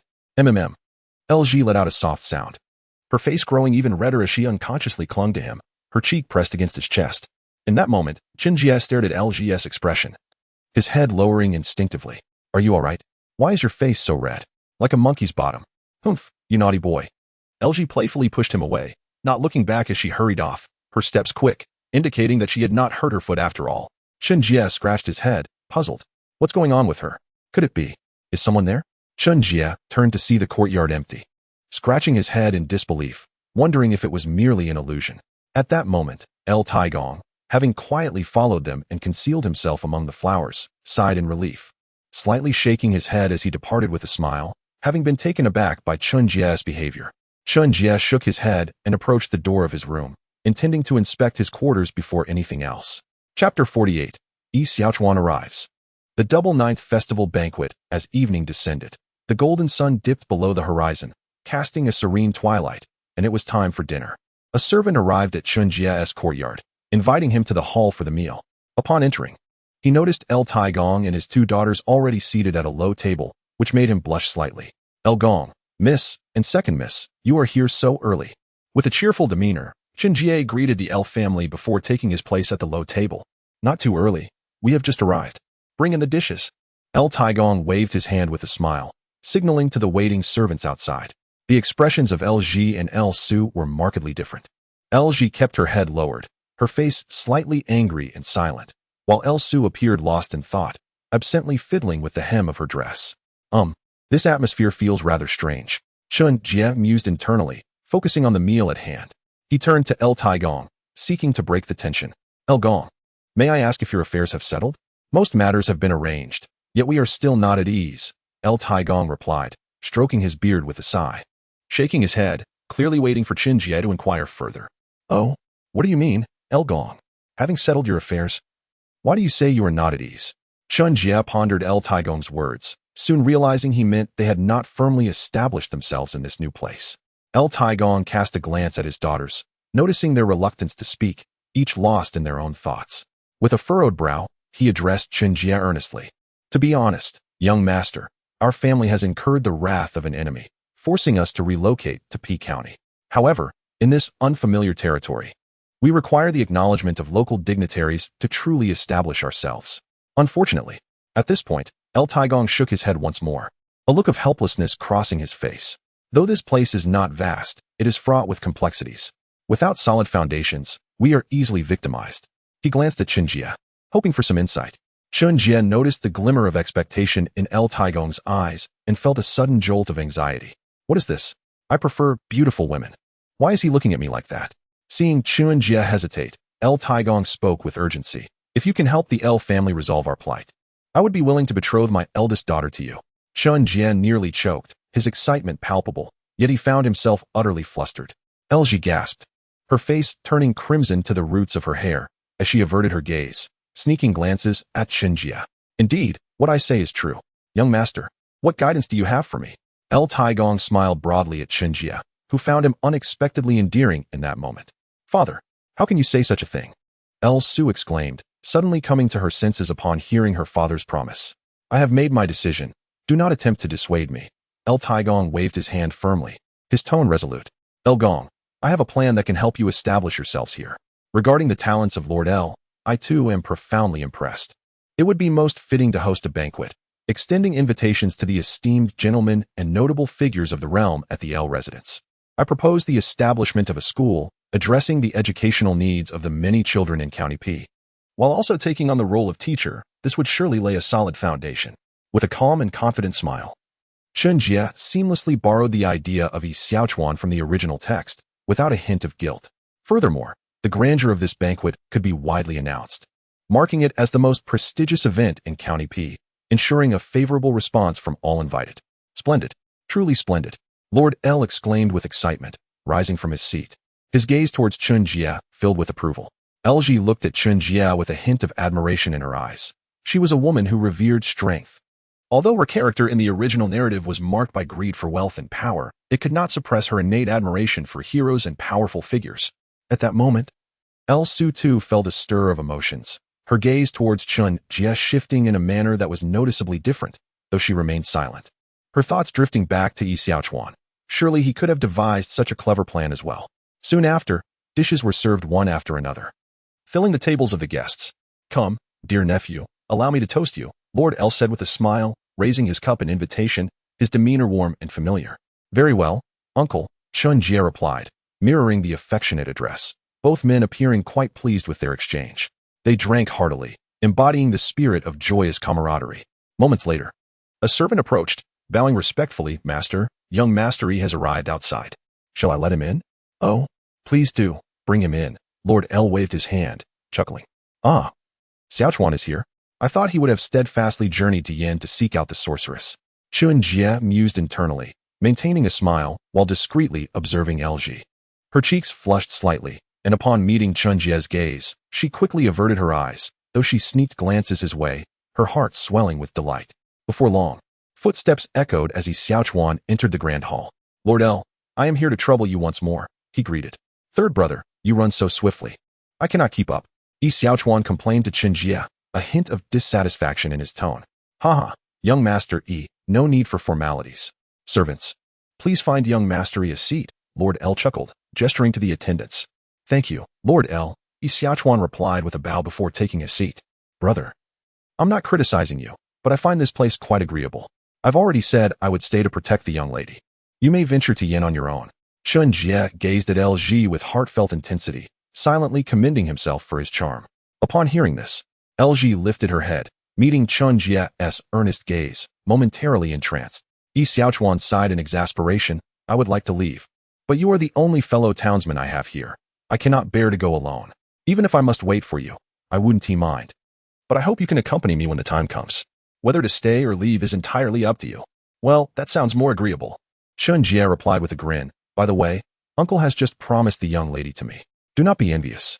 A look of shock crossed Yi Xiaochuan's face. What? So soon? Haha, young Master Yi, you may not know, but my dear nephew has fulfilled my conditions, thus I have betrothed Jie to him. Lord El explained with a smile, stroking his beard. El Su, glancing at Yi Xiaochuan, noticed he was not looking her way, which disheartened her. Could it be that he truly had no feelings for her? Yi Xiaochuan, still processing the information, closed his gaping mouth in disbelief. Of course, I keep my promises. The second young lady and you are quite suited for one another. Would you not wish for a double blessing? Chen Jie teased, gesturing towards El Su with a wink. Yi Xiaochuan turned to see El Su gazing intently at him, only to quickly avert his eyes. What nonsense. I have to return home. I want to stay here to wed. He shook his head vigorously in refusal. El Su's expression darkened, her lips quivering, her eyes glistening with unshed tears, as if on the brink of crying. Suddenly, she stood up and rushed out, not even bidding farewell to Lord L. Ah, Lord L sighed, watching his daughter leave, his hand falling to the table. He too wished for his daughter's happiness, but such things were rarely straightforward.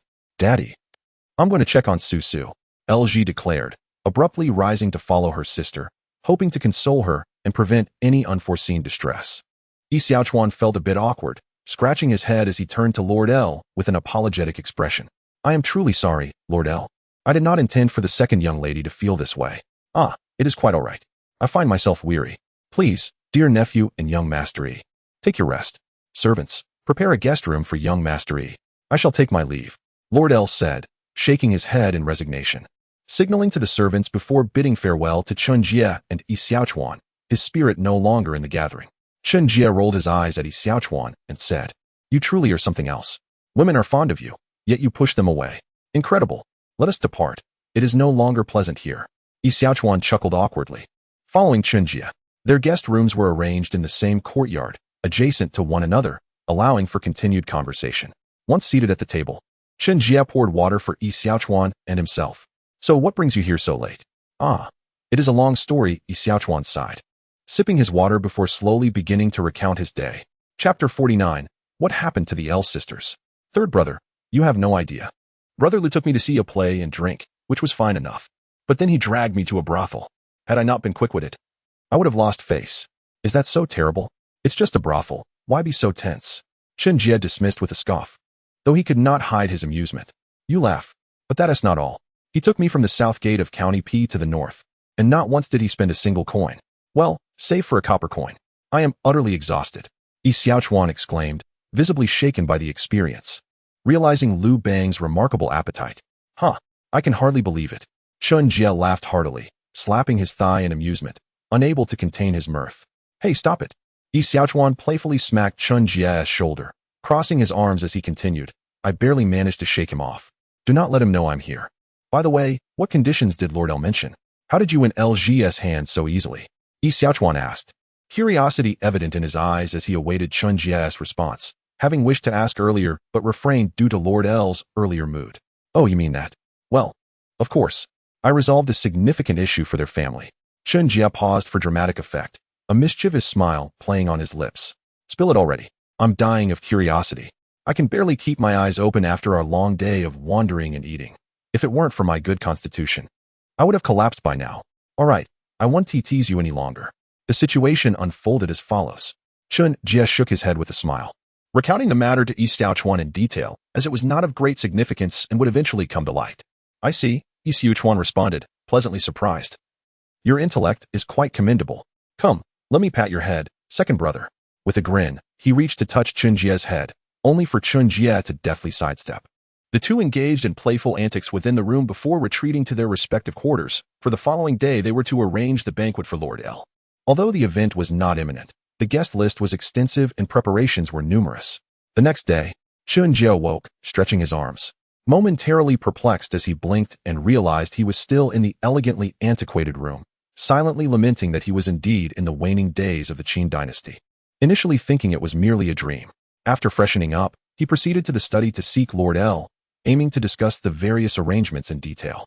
Given his status, Chen Jie had already 1 foot in the L estate. Only time remained to solidify his position. Ah, my dear nephew, you've arrived, Lord L greeted, rising to welcome him with a smile and gesturing for him to take a seat. No need for such formality, uncle. Please, you first. Chen Jie reciprocated the courtesy before they settled in. After instructing a servant to prepare an additional cup of tea, the conversation commenced. Lord L, I wish to inquire whether you will be personally overseeing the preparations or if you would prefer Miss L to handle them on your behalf. Chen Jie asked with a smile, thrilled at the prospect of working alongside a beautiful lady. Well, I pondered this at length last night and have decided to have Gio accompany you in this endeavor. After all, I am advancing in years, and it is time for the younger generation to take on some responsibilities. I shall guide you as needed, and when the time comes for me to relinquish control, I shall do so without hesitation. Should you require anything, feel free to discuss it with Jie. Do you have any other questions? Lord L sighed before leisurely articulating his thoughts. Only he knew the truth behind his words. Understood. I will seek out Miss L at once. You can rest assured, I shall do my utmost to assist her in this matter. I shall take my leave now. Having confirmed the arrangements, Chen Jie bowed respectfully to Lord L before departing to consult with LG and ascertain her current situation. Very well, I shall await your return. Lord L smiled, waving him off as he resumed his perusal of a bamboo slip, intent on refreshing his knowledge. As Chen Jie contemplated various matters, a faint smile emerged on his face, only to be interrupted by an unexpected figure colliding into him. Ouch, that hurt. It was Su, who, having accidentally bumped into him, now found herself in an ambiguous position. Chen Jie, momentarily taken aback, realized he had someone in his embrace. Upon closer inspection, it was indeed Su, seemingly lost in thought. Miss L, are you all right? Did you hurt yourself? I was preoccupied and may have inadvertently offended you. Chen Jie said earnestly, patting his chest to convey his robust nature, cautioning her not to get hurt. You are quite amusing with that physique of yours, Su chuckled, her laughter blooming like spring flowers, melting the winter's chill, leaving Chen Jie momentarily captivated. Cough, I have matters to attend to. Su blushed, lowering her head in a flurry as she hurried away, her heart racing with a touch of shyness. What just happened with Su? Why did she dash off so quickly? Chen Jie scratched his head in confusion, lacking experience in matters of courtship and women's complexities. Shaking his head, he continued towards LG's courtyard, momentarily distracted from his thoughts by the beauty of the flowers and plants around him. Moments later, Chen Jie reached LG's courtyard.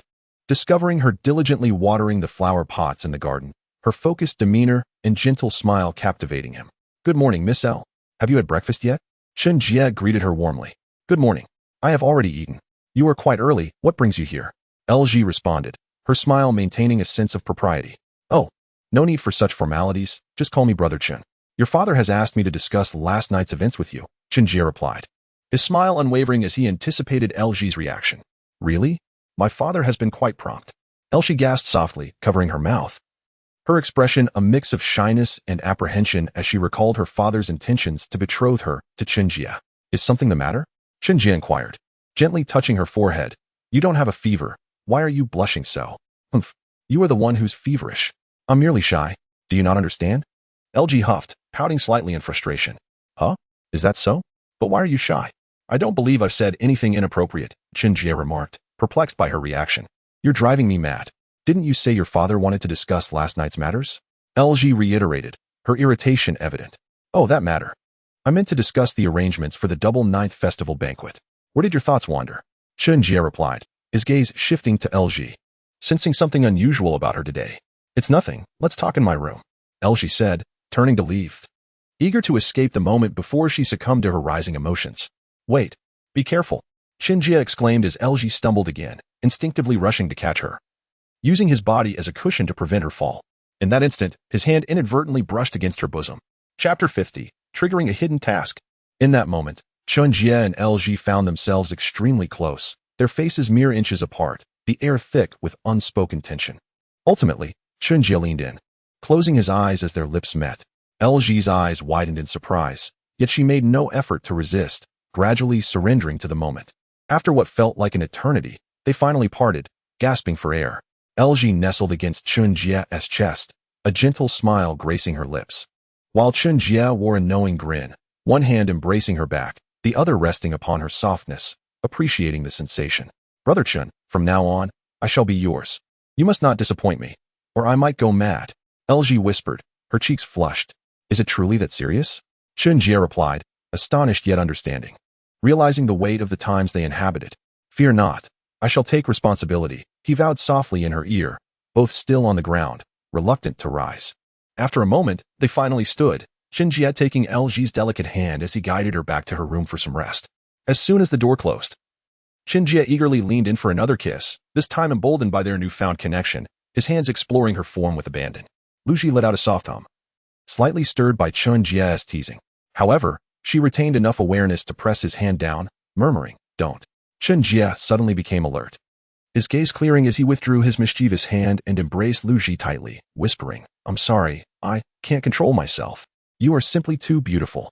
After uttering this, he gently brushed his head against Lu Ji's ear, inhaling her fragrant hair, his eyes filled with a hint of intoxication.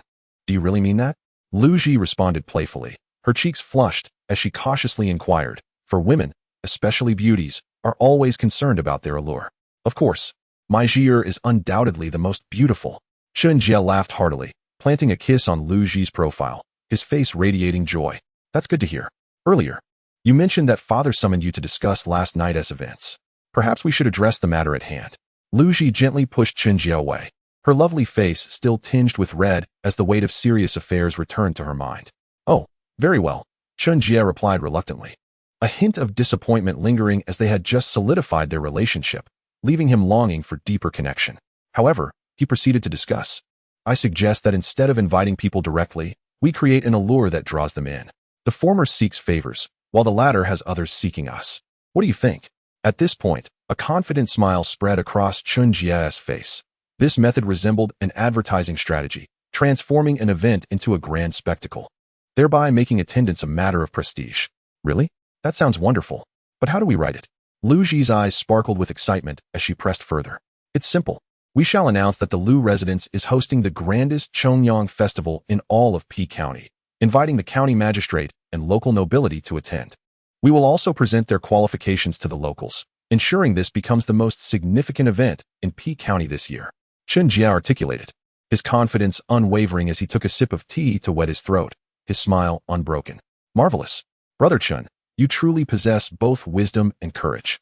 Lu Ji exclaimed, her eyes glimmering with admiration for his intellect, especially recalling Chen Jie's remarkable martial prowess, which filled her with delight. Now that we've addressed the serious matters, shall we return to our private affairs? Chen Jie's serious demeanor faded swiftly, replaced by a playful attitude as he embraced Lu Ji once more, leaning in for a kiss. Ah no, Lu Ji gasped, then slowly closed her eyes, surrendering to the depth of their passionate kiss. In the following 2 days, Chen Jie and Lu Ji busied themselves with preparations for the banquet, occasionally stealing moments of intimacy that involved kisses and gentle touches, though they did not progress further. It was not that Chen Jie lacked desire, but Lu Ji held firm to the customs of their era, which dictated that such intimacy was reserved for after marriage. Chen Jie understood, thus he refrained from pushing boundaries, feeling content nonetheless. Meanwhile, Lu Su, upon seeing Chen Jie, would lower her head, her cheeks flushed, hurriedly retreating without greeting him, leaving Chen Jie bemused. Finally, the 9th day of the 9th month arrived. Lu Taigong, adorned in splendid and auspicious attire, stood at the entrance, warmly welcoming guests. Lu Ji chose not to greet them, for it was deemed improper for a woman to present herself publicly, especially at such a significant moment. Chen Jie stood at the entrance, wearing a calm smile, occasionally inquiring and opening the door, taking on the role of host. At that moment, a middle-aged man with disheveled hair pushed through the crowd. It was Lu Bang. Upon witnessing the lively scene, Lu Bang was eager to join the festivities. His eyes gleamed with mischief as he approached Lu Taigong, exclaiming, "Ah, congratulations. I am Lu Ji of P County, a person of some renown. May I enter?" Without waiting for a response, Lu Bang seized Lu Taigong's arm, interjecting, "Oh, no need for formality. I shall step inside, please." Chen Jie shot a glance, realizing that this man had come to mooch, and decided he must intervene to prevent any further antics. Just as he was about to approach, a mechanical voice from Xiao Lan reached his ear. Trigger hidden task. Make Lu Bang slip on a banana peel at the banquet. Reward: 2 cubic meters of storage space. To be granted upon task completion. This task must be fulfilled, otherwise, the host will step on a banana peel daily. Chen Jie stifled a laugh, nearly choking, contemplating the absurdity of stepping on a banana peel every day. Is this a joke? He grimaced, shivering at the thought. Let Lu Bang suffer. I'm merely fulfilling the task. Yes, that's it. He reassured himself, smiling as he approached Lu Bang, cheerfully saying, "Ah, is that not Lu Laosen of P County? What a rare guest. Please, come in, you can sit at the back." Lu Bang, momentarily taken aback. Hadn't he expected to be welcomed so warmly by this brother of Yi Xiaochuan? However, his thick skin allowed him to brush it off, replying amiably, "No problem, no problem. I'll find my way in." Haha. He ambled in, seeking a place to sit. Shortly after, Lu Taigong and Chen Jie entered the hall, preparing to commence the banquet. As they stepped into the Lu residence's grand hall, they were met with a throng of guests, low tables scattered throughout. Lu Bang stood awkwardly, realizing there was no seat designated for him. Lu Taigong and Chen Jie entered, chuckling as they spotted Lu Bang's embarrassed stance at the back. "Ah, isn't this Lu Ji?" Chen Jie interjected, eager to speak first to prevent Lu Taigong from being slow to respond. When the invitations were sent, arrangements for seating were made. "I wonder if Lu Ji has brought his own seat?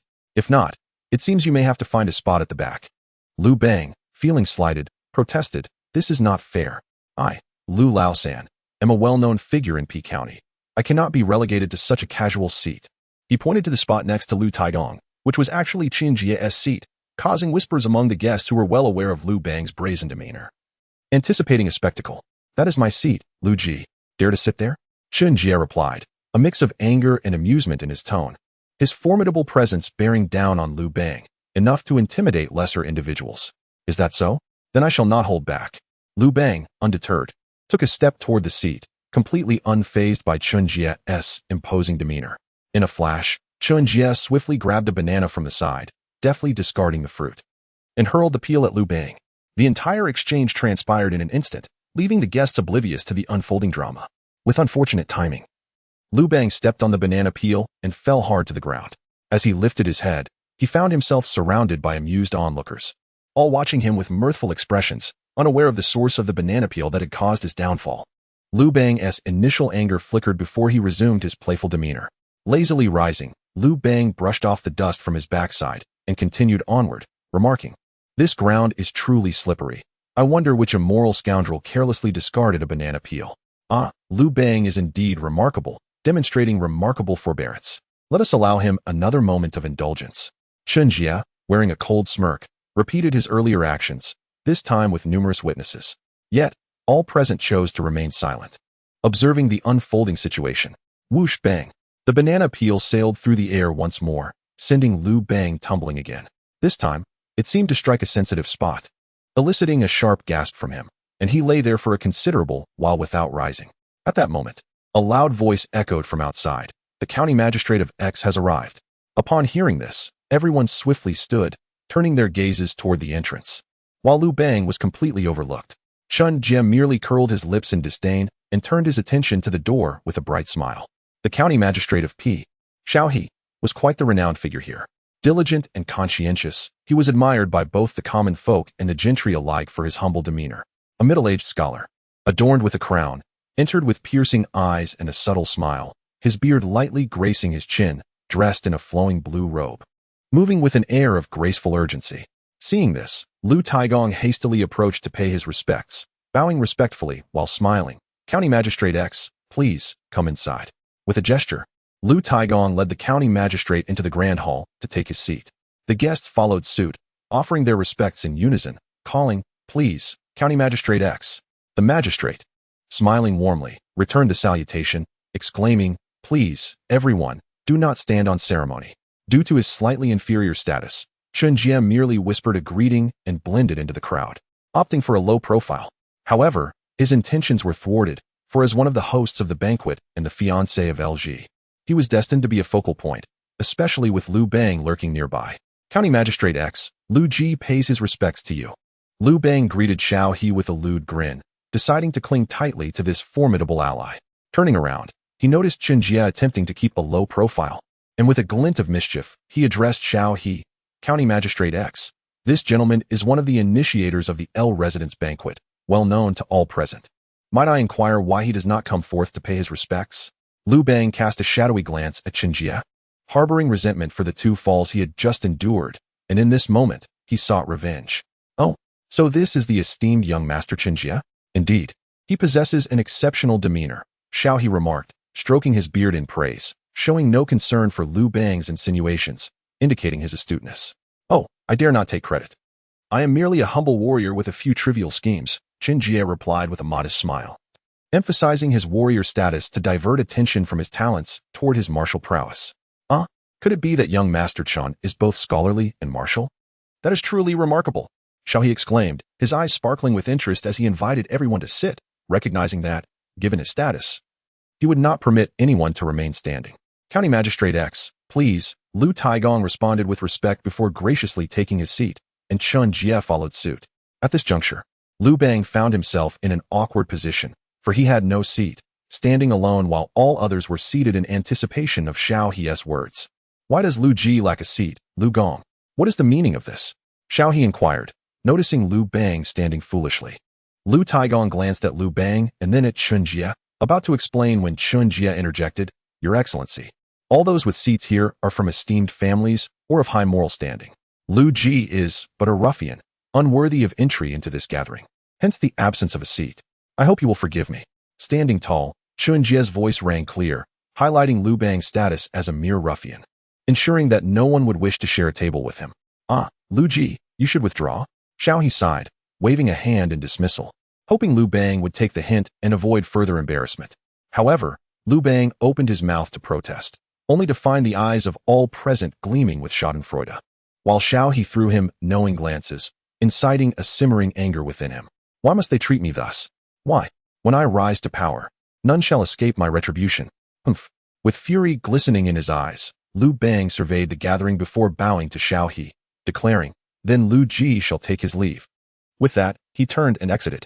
Chapter 52. Yi Xiaochuan has disappeared.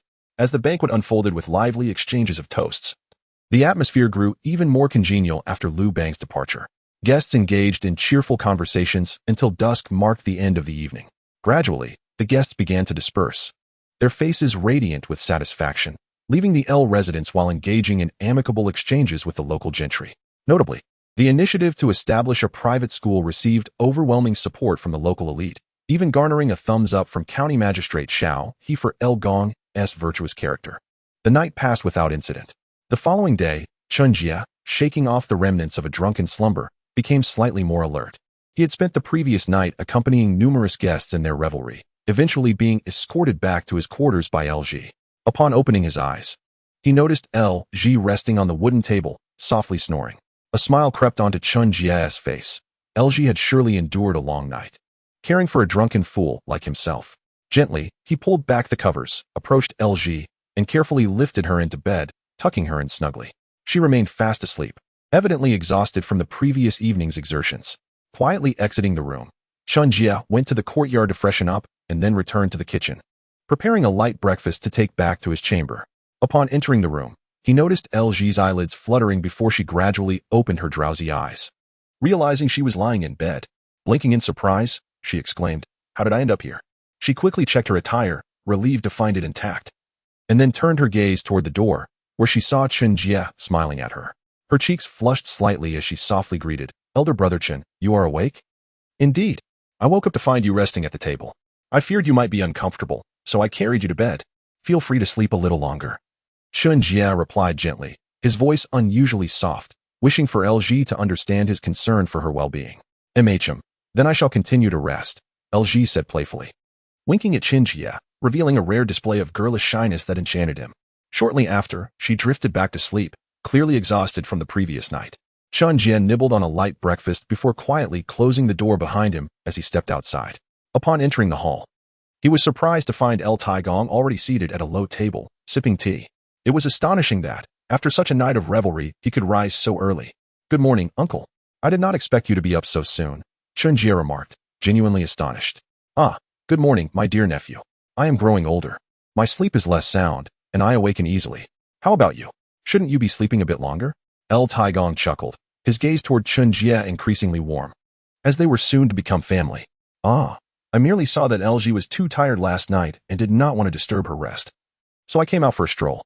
"She truly worked hard," Chen Jie replied with a smile, his demeanor exuding tenderness. He felt quite pleased with LG, who was both dignified and graceful, a rarity in modern times. "Oh, is that so? She must have worked hard all night. Let her sleep a bit longer. By the way, young master, he left a letter for you." Upon hearing Chen Jie address Lu Ji, Lu Taigong's eyes sparkled, and he laughed heartily. Suddenly recalling that Yi Xiaochuan had entrusted him with a letter to deliver to Chen Jie, he handed it over. "Oh, a letter from my second brother? Let me see." Chen Jie was somewhat curious. Had Yi Xiaochuan left without a word? Taking the letter, he opened it to find characters carved on bamboo slips, all in simplified script, clearly penned by Yi Xiaochuan, as most people of that era still wrote in small seal script. "Third brother, I have taken my leave.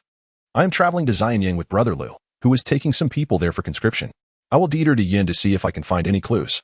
Do not worry, third brother. If I have any leads, I will return to find you." Looking at the bamboo slip, Chen Jie fell silent. He never expected Yi Xiaochuan to be ensnared by Lu Bang.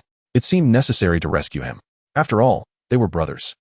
And since Lu Su was no longer infatuated with Yi Xiaochuan, if he did not rescue him, he would surely meet his demise. "Very well, I shall set off tomorrow. Today, I will spend another day with Lu Ji." With that thought, a smile returned to Chen Jie's face. Having a confidant in life is indeed wonderful, especially one with such a gentle, kind, and generous disposition. After chatting idly with Lu Taigong for a while, he suddenly said, "Noble nephew, the private school preparations are nearly complete. Soon, I shall take up my position as a teacher, and it is also time to prepare for Zhi's lifelong affairs." Chen Jie's eyes brightened, his expression turning serious as he straightened up and respectfully replied, "What you say is indeed true, Lu Gong. I also believe it is time to discuss Zhi's lifelong affairs. In this world, I have few friends, only 2 sworn brothers. I kindly ask for your arrangements." Excitement danced on Chen Jie's face. His heart raced with anticipation as he was finally about to shed his bachelorhood. However, due to the system's suppression of certain memories, he had forgotten that he was already married. Lu Taigong, upon hearing this, stroked his beard and smiled, "Indeed. Therefore, the 10th of next month would be perfect, symbolizing completeness, and it is also an auspicious day. What does my noble nephew think? Furthermore, how should I invite your brothers? To where should I send the invitations?" Chen Jie's expression stiffened. "Ah, right. I must invite my 2 brothers, Yi Xiaochuan and Xiang Yu, as well as Master Xiang Liang. How troublesome. Yi Xiaochuan is likely in the plague-stricken village ahead. Rescuing him will undoubtedly take much time. And I must also travel to Kuaiji to find brother Xiang Yu. Will there be enough time?" Chen Jie hesitated before speaking. "Uncle, brother Xiang Yu is in Wuzhong, and it will require you to send a servant to invite him, which will take about 4 or 5 days. However, I only have a vague idea of my second brother's whereabouts, and it may take a considerable amount of time. Please invite my elder brother first. I shall set off tomorrow to find my second brother." Calculating in his mind, Chen Jie realized that Yi Xiaochuan would be the one consuming time, as he might have contracted the plague and would need 2 weeks to a month for recovery. Even if he rushed to find him now, he would likely struggle due to his unfamiliarity with the area. Of course, all of this was merely an excuse. The key point was that he did not wish to leave so soon, especially since Yi Xiaochuan was too easily deceived by Lu Bang. And perhaps it was better for him to learn his lesson. Lu Taigong contemplated for a moment before nodding and saying, "In that case, I shall send a servant tomorrow to seek your brother in Wuzhou. However, where does your brother reside? How shall we find him?" Curiously, Lu Taigong looked at Chen Jie. Hearing of his elder brother for the first time, "Lu Gong, my elder brother is from the Xiang family of Kuaiji, a prestigious clan. Once we arrive in Kuaiji, we shall know where to find him." Chen Jie replied confidently, assured of his brother's status, despite lacking fame and power in this world. Lu Taigong's face, lined with wrinkles, broke into an even broader smile. "Oh, then I look forward to it. Haha, my noble nephew is indeed extraordinary." Chen Jie nodded, and then took his leave from Lu Taigong, preparing to check on whether Lu Ji had awoken. Chapter 53. 2 women compete for a husband? Upon returning to his room, Chen Jie found Lu Ji tidying her attire, having just awakened and looking somewhat disheveled. At that moment, Chen Jie entered, approached her from behind, and wrapped his arms around her, softly saying, "Hey, you're awake? Did you sleep well?" "Yes, brother Chen, I've awakened. I haven't slept so soundly in a long time," Lu Ji replied, a hint of satisfaction lighting up her delicate face, making her even more radiant. The languor of just waking added to her charm, causing Chen Jie's eyes to sparkle. "That's good. You have worked hard during this time, always busy without proper rest, and last night, you were occupied taking care of this drunken fool." "Brother Chen, it's nothing. It's my father who has truly worked hard. He has been worrying about the Lu family for a long time. If I can bear some of the burden, it allows me to feel a bit more at ease." Lu Ji interrupted Chen Jie, knowing he was concerned for her health, and quickly clarified. "Have you not yet combed your hair? Allow me to help you with that. I've never tried doing a girl's hair before." Chen Jie suddenly thought, realizing many girls enjoy having their beloved comb their hair, so why not try it? "Brother Chen, then I shall trouble you." Lu Ji felt deeply moved. Her voice slightly choked. Not every woman gets to experience having her beloved comb her hair, and this simple act brought her immense joy and satisfaction. "I may be somewhat clumsy, so please don't mind," Chen Jie said, slightly embarrassed, wanting to explain before potentially embarrassing himself. "It's fine. I don't mind," Lu Ji responded with a gentle smile, her heart brimming with sweetness. After a considerable time in the room, Chen Jie finally managed to style Lu Ji's hair, realizing that it was quite a complicated task for women in ancient times, unlike men who merely tied their hair back. In the end, it was only with Lu Ji's guidance that he completed this challenging yet sweet task. The two emerged from the room hand in hand. Initially, Lu Ji was reluctant, but after some coaxing from Chen Jie, she relented, and they strolled through the estate, admiring the garden. It was early September, the beginning of autumn, with the weather pleasantly mild. The flowers and grass in the courtyard had begun to yellow, yet everything looked different in the eyes of lovers. As they wandered through the Liu estate, they soon arrived at the back garden, where they noticed a young girl sitting on a stone bench, her back to them, resting her head on her hands in a daze. Chen Jie and Liu Ji exchanged glances, recognizing her as Lu Su, though they wondered why she seemed lost in thought. Could it be that she was thinking of Xiaochuan? Suddenly, Lu Su spoke softly. Brother Chen, I think I might be falling for you. But you are my sister's fiancé. Doesn't he that make me shameless? I thought I liked young Master Yi, but lately, I find myself thinking of you day and night, even dreaming of you. What should I do? Sigh. Lu Ji gasped, covering her mouth in surprise. But her reaction was heard by Lu Su, who turned around, her face paling from red, as she exclaimed, Sister, before hurriedly covering her face and fleeing.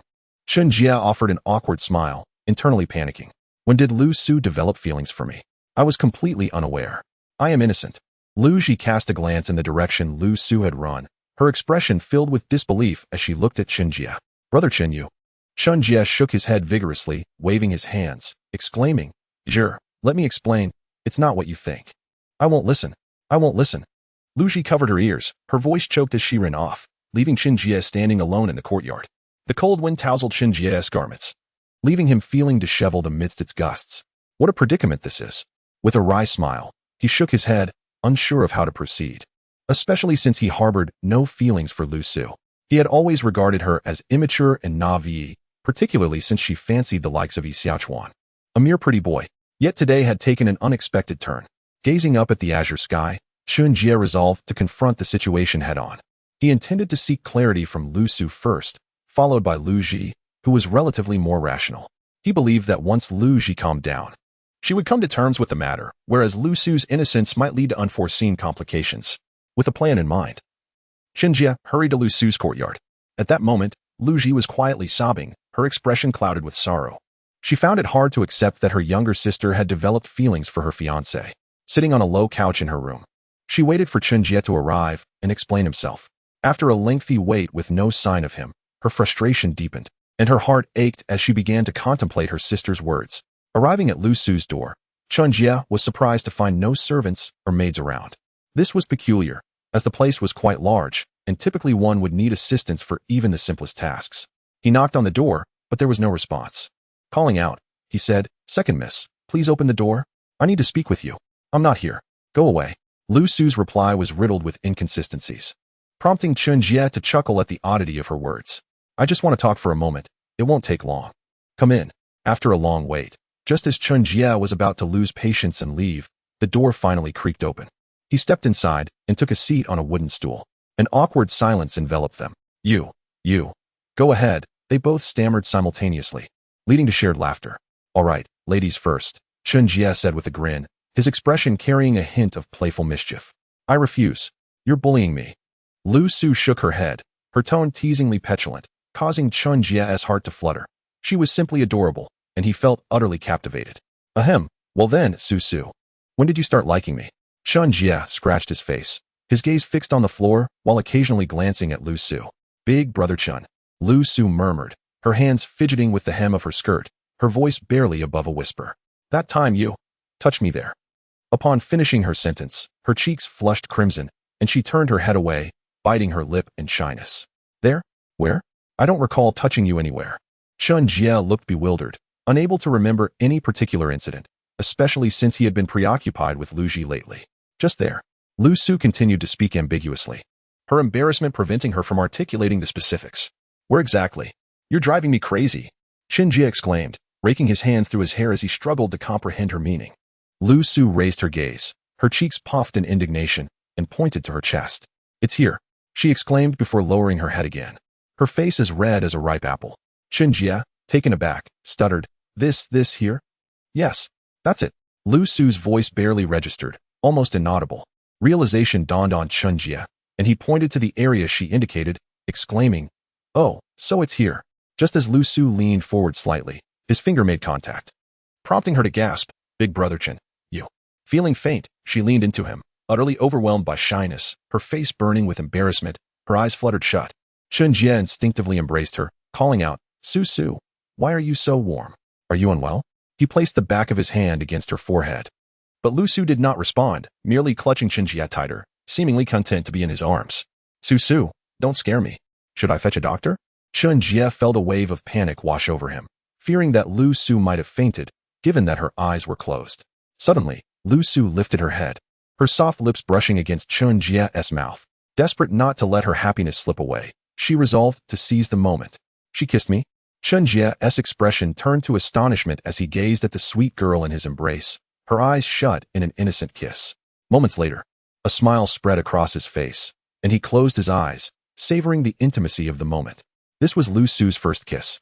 Her movements somewhat clumsy and inexperienced, as her soft lips timidly pressed against his, gradually finding their rhythm. With delicate caution, she extended her tongue, gently caressing Chen Jie's lips. In response, Chen Jie tightened his hold on Lu Su and boldly explored her mouth, intertwining their tongues in a passionate embrace. In that instant, they lost themselves in each other. Time ceased to matter. Their hearts drew closer. After what felt like an eternity, their lips parted. Lu Su's flushed face stared intently at Chen Jie, her eyes shimmering with unshed tears, rendering her irresistibly cute.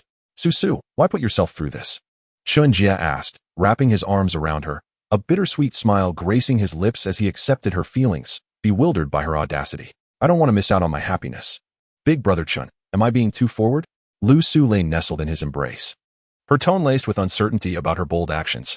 Silly girl, this is what it means to love someone. You're merely risking your pride. If you lose, it could lead to a lifetime of despair. To have both you sisters harbor feelings for me, I feel incredibly fortunate. Chen Jie smiled gently, affectionately brushing Lu Su's nose, admiring her bravery and valuing her sincerity. In that moment, he felt the weight of responsibility settling upon him. As they shared their innermost thoughts, they discussed previously overlooked details, and Chen Jie learned that Lu Su had been observing him for quite some time, leaving him moved beyond words. An hour later, Chen Jie emerged from Lu Su's room, lightly touching his cheek, a smile dancing on his lips, especially since Lu Su had stolen a kiss on his cheek before he left. Approaching Lu Ji's chamber, a sense of trepidation washed over him.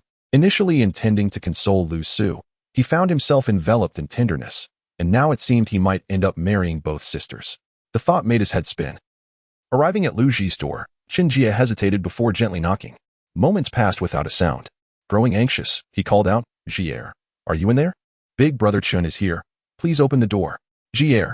He knocked and called, concern etched across his face, fearing something might have happened to her. Suddenly, the door swung open unexpectedly, and Chen Jie stumbled forward, nearly losing his balance, only to find Lu Ji standing there, her expression inscrutable. Jie, are you? Don't call me so intimately. We are not that close. A mere girl like me can't afford such familiarity, Lu Ji retorted with a huff, turning her head away, her tone laced with sarcasm, clearly still upset. Jie, let me explain. I don't want to hear it. Please, just listen for a moment. No. I won't listen.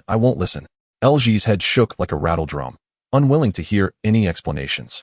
She was furious, having never anticipated that the man she loved would take so long to come to her. Thus, she resolved to temporarily ignore Chen Jie. Suddenly, Chen Jie stepped forward and embraced LG tightly, pressing his soft lips against her fragrant ones, his tongue skillfully parting her pearly teeth. Initially, LG attempted to struggle, pushing against Chen Jie with both hands, but he held her even tighter. Moments later, LG's delicate tongue entwined with Chen Jie's, their tongues dancing together as she passionately responded, refusing to yield. With a pop, they finally broke apart, gasping for breath after a kiss that lasted a full 10 minutes, leaving them slightly breathless. Suddenly, LG's delicate nose caught a whiff of another scent, one she recognized as her sister Elsu's fragrance. In an instant, tears filled LG's eyes as she pounded her fists against Chen Jie, crying out, Why? If you like my sister, why do you still provoke me? Chen Jie grasped LG's hands firmly, gazing intently into her eyes, his tone serious as he began, Jure, this was an accident. I truly did not like Su at first. It was her dedication to love and her courage that touched my heart. I know I have wronged you. Please, hit me if you must. As long as you can forgive me, I will accept any punishment. With that, he closed his eyes, quietly awaiting LG's response. Inside, he thought, she should forgive me, right? LG is not one to easily give up. I believe she will come around. After a long wait without any retaliation from LG, Chen Jie opened his eyes to find her glaring at him, while he still held her hands tightly. Let go, she exclaimed. Yes, it was an accident, indeed.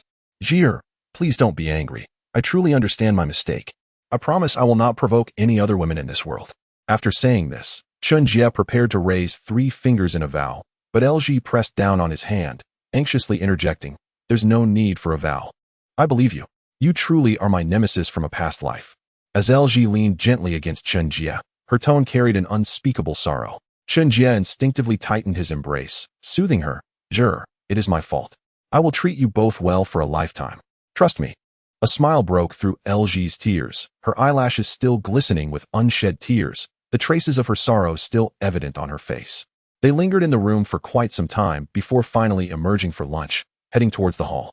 Upon entering the hall, they found Su absent, while Taigong sat composedly at a low table. Seeing LG and Chen Jie together, he smiled warmly. Ah, my dear nephew and Jure, you are finally here.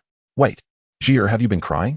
Taigong's expression shifted, astonishment crossing his face as he pointed at Chen Jie and exclaimed, Nephew, have you bullied her? No. Chen Jie waved his hands, shaking his head vigorously, though he felt a twinge of unease within. LG lowered her head, softly saying, Father, it is not Brother Chen's fault. My sister and I wish to marry Brother Chen. Please grant us your blessing. Taigong was momentarily relieved by the first half of her statement, but the latter half tightened his chest, sending his emotions on a roller coaster ride. He pointed at LG, rendered speechless, his mouth agape. Uncle, let me explain. Jie, Su, and I share a deep bond. Please support us. He knelt down, bowing his head earnestly. Seeing this, LG also knelt, lowering her head in silence. Sighing, Taigong looked at the pair, shaking his head as he sighed again. Very well, I shall grant you this favor. However, if you dare treat either of them poorly, I shall haunt you as a ghost. He finished with a glare, his expression fierce, making it clear that if Chen Jie refused, he would face dire consequences. Of course, I would never betray Jie and Su. I swear it. Chen Jie exclaimed, sweat trickling down his brow as he quickly clarified his stance, wishing to avoid inciting Taigong further. Tomorrow, I will send someone to invite your elder brother. The three of you must marry promptly. With that, Taigong turned on his heel and left the hall, eager to avoid any further confrontation. Jie, Chen Jie chuckled awkwardly, realizing that LG was sulking again, which only added to his woes. After much coaxing, LG's mood finally began to brighten, and Chen Jie felt a sense of relief as he smiled, wiping his brow and thinking, having more sisters is indeed a challenge. After finishing their meal, they returned to their respective rooms to rest. Upon entering his room, Chen Jie sighed, wiping away the non-existent sweat, and sat down at the table, preparing to drink some water. Suddenly, the curtain fluttered, and a graceful figure emerged. It was Su. Chen Jie was taken aback, wondering why Su was hiding there. Wasn't she supposed to be shy? Wasn't she supposed to uphold her modesty? Su lowered her head, her cheeks flushed as she softly inquired, Brother Chen, did you just speak with my sister about us? Yes, I also informed your father. Chen Jie replied, his expression serious as he revealed the explosive news. Su trembled, nearly losing her balance at the revelation. Seeing her distress, Chen Jie quickly caught her delicate hand, pulling her into his embrace, feeling a surge of warmth. Did he say anything? Su sniffled, fidgeting with a silk handkerchief, her inner turmoil palpable. He was on the verge of anger. Chen Jie cautiously examined Su, wary of upsetting her further. I have clarified everything with your father. He has agreed to let me marry you both. Really? Su lifted her tear-streaked face, her playful demeanor replaced by a heart-wrenching vulnerability that struck Chen Jie deeply. She had sacrificed so much for him. He couldn't help but tighten his embrace as he reassured her. Yes, your father has given his consent. You and your sister will marry me on the 10th of next month. You can rest easy now, right? Chen Jie smiled, teasingly brushing his fingers against Su's nose, adding playfully, you're crying like a little kitten now. You're not as cute as before. With a soft laugh, Su playfully swatted at Chen Jie, her eyes sparkling with mischief. You bully me, and I won't stand for it. From now on, you cannot pick on me. Su playfully nudged Chen Jie, her form pressing against him, causing his cheeks to flush crimson. This is too stimulating. I could use more of this. After a moment of silence, Su noticed Chen Jie lost in a daze, his expression one of unspoken desires, a glimmer of mischief evident at the corner of his mouth. With a playful slap to his chest, Su waved her hands in front of his face, teasing, Hey, wake up. You're not thinking of anything inappropriate, are you? As she crossed her arms, a wary expression crossed her face, as if she were guarding herself against a lecherous intent from Chen Jie. Swallowing hard, Chen Jie replied, Su, you are truly adorable. But how dare you tease your brother Chen? Let me show you my skills. Ah, Chen Jie exclaimed with a laugh, playfully pouncing on Su and tickling her under the arms. The two of them immediately began to frolic together, the air filled with their joyous laughter. Amidst their play, Chen Jie shamelessly indulged, occasionally smacking her back and playfully touching her chest. The following day, Chen Jie entered the grand hall of the L residence, where El Taidong had been waiting for some time. LG and El Su stood gracefully, gazing at Chen Jie with reluctant eyes, a veil of mist forming in their gaze. At this moment, Chen Jie, with a simple bundle slung over his shoulder and a sword in hand, clasped his fists in salute to El Taidong, LG, and El Su, saying, "Uncle, Suer, I must take my leave. Please await my good news. Farewell." "Yes. Return swiftly. I will send someone to Kaiji, and you need not worry about home," El Taigong replied, stroking his beard, a hint of melancholy etched on his face. After all, traveling far in ancient times was no trivial matter. "Brother Chen, take care and stay safe. And remember, do not engage with women," LG said with deep affection, her tone shifting from tender to somewhat threatening in the latter half. "Rest assured, I shall not." Chen Jie awkwardly scratched his head. "Am I really such a person?" "Brother Chen, return soon. Suer is waiting for you." El Su's eyes brimmed with tears, her nose twitching as she spoke softly, clearly having cried before, her expression filled with worry. "All right, Suer, do not fret too much. I cannot be harmed by mere trifles. I will be fine." Chen Jie reassured her, a confident smile returning to his face, prompting both LG and El Su to nod in belief. "Then I shall set off. Take care of yourselves. I will be back before long. If there is anything, send word swiftly." After bidding farewell once more to El Taigong and the El sisters, Chen Jie turned and stepped out with determination, heading toward the gates of the El residence. As soon as Chen Jie had walked away, LG and El Su broke into tears, their eyes still fixed on the direction he had departed, his silhouette gradually fading from view. El Taigong watched this scene, shaking his head and sighing inwardly before returning to his chambers. Chen Jie trotted along cheerfully, leading his previous horse, having just exited the city gates of P County. At this moment, he deftly leaped onto the horse's back, shouting, "Giddy up!"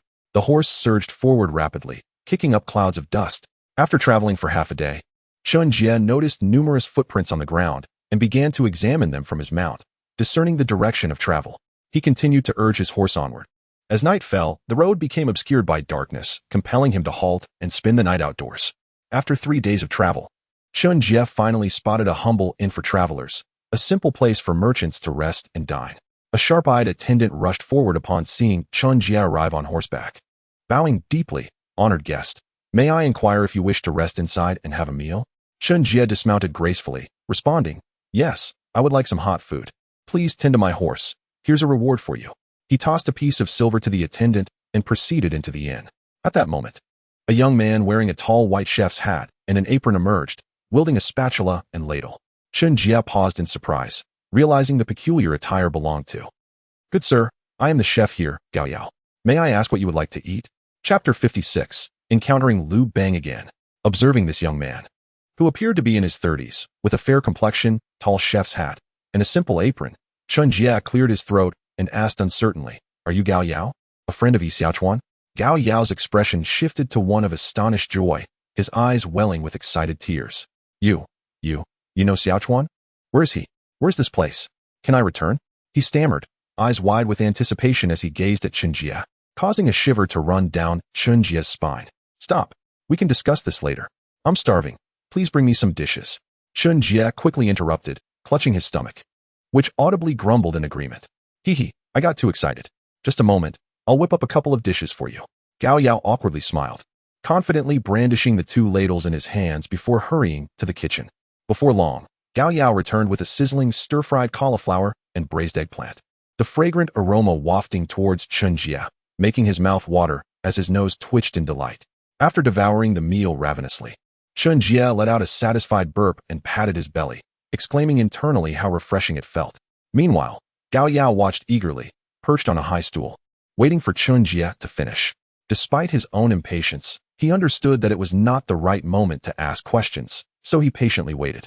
Once Chen Jie finished eating, Gao Yao looked at him with hopeful eyes and tentatively asked, "Are you full? May I ask my questions now?" "Yes, quite full. Feel free to ask, but one at a time, please," Chen Jie replied with a smile, his demeanor relaxed after the meal. Hearing that Chen Jie was satisfied, Gao Yao promptly cleared the dishes and wiped the table before sitting down. "All right, my first question, where is Xiaochuan? Where are we?" "This is the Qin dynasty, meaning you are in a world from 2,000 years ago. Xiaochuan has gone to the Tangwu Mountains in Yin to find his way home." "What? Does that mean I can't return?" Gao Yao's face turned pale in panic, muttering, "What should I do? How can I get back?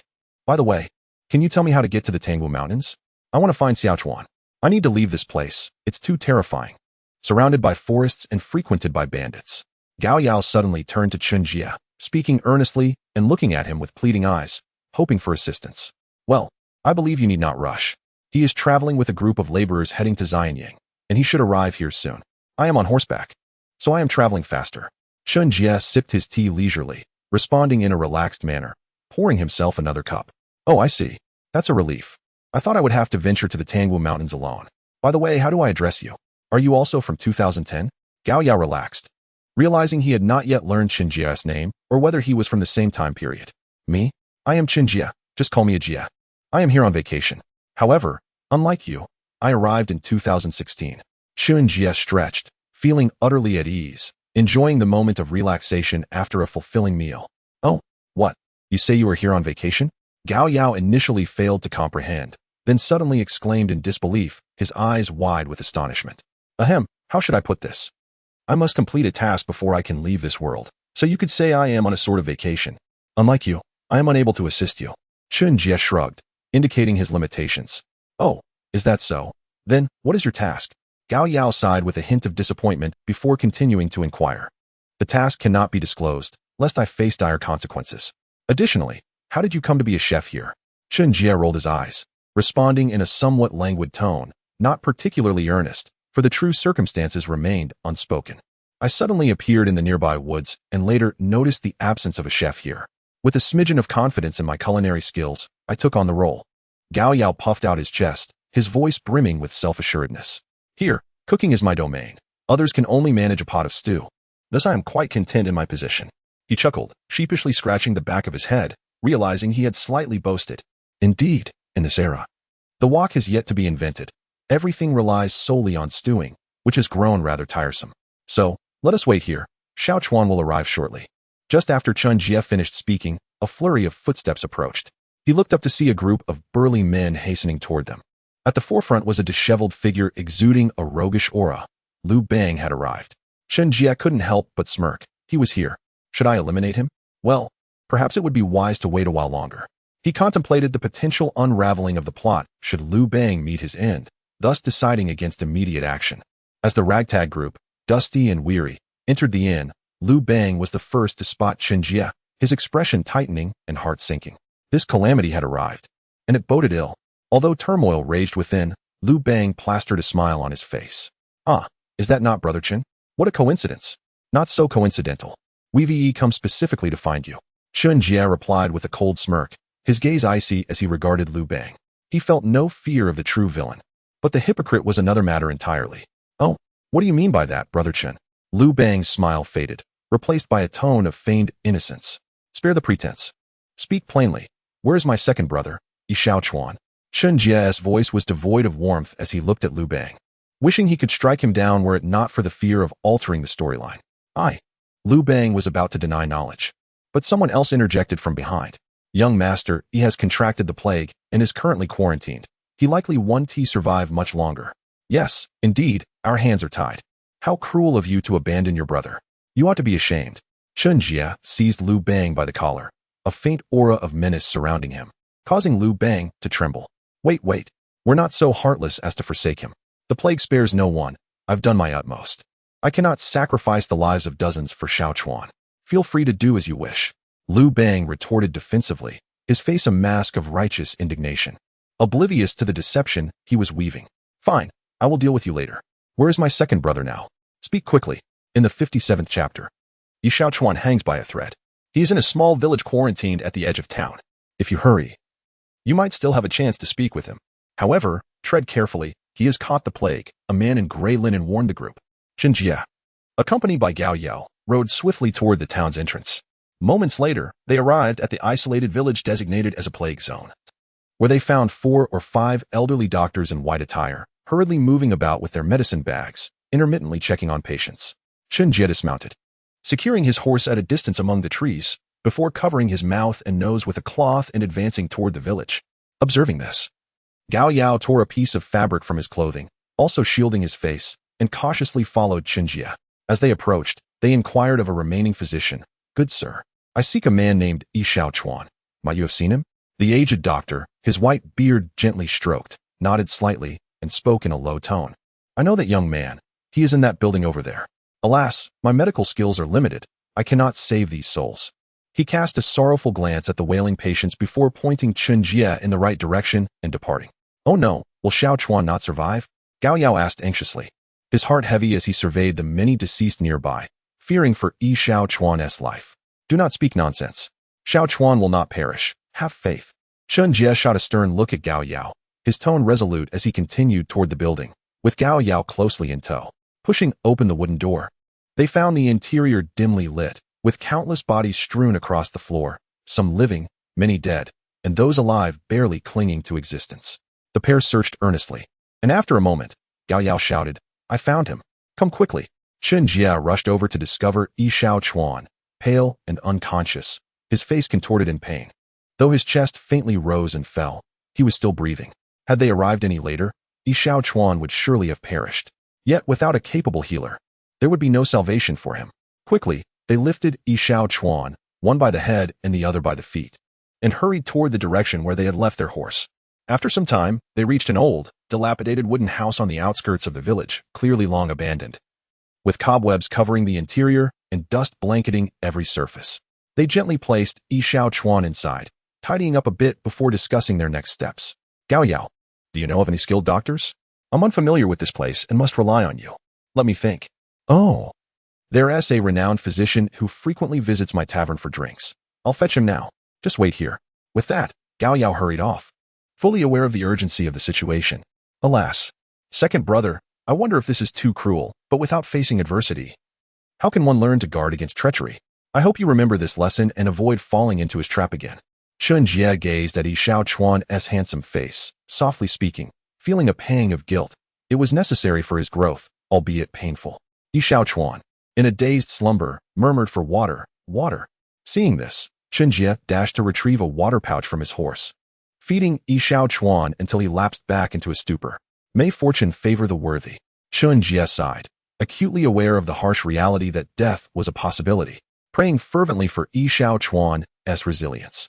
In mere minutes, Gao Yao returned, pulling an elderly man along in haste.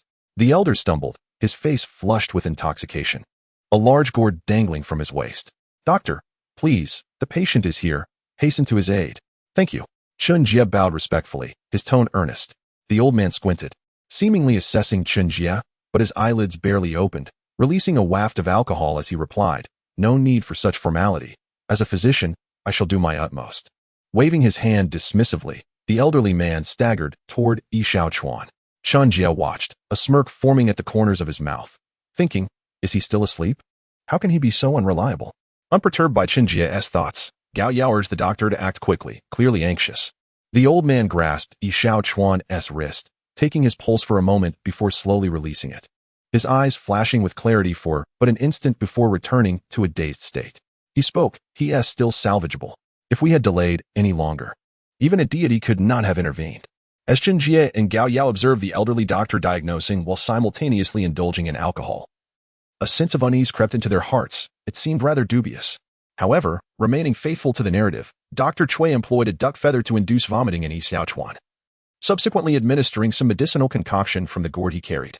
The next step involved boiling herbs, and the sight of Yi Xiaochuan's daily medication sent shivers down Chen Jie's spine. It truly was a matter of life and death. Fortunately, Dr. Cui proved to be a miraculous healer, and within a mere few days, signs of recovery began to manifest in Yi Xiaochuan. Yet, during this time, he endured frequent bouts of vomiting, which appeared rather distressing. Thankfully, Gao Yao remained vigilantly by his side, preventing any unforeseen incidents. 10 days later, Yi Xiaochuan finally opened his eyes, only to find several figures gathered around him.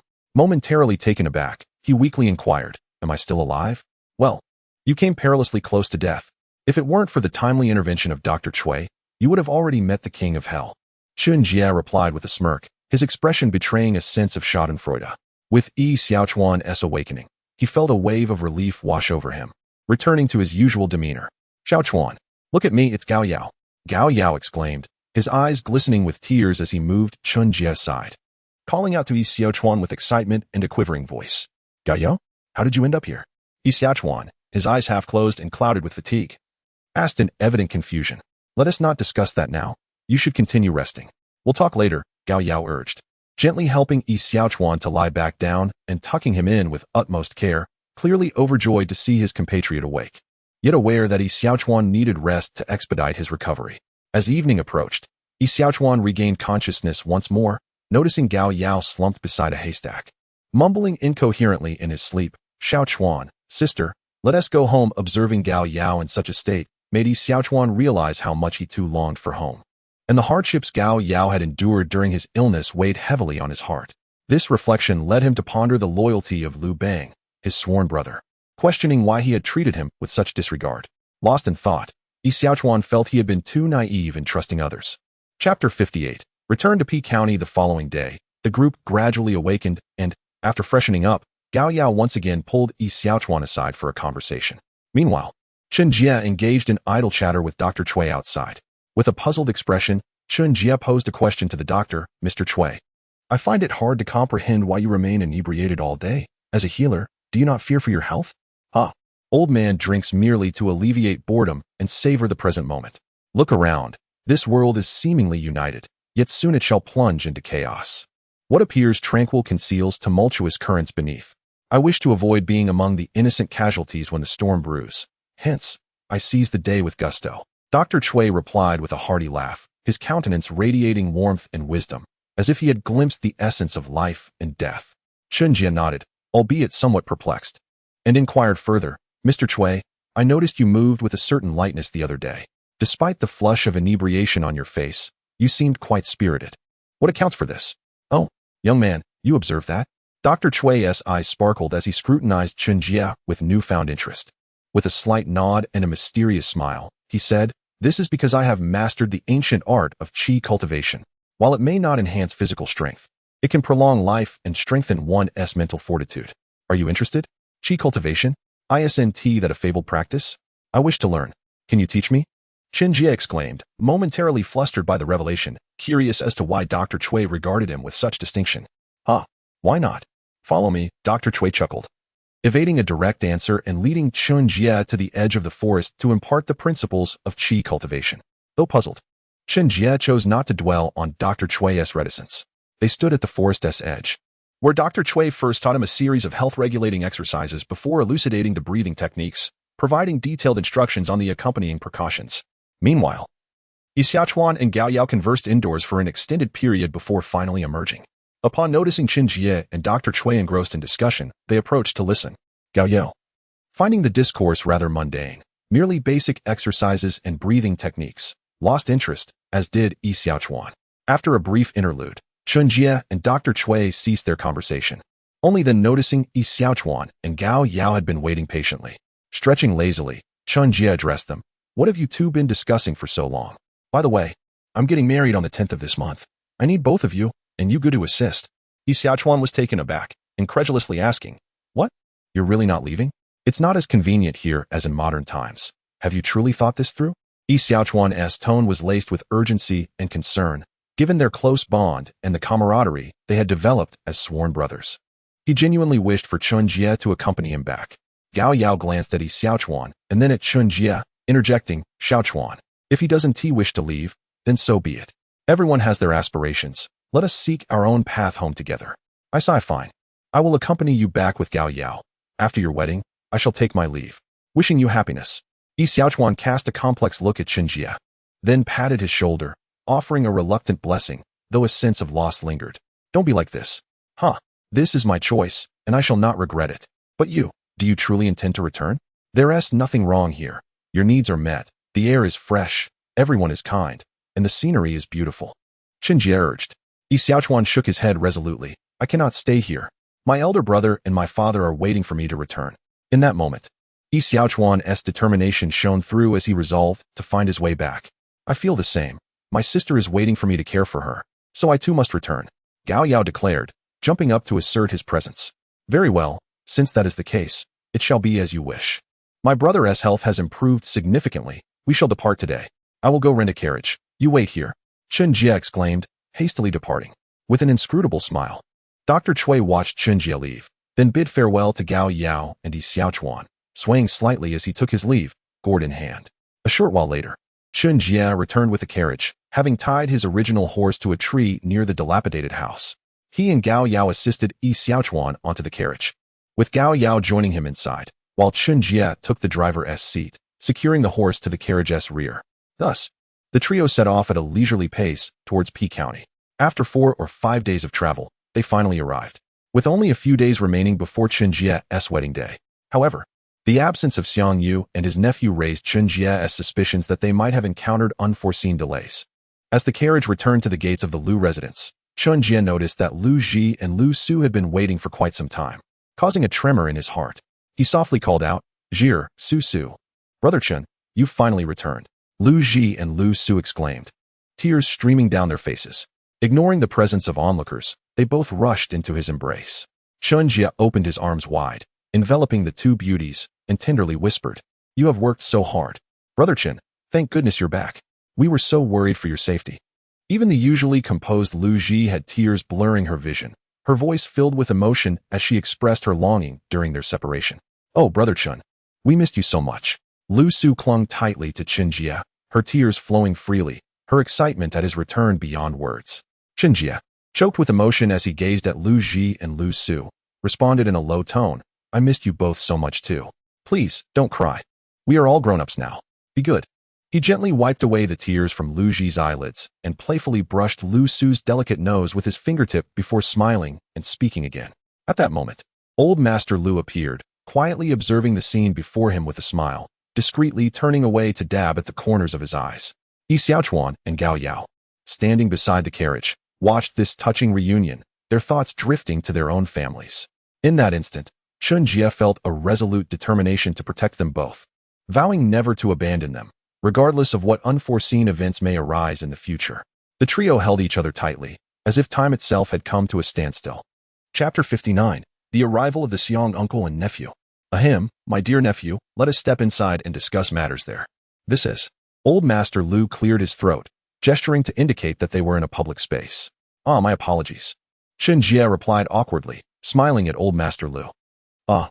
Lu Ji and Lu Su gasped in unison, startled like frightened rabbits as they broke free from Chen Jie's embrace, then hurriedly lowered their heads to cover their faces as they ran into the Lu residence in embarrassment. "Hee, these two girls." Old Master Lu chuckled, shaking his head with a look of fondness in his eyes. Yi Xiaochuan then approached Chen Jie with a playful grin, nudging him slightly and teasing, "Third brother, you've done well to win over both of them so quickly." Though Chen Jie had previously mentioned his intention to marry the Lu sisters, it was only now that Yi Xiaochuan truly believed him, as it was indeed a rather extraordinary claim.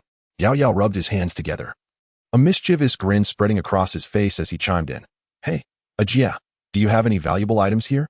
Perhaps you could spare me something, and I could make a fortune when I return." "Oh, I really can't believe you." Chen Jie sighed, his expression a mixture of exasperation and amusement. Yet he was undeniably pleased. After all, they shared a bond of camaraderie, having come from the same modern world, which made their connection more intimate than with others. "All right, Gao Yao, I'll give you a piece of jade shortly. How much it's worth depends on your skills. Don't expect too much, though, as this piece was originally mine and not from the Lu family, so it won't be an issue for me to give it to you." Chen Jie shrugged and smiled at Gao Yao. "Great. A piece of jade is certainly better than leaving empty-handed after all this time." Gao Yao continued to grin, his hands fidgeting with excitement. "Gao Yao, what are you doing?" Yi Xiaochuan attempted to intervene, but Chen Jie interrupted him, shaking his head slightly and reassuring him. "It's fine, we've met, and giving a small gift is nothing to worry about. Don't take it too seriously, second brother. You. Fine, I suppose." "What a troublesome friend you are," Yi Xiaochuan sighed, pointing at Gao Yao with an exasperated expression. At that moment, old Master Lu stroked his beard and smiled, saying, "Let us all head inside. We've stood out here long enough. Come. He did not inquire about Gao Yao's identity, nor did he concern himself with Yi Xiaochuan, as he sensed that Chen Jie had more to discuss with them. Thus, he moved ahead a few steps. Seeing this, Chen Jie and the others promptly followed him inside, eager to share their experiences during their time apart. After a brief while, they settled around a low table in the hall.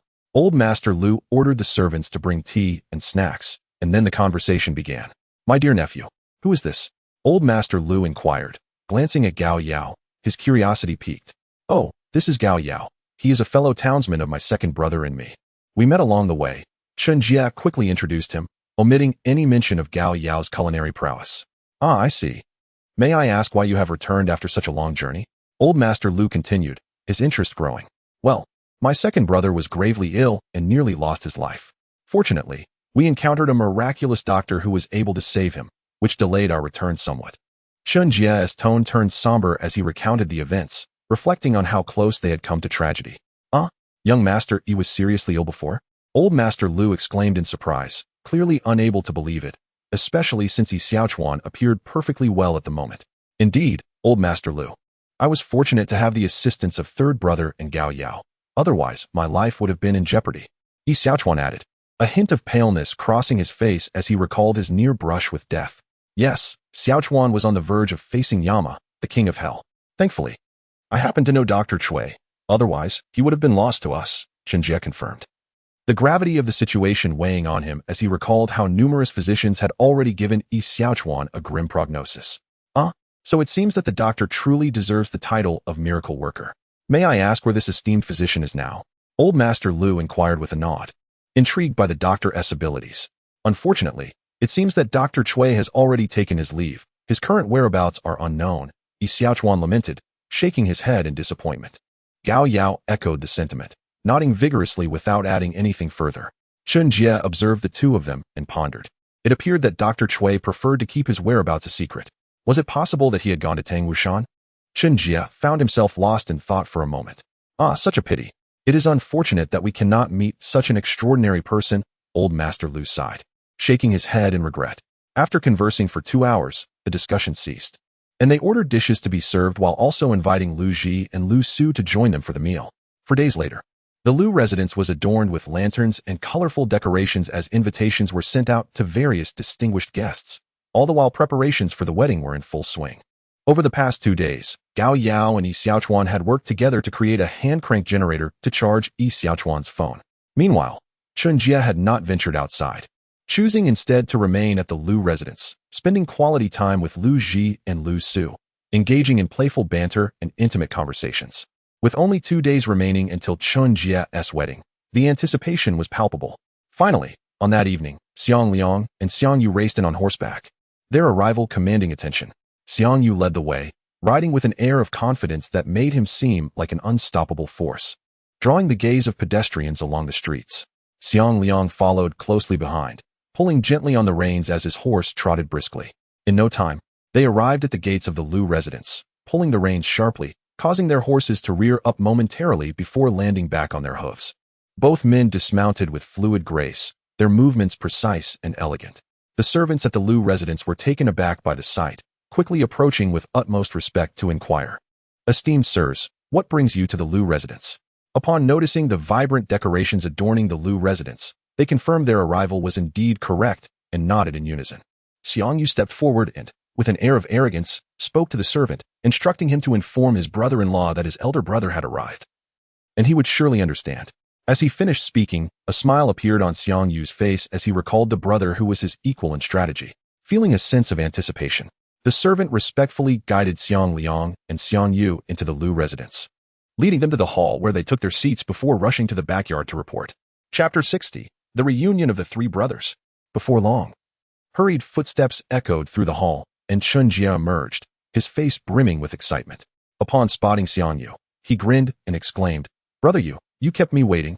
Xiang Yu, maintaining a serious demeanor, stepped forward and threw a punch, the sound of wind rushing as it aimed at Chen Jie's chest. Startled, Chen Jie dodged and shouted, "Brother Yu, stop. It's me, Jie." Xiang Yu remained silent, his expression unchanged as he advanced swiftly, throwing another punch. Chen Jie, seeing no way to evade, took a step back, elbow raised to deflect the blow, and had to step forward to counter with a palm strike. "Good shot," Xiang Yu bellowed, delivering another punch. The sound of their fists meeting was unmistakable, and it was clear that Chen Jie was struggling to keep up. "Let us go again," Chen Jie shouted, bending low and thrusting against the ground, charging forward with a resounding crash. The two engaged in a fierce exchange of blows within the spacious hall, the sound of impact ringing out as they appeared evenly matched. Suddenly, both shouted in unison, "Fight!" Boom! Their fists collided, producing a tremendous sound, causing both to step back momentarily. A smile finally broke across Xiang Yu's face as he praised. Third brother, it seems you have not neglected your martial arts. Your elder brother is quite pleased. Huh, brother, you nearly frightened me. I thought I had offended you. Chen Jie chuckled, his arms still moving as he acknowledged his momentary defeat. Jie, your performance was commendable. You did not disappoint your master, Xiang Liang remarked with a smile, his face reflecting pride.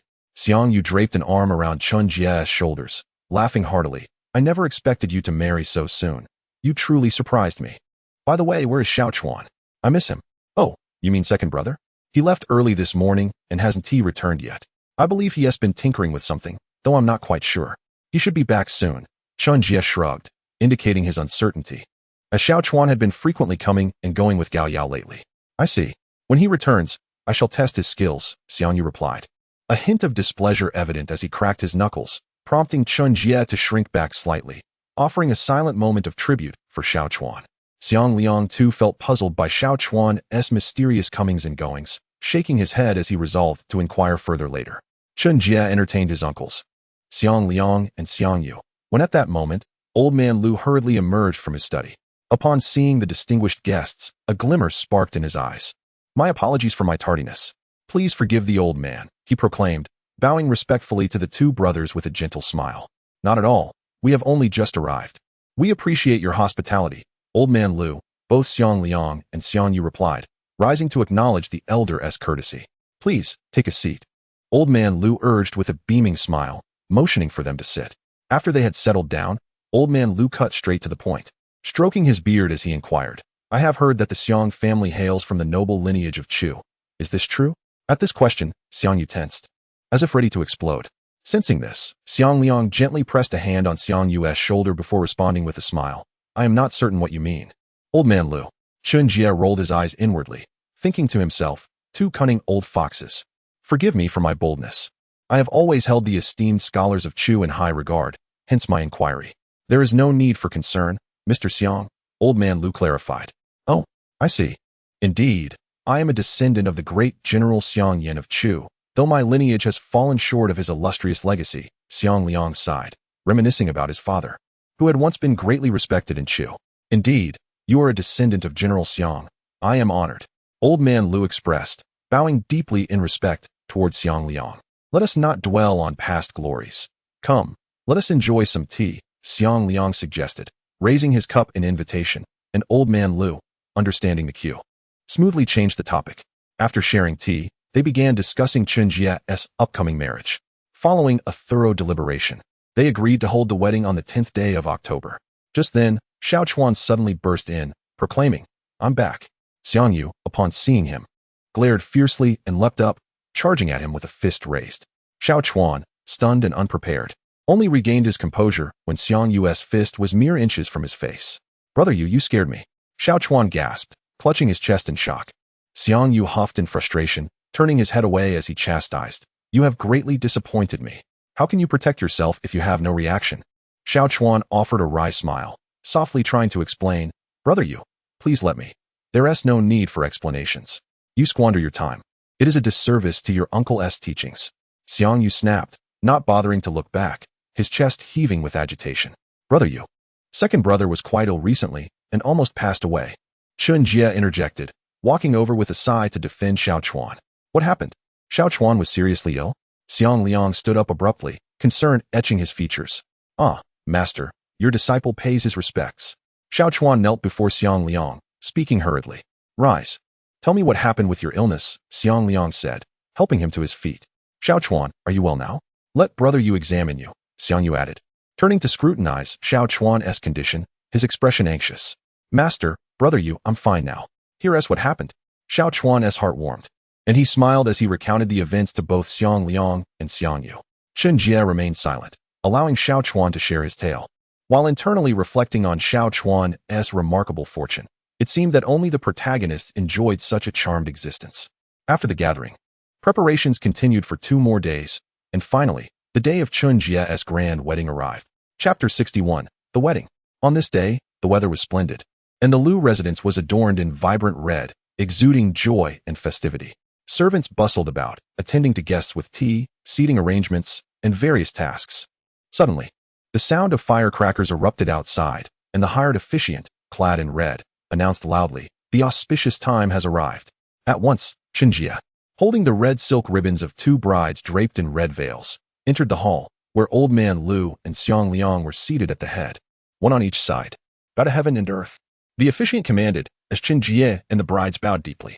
"Bow to the elders." Chen Jie and the brides turned to pay their respects to old man Lu and Xiang Liang, who nodded in approval with gentle smiles. "Bow to each other as husband and wife." Chen Jie bowed respectfully to both Lji and Su, who stood together and slightly nodded in acknowledgement. The ceremony concluded, and they were ushered into the bridal chamber. As the officiant's final shout echoed, Lji and Su were assisted by maids into the newlyweds' quarters. Meanwhile, Chen Jie remained in the front courtyard, drinking and smiling, though a sense of familiarity tugged at his mind, leaving him puzzled. It was as if a part of his memory had been sealed by Xiaolan, yet the feelings lingered, provoking a sense of deja vu. Shaking his head, he dismissed the thought and continued to toast to the guests with a cheerful demeanor. After indulging in drink, Chen Jie, slightly intoxicated, made his way to the back courtyard.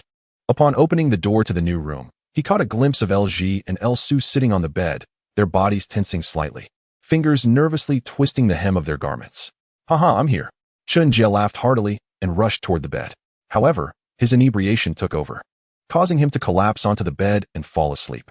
Lji and Su quietly lifted the veil covering their heads, only to find Chen Jie fast asleep. They exchanged frustrated glances and then carefully laid him down. At that moment, Lji felt a wave of uncertainty, being a maiden. She lacked experience in such matters and became increasingly anxious, murmuring to herself, "What should we do next? Su, do you know?" Sister, I don't understand either." Su replied, her cheeks flushed, both girls gazing at Chen Jie and nodding earnestly. Lji extinguished the candlelight, while Su untied the mosquito net, plunging the room into darkness. In the hushed atmosphere, the sound of their heartbeats resonated. "Sister, what do we do next?" Su whispered, nervously fiddling with her clothing. I suppose we should undress?" Lji responded uncertainly, and soon the sound of rustling fabric filled the air. "Sister, what comes next?" Su asked innocently, her face burning, though the darkness concealed her expression. "Next, we should help our husband remove his clothes." With that, Lji began to gently assist Chen Jie, and Su joined in, until, in a short while, all three lay together. "Is this all right, sister? It should be, right? We must still greet father tomorrow. Let us sleep." With Lji's last words, the dark room fell into silence once more. The next morning, Chen Jie awoke, feeling a bit dizzy, a consequence of his hangover. Shaking his head to clear the fog, he lifted his arm and inadvertently brushed against smooth skin, freezing momentarily. Blinking, he turned to his sides and gasped inwardly. "Oh no, is my first time over just like that?" With that thought, he huffed softly. "No, I can't let it end like this. I must have another chance." Grinning, he reached behind him, gently caressing Su's curves, while his body began to explore her secret regions. Su gasped, her brows furrowing as her eyes fluttered open. Realizing Su was awake, Chen Jie felt invigorated. Moving his body forward as Su began to softly moan, the room filled with springtime vitality. An hour later, Su fell back into a peaceful slumber. While Chen Jie panted lightly, he gazed at her serene face, then at the telltale signs of their previous night, allowing a tender smile to grace his lips. So, last night was merely sleep, igniting a deeper affection for Su. Turning his attention, he let his hands wander to Lji's as the conversation drew to a close. Xiang Yu subtly nodded to Xiang Liang, who stroked his beard in contemplation before speaking. "Very well. We have been away for quite some time. It is time to return. Jie, do not neglect your studies, for your master will not be lenient with you." This statement implied that Chen Jie should not indulge in romantic distractions and forget his martial arts training and military strategy studies. Chen Jie, understanding the gravity of the message, nodded earnestly and replied, "Yes, master. I shall not waste my time. Please rest assured. Then, I shall take my leave. Take care of yourself." Xiang Liang smiled and bid farewell to Chen Jie before turning to Lu Taigong, saying, "Thank you for your hospitality. I have pressing matters to attend to, so I will not linger.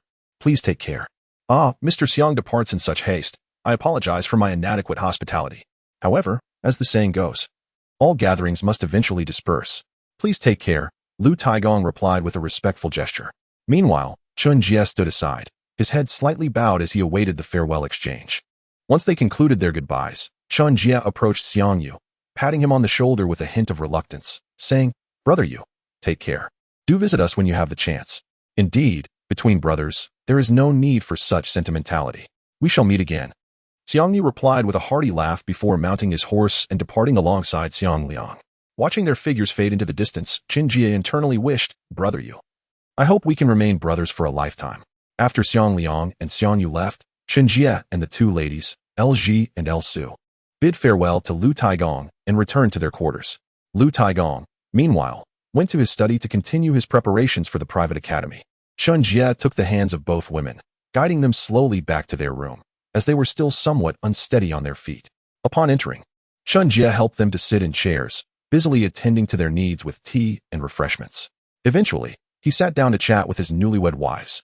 Jie, Su, I plan to visit Xianyang in a month's time.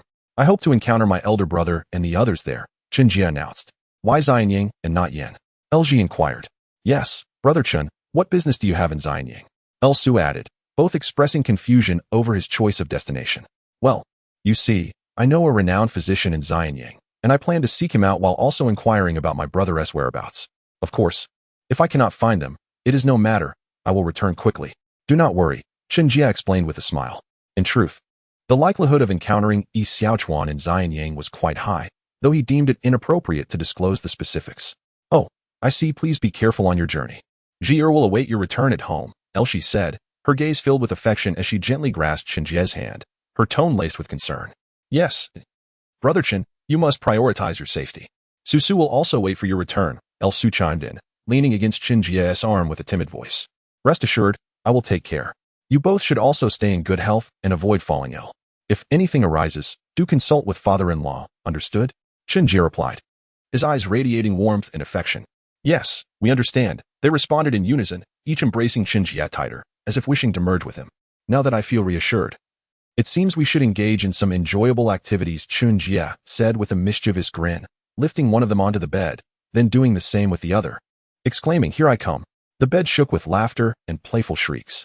Husband, it's still daytime, Brother Chen. Is this appropriate during the day? They protested, but Chen Jie laughed. I disagree. The daylight is perfect. Thus, the scene unfolded with joyous abandon. A month later, Chen Jie stood at the gate of the L residence, where Lji and Su assisted him in carrying his belongings for the journey. L Taigong had left early that morning to teach at the private academy and was not present. Dear husband, please be cautious. Remember, Jie is waiting for your return, Lji said, adjusting his collar with a dignified and caring demeanor. Brother Chen, Su will miss you. Please return soon, Su added, her eyes glistening with unshed tears as she gazed at Chen Jie, feeling a deep sense of reluctance to see him go. All right, do not worry. I shall be fine. You both return home. I must set off soon. Chen Jie reassured them, embracing each of them briefly before turning to mount his horse. He waved his hand and called out, return now. I will hurry back.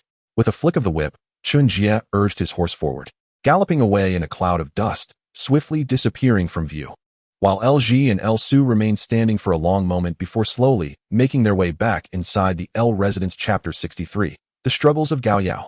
Chen Jie rode swiftly, not pausing until twilight descended, when he stopped to rest and quickly consumed some provisions before continuing on his journey. Within a few days, he was nearing the city of Xianyang. Reining in his horse, Chen Jie looked up to see a bustling scene along the official road, with a myriad of figures adorned in various attire. His presence on horseback made him particularly conspicuous.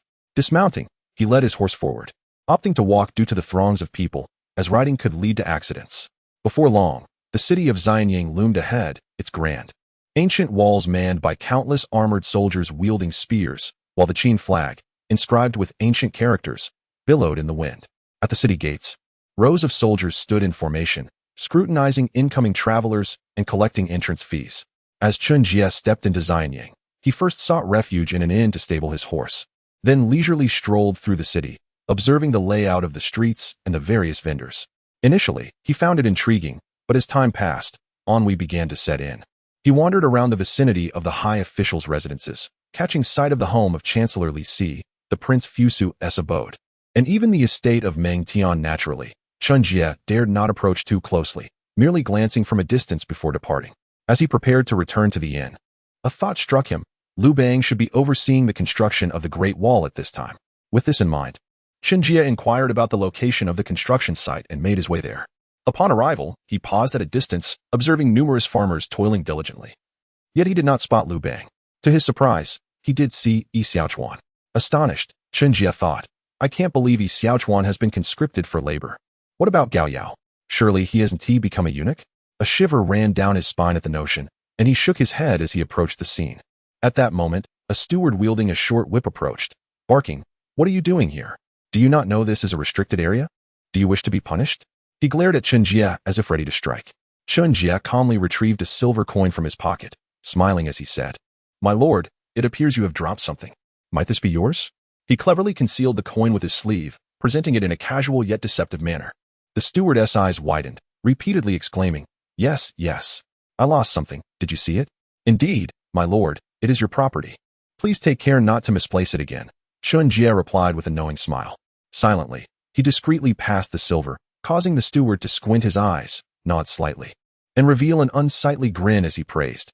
Ah, young man, you are quite astute. Now, do not linger here for too long. It is perilous. Yes, my lord, the young man replied. I wish to converse with that friend over there, if it wouldn't be too much trouble. As Chen Jie spoke, he once again produced a piece of silver, subtly handing it over while casting a glance in Yi Xiaochuan's direction. Over there? I don't see him. Don't take too long. I must attend to nature's call. With that, the steward feigned ignorance and hurriedly departed. A smile crept onto Chen Jie's face. Indeed, there was no problem that could not be solved with money. Turning towards Yi Xiaochuan, he approached with a honeyed smile. Brother, what brings you here? Have you found Tang Wushan, third brother? Alas, it is a long story. How did you end up here? This is indeed a place of labor. Yi Xiaochuan replied with a frown, pausing in his actions. Chen Jie noticed the weariness etched on Yi Xiaochuan's face, the dust covering his once handsome features, which now appeared somewhat haggard. His clothes were tattered and filthy, giving the impression of a man of destitution. I happened to be wandering about and found you here, which is why I came over. But you still haven't answered me. How did you end up in this place? After I left that day, I went to Tang Wushan with Gao Yao, but to my dismay, the enigmatic man from Beiyin Mountain was absent and instructed me to return in 60 years. By then, I shall be long gone. I truly do not understand. As for Gao Yao, I came to Xianying with him. We shared a meal with Brother Liu, and then he vanished. I wonder if he returned to that previous establishment. Suddenly, Yi Xiaochuan recalled that Liu Bang might betray him. What of Gao Yao? Would his fate be even more dire? Perhaps not. A sense of desolation settled in Yi Xiaochuan's heart, various thoughts swirling within, causing him an ache of despair. Alas, I never anticipated it would come to this. Do you wish to leave here? Hearing this, Chen Jie shook his head. Helplessness reflected in his gaze as he inquired, And you? I. Yi Xiaochuan began, but suddenly realized that if he departed, those who had come with him would perish as a result. Thus, he shook his head and bitterly replied, Thank you, but I shall not leave for now. You should go quickly. It is not safe to linger here. You. Chen Jie sighed. Very well. If you choose to remain, I shall take my leave. I will inquire about Gao Yao's whereabouts. Take care of yourself. With a complex expression, Chen Jie cast one last glance at Yi Xiaochuan before slowly departing. Yi Xiaochuan lowered his raised hand after a moment, looking at the people around him with a heavy heart, and resumed his labor. As Chen Jie strolled through the streets, he wrestled with his conscience, debating whether to rescue Yi Xiaochuan from his plight. Yet, he knew that to do so would irrevocably alter his fate. He would no longer become the esteemed General Meng Yi, nor would he encounter the fated love of Princess Yushu. With thoughts entangled, Chen Jie found himself at a loss. After much contemplation, he shook his head and made his way to the residence of Prince Hu Hai. He recalled that if Gao Yao were to be betrayed, he might end up as a household servant in Hu Hai's estate. Upon nearing the prince's abode, Chen Jie observed two lightly armored soldiers guarding the entrance, with no other passers-by in sight. Approaching cautiously, he employed his previous tactic to bribe the guards, eventually learning that Gao Yao was indeed inside, and, rather amusingly, was currently cooking. Chen Jie couldn't help but chuckle at the irony. After being cut, he now found himself preparing meals, a truly unfortunate circumstance. Shaking his head to dispel the odd thoughts, he inquired if he could see Gao Yao. The guards hesitated, but reluctantly nodded in agreement, thanks to the silver. One of them hastened to summon Gao Yao. Moments later, hurried footsteps echoed as Gao Yao emerged, tears streaming down his face the moment he spotted Chen Jie. Jie, I am in such misery, he lamented, throwing himself into Chen Jie, smearing his tears and snot onto Chen Jie's clothing. Chen Jie grimaced, attempting to push Gao Yao away. Hey, you are being a bit excessive here. I still have to wash this myself. Despite his protests, Gao Yao clung tightly, refusing to let go. Finally, Chen Jie sighed with resignation. All right, all right, let us find a time to talk. When are you free? I will seek you out tonight. Where are you staying? Gao Yao asked, his tears still flowing, but slowly loosening his grip on Chen Jie's garments, allowing Chen Jie a moment of relief. I am at the CW Pavilion. Come find me tonight. Without waiting for Gao Yao's response, Chen Jie hurriedly departed. Wait. You Haven T told me your room number. Gao Yao shouted after Chen Jie, but by then, his figure had already vanished from sight. The two guards at the entrance exchanged glances, their expressions a mix of amusement and disbelief. That poor fellow, one chuckled, covered in tears and snot. How hilarious. Unperturbed by the laughter of the guards, Gao Yao rushed back inside to continue his cooking.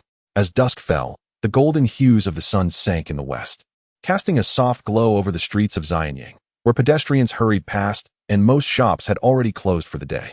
Chen Jie sat at a square table in the hall of the Tsui Pavilion, quietly savoring the fragrant green tea, his mind at peace. The hall was sparsely populated, with only a few scattered tables, lending an air of emptiness to the spacious room. Suddenly, the sound of hurried footsteps caught his attention. Chen Jie looked up to see Gao Yao approaching, a smile breaking across his face. Over here, he called out cheerfully. Gao Yao turned at the sound, muttering, You really know how to pick a place. The ambience here is splendid. Come, sit down, and we can chat, Chen Jie said, gesturing for Gao Yao to join him. I am utterly exhausted. Working all day in that heavily guarded prince's estate has been unbearable, Gao Yao complained, grabbing the teapot and gulping down several mouthfuls before exhaling deeply. Ah, that feels wonderful. Ajia, my life is truly wretched. Gao Yao's expression shifted from contentment to sorrow, tears once again brewing in his eyes, sending shivers down Chen Jie's spine. Stop. What does it look like for a grown man to cry? Take your time. There's no rush. Chen Jie interrupted, pouring a cup of tea for Gao Yao and looking at him quizzically. Alas, it is all that scoundrel Lu Bang's fault. Not only did he betray Xiaochuan, but he also made me a servant in his household. This grudge is one I cannot overlook. Gao Yao's face contorted in rage, his fists clenched tightly, eyes blazing with fury. That wretched man. If I see him again, I will help you rid him from this world and avenge you. Chen Jie echoed his discontent, cursing Lu Bang for his nefarious deeds. Alas, I wonder when I will achieve my freedom. This place is fraught with danger. Gao Yao sighed, his face filled with despair. I believe you might consider winning over Prince Hu Hai. Then you could command the winds and the rains, wielding great power, Chen Jie suggested, wanting to assist his friend. Oh, is that so? I shall give it a try. With my culinary skills, it shouldn't be difficult to catch Hu Hai's attention. And then, Gao Yao's eyes sparkled with determination, already plotting his course of action, even devising a plan to deal with Lu Bang. Just ensure you think it through, Chen Jie advised. Recently, I will be residing here. If you have any matters, feel free to come find me. Chen Jie earnestly promised as he heavily patted Gao Yao on the shoulder. Gao Yao, I apologize. If it weren't for my desire to avoid disrupting the narrative of Xiaochuan, I would not have stood idly by. Moreover, had you two not slipped away secretly, I would not have been delayed in thwarting Lu Bang's schemes. Alas, Chen Jie sighed helplessly at this thought, shaking his head. Everything is already set in motion. It cannot be changed now, and I can only seek retribution from Lu Bang. By the way, do you know where Lu Bang is? Suddenly recalling that Lu Bang had yet to return to P County, Chen Jie wondered where he might be. That rogue Lu Bang is currently indulging himself in Xianyang. He hasn't left yet. Gao Yao spat out bitterly, his tone laced with deep resentment, his eyes nearly aflame with fury. Oh, then I shall seek him out and eradicate him. What do you think? Chen Jie's gaze flickered, resolved to eliminate this potential threat to prevent any further complications. Excellent.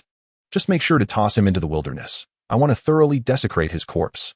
Gao Yao grinned maliciously, gripping the table tightly as he harbored dark intentions. That seems rather extreme. Chen Jie glanced at Gao Yao's expression, refraining from further commentary. For the lineage is of utmost importance, far graver than the vengeance for a murdered father. How could it not be? I even planned to exhume his ancestors' graves. Gao Yao was nearly losing his sanity, his mind swirling with madness. Hey, Gao Yao, do not act impulsively. Exhuming graves would only invite misfortune. However, if you wish to desecrate his corpse, I have no objections.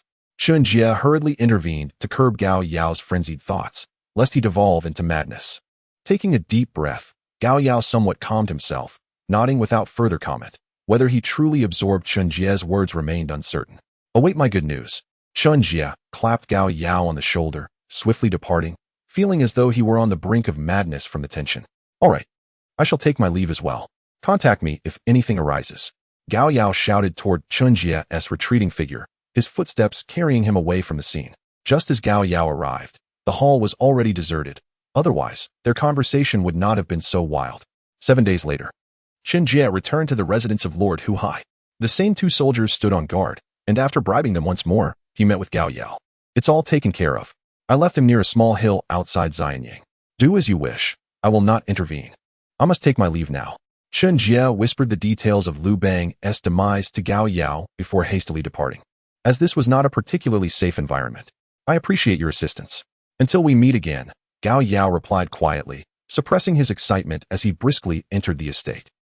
As Chen Jie walked through the streets, he overheard the townsfolk discussing the recent significant events. Have you heard? General Meng Tian's long-lost brother, General Meng Yi, has returned. Indeed. I wonder how they recognized each other. It's quite remarkable. I also heard that General Meng Yi possesses extraordinary skills, earning high praise from the first emperor, who appointed him to a prominent position. Yes, indeed. With this general around, our safety is further assured. Chen Jie chuckled to himself, shaking his head. It seemed Yi Xiaochuan had successfully gained entry into General Meng Tian's household. A month later, Chen Jie sat quietly in the first-floor hall of Tsui Pavilion, savoring tea while nearby affluent gentry spoke of Meng Yi. Just as in the original narrative, Meng Yi, who is Yi Xiaochuan, had brought Princess Yushu back to Xianyang. And at this time, the first emperor had decreed that she be honored as consort Yuhui. It was unexpected that the threads of fate continued to weave their intricate patterns.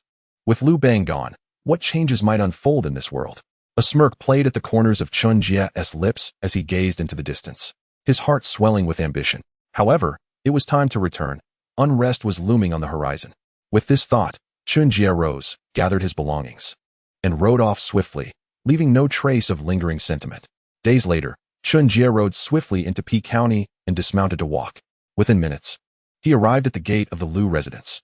Gazing at the familiar plaque, he felt a surge of emotions. He had finally returned, albeit uncertain of the current state of affairs in Xianyang.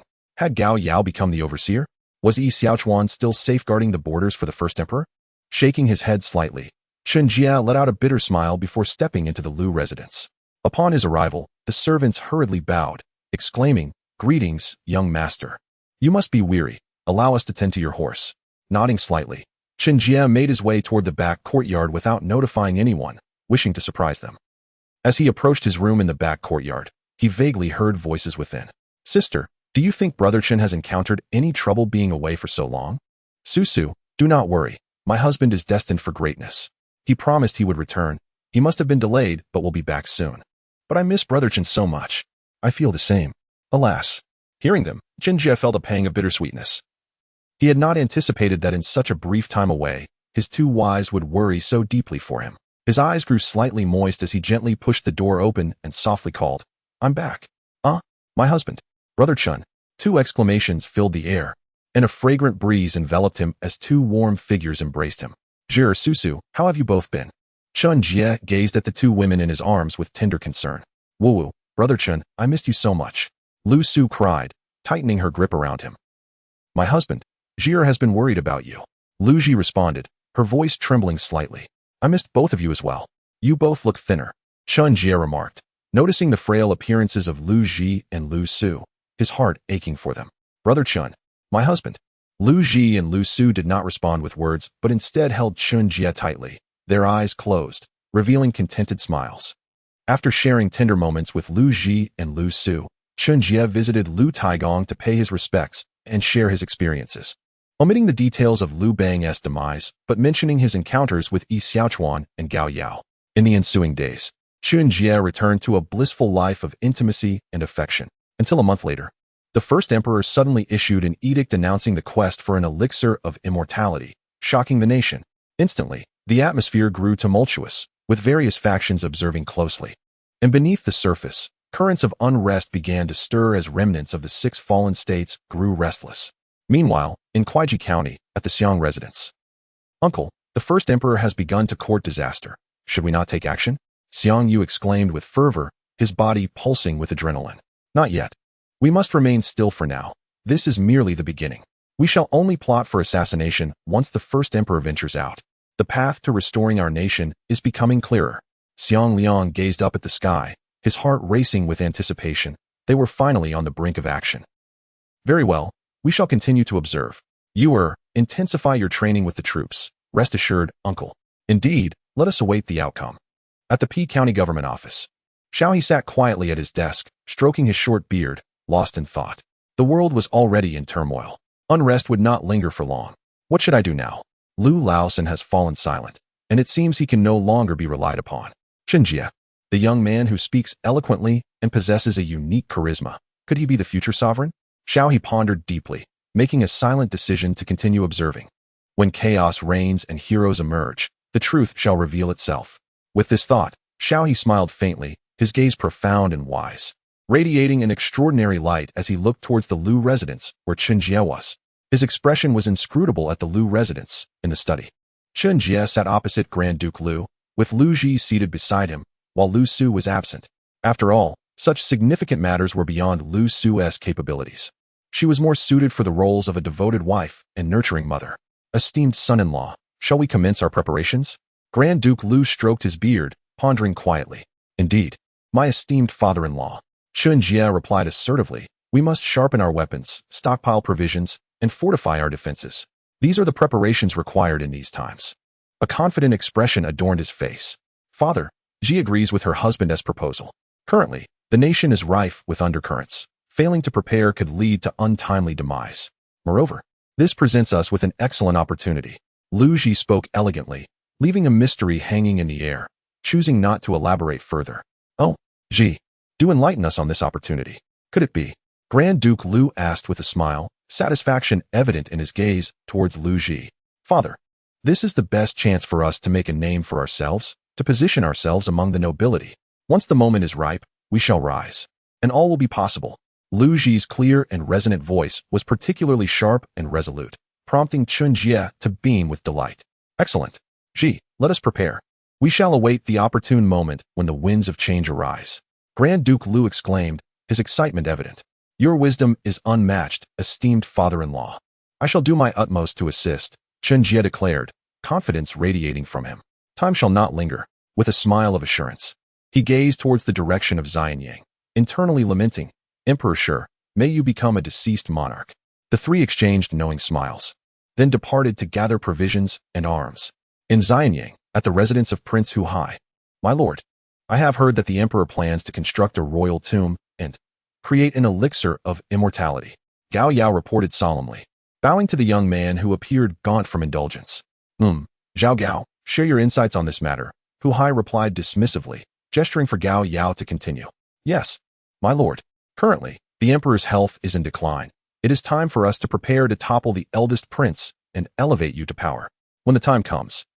Gao Yao's expression turned fierce for a moment before reverting to a sycophantic demeanor as he looked at Hu Hai. But my father currently favors my elder brother. What can I do? Alas. Hu Hai sighed, his pallid face reflecting a sense of helplessness, clearly tempted yet constrained. You need not worry, my lord. I have a plan. Gao Yao whispered conspiratorially into Hu Hai's ear, his eyes narrowing with a hidden smirk. A splendid plan. Let us proceed. Truly, you are a talent I recognize, Hu Hai exclaimed with delight, patting Gao Yao's shoulder as he eagerly made his way to the palace to implement the scheme. Meanwhile, Gao Yao coldly watched Hu Hai's retreating figure, his mind racing with thoughts. It was time to seek out Li Si, the old fox, surely. He would not wish for Fusu to ascend. With that thought, Gao Yao called out to the guards, bring the carriage. He commanded, climbing aboard and heading towards the chancellor's residence. Chapter 66, Assassination. A startling encounter. Though the world became increasingly tumultuous, with crises looming over the nation, the court remained filled with laughter and merriment, feasting and celebrations abounding. This peculiar atmosphere persisted for nearly half a year, until Emperor Shi set forth to inspect the Afang Palace, and Meng Yi received a secret edict to procure the elixir of immortality, prompting all factions to finally spring into action. In Wuzhong County, at the Xiang residence. It is time. We must prepare to depart. This time, we must succeed in the assassination. You may invite your brother Jie to join us. We should set out in the coming days. Yes, uncle, rest assured. Is awake. We have already sent messages via carrier pigeon to P County. I will notify Jie immediately. Xiang Yu bowed respectfully before hastily departing to send the message. Alas, Jie, do not let this old man down. Xiang Liang gazed skyward, sighing. his eyes sharpening like a sword about to be unsheathed. In P County's county office, Xiao had just received news of Emperor Shi's impending journey to a Fang Palace. His heart stirred with anticipation. The tides of fate were shifting. This journey could spell disaster for the emperor. With a sigh, Xiao gazed through layers of buildings, seemingly perceiving Chen Jie's whereabouts. So, will you be that enlightened ruler? In P County's Lu residence study, Grand Duke Lu rose with excitement. Esteemed son-in-law, Jie, our time to rise is nigh. This journey of the emperor will undoubtedly be fraught with peril. I fear he faces grave danger. Indeed, my esteemed father-in-law, I too sense that chaos is imminent. At this moment, I ask, who among us shall be the hero?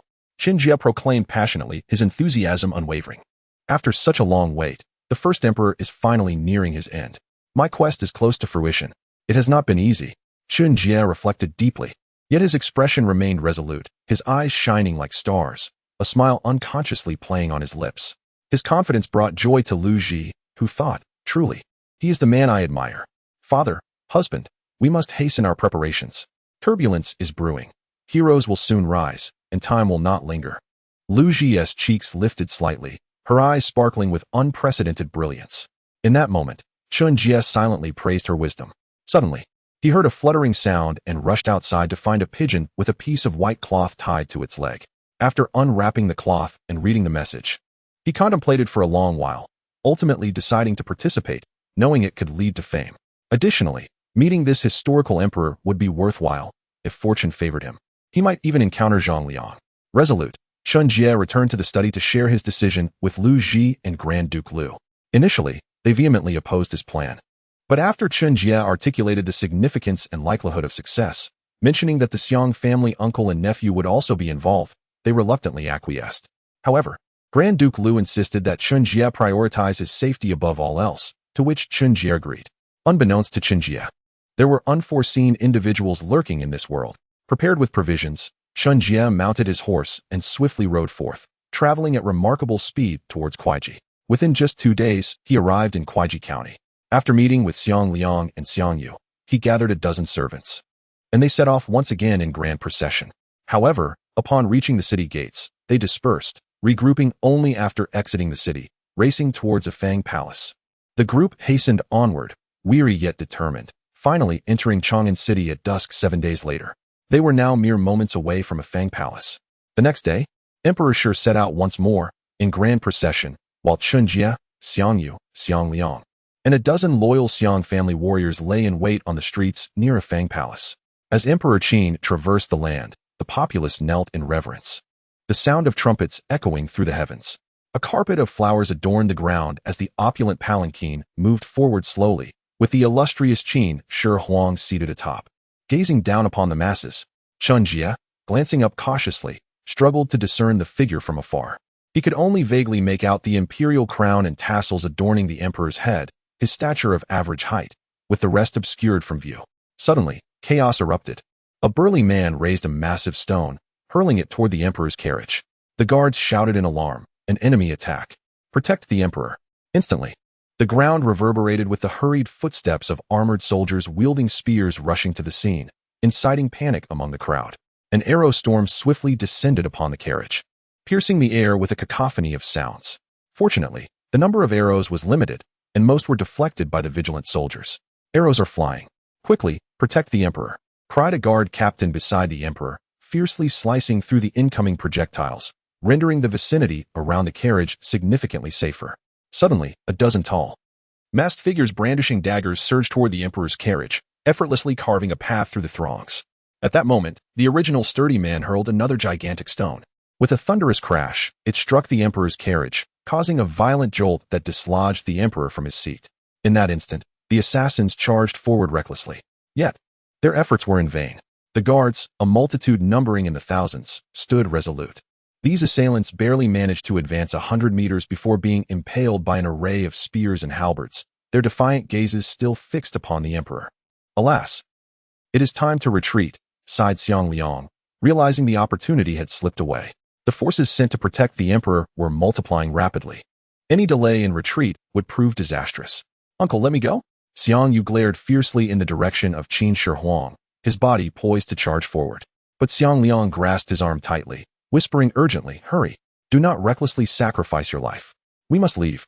With that, he pulled Xiang Yu swiftly into the crowd. Their escape proceeding smoothly and safely. Chen Jie watched this scene intently, feeling a strange familiarity yet confusion. Suddenly, he caught sight of a scholarly figure in white robes with a short beard, retreating with a small entourage. A smile crept upon his lips. This must be Zhang Liang. After a quick glance, Chen Jie also began to withdraw, and in a brief time, he found himself within the bustling city of Chang'an. Upon entering a tavern's second floor, Chen Jie was taken aback by the sight of a delicate woman before him. Could it be Lu Feifei? What is happening? Am I intruding?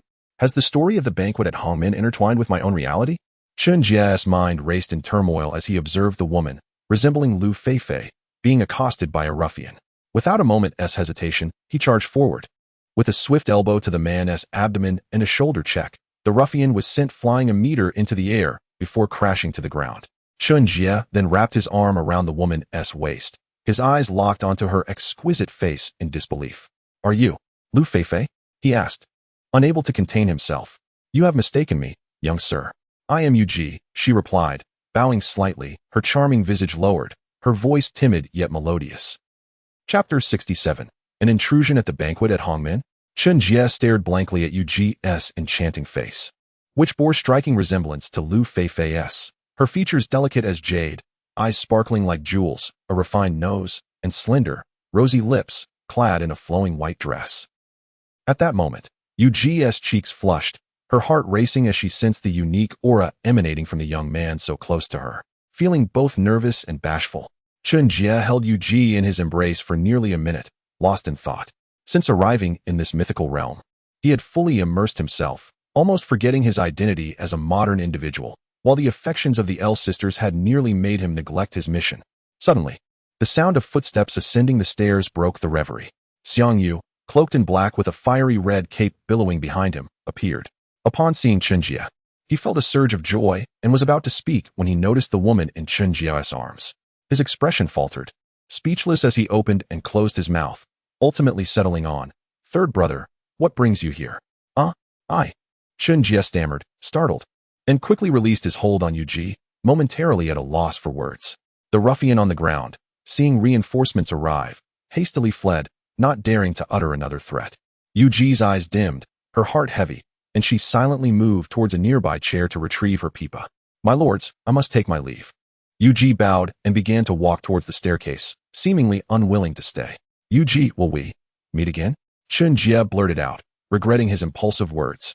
Her footsteps paused, and she softly replied, "If fate allows, we shall meet again."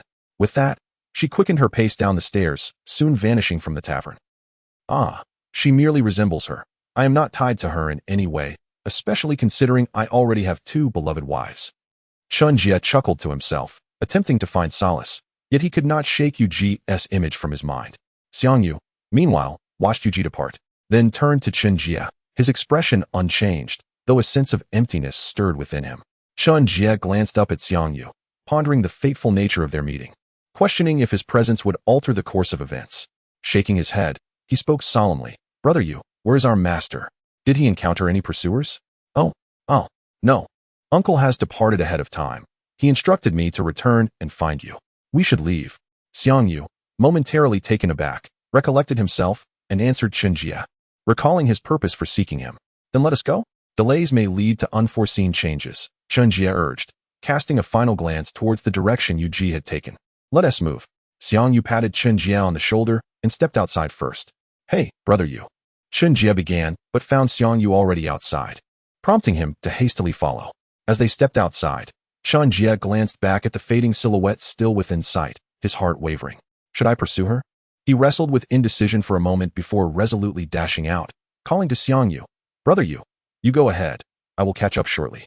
After a frantic chase of several minutes, during which he inquired with passersby, Chen Jie finally located Yu Ji. Yet, a man was glaring intently at her, bellowing, Why must you do this?" Yu Ji held a sharp stone to her throat, defiance in her eyes, her voice trembling as she declared, "I will not go with you, even if it means death. You should give up." Tears welled in her eyes as she recalled the young man who had saved her. His image occupied her heart entirely, leaving no room for another. Will he come to save me? Perhaps we shall meet again in another life. With her eyes shut tight, the sharp stone pressed against her throat, she intended to take her own life. The anguish in her heart sent a shiver through Chen Jie, who observed from a distance. "No," he cried out, his heart racing as he sprinted toward her, arm outstretched as if to prevent her from carrying out that dreadful act. The robust hands of the man firmly grasped Yu Ji's, preventing her from further attempts at self-destruction. Disappointment flickered in his eyes as he spoke with a bittersweet tone. "I understand now. Please stop harming yourself. I shall take my leave." Gently releasing Yu Ji's hand, the man departed with an air of desolation, his appearance strikingly reminiscent of the great Lord Li. He mounted his steed in haste, urging it onward without a moment's pause. Chen Jie gazed in confusion at the direction of the man's departure. How could this be? Slowing his pace. A pang of sorrow gripped his heart as he looked at Yu Ji with a gaze filled with compassion, his voice tinged with helplessness. "Why? You were just about to die?" Chen Jie raised his voice in desperation, his eyes stinging. As if the tender emotions stirred within him by the sight of this fragile woman were overwhelming. "Young master."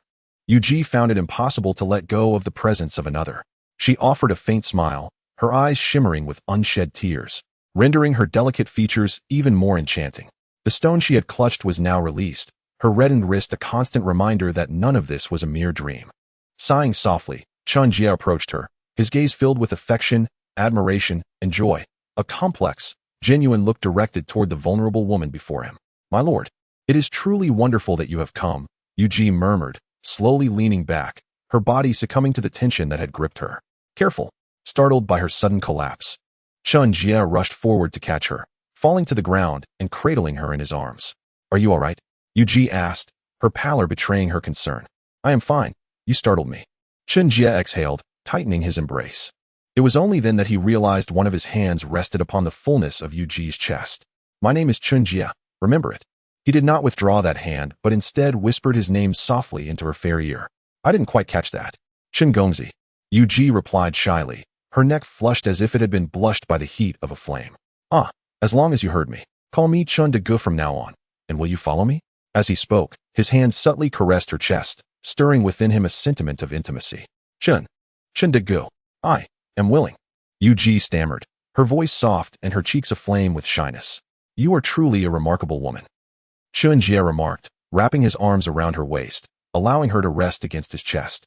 "Chen Jie, you are special too," Yu Ji replied in a gentle tone, her eyes fluttering shut, pondering to herself how warm Chen Jie's embrace felt.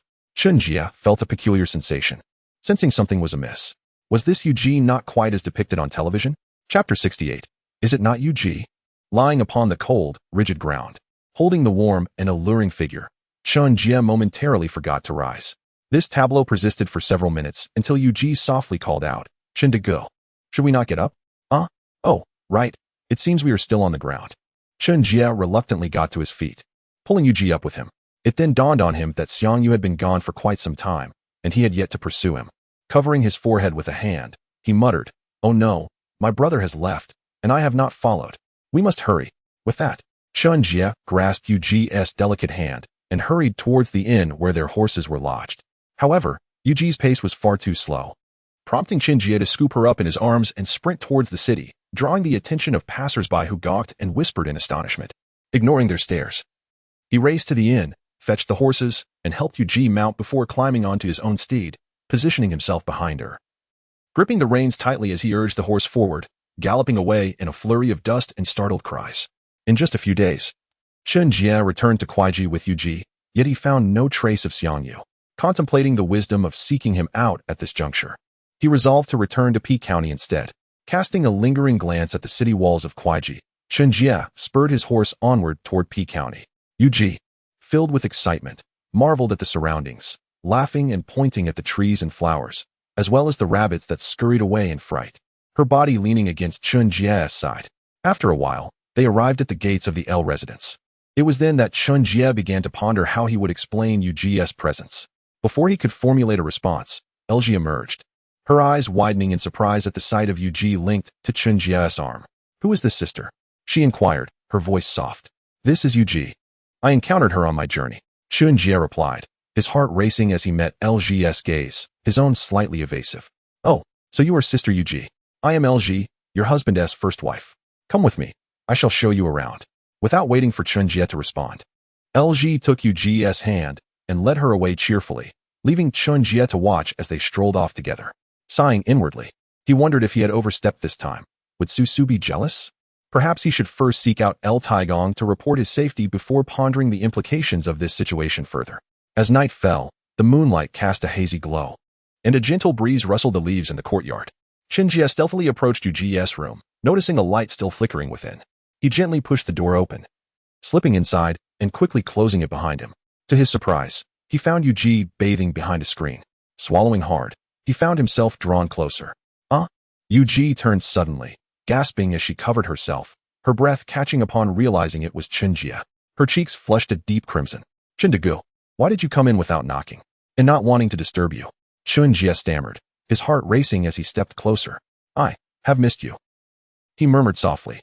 I have missed you too, Yu Ji replied, biting her lip as she slowly released her arms. Gazing deeply into Chen Jie's eyes. Do I look beautiful? She asked suddenly, a smile blossoming on her lips as she revealed her form to him. You are stunning, Chen Jie replied, entranced as she approached him, their proximity drawing them closer. Chen Jie love me, Yu Ji whispered, her exquisite form pressing against him, though she seemed slightly tense beneath the surface. Chen Jie whispered in response, leaning down to capture her delicate lips with his, savoring the sweetness of her kiss as their tongues entwined, succumbing to the moment. Together they moved toward the bed, the room resonating with Yu Ji's soft gasps, the bed creaking under their weight. The next morning, Chen Jie woke, gazing tenderly at the enchanting woman beside him, one arm still wrapped around her waist.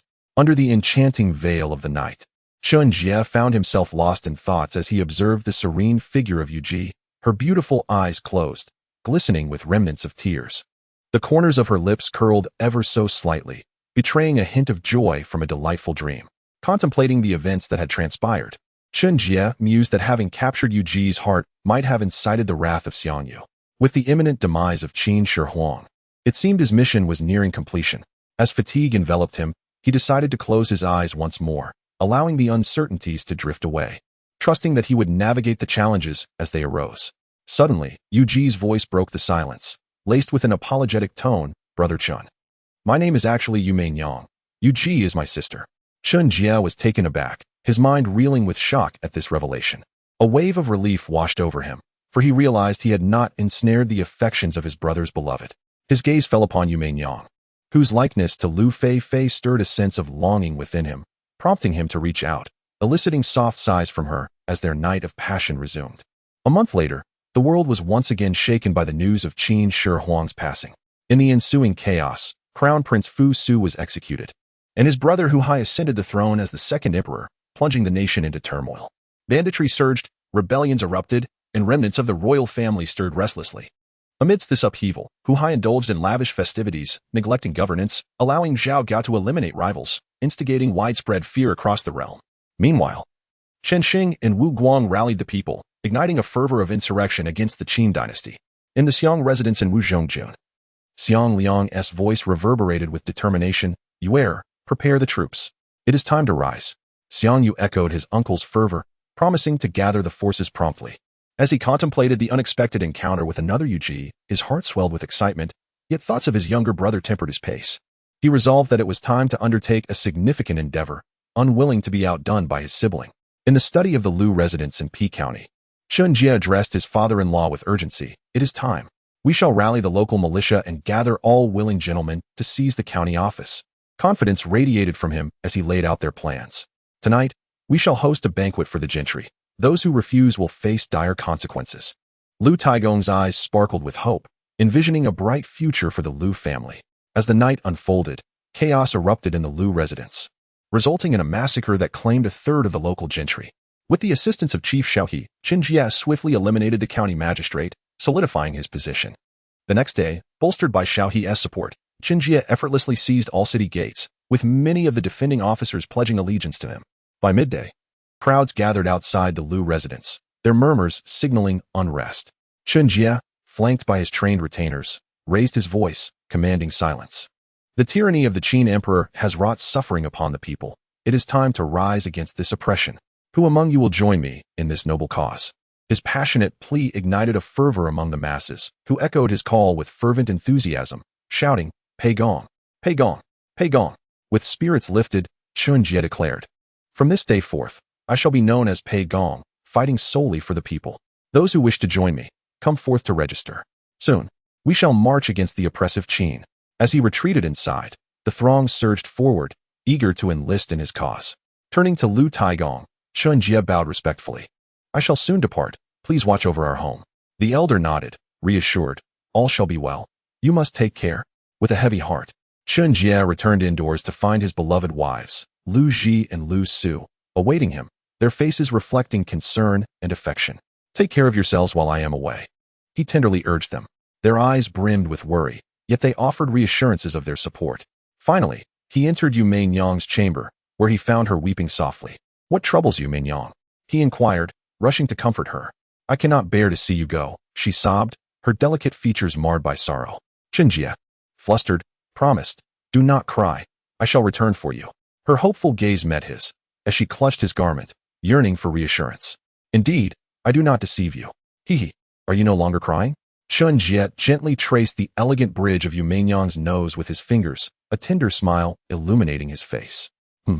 Mainyang is no longer crying. Brother Chen is truly kind to me. Yu Mainyang softly replied, leaning against Chen Jie's chest. Of course, I am your pillar of support. I must consider your well-being. All right, prepare well. We shall depart soon, likely within a couple of days. I shall follow Brother Chen's lead. Meanwhile, bandits ravaged the lands, trampling fields and laying waste to numerous villages, while rebellions began to swell across the regions. The noble families of the fallen states of Qi, Chu, Yin, Zhao, Wei, and Han rose in revolt, their forces appearing formidable and well-prepared for conflict. The realm was engulfed in chaos. At this juncture, the heir of King Huai of Chu, Xiong Xian, was discovered by Xiong Liang and became the leader of the rebellion, issuing a declaration against the tyrannical Qin. The rebels gathered in Shui, Chu. Chen Jie commenced his march with 1,000 soldiers towards Shui, vanquishing bandits along the way, leading with valor and inspiring his troops. Meng Yi, also known as Yi Xiaochuan, emerged from the Qin emperor's mausoleum in a daze, his eyes devoid of focus as he wandered aimlessly, lost in despair. He had just been separated from Princess Yushu, who was merely confined without further harm, as Gao Yao still held some affection for Yi Xiaochuan. However, Gao Yao's ire towards Yi Xiaochuan for thwarting his schemes and resisting him alongside Meng Tian led him to imprison his beloved woman within the mausoleum, ensuring they would never meet again. Meanwhile, as Gao Yao, Yi Xiaochuan, and Princess Yushu had all ingested the elixir of immortality, Gao Yao, having vented his frustrations, ceased further tormenting Yi Xiaochuan and returned to the palace to eliminate his adversaries. The nation was in turmoil, yet the court reveled in nightly festivities. Laughter echoing through the halls. Hu Hai indulged in debauchery, ignoring state affairs, which had long stirred discontent among the ministers, waiting for a spark to ignite their anger. The citizens of Xianyang were filled with trepidation, many fleeing the perilous capital, while others clung to their ancestral homes. A considerable number of nobles also fled, leaving Xianyang in a precarious state. Chapter 70, Beneath Xianyang City. Half a year passed swiftly, since leading his troops to join the rebel alliance. Chen Jie had been appointed general by King Xiong Xian of Chu, second only to the Grand General Xiong Liang, and alongside Xiong Yu. They both fell under Xiong Liang's command. Following numerous campaigns, Chen Jie fought valiantly, achieving victory after victory, much to Xiong Liang's satisfaction. However, due to overconfidence, he was ambushed by Zhang Han and Ding Tao, falling on the battlefield. A month later, Xiong Yu launched a daring counteroffensive in Anyang, defeating Zhang Han's Qin forces, slaying countless enemies, and avenging Xiong Liang. At this juncture, Xiong Yu had risen as the leader of the rebellion, rendering the title of King of Chu nominal. As he became a mere puppet, Chen Jie continued his campaign, achieving victories in multiple cities under the banner of benevolence, drawing near to Xianyang. During this time, upon hearing of Xiong Liang's demise, Chen Jie fell into a moment of sorrow, vowing silently not to betray Xiong Yu. Now, Chen Jie rode forth with his thousands of soldiers to Xianyang's gates, where the city gates suddenly swung open. The last Qin prince, Ziying, emerged bearing a platter, followed by the remaining officials of the Qin court, greeting him. Pegong, Ziying is willing to surrender. Please treat the people of Xianyang kindly. The prince suddenly knelt before Chen Jie, tears welling in his eyes, his voice trembling. The officials behind him also fell to their knees in silence. Witnessing their pleas, Chen Jie felt a stir in his heart, but was reminded of Xiong Yu, leading him to sigh inwardly. Brother Yu, your cruelty has instilled fear in all the Qin people. What am I to do? With a complex gaze upon the kneeling nobility, Chen Jie turned away, intending to refuse. Wait. Ziying shouted upon seeing Chen Jie's gesture of rejection. What is it? Chen Jie turned back, curious about what could persuade him. Pei Gong, everyone praises your name for benevolence.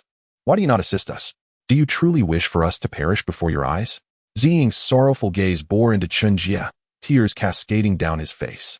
His father, Hu Hai, had already been slain by Zhao Gao. The world was in disarray, and they were on the brink of annihilation. There was nothing worse than this. Very well, you may rise. Chen Jie surveyed the scene, sighed, and acquiesced to Ziying's plea. Yet, would a banquet of betrayal still unfold? Why must they resort to fratricide? Alas! Shaking his head, Chen Jie resignedly accepted Xianyang, thereby becoming the king of Guan, a title even Xiang Yu could not dispute. However, he had no desire for kingship. Fulfilling the system's tasks was enough. Chen Jie instructed Ziying to secure all the treasures of Xianyang and relocate all documents, knowing well Xiang Yu's temperament. He prioritized safeguarding the written records, deeming the treasures less significant. Xiang Yu, leading his army, grandly approached Xianyang, startled to find the gates wide open and Chen Jie's forces lined up before them. Anger surged within him. Casting a fierce glare at Xianyang, Xiang Yu commanded, set Xianyang ablaze. Stop! Chen Jie quickly stepped forward to prevent Xiang Yu's actions. Casting a complex glance at him as he explained, General, you have already claimed 10 parts of the world. Why destroy Xianyang? What? Are you attempting to hinder me? Have you forgotten that my uncle was murdered by the Qin thieves? Xiang Yu roared, his teeth clenched as he glared at Chen Jie, his chest heaving, sword gripped tightly, ready to strike. Brother Yu, how could I forget our master's death? But Zhang Han has already been slain by you. The citizens of Xianyang are innocent.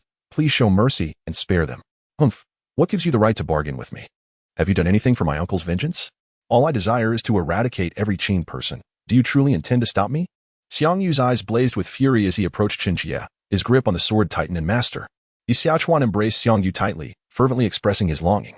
However, his heart grew heavy at the sudden remembrance of Xiang Liang's demise in battle. Uncle has already fallen on the battlefield. Alas! Xiang Yu's eyes reddened, his gaze fiercely fixed upon the civil and military officials of the Qin dynasty, ultimately landing on Prince Ying of Qin. A surge of murderous intent welling up within him. Brother Yu, do not act impulsively. You have already avenged yourself on Zhang Han. Do not involve others any further, all right? Yi Xiaochuan urgently grasped Xiang Yu's hand, his tone earnest and pleading. Why do you all seek to hinder me? Why? Xiang Yu roared, pointing at Yi Xiaochuan, casting a fierce glare at Prince Ying of Qin before finally commanding. Only the Qin king shall be executed. The others are to be imprisoned. Instantly, both Chen Jie and Yi Xiaochuan breathed a sigh of relief. This was the best outcome they could hope for. In the end, Xiang Yu merely told Chen Jie, I shall host a banquet at Hongmen. You must attend. With that, he stormed away, anger still etched upon his face. Yi Xiaochuan observed this, sighed deeply, and departed. His destination unknown. Chen Jie wished to convey something to Yi Xiaochuan, but ultimately held his tongue. At Bahang, within Chen Jie's military camp, a middle-aged scholar dressed in plain clothes entered the main tent after reporting his arrival. Upon seeing Chen Jie, he nodded discreetly, clasping his hands in salute. I am Zhang Liang, honored to meet the Pei Gong. You are Zhang Liang. Chen Jie scrutinized him, mentally commending him as the most formidable strategist. What brings you to seek my counsel? Is it regarding the Hongmen banquet? Indeed, I am Zhang Liang. Hearing of your unmatched benevolence, I have come to assist you in averting this crisis. Zhang Liang spoke with confidence, standing tall and meeting Chen Jie's gaze directly. Such boldness would certainly have led to dire consequences had he been in Xiang Yu's presence. Chen Jie nodded with a smile, acknowledging Zhang Liang's awareness. Then, according to your counsel, how should we proceed? I believe we should attend the Hongmen banquet to resolve this crisis. I shall mediate, and given my acquaintance with Xiang Bo, this predicament is not insurmountable, Zhang Liang articulated, exuding an air of authority. Yes, I am also aware. I shall rely on your assistance then, Chen Jie replied, understanding the perils of the Hongmen banquet. However, to resolve the current situation, attending the feast was imperative, and Chen Jie harbored a notion he was eager to test. Chapter 71. Reconciling Past Grievances. That night, under a shroud of dark clouds and howling northern winds, Chen Jie and Zhang Liang made their way to the Hongmen banquet. Announced the arrival of the Pei Gong. Yes, responded the soldier, turning to summon Chen Jie inside. As they entered the hall, Chen Jie surveyed the room, noting a significant assembly. Xiang Yu occupied the highest seat, flanked by the silver-haired strategist Fan Zeng, Xiang Yu's uncle Xiang Bo, cousin Xiang Zhuang, alongside Long Qie and Ying Bu, all eyeing him with intense scrutiny. Chen Jie stepped forward, with Zhang Liang closely behind, and both clasped their fists in greeting. This subordinate, Chen Jie, pays respects to the general. Zhang Liang pays respects to the general. Rise, Xiang Yu replied coolly, his gaze cold and expression impassive as he regarded Chen Jie and Zhang Liang. Someone, prepare seats. Xiang Yu bellowed to the entrance, instructing for low tables to be set for Chen Jie and Zhang Liang. Thank you, General. They both expressed in unison, sitting only after the attendants arranged the tables. Jie, how long has it been since we last shared a drink? Xiang Yu asked, his gaze complex as he directed the question at Chen Jie. About a year. I suppose. Ever since that assassination attempt on Qin Emperor Yingzhong, we haven't gathered, Chen Jie reminisced, realizing how long it had been since they last convened. Indeed. After that incident, I met Yu Ji, only to discover she was the sister of the one I had encountered before. A hint of nostalgia crossed Xiang Yu's face, filled with warmth. I only learned of it later. Congratulations, brother Yu, on finding your true love, Chen Jie expressed, feeling a genuine happiness for Xiang Yu. Thank you, third brother, Xiang Yu replied, falling silent as deep thoughts consumed him. Both men were fiercely competitive, which had driven their conquests, yet ultimately, Xiang Yu had prevailed. With that thought, a smirk of pride emerged on Xiang Yu's face as he inquired, do you know how many times you should have perished? Are you referring to my intervention on your behalf? I stand by my conscience. Even if they are Qin people, they are innocent. I have never agreed to involve the blameless. Huh, innocent? Xiang Yu chuckled mockingly, his tone laden with meaning. If not for them, would we have lost our kingdom? If not for them, why would my uncle have died? Answer me. Xiang Yu's questions came rapid fire. His visage twisted in rage as he demanded answers from Chen Jie. Alas, Chen Jie shook his head, his tone resigned. Brother Yu, you are still blinded by hatred. The world now belongs to your family alone. What more do you desire? Even if Zhang Han was at fault, the Qin people should not bear the blame. Chen Jie rose, his tone defiant as he fixed his gaze on Xiang Yu, shouting vehemently, you truly wish to court death? Xiang Yu, furious, pointed at Chen Jie, threatening once more.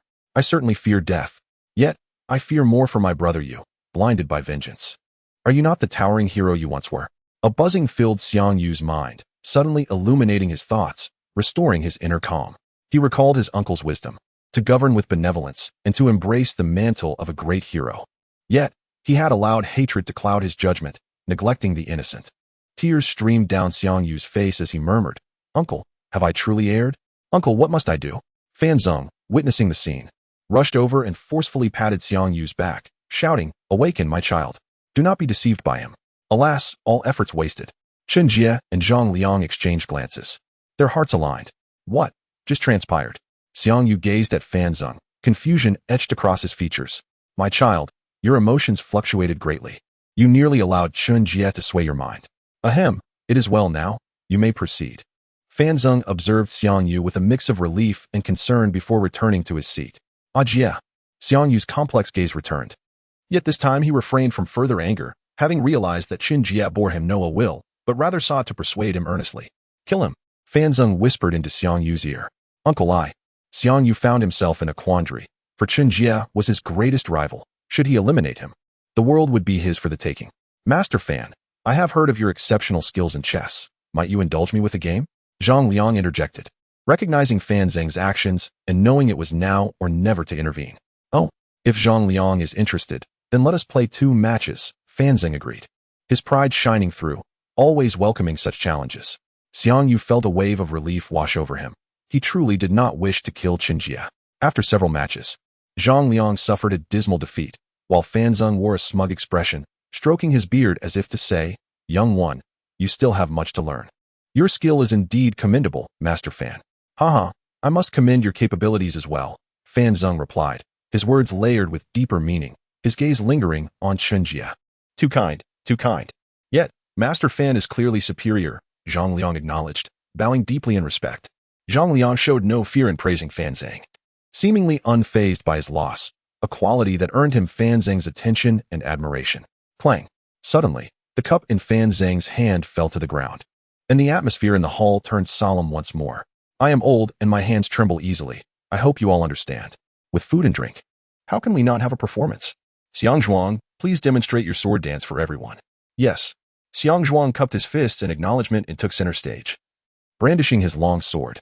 The glint of the blade flashed as he executed a series of continuous and flowing sword movements, reminiscent of surging waves, rising and falling in an unending rhythm. Suddenly, Xiang Zhuang thrust his sword directly towards Chen Jie, seemingly intent on striking. Clang! A long sword abruptly interposed itself between Xiang Zhuang and Chen Jie. The portly, middle-aged Xiang Bo stepped forward, lightly flicking his sword and saying, "One person dancing with a sword is not enough. Allow me to join you." Instantly, the two swords intertwined, and the moves grew increasingly intricate. Xiang Zhuang attacked with upward thrusts while Xiang Bo countered with downward strikes. Xiang Zhuang slashed diagonally, and Xiang Bo defended sideways. After a while, both men paused. Yet Xiang Zhuang continued to glare in Chen Jie's direction with indignation. "Excellent swordsmanship. Brother Yu, I have something to say to you," Chen Jie praised, then turned to Xiang Yu with a serious tone. "Oh, pray do tell." Xiang Yu's interest was piqued, and he gestured for Chen Jie to continue. "Brother Yu, you have fought valiantly throughout your life, never tasting defeat, and have dominated the world. I believe you should be proclaimed the hegemon of the Western Shu," Chen Jie asserted emphatically. Upon hearing this, Xiang Yu's eyes sparkled with delight, as if the title were tailor-made for him, filling him with uncontainable excitement. "Excellent, brother. Then I shall bestow upon you the title of King of Han, with lands in Shu. Do you have any objections?" Xiang Yu proclaimed loudly, though internally he sighed, acknowledging his limitations. "I have no objections. However, I request that you ascend the throne soon and become the sovereign of the realm." "Very well. I shall heed your wish and select a date for my coronation," Xiang Yu exclaimed joyfully, rising to his feet. He raised his wine cup towards Chen Jie, saying, "Brother, I have wronged you. This cup is for you." With that, Xiang Yu downed the drink, exhaling deeply afterward. "Cheers." Chen Jie also finished his drink and turned his empty cup upside down as a signal. Fan Zhang's gaze remained fixed on Chen Jie, noticing that his expression bore no trace of deceit. He couldn't help but wonder why Chen Jie would relinquish the world. Such temptation was rarely resisted. Yet, Fan Zhang chose to trust him, for Chen Jie had no chance of turning the tables, and his earnest tone was usually reliable. After the banquet, Chen Jie departed from Xianyang, leading his troops toward the territory of Shu. Meanwhile, Xiang Yu ordered the assassination of King Xiong Xian of Chu and issued proclamations announcing his imminent coronation. Instantly, the world was thrown into turmoil. In Chapter 72, the hegemon ascends, suddenly transported through time. Thus, on the 8th day of the 8th month in the lunar calendar, hegemon Xiang Yu officially ascended the throne, beginning the era of a unified Chu state. Initially, the people feared that Xiang Yu would unleash a massacre upon the Qin, but to everyone's surprise, such bloodshed did not occur. The hegemon declared that all criminals, save for the most heinous offenders, would be released, and taxes would be suspended for 3 years nationwide. Instantly, the country entered a brief period of rest and recuperation. As Chen Jie traversed the path to Shu, he was joined by LG, El Su, and Yu Mainyang, while El Taigong relocated his family business to Shu to settle there. Once Chen Jie established his government in Shu, he once again heard the mechanical voice of Little Blue. System task completed. Refining the heart amidst the mortal world. Remained for over 2 years to become a regional lord. Due to the host's exceptional performance, the reward world gambling hero has been unlocked, allowing for immediate travel or a delay of 24 hours before travel, along with a storage space of 2 cubic meters. Not traveling for now, Chen Jie quickly declined, aware that the countdown from this troublesome system was always brief. "By the way, system, you previously mentioned that some of my memories are sealed. Can you unseal them?" Chen Jie recalled that he was missing a portion of his memories. "Host, it is advisable to refrain from unsealing them for now. After you experience a few more worlds and truly comprehend your path, that will be the most opportune moment." Listening to Little Blue's explanation, Chen Jie twitched his mouth. "Is that really wise? What about that portion of memory when I return to reality?" "Rest assured, that memory is not sealed. You will recall it as soon as you return." Although Chen Jie internally grumbled, Little Blue still detected his concerns and provided answers. "Fine. I will not travel for now. Let me rest a bit first." Commencing the silly Bluetooth travel system. Countdown. 3, 2, 1. Begin travel. "Hey, this is forced execution." Chen Jie lamented once more, being forcibly transported without having the chance to bid farewell to LG, El Su, and Yu. And thus continued into the next world. A flash of white light passed. Chen Jie slowly opened his eyes, finding himself in an unfamiliar, upscale restroom. He couldn't help but twitch his lips, internally critiquing. This time it's rather novel, but what is this restroom about? Having completed his complaints, Chen Jie took a careful look around. It was evident that he was in a modern setting, with bright white tiles on the floor, an automatic toilet, a polished sink, and a large mirror embedded in the wall, reflecting his image clearly. Nodding to himself, he thought this was undoubtedly modern. But where exactly was he? Suddenly, Chen Jie sensed something was amiss. He had reverted to having short hair and was dressed in a white robe, with his previous armor nowhere to be seen. With a puzzled expression, Chen Jie contemplated. Just as he was about to open the door, he heard Little Blue's mechanical voice. This world is Gambling Hero. The general plot follows Chen Xiaodao, the disciple of the gambling god, who, after a year of mastering gambling techniques, gains fame and returns to Hong Kong, only to be ambushed, unveiling the puppet master, the gambling demoness son, Hussein, during a grand gamble on the charity gambling god ship, and exposing the conspiracy behind it.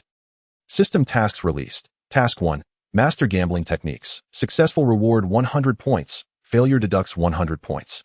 Task 2. Have Long Jio kneel and sing conquer. Successful reward 100 points. Failure deducts 100 points. Task 3. Join the charity gambling god ship to participate in the plot. Successful reward 100 points. Failure deducts 100 points. Task 4.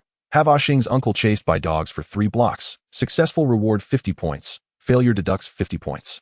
If points reach 0, erasure will occur. Completing all tasks will allow immediate return to the real world. The crisis in this world is minimal. May the host enjoy your stay. Chen Jie wore a bewildered expression. Mouth agape, what does it mean to have the aloof Long Jio sing conquer? How is that even possible? I'm not interested in that type at all. This is going to be a tough situation. Plus, how did his uncle offend the mischievous Bluetooth system to warrant a task involving being chased by dogs for 3 streets? Had he misheard? With a twitch of his lips, Chen Jie internally railed against the absurdity, still finding it hard to believe. Rubbing his face, Chen Jie opened the restroom door and stepped out, only to be greeted by a cacophony of noise, with shouts echoing around him. Big, big, big.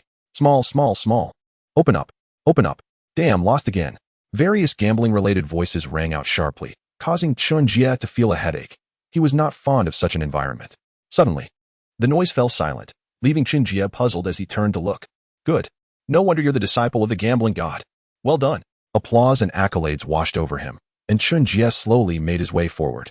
There, he saw a man who resembled Hua Zai, sporting a smile and dressed in a red suit, greeting the audience with one hand. Meanwhile, a bewildered middle-aged man with a short beard pointed at him, exclaiming, "Impossible. How could it be that all 16 decks of cards are greater than mine?" After exclaiming, he cried out and ran away in a fluster, clutching his head, while the applause around grew even more fervent. A middle-aged man with a small mustache and a rather whimsical demeanor approached. Smiling as he walked towards the man known as the gambling prodigy, he exclaimed in amazement, "Indeed, a master begets an outstanding disciple. Your mentor is a gambling god. And you, Michael, who travels the world for charitable contributions, can aptly be called a gambling hero. Gambling hero, gambling hero. Well done." Various cheers erupted, and the gambling hero smiled faintly, saluting the crowd before turning to leave. Seeing this, Chen Jie hurriedly pursued from a distance, contemplating how to ingratiate himself. As they walked, the gambling hero suddenly halted, without turning around, and called out loudly, "You there, my friend, you've been following me for quite some time. Is there something you wish to discuss?" "Oh, it's nothing. I just want to learn gambling techniques from you. Just one day of your teaching would suffice." Chen Jie initially paused, then articulated his intention, followed by a chuckle. "Huh, are you certain you are not jesting? One day is sufficient? That's intriguing." Chen Xiaodao turned around, smiling at Chen Jie, yet his eyes scrutinized Chen Jie's attire. This man certainly had a peculiar character, but his outfit, was it a Tang suit or an ancient robe, indicated a rather unique taste. After pondering briefly, Chen Xiaodao realized that despite the short time they had, a multitude of thoughts had crossed his mind. Indeed, just one day? If you could merely demonstrate all your knowledge and briefly explain the principles, that would be sufficient. I can offer 1 million as tuition. Chen Jie, wearing a confident smile with his hands clasped behind his back, projected an aura of superiority that made Chen Xiaodao feel as if he were being scrutinized by an imposing figure. Very well, but this matter must remain confidential. If you can manage that, come find me tomorrow. Here's my address. After a moment of contemplation, Chen Xiaodao nodded, instructing Chen Jie to keep it under wraps. As he too was running low on pocket money, the beleaguered gambling hero was always accompanied by Long Wu, who observed him. Knowing that 95 of his winnings had to be donated to charity, leaving him on the brink of poverty. Upon hearing about the million, and noting that Chen Jie did not appear malevolent, he agreed readily, considering the limited time they had to learn. "All right, it's a deal. I shall come to find you tomorrow. Farewell." With that, Chen Jie turned and walked away, soon disappearing into the crowd, while Chen Xiaodao remained rooted in place, contemplating the correctness of his decision. The following day, Chen Jie appeared before the gambling hero Chen Xiaodao's hotel, dressed in a white Tai Chi practice outfit. After dialing a number, he entered the hotel. At this point, Chen Xiaodao had just begun his journey as a gambling hero and was still quite approachable. His residence was arranged by Long Wu, leaving him with no autonomy, as the gambling god, Gao Jin, had mandated that he follow Long Wu's arrangements. Upon entering Chen Xiaodao's room, Chen Jie glanced around and quickly withdrew his gaze. There was nothing particularly special, just a large bed, a table, and a few chairs, with little else that would attract attention. "Please, have a seat." Chen Xiaodao gestured for Chen Jie to take a chair, while he occupied the seat opposite. With a smile, Chen Xiaodao began, "Let us commence. First, I must stress that my master must not be informed of this. Otherwise, I shall not spare you. Do you understand?" As he spoke the last part, Chen Xiaodao's expression turned serious as he fixed his gaze on Chen Jie, who nodded earnestly in response. "Rest assured, I shall keep my word. I have brought 1 million with me. It's in this card, with a password of 6 sixes. You may verify it later." "Very well. Let us begin. Firstly, you must remember that the most crucial aspects of gambling are keen observation, hearing, speed, and mindset. None can be neglected. Among these, the mindset is paramount. A good mindset means you have already won half the battle. Even if your skills are slightly lacking, you can still turn the tide gradually. Do you understand?" "Yes, I comprehend. Please continue." Chen Jie nodded, indicating his understanding. "Next, while observation, hearing, and speed can all be learned through practice, there is another vital element: talent. You have heard. I learned gambling from my master in just a year. Without talent, even 10 years may not suffice. Thus, talent is indeed significant. However, the saying diligence can make up for lack of talent holds true. Those who persevere until the end have the potential for success." Chen Xiaodao spoke confidently, sharing everything he had learned over the past year before continuing. "Now, I will demonstrate all the techniques I have acquired. Observe closely. I will teach it only once." Chen Jie fixated on Chen Xiaodao's movements, fully concentrated. Suddenly, Chen Xiaodao drew a card from the deck and slowly turned it over to reveal the ace of spades. "Impressive."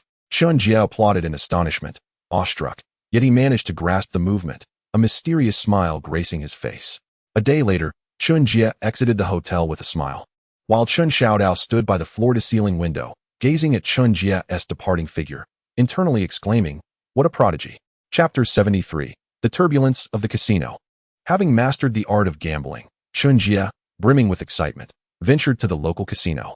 Although he was unfamiliar with the area, he managed to find a local thug on the street and inquired for directions.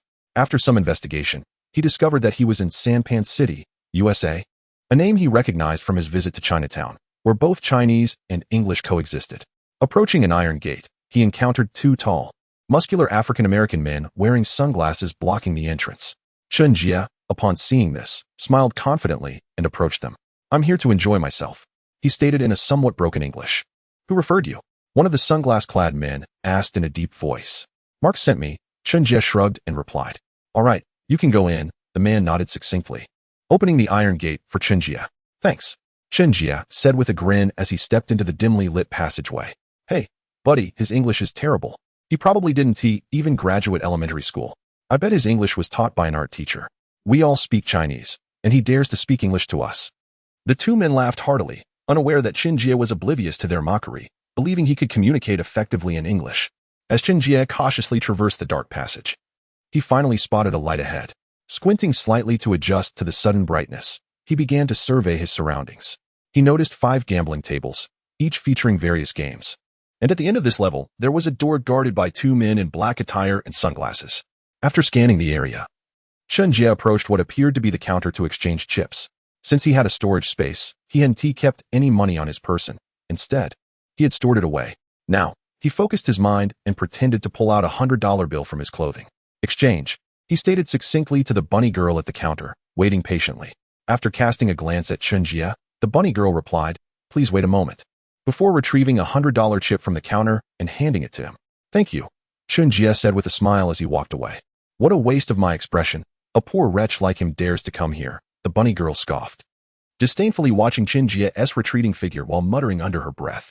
As Chen Jie approached several gambling tables, he deftly twirled the chips in his fingers. After surveying the scene, he resolutely decided to engage in a game of dice. A croupier raised the dice cup and shook it vigorously, while Chen Jie leaned slightly to eavesdrop, a smile playing at the corners of his mouth. He placed his chips on the leopard, his gaze fixed intently on the croupier's face. The onlookers, taken aback, exchanged glances and muttered among themselves. Has he lost his mind? Is he so desperate for money? Indeed. He had won several rounds without a single leopard showing. What does it matter? It's only 100. Losing it won't hurt. They thought he might be a skilled player, only to realize he was just a show-off. Ignoring the murmurs, Chen Jie continued to gaze at the croupier, who, upon noticing the lone yellow-skinned fool betting on the leopard, couldn't help but smirk in derision. Betting is finalized, the croupier announced, slowly revealing the dice cup. The sight of 3 5s was striking, causing the croupier's eyes to bulge as beads of sweat trickled down his forehead. 3 5s. A leopard. He swiftly collected all the bets and pushed $4,000 towards Chen Jie. Yet, Chen Jie's smile remained undiminished as he leisurely gathered his winnings, leaving the spectators in awe. What a remarkable player, they whispered. It must be sheer luck. I refuse to believe it. Some began to lean towards Chen Jie's side, while most remained skeptical. The croupier scrutinized Chen Jie before resuming the game, calling out, "Come and place your bets." Chen Jie's ears perked up, and a confident smile reappeared on his face as a piece of unknown chocolate appeared in his hand, slowly making its way to his mouth, further deepening the mystery surrounding him. This time, rather than betting on high or low, he pushed all his chips to the 17-point position and crossed his arms, patiently awaiting the outcome. The croupier, now sweating profusely, glanced at the odds, 120, and silently prayed not to be guessed correctly. He then announced softly, "Betting is finalized. Roll." Gasps erupted as the crowd stared, dumbfounded, at the unveiled dice revealing the numbers 6, 6, and 5, vivid and glaring, accompanied by the sound of swallowed breaths. "Huh, I've won again." Chen Jie laughed heartily, his eyes fixed intently on the croupier's face. The croupier, swallowing hard, stammered, 6, 6, 5, 17 points. "Big. Hey, hurry up with my payout, stop dawdling." Chen Jie urged impatiently in Mandarin. The croupier, though not understanding the language, recognized the urgency in Chen Jie's demeanor and tremblingly pushed 60,000 in chips to him. Incredible. Is he a gambling god? Oh, I must win him over. Some scantily clad blonde women in the vicinity cast flirtatious glances at Chen Jie, even striking poses. "Ahem, don't disturb me," he lightly coughed, speaking in simple yet direct English. The game continued for several minutes, during which Chen Jie won multiple times before deciding to stop. Having amassed $3 million, he knew it was wise to quit while ahead. With that thought, he exchanged his chips back and strolled leisurely out of the casino. Behind him, a group of 4 or 5 men in dark clothing, wearing sunglasses and armed with silenced handguns, followed closely. Upon reaching a corner devoid of cameras, Chen Jie halted, pivoting swiftly to charge at the men in black. Unbeknownst to them, he had the woman suddenly gasped, realizing that it was nearly time for work and she was still there, causing her to become flustered. "Right, I must apprehend this thief first," she exclaimed, producing a pair of handcuffs from behind her and securing the masked man. Only then did she exhale softly. "Oh, are you a police officer?" Chen Jie stared at her in disbelief, incredulous that the police in Hong Kong could be so inept. "Well, I've only just started my shift," she replied, somewhat sheepishly, a hint of embarrassment on her face. Truly, it was mortifying. What is this? Just a rookie officer. I thought she was an ordinary citizen. What a waste of breath. "Let us go." The surrounding voices dripped with sarcasm, leaving the woman feeling somewhat wronged, but it was of little use, as she indeed felt inadequate. "Hey, are you all right? Don't mind them. As long as you're unhurt, that's what matters." Chen Jie quickly offered comfort upon noticing the young woman's crestfallen expression.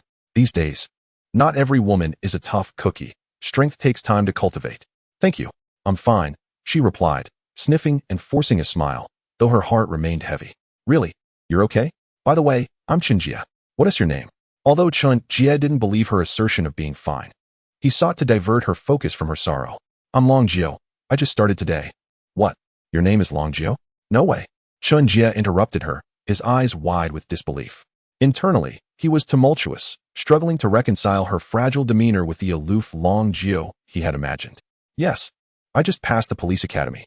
Long Jio looked at Chen Jie, puzzled, feeling the need to clarify her apparent weakness. "Wait, what is your brother's name?" Chen Jie continued, sensing a connection. "My brother is Long Wu." "Why do you ask?" Long Jio still looked bewildered. "Oh, nothing." Chen Jie shook his head, choosing not to pursue the inquiry further, but suddenly fell silent, internally consulting the system. Xiaolon. "Hey Xiaolon, what is going on? Wasn't he Long Jio supposed to be aloof? Why does she seem like a novice officer?" At this point, Chen Jie discreetly glanced at Long Jio, noting her clear inexperience. If the plot were to unfold now, her weakness could spell disaster. Host, here is the situation. There was a minor issue during the crossing into this world. Thus, Long Jio's character and abilities are somewhat inconsistent. Please do not take offense. What? A minor issue? I'd argue it's a significant problem. In 2 or 3 days, Chen Xiaodao will be arriving, and with her current abilities, she is practically serving the enemy on a platter. How can I not be concerned? Chen Jie lamented, his heart heavy as he listened to Xiao Lan's nonchalant explanation. Just between us, if her personality were still that aloof, how would you expect her to sing conquer? This was indeed a point of contention. You're such a fool.